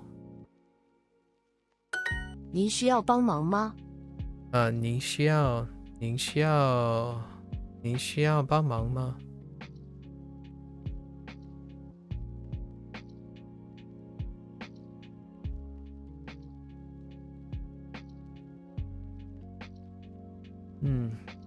对。对。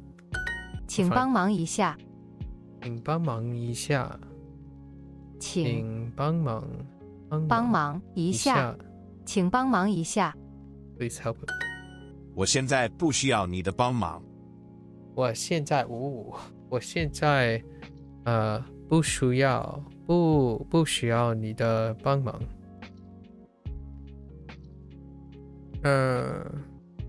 I don't need your help right now or now. 我现在不需要你的帮忙。对。欢迎你。欢迎你。OK。欢迎你。欢迎你。欢迎你。需。No. Wait. What? 随需。What? Okay. 需要 Oh, she. Okay. I'm saying it a little bit weird. My ooh is not there. She.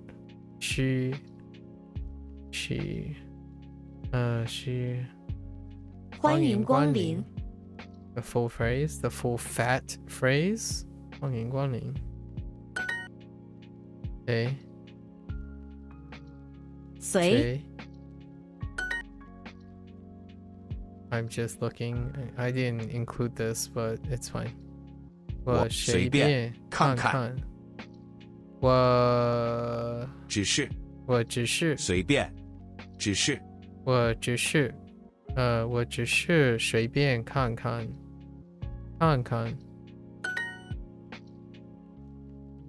您。Are you using 您? Okay. 您想买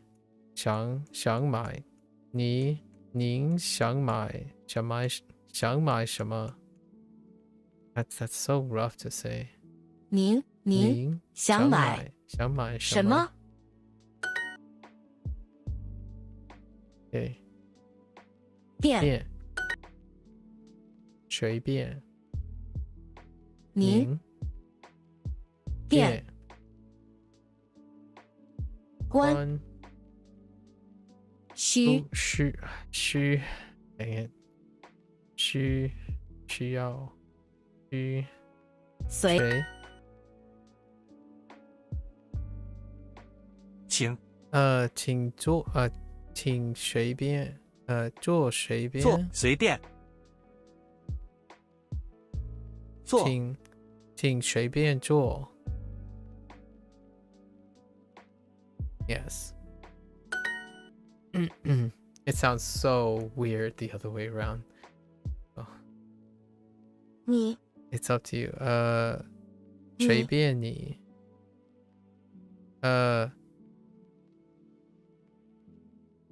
下。随你。No. 下。随便你 should work. Up to you, right? 随便你 Yeah. Okie dokie. 我的医生说我不准吃糖。我的医生说我不准不准吃糖，不准。Here says I am not allowed to eat sugar. Says that. I did the same thing yesterday. 我们不装，我们不装说英文，英语。我们呢？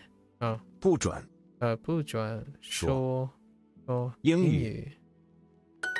在地铁里，我们不准吃饭。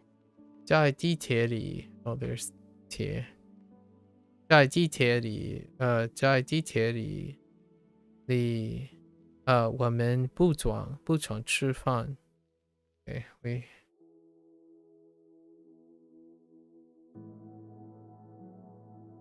Okay.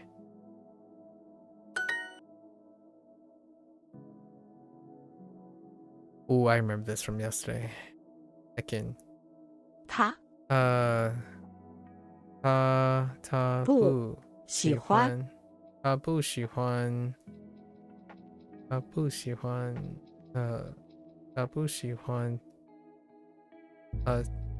坐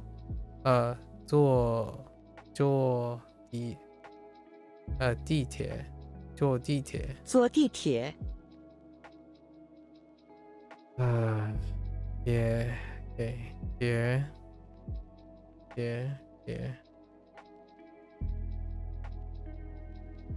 他们想坐出租车去我们的家。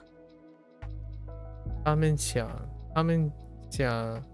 坐出租车去我们的家。他们想坐出租车去我的家。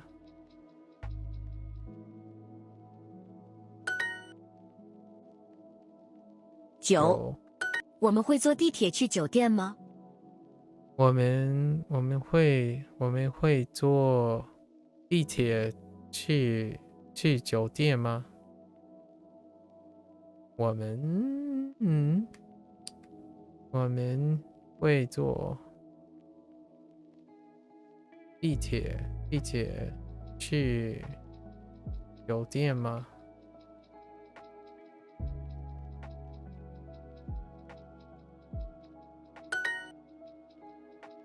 地铁 Soak it in. Yeah, we're getting 地铁 I even forgot the pinyin actually for 地铁 like just the 铁 what 铁 looks like 地铁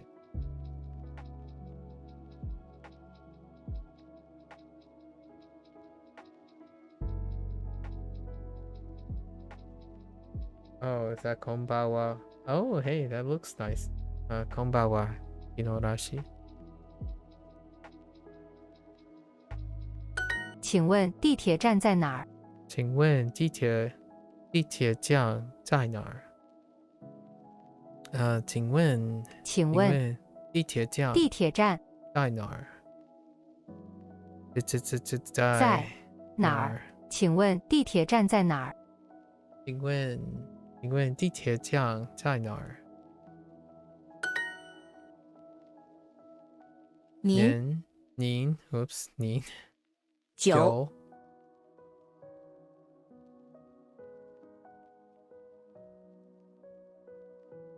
区 Oh my gosh 区对区地铁门地铁站在酒店的旁边。地铁站在 somewhere 地铁站在酒店的旁边。哦，酒店的旁边。地铁站在酒店的旁边。对，地铁站在酒店的旁边。酒店的旁边。There's kind of a kernel rhyme in there, and it sounded cool. 随地铁您酒需 Oh, I keep saying she. 需请问这里有出租车站吗？请问这里有出租车站吗？请问这里 Where the heck？ 这里有出租车站吗？请问这里有出租车站吗？请问这里有出租站吗？出租车站吗？I skipped one. 猪肉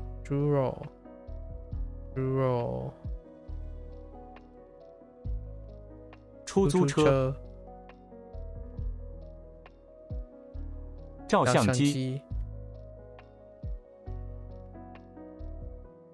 新鲜肉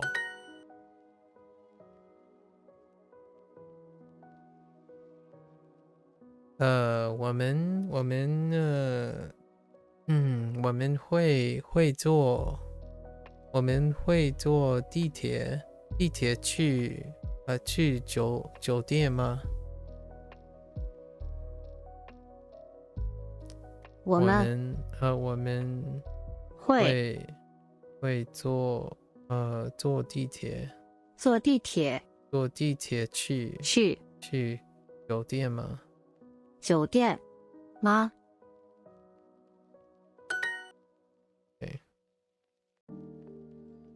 对，请问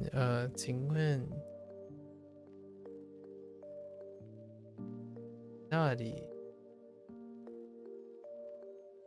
Oh, is there here? Okay. 请问这里有出租车站吗？There's so many doing.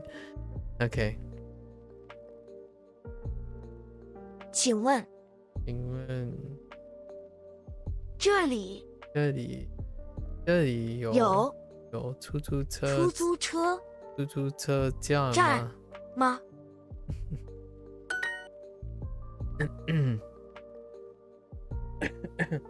我们的酒店在哪里？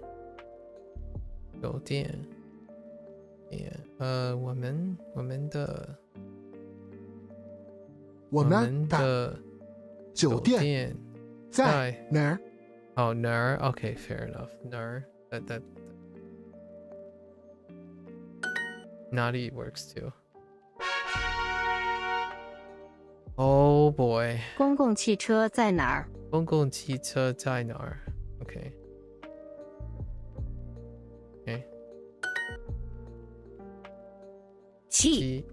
他们不喜欢坐船。他们不喜欢坐船。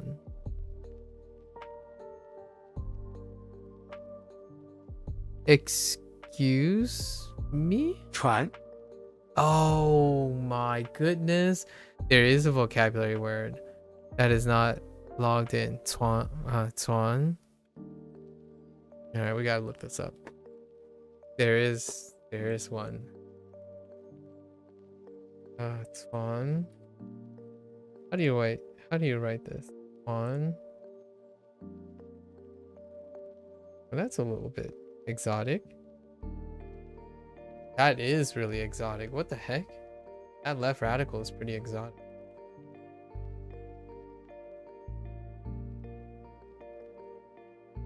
So we have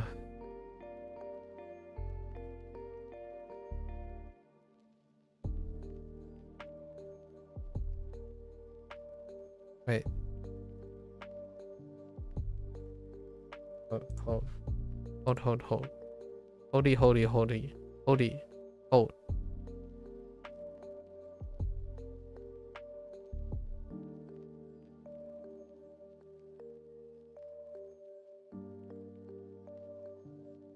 Yeah. Oh, that's different. I wonder if this is simplified. If this is a simplified character. Huh.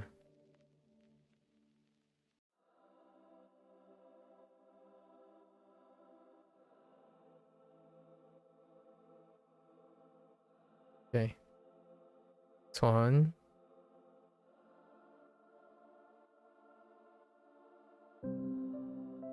Okay. 我们不喜欢坐船。他们不喜欢坐船。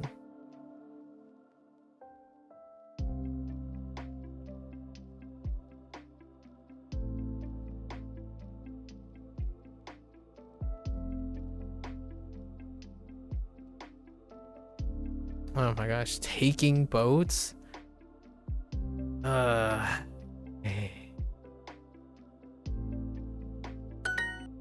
Okay. 车。我在这儿下车吗？我在这下车吗？ Oh yeah. We use the 下 to get off. Right.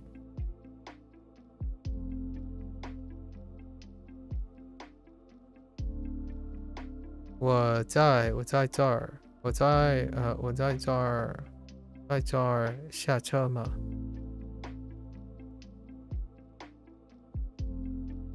这儿。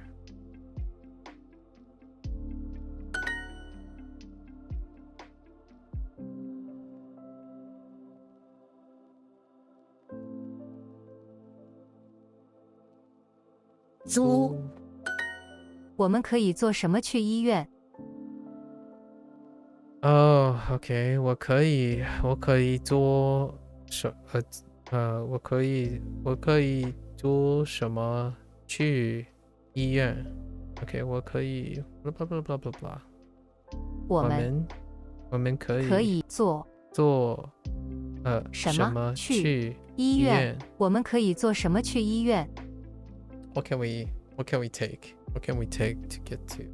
to go to the hospital？ 我们可以做什么去医院？车、水、租、关、气。你也可以坐船去那里。你也可以坐坐船去。坐船去。坐船去 ！Oh my gosh！ 坐船去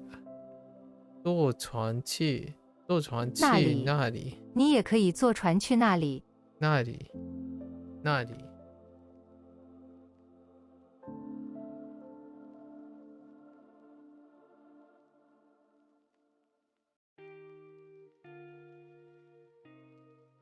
All right， 你也可以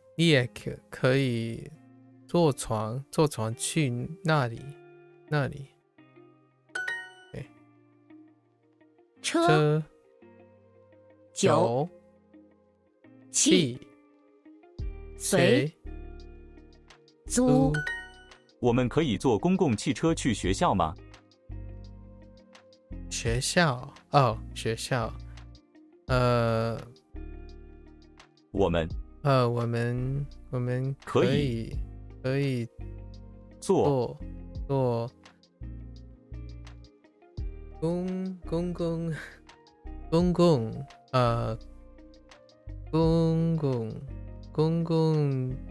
公共汽车去。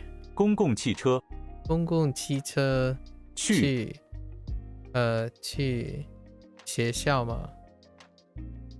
学校吗？公共公共汽车，公共汽车，公共汽车去学校吗？我们可以坐公共汽车去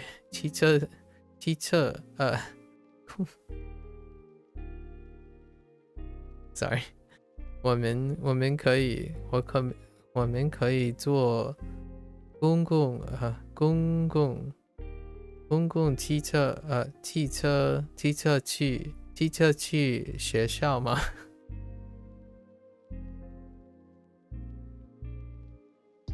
？what was it？ 公交车 I prefer 公交车 instead of 公共汽车去学校吗？我们可以坐公共汽车去学校吗？ Okay. All right. Sure. 胖汽车 Oh, interesting. Oh, yeah, that's right. 汽车 Oh, I forgot. That's a separate vocabulary, so I should separate them. 汽车出租车。为什么 Sorry. Every time I hear 为什么 is so common.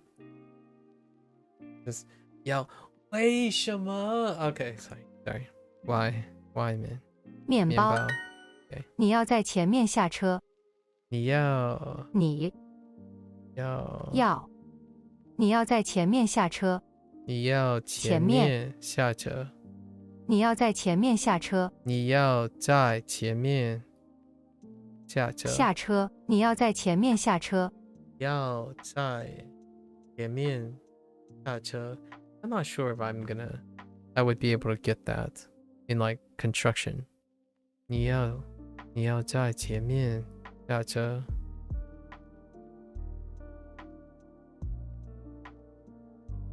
Yeah, you need to get off in the front. Or you have to get off at the front.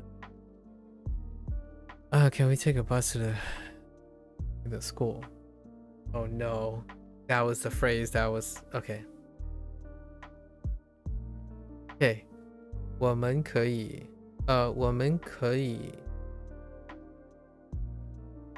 坐公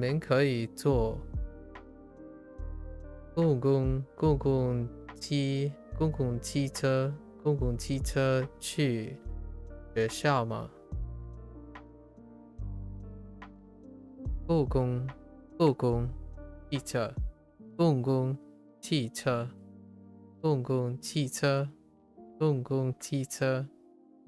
共汽车去学校吗？我们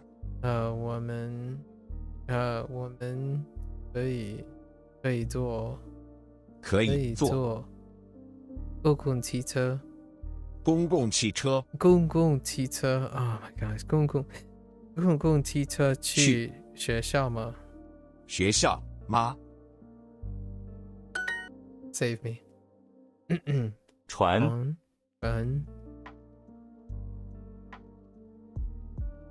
Hold it in.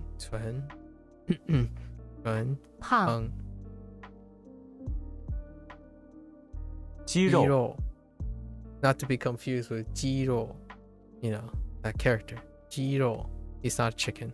I'm not calling him a chicken.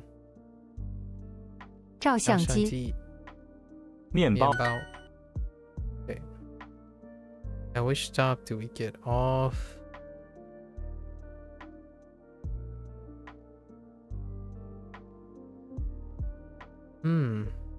哪个酱？我们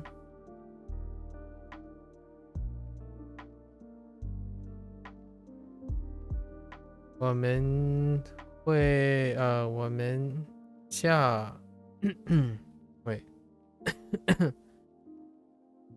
我们在那个酱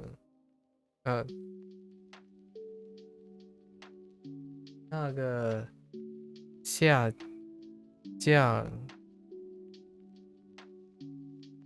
right 我们在哪个我们在哪个下降下车下车 I might have to make an extra note about the phrase 下车 to get off. So 我们在哪个站下车 Okay, fair enough. Do I get off here?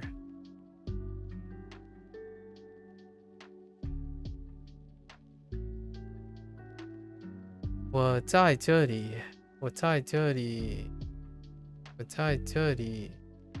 下车吗？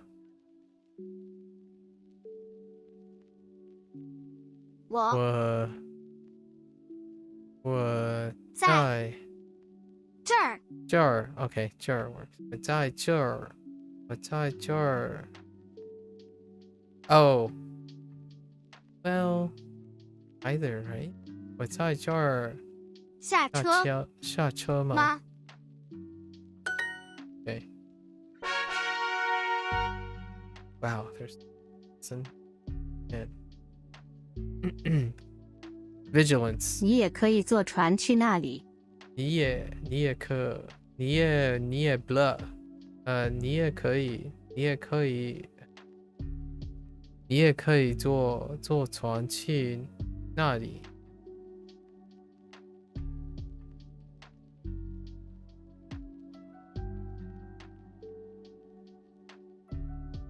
我们在哪个站下车？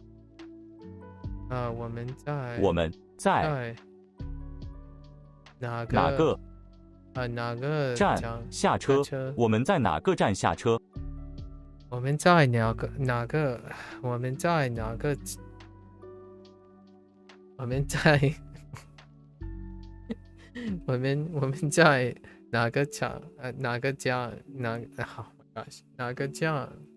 站下车？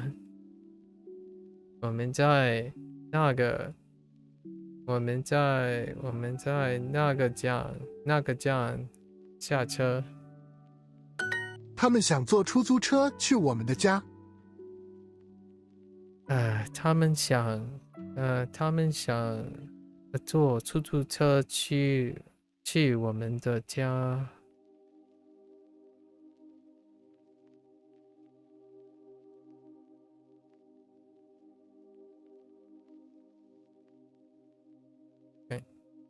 你要在前面下车。OK， 在你要在前面。知道，前面下车。你要在前面下车。要在前面下车。坐出租车去那里贵不贵？坐出租车去那里贵不贵？Okay, yeah, right.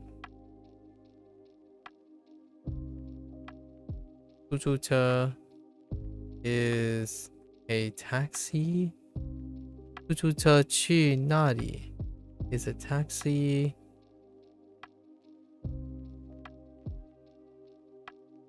Expensive there? No. Is the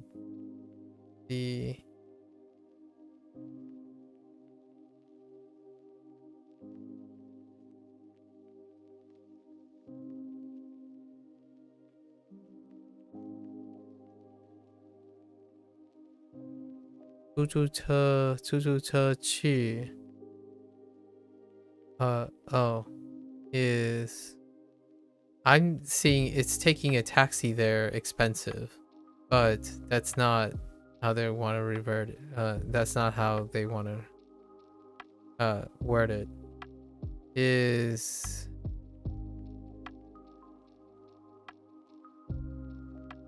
it expensive to take a taxi there? That is actually a different meaning. from the meaning that I was saying. So 出租车坐出租车去那里贵不贵？那里 I guess. Yeah, there's no sense of direction. So it's saying taking a taxi, is it expensive to take a taxi there? Oh, yeah. Okay, that makes sense. It checks out. It checks out. I'm like, wait a minute. If I read it that way, it comes out correct. 请问这里有出租车站吗？请问这里有出租车站吗？请问这里有出租车站吗？我们可以坐什么去医院？我们可以坐什么去医院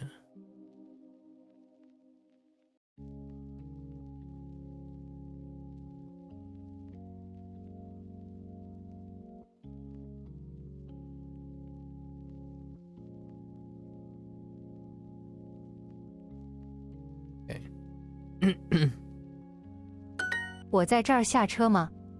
我在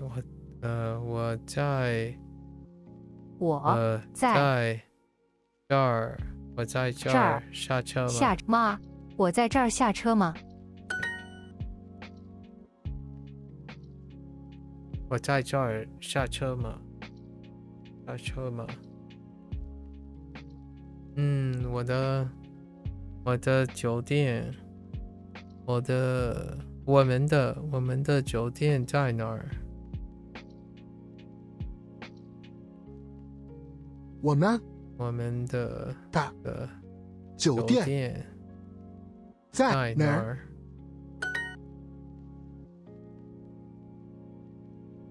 ？OK， 我们会坐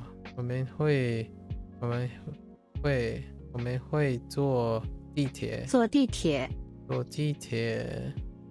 去酒店吗？酒店吗？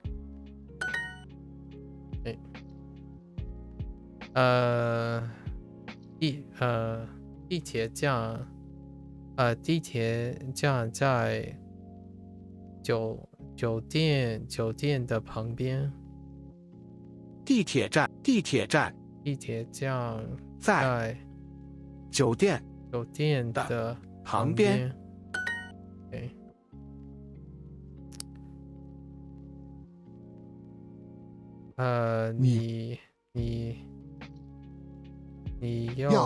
你要在前面下车。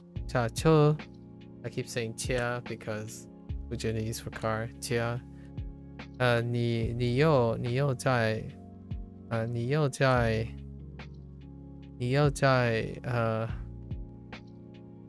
前面下车。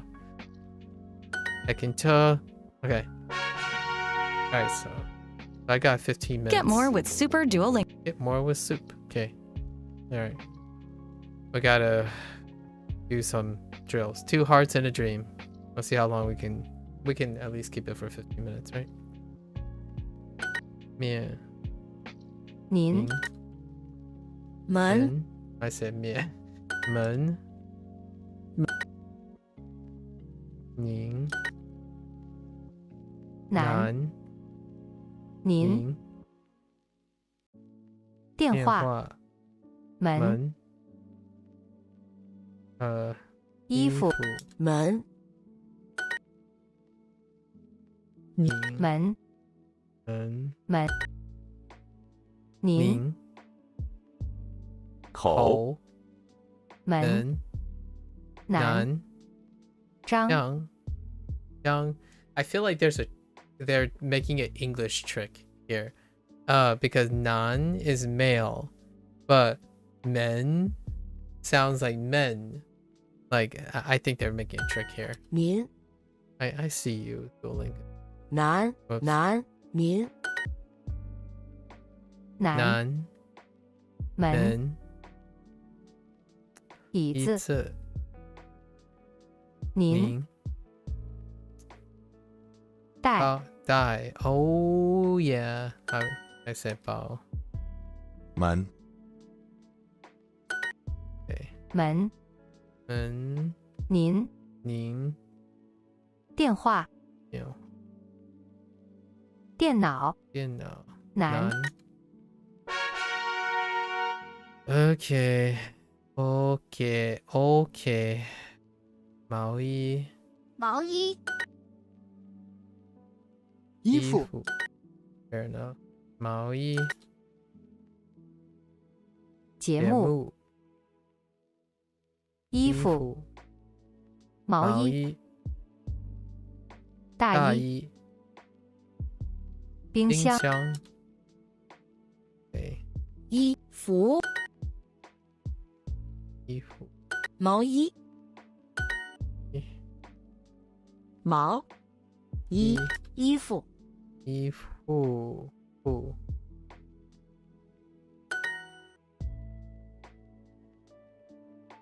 面包见了舒服衣服毛衣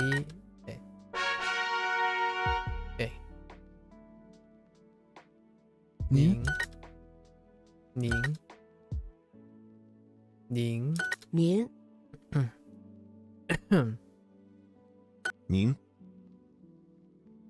slowly dying 您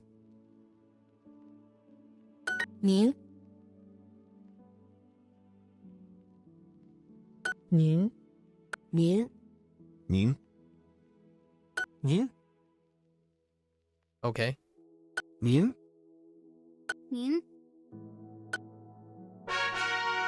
Get more with super. soup Okay all right 门关门门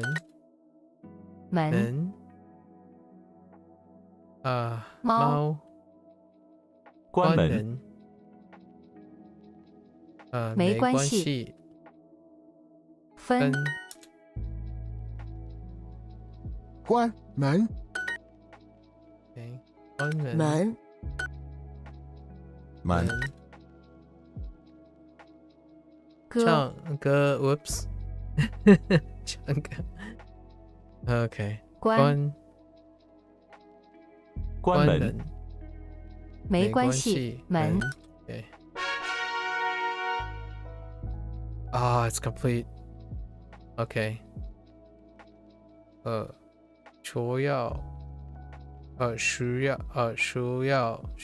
需要Oh my gosh why does it sound like you 需要 It's really close to like the this 需要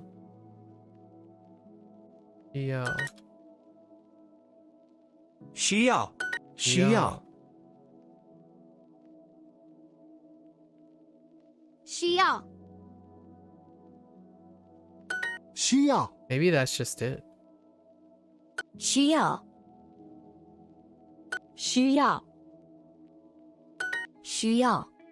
You know Maybe that's just it 需要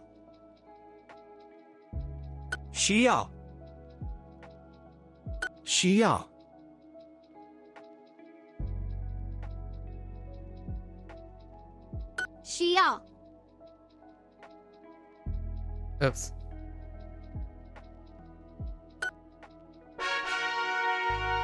That's a chonker of a character 欢迎光临 One 饮料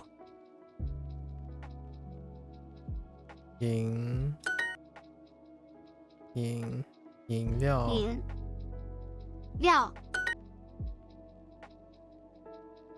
对Whoops 最喜欢最喜欢欢饮料饮料饮料常常常常再见饮料欢迎光临好久不见饮料 Wow, thing is kind of hard to look at. Holy. 喜欢欢 Oops. 欢 Ne? Oh, 喜欢 okay. 饮料对最喜欢 OK 饮料日本星期日星期五最喜欢欢饮料见欢迎光临见了星期欢迎光临欢迎饮料Wow, that one was a little tricky. Okay. 您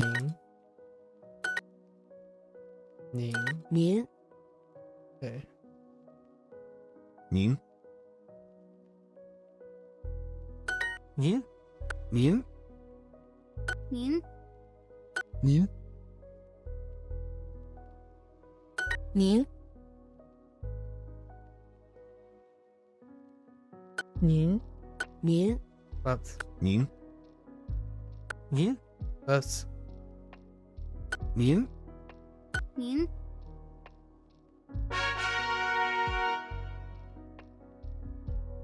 okay. 需要 Yeah, if I just think of it as double dots 需要 I don't know about that 需要需要需要需要需要需要需要需要需要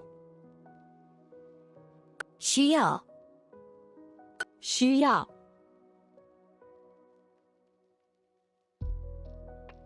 I'm freezing. Sorry. 需要 I just had my thought just disappeared for a moment. Holy moly. Okay. 您您您您您您您您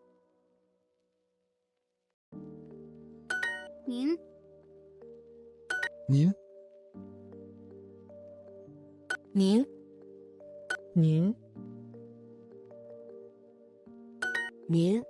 您您您您 Okay. Okay. 需要需要需要需要需要需要需要需要 Oops. 需要需要需要需要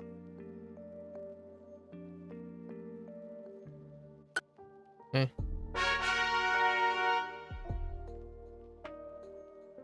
服务员 Oh, yeah. 衣服内裤服务员衣服12号号干什么？大衣服务员衣服服衣服服务员服务员OK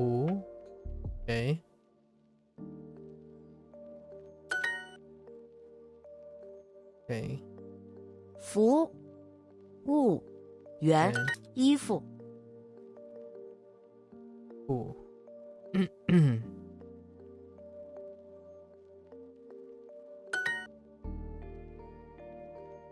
舒服不知道美国人衣服服务员 Get more with soup. Get more with soup. Okay. 您 What the heck? How did that drop? 您您您您您您您您 Tomorrow is the most relaxed day, so 您 I'll be able to relax tomorrow a little bit, I suppose. Hopefully. New words? No. 需要欢迎欢迎欢迎需要需要需要需要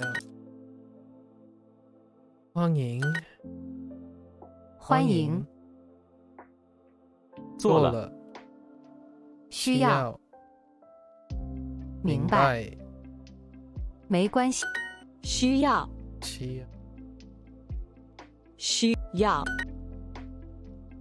欢迎需要需要需要 OK 喜欢欢迎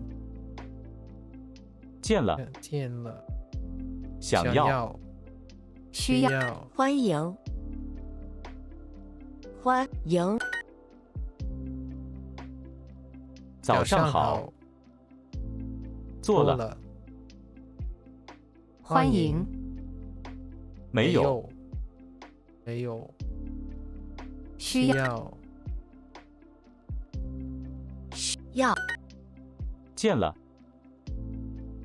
早安早安也是需要需要欢迎Okay. Ooh, look at those golden boxes. 零食零食 okay. 需要需要 I get you. I get you. 需要零食零食零食食需要需要需要 Okay. 不要不要开零需要行需要零食零食零食需要需要零食身体想要朋友零食零食零轻松轻松轻松喂轻松零食零食想要想要需要需要上海需要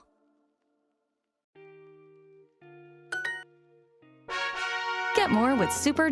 Get more with soup. Okay. 喜欢欢迎 Okay, 喜欢 I get it. I got it. 欢迎。不在。猪肉。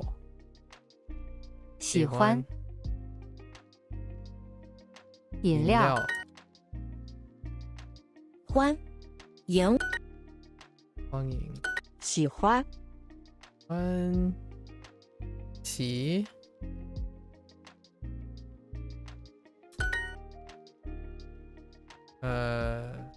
喜欢欢迎。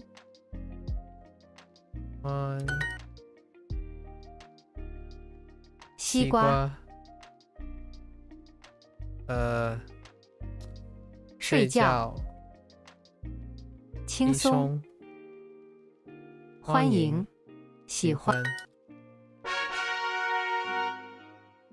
Okay, so I think the goal today is just to touch the other three, right? Just to touch it. Right. 最喜欢。最喜欢。欢迎。最喜欢。Get it? Okay. 最喜欢。欢迎。韩国菜。有点儿。有点儿啊，有点儿。Oh my gosh！ 有。只是。只是。欢迎。欢迎。最喜欢。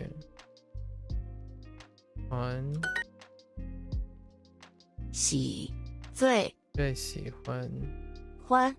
欢迎。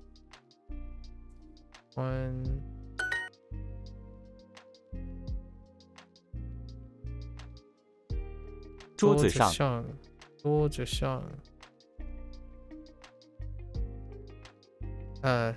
最近。最喜欢。欢迎。只是。Get more with soup. Okay. Wait a minute. 随便 casual. Oh yeah. Yeah. 帮忙。随便。帮忙。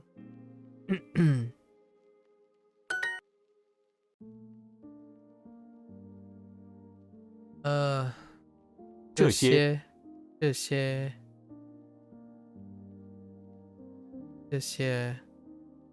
随便。不是。不行。帮忙。随便。帮忙。您帮忙。随便。随便。帮忙。帮助。OK。随便。便宜。Yeah, I see that too. 不贵。帮忙。Okay. 帮忙。这些。随便。客气。帮忙。也是。随便。帮忙。知道。客气。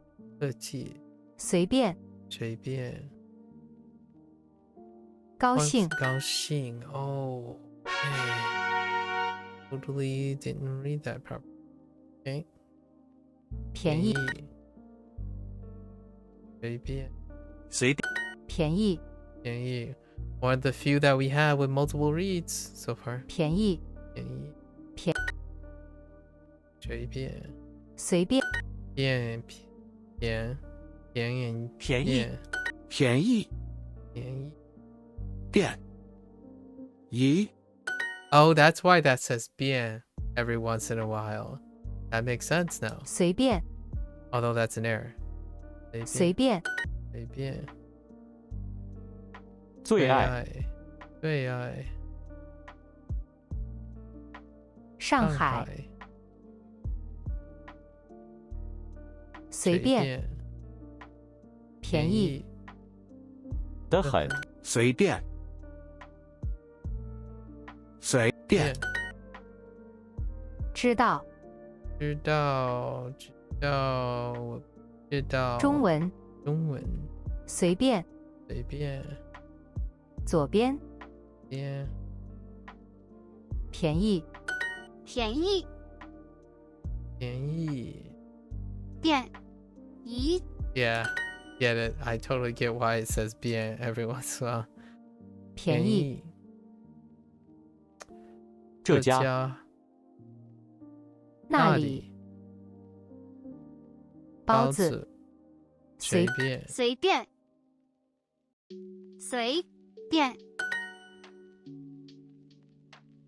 明年。随便。歌。便宜。门。 Come on, just give me the 3. 便宜。随便。便宜。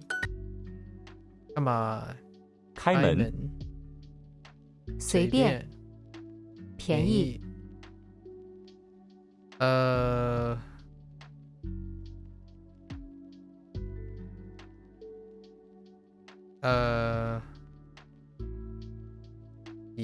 体育。妹妹。随便。便宜。便。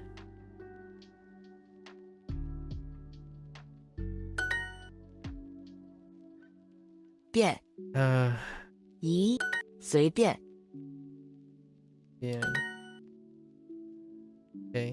认识。谁的？随便。I got it. 朋友。便宜。Come on. 便宜。随便。便宜。Come on. 随便。客气。便宜。跳舞。妹妹。随便。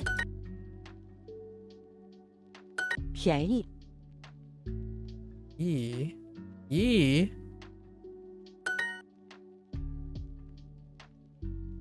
便宜。随便。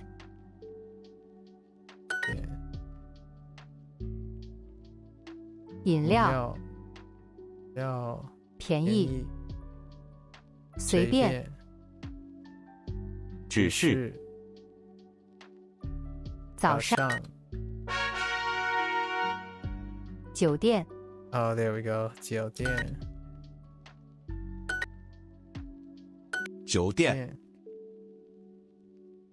No surprises here. 酒店。 Sake. 酒店。 Right. Sake. 酒店。 Or sake 酒店。 or za. 酒店。酒店。 Again, izakaya. 酒店。 Different 酒店。 Different read. 酒店。酒店。酒店。 Come on. Oh. Stroke order. 酒店。 I don't want to talk about it. Get more with soup. Get more with soup.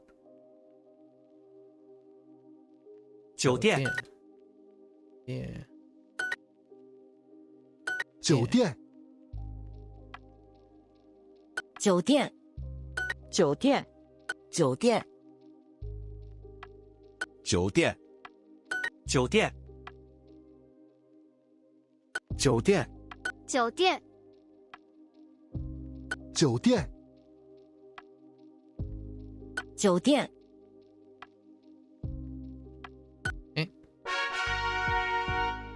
Okay. 不准。不准。不 ，yeah， 不准。不准。不准。Oh, they're a lot closer than I thought. 不准，不准，不准， Oh. Oh no, stroke order is 不准。 different. Yeah, the difference between Japanese and 准。 Chinese stroke order for that 不准。 radical. 不准， Oh boy. 不准， Oh boy. 不准，不准，不准， Honestly, I don't like the Japanese. 不准， Gosh. Okay. 不准， Takes me a bit. Oh boy. Oh boy. 酒店， Yeah. 酒店，酒店，店，酒店，酒店，酒店，酒店，酒店，酒店，酒店， Come on. 酒店， We're almost there. All right, maybe 2 more exercises. 酒店， Then I get to eat and sleep. Let's see. Umang. Oh no. They didn't. It's going to another one. Okay. Yangrou. 羊肉， Okay, not yet. 不忙， Umang. 不忙， Alright, fine. Yangrou.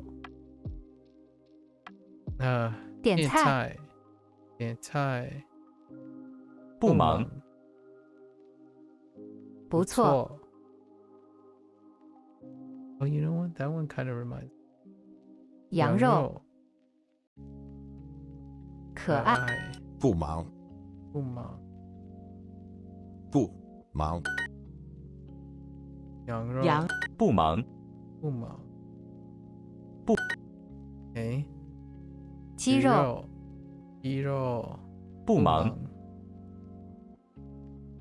不想，不太，羊肉，羊肉，羊，羊肉，羊肉，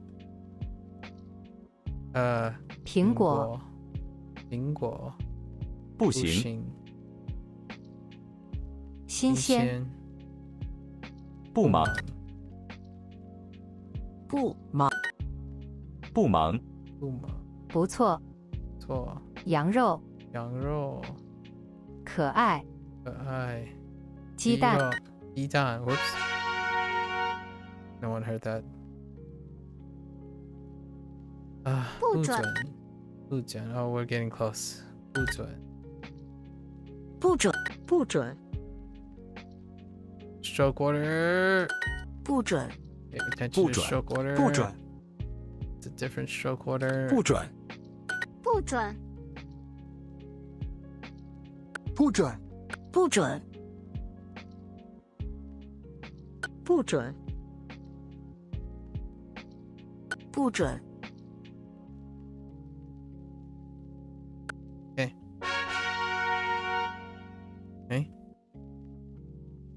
Okay. All right. 酒店， Yeah. I don't know where this is going. Are you gonna deny me 酒店， a character? 酒店，酒 Don't do 店， this. 酒店，酒店，酒店，酒店，酒店，酒店，酒店， Okay. Come on, give it. 不准，不准，不准。不准， Come on. 不准， Stroke order. 不准，不 Stroke 准， order. Stroke order. Stroke. 不准，不准， Stroke order. 不准，不准， Stroke order. 不准，不准，不准. Definitely this one, right? This next one. It. 酒店 Yeah. 酒店，酒店，酒店，酒店酒店酒店酒店，酒店，酒店，酒店。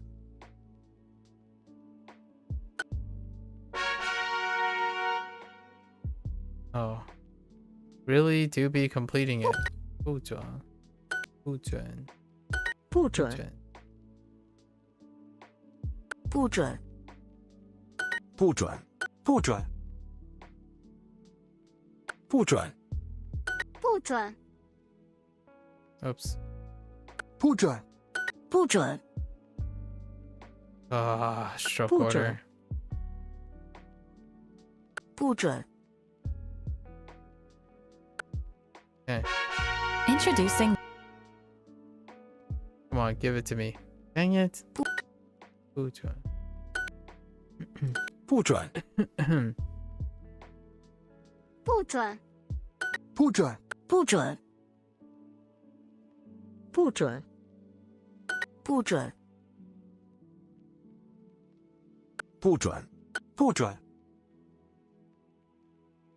不准，不准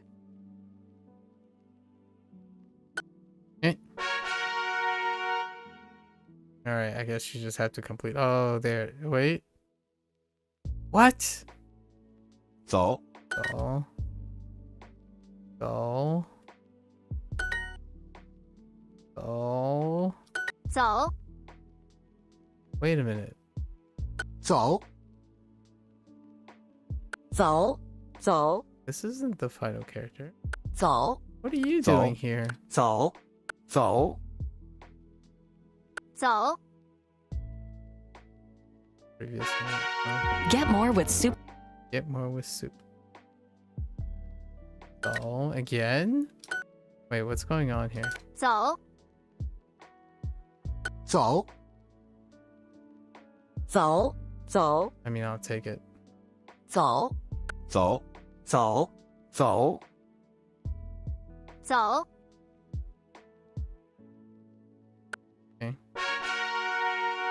公共汽车，公共汽车。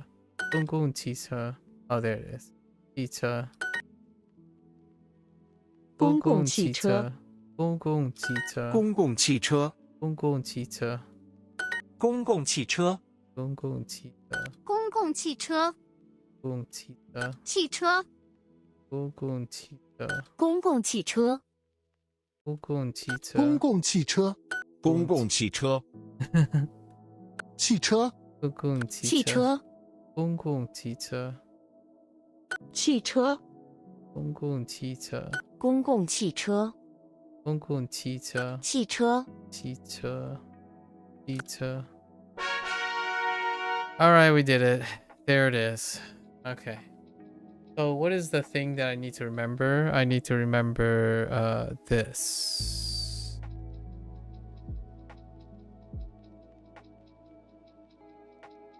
Oh,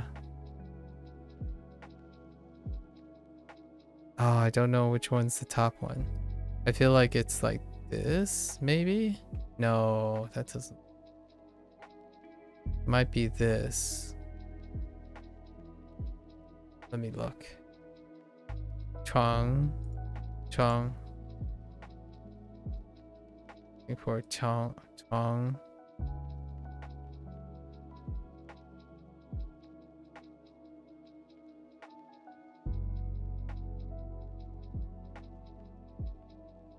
Oh yeah, it is. It's a little bit more like centered. That's the new one. What else was there? I think that's about it. Lots of grammar things. And then I need to remember. 怎么走? I'm gonna need a refresher on grammar, probably. Future. have a few things that are fairly weak. Okay. Alright, folks, that's a wrap. Tomorrow is a low-key day. Hopefully we knock it out. Right. It's been swell. It's been awesome. Hopefully everyone's doing well, being encouraged, inspired, having friends to share knowledge with, experience. Always fun. Feel free, feel free to stop by and tell me about your frustrations or something. Express them, detail them.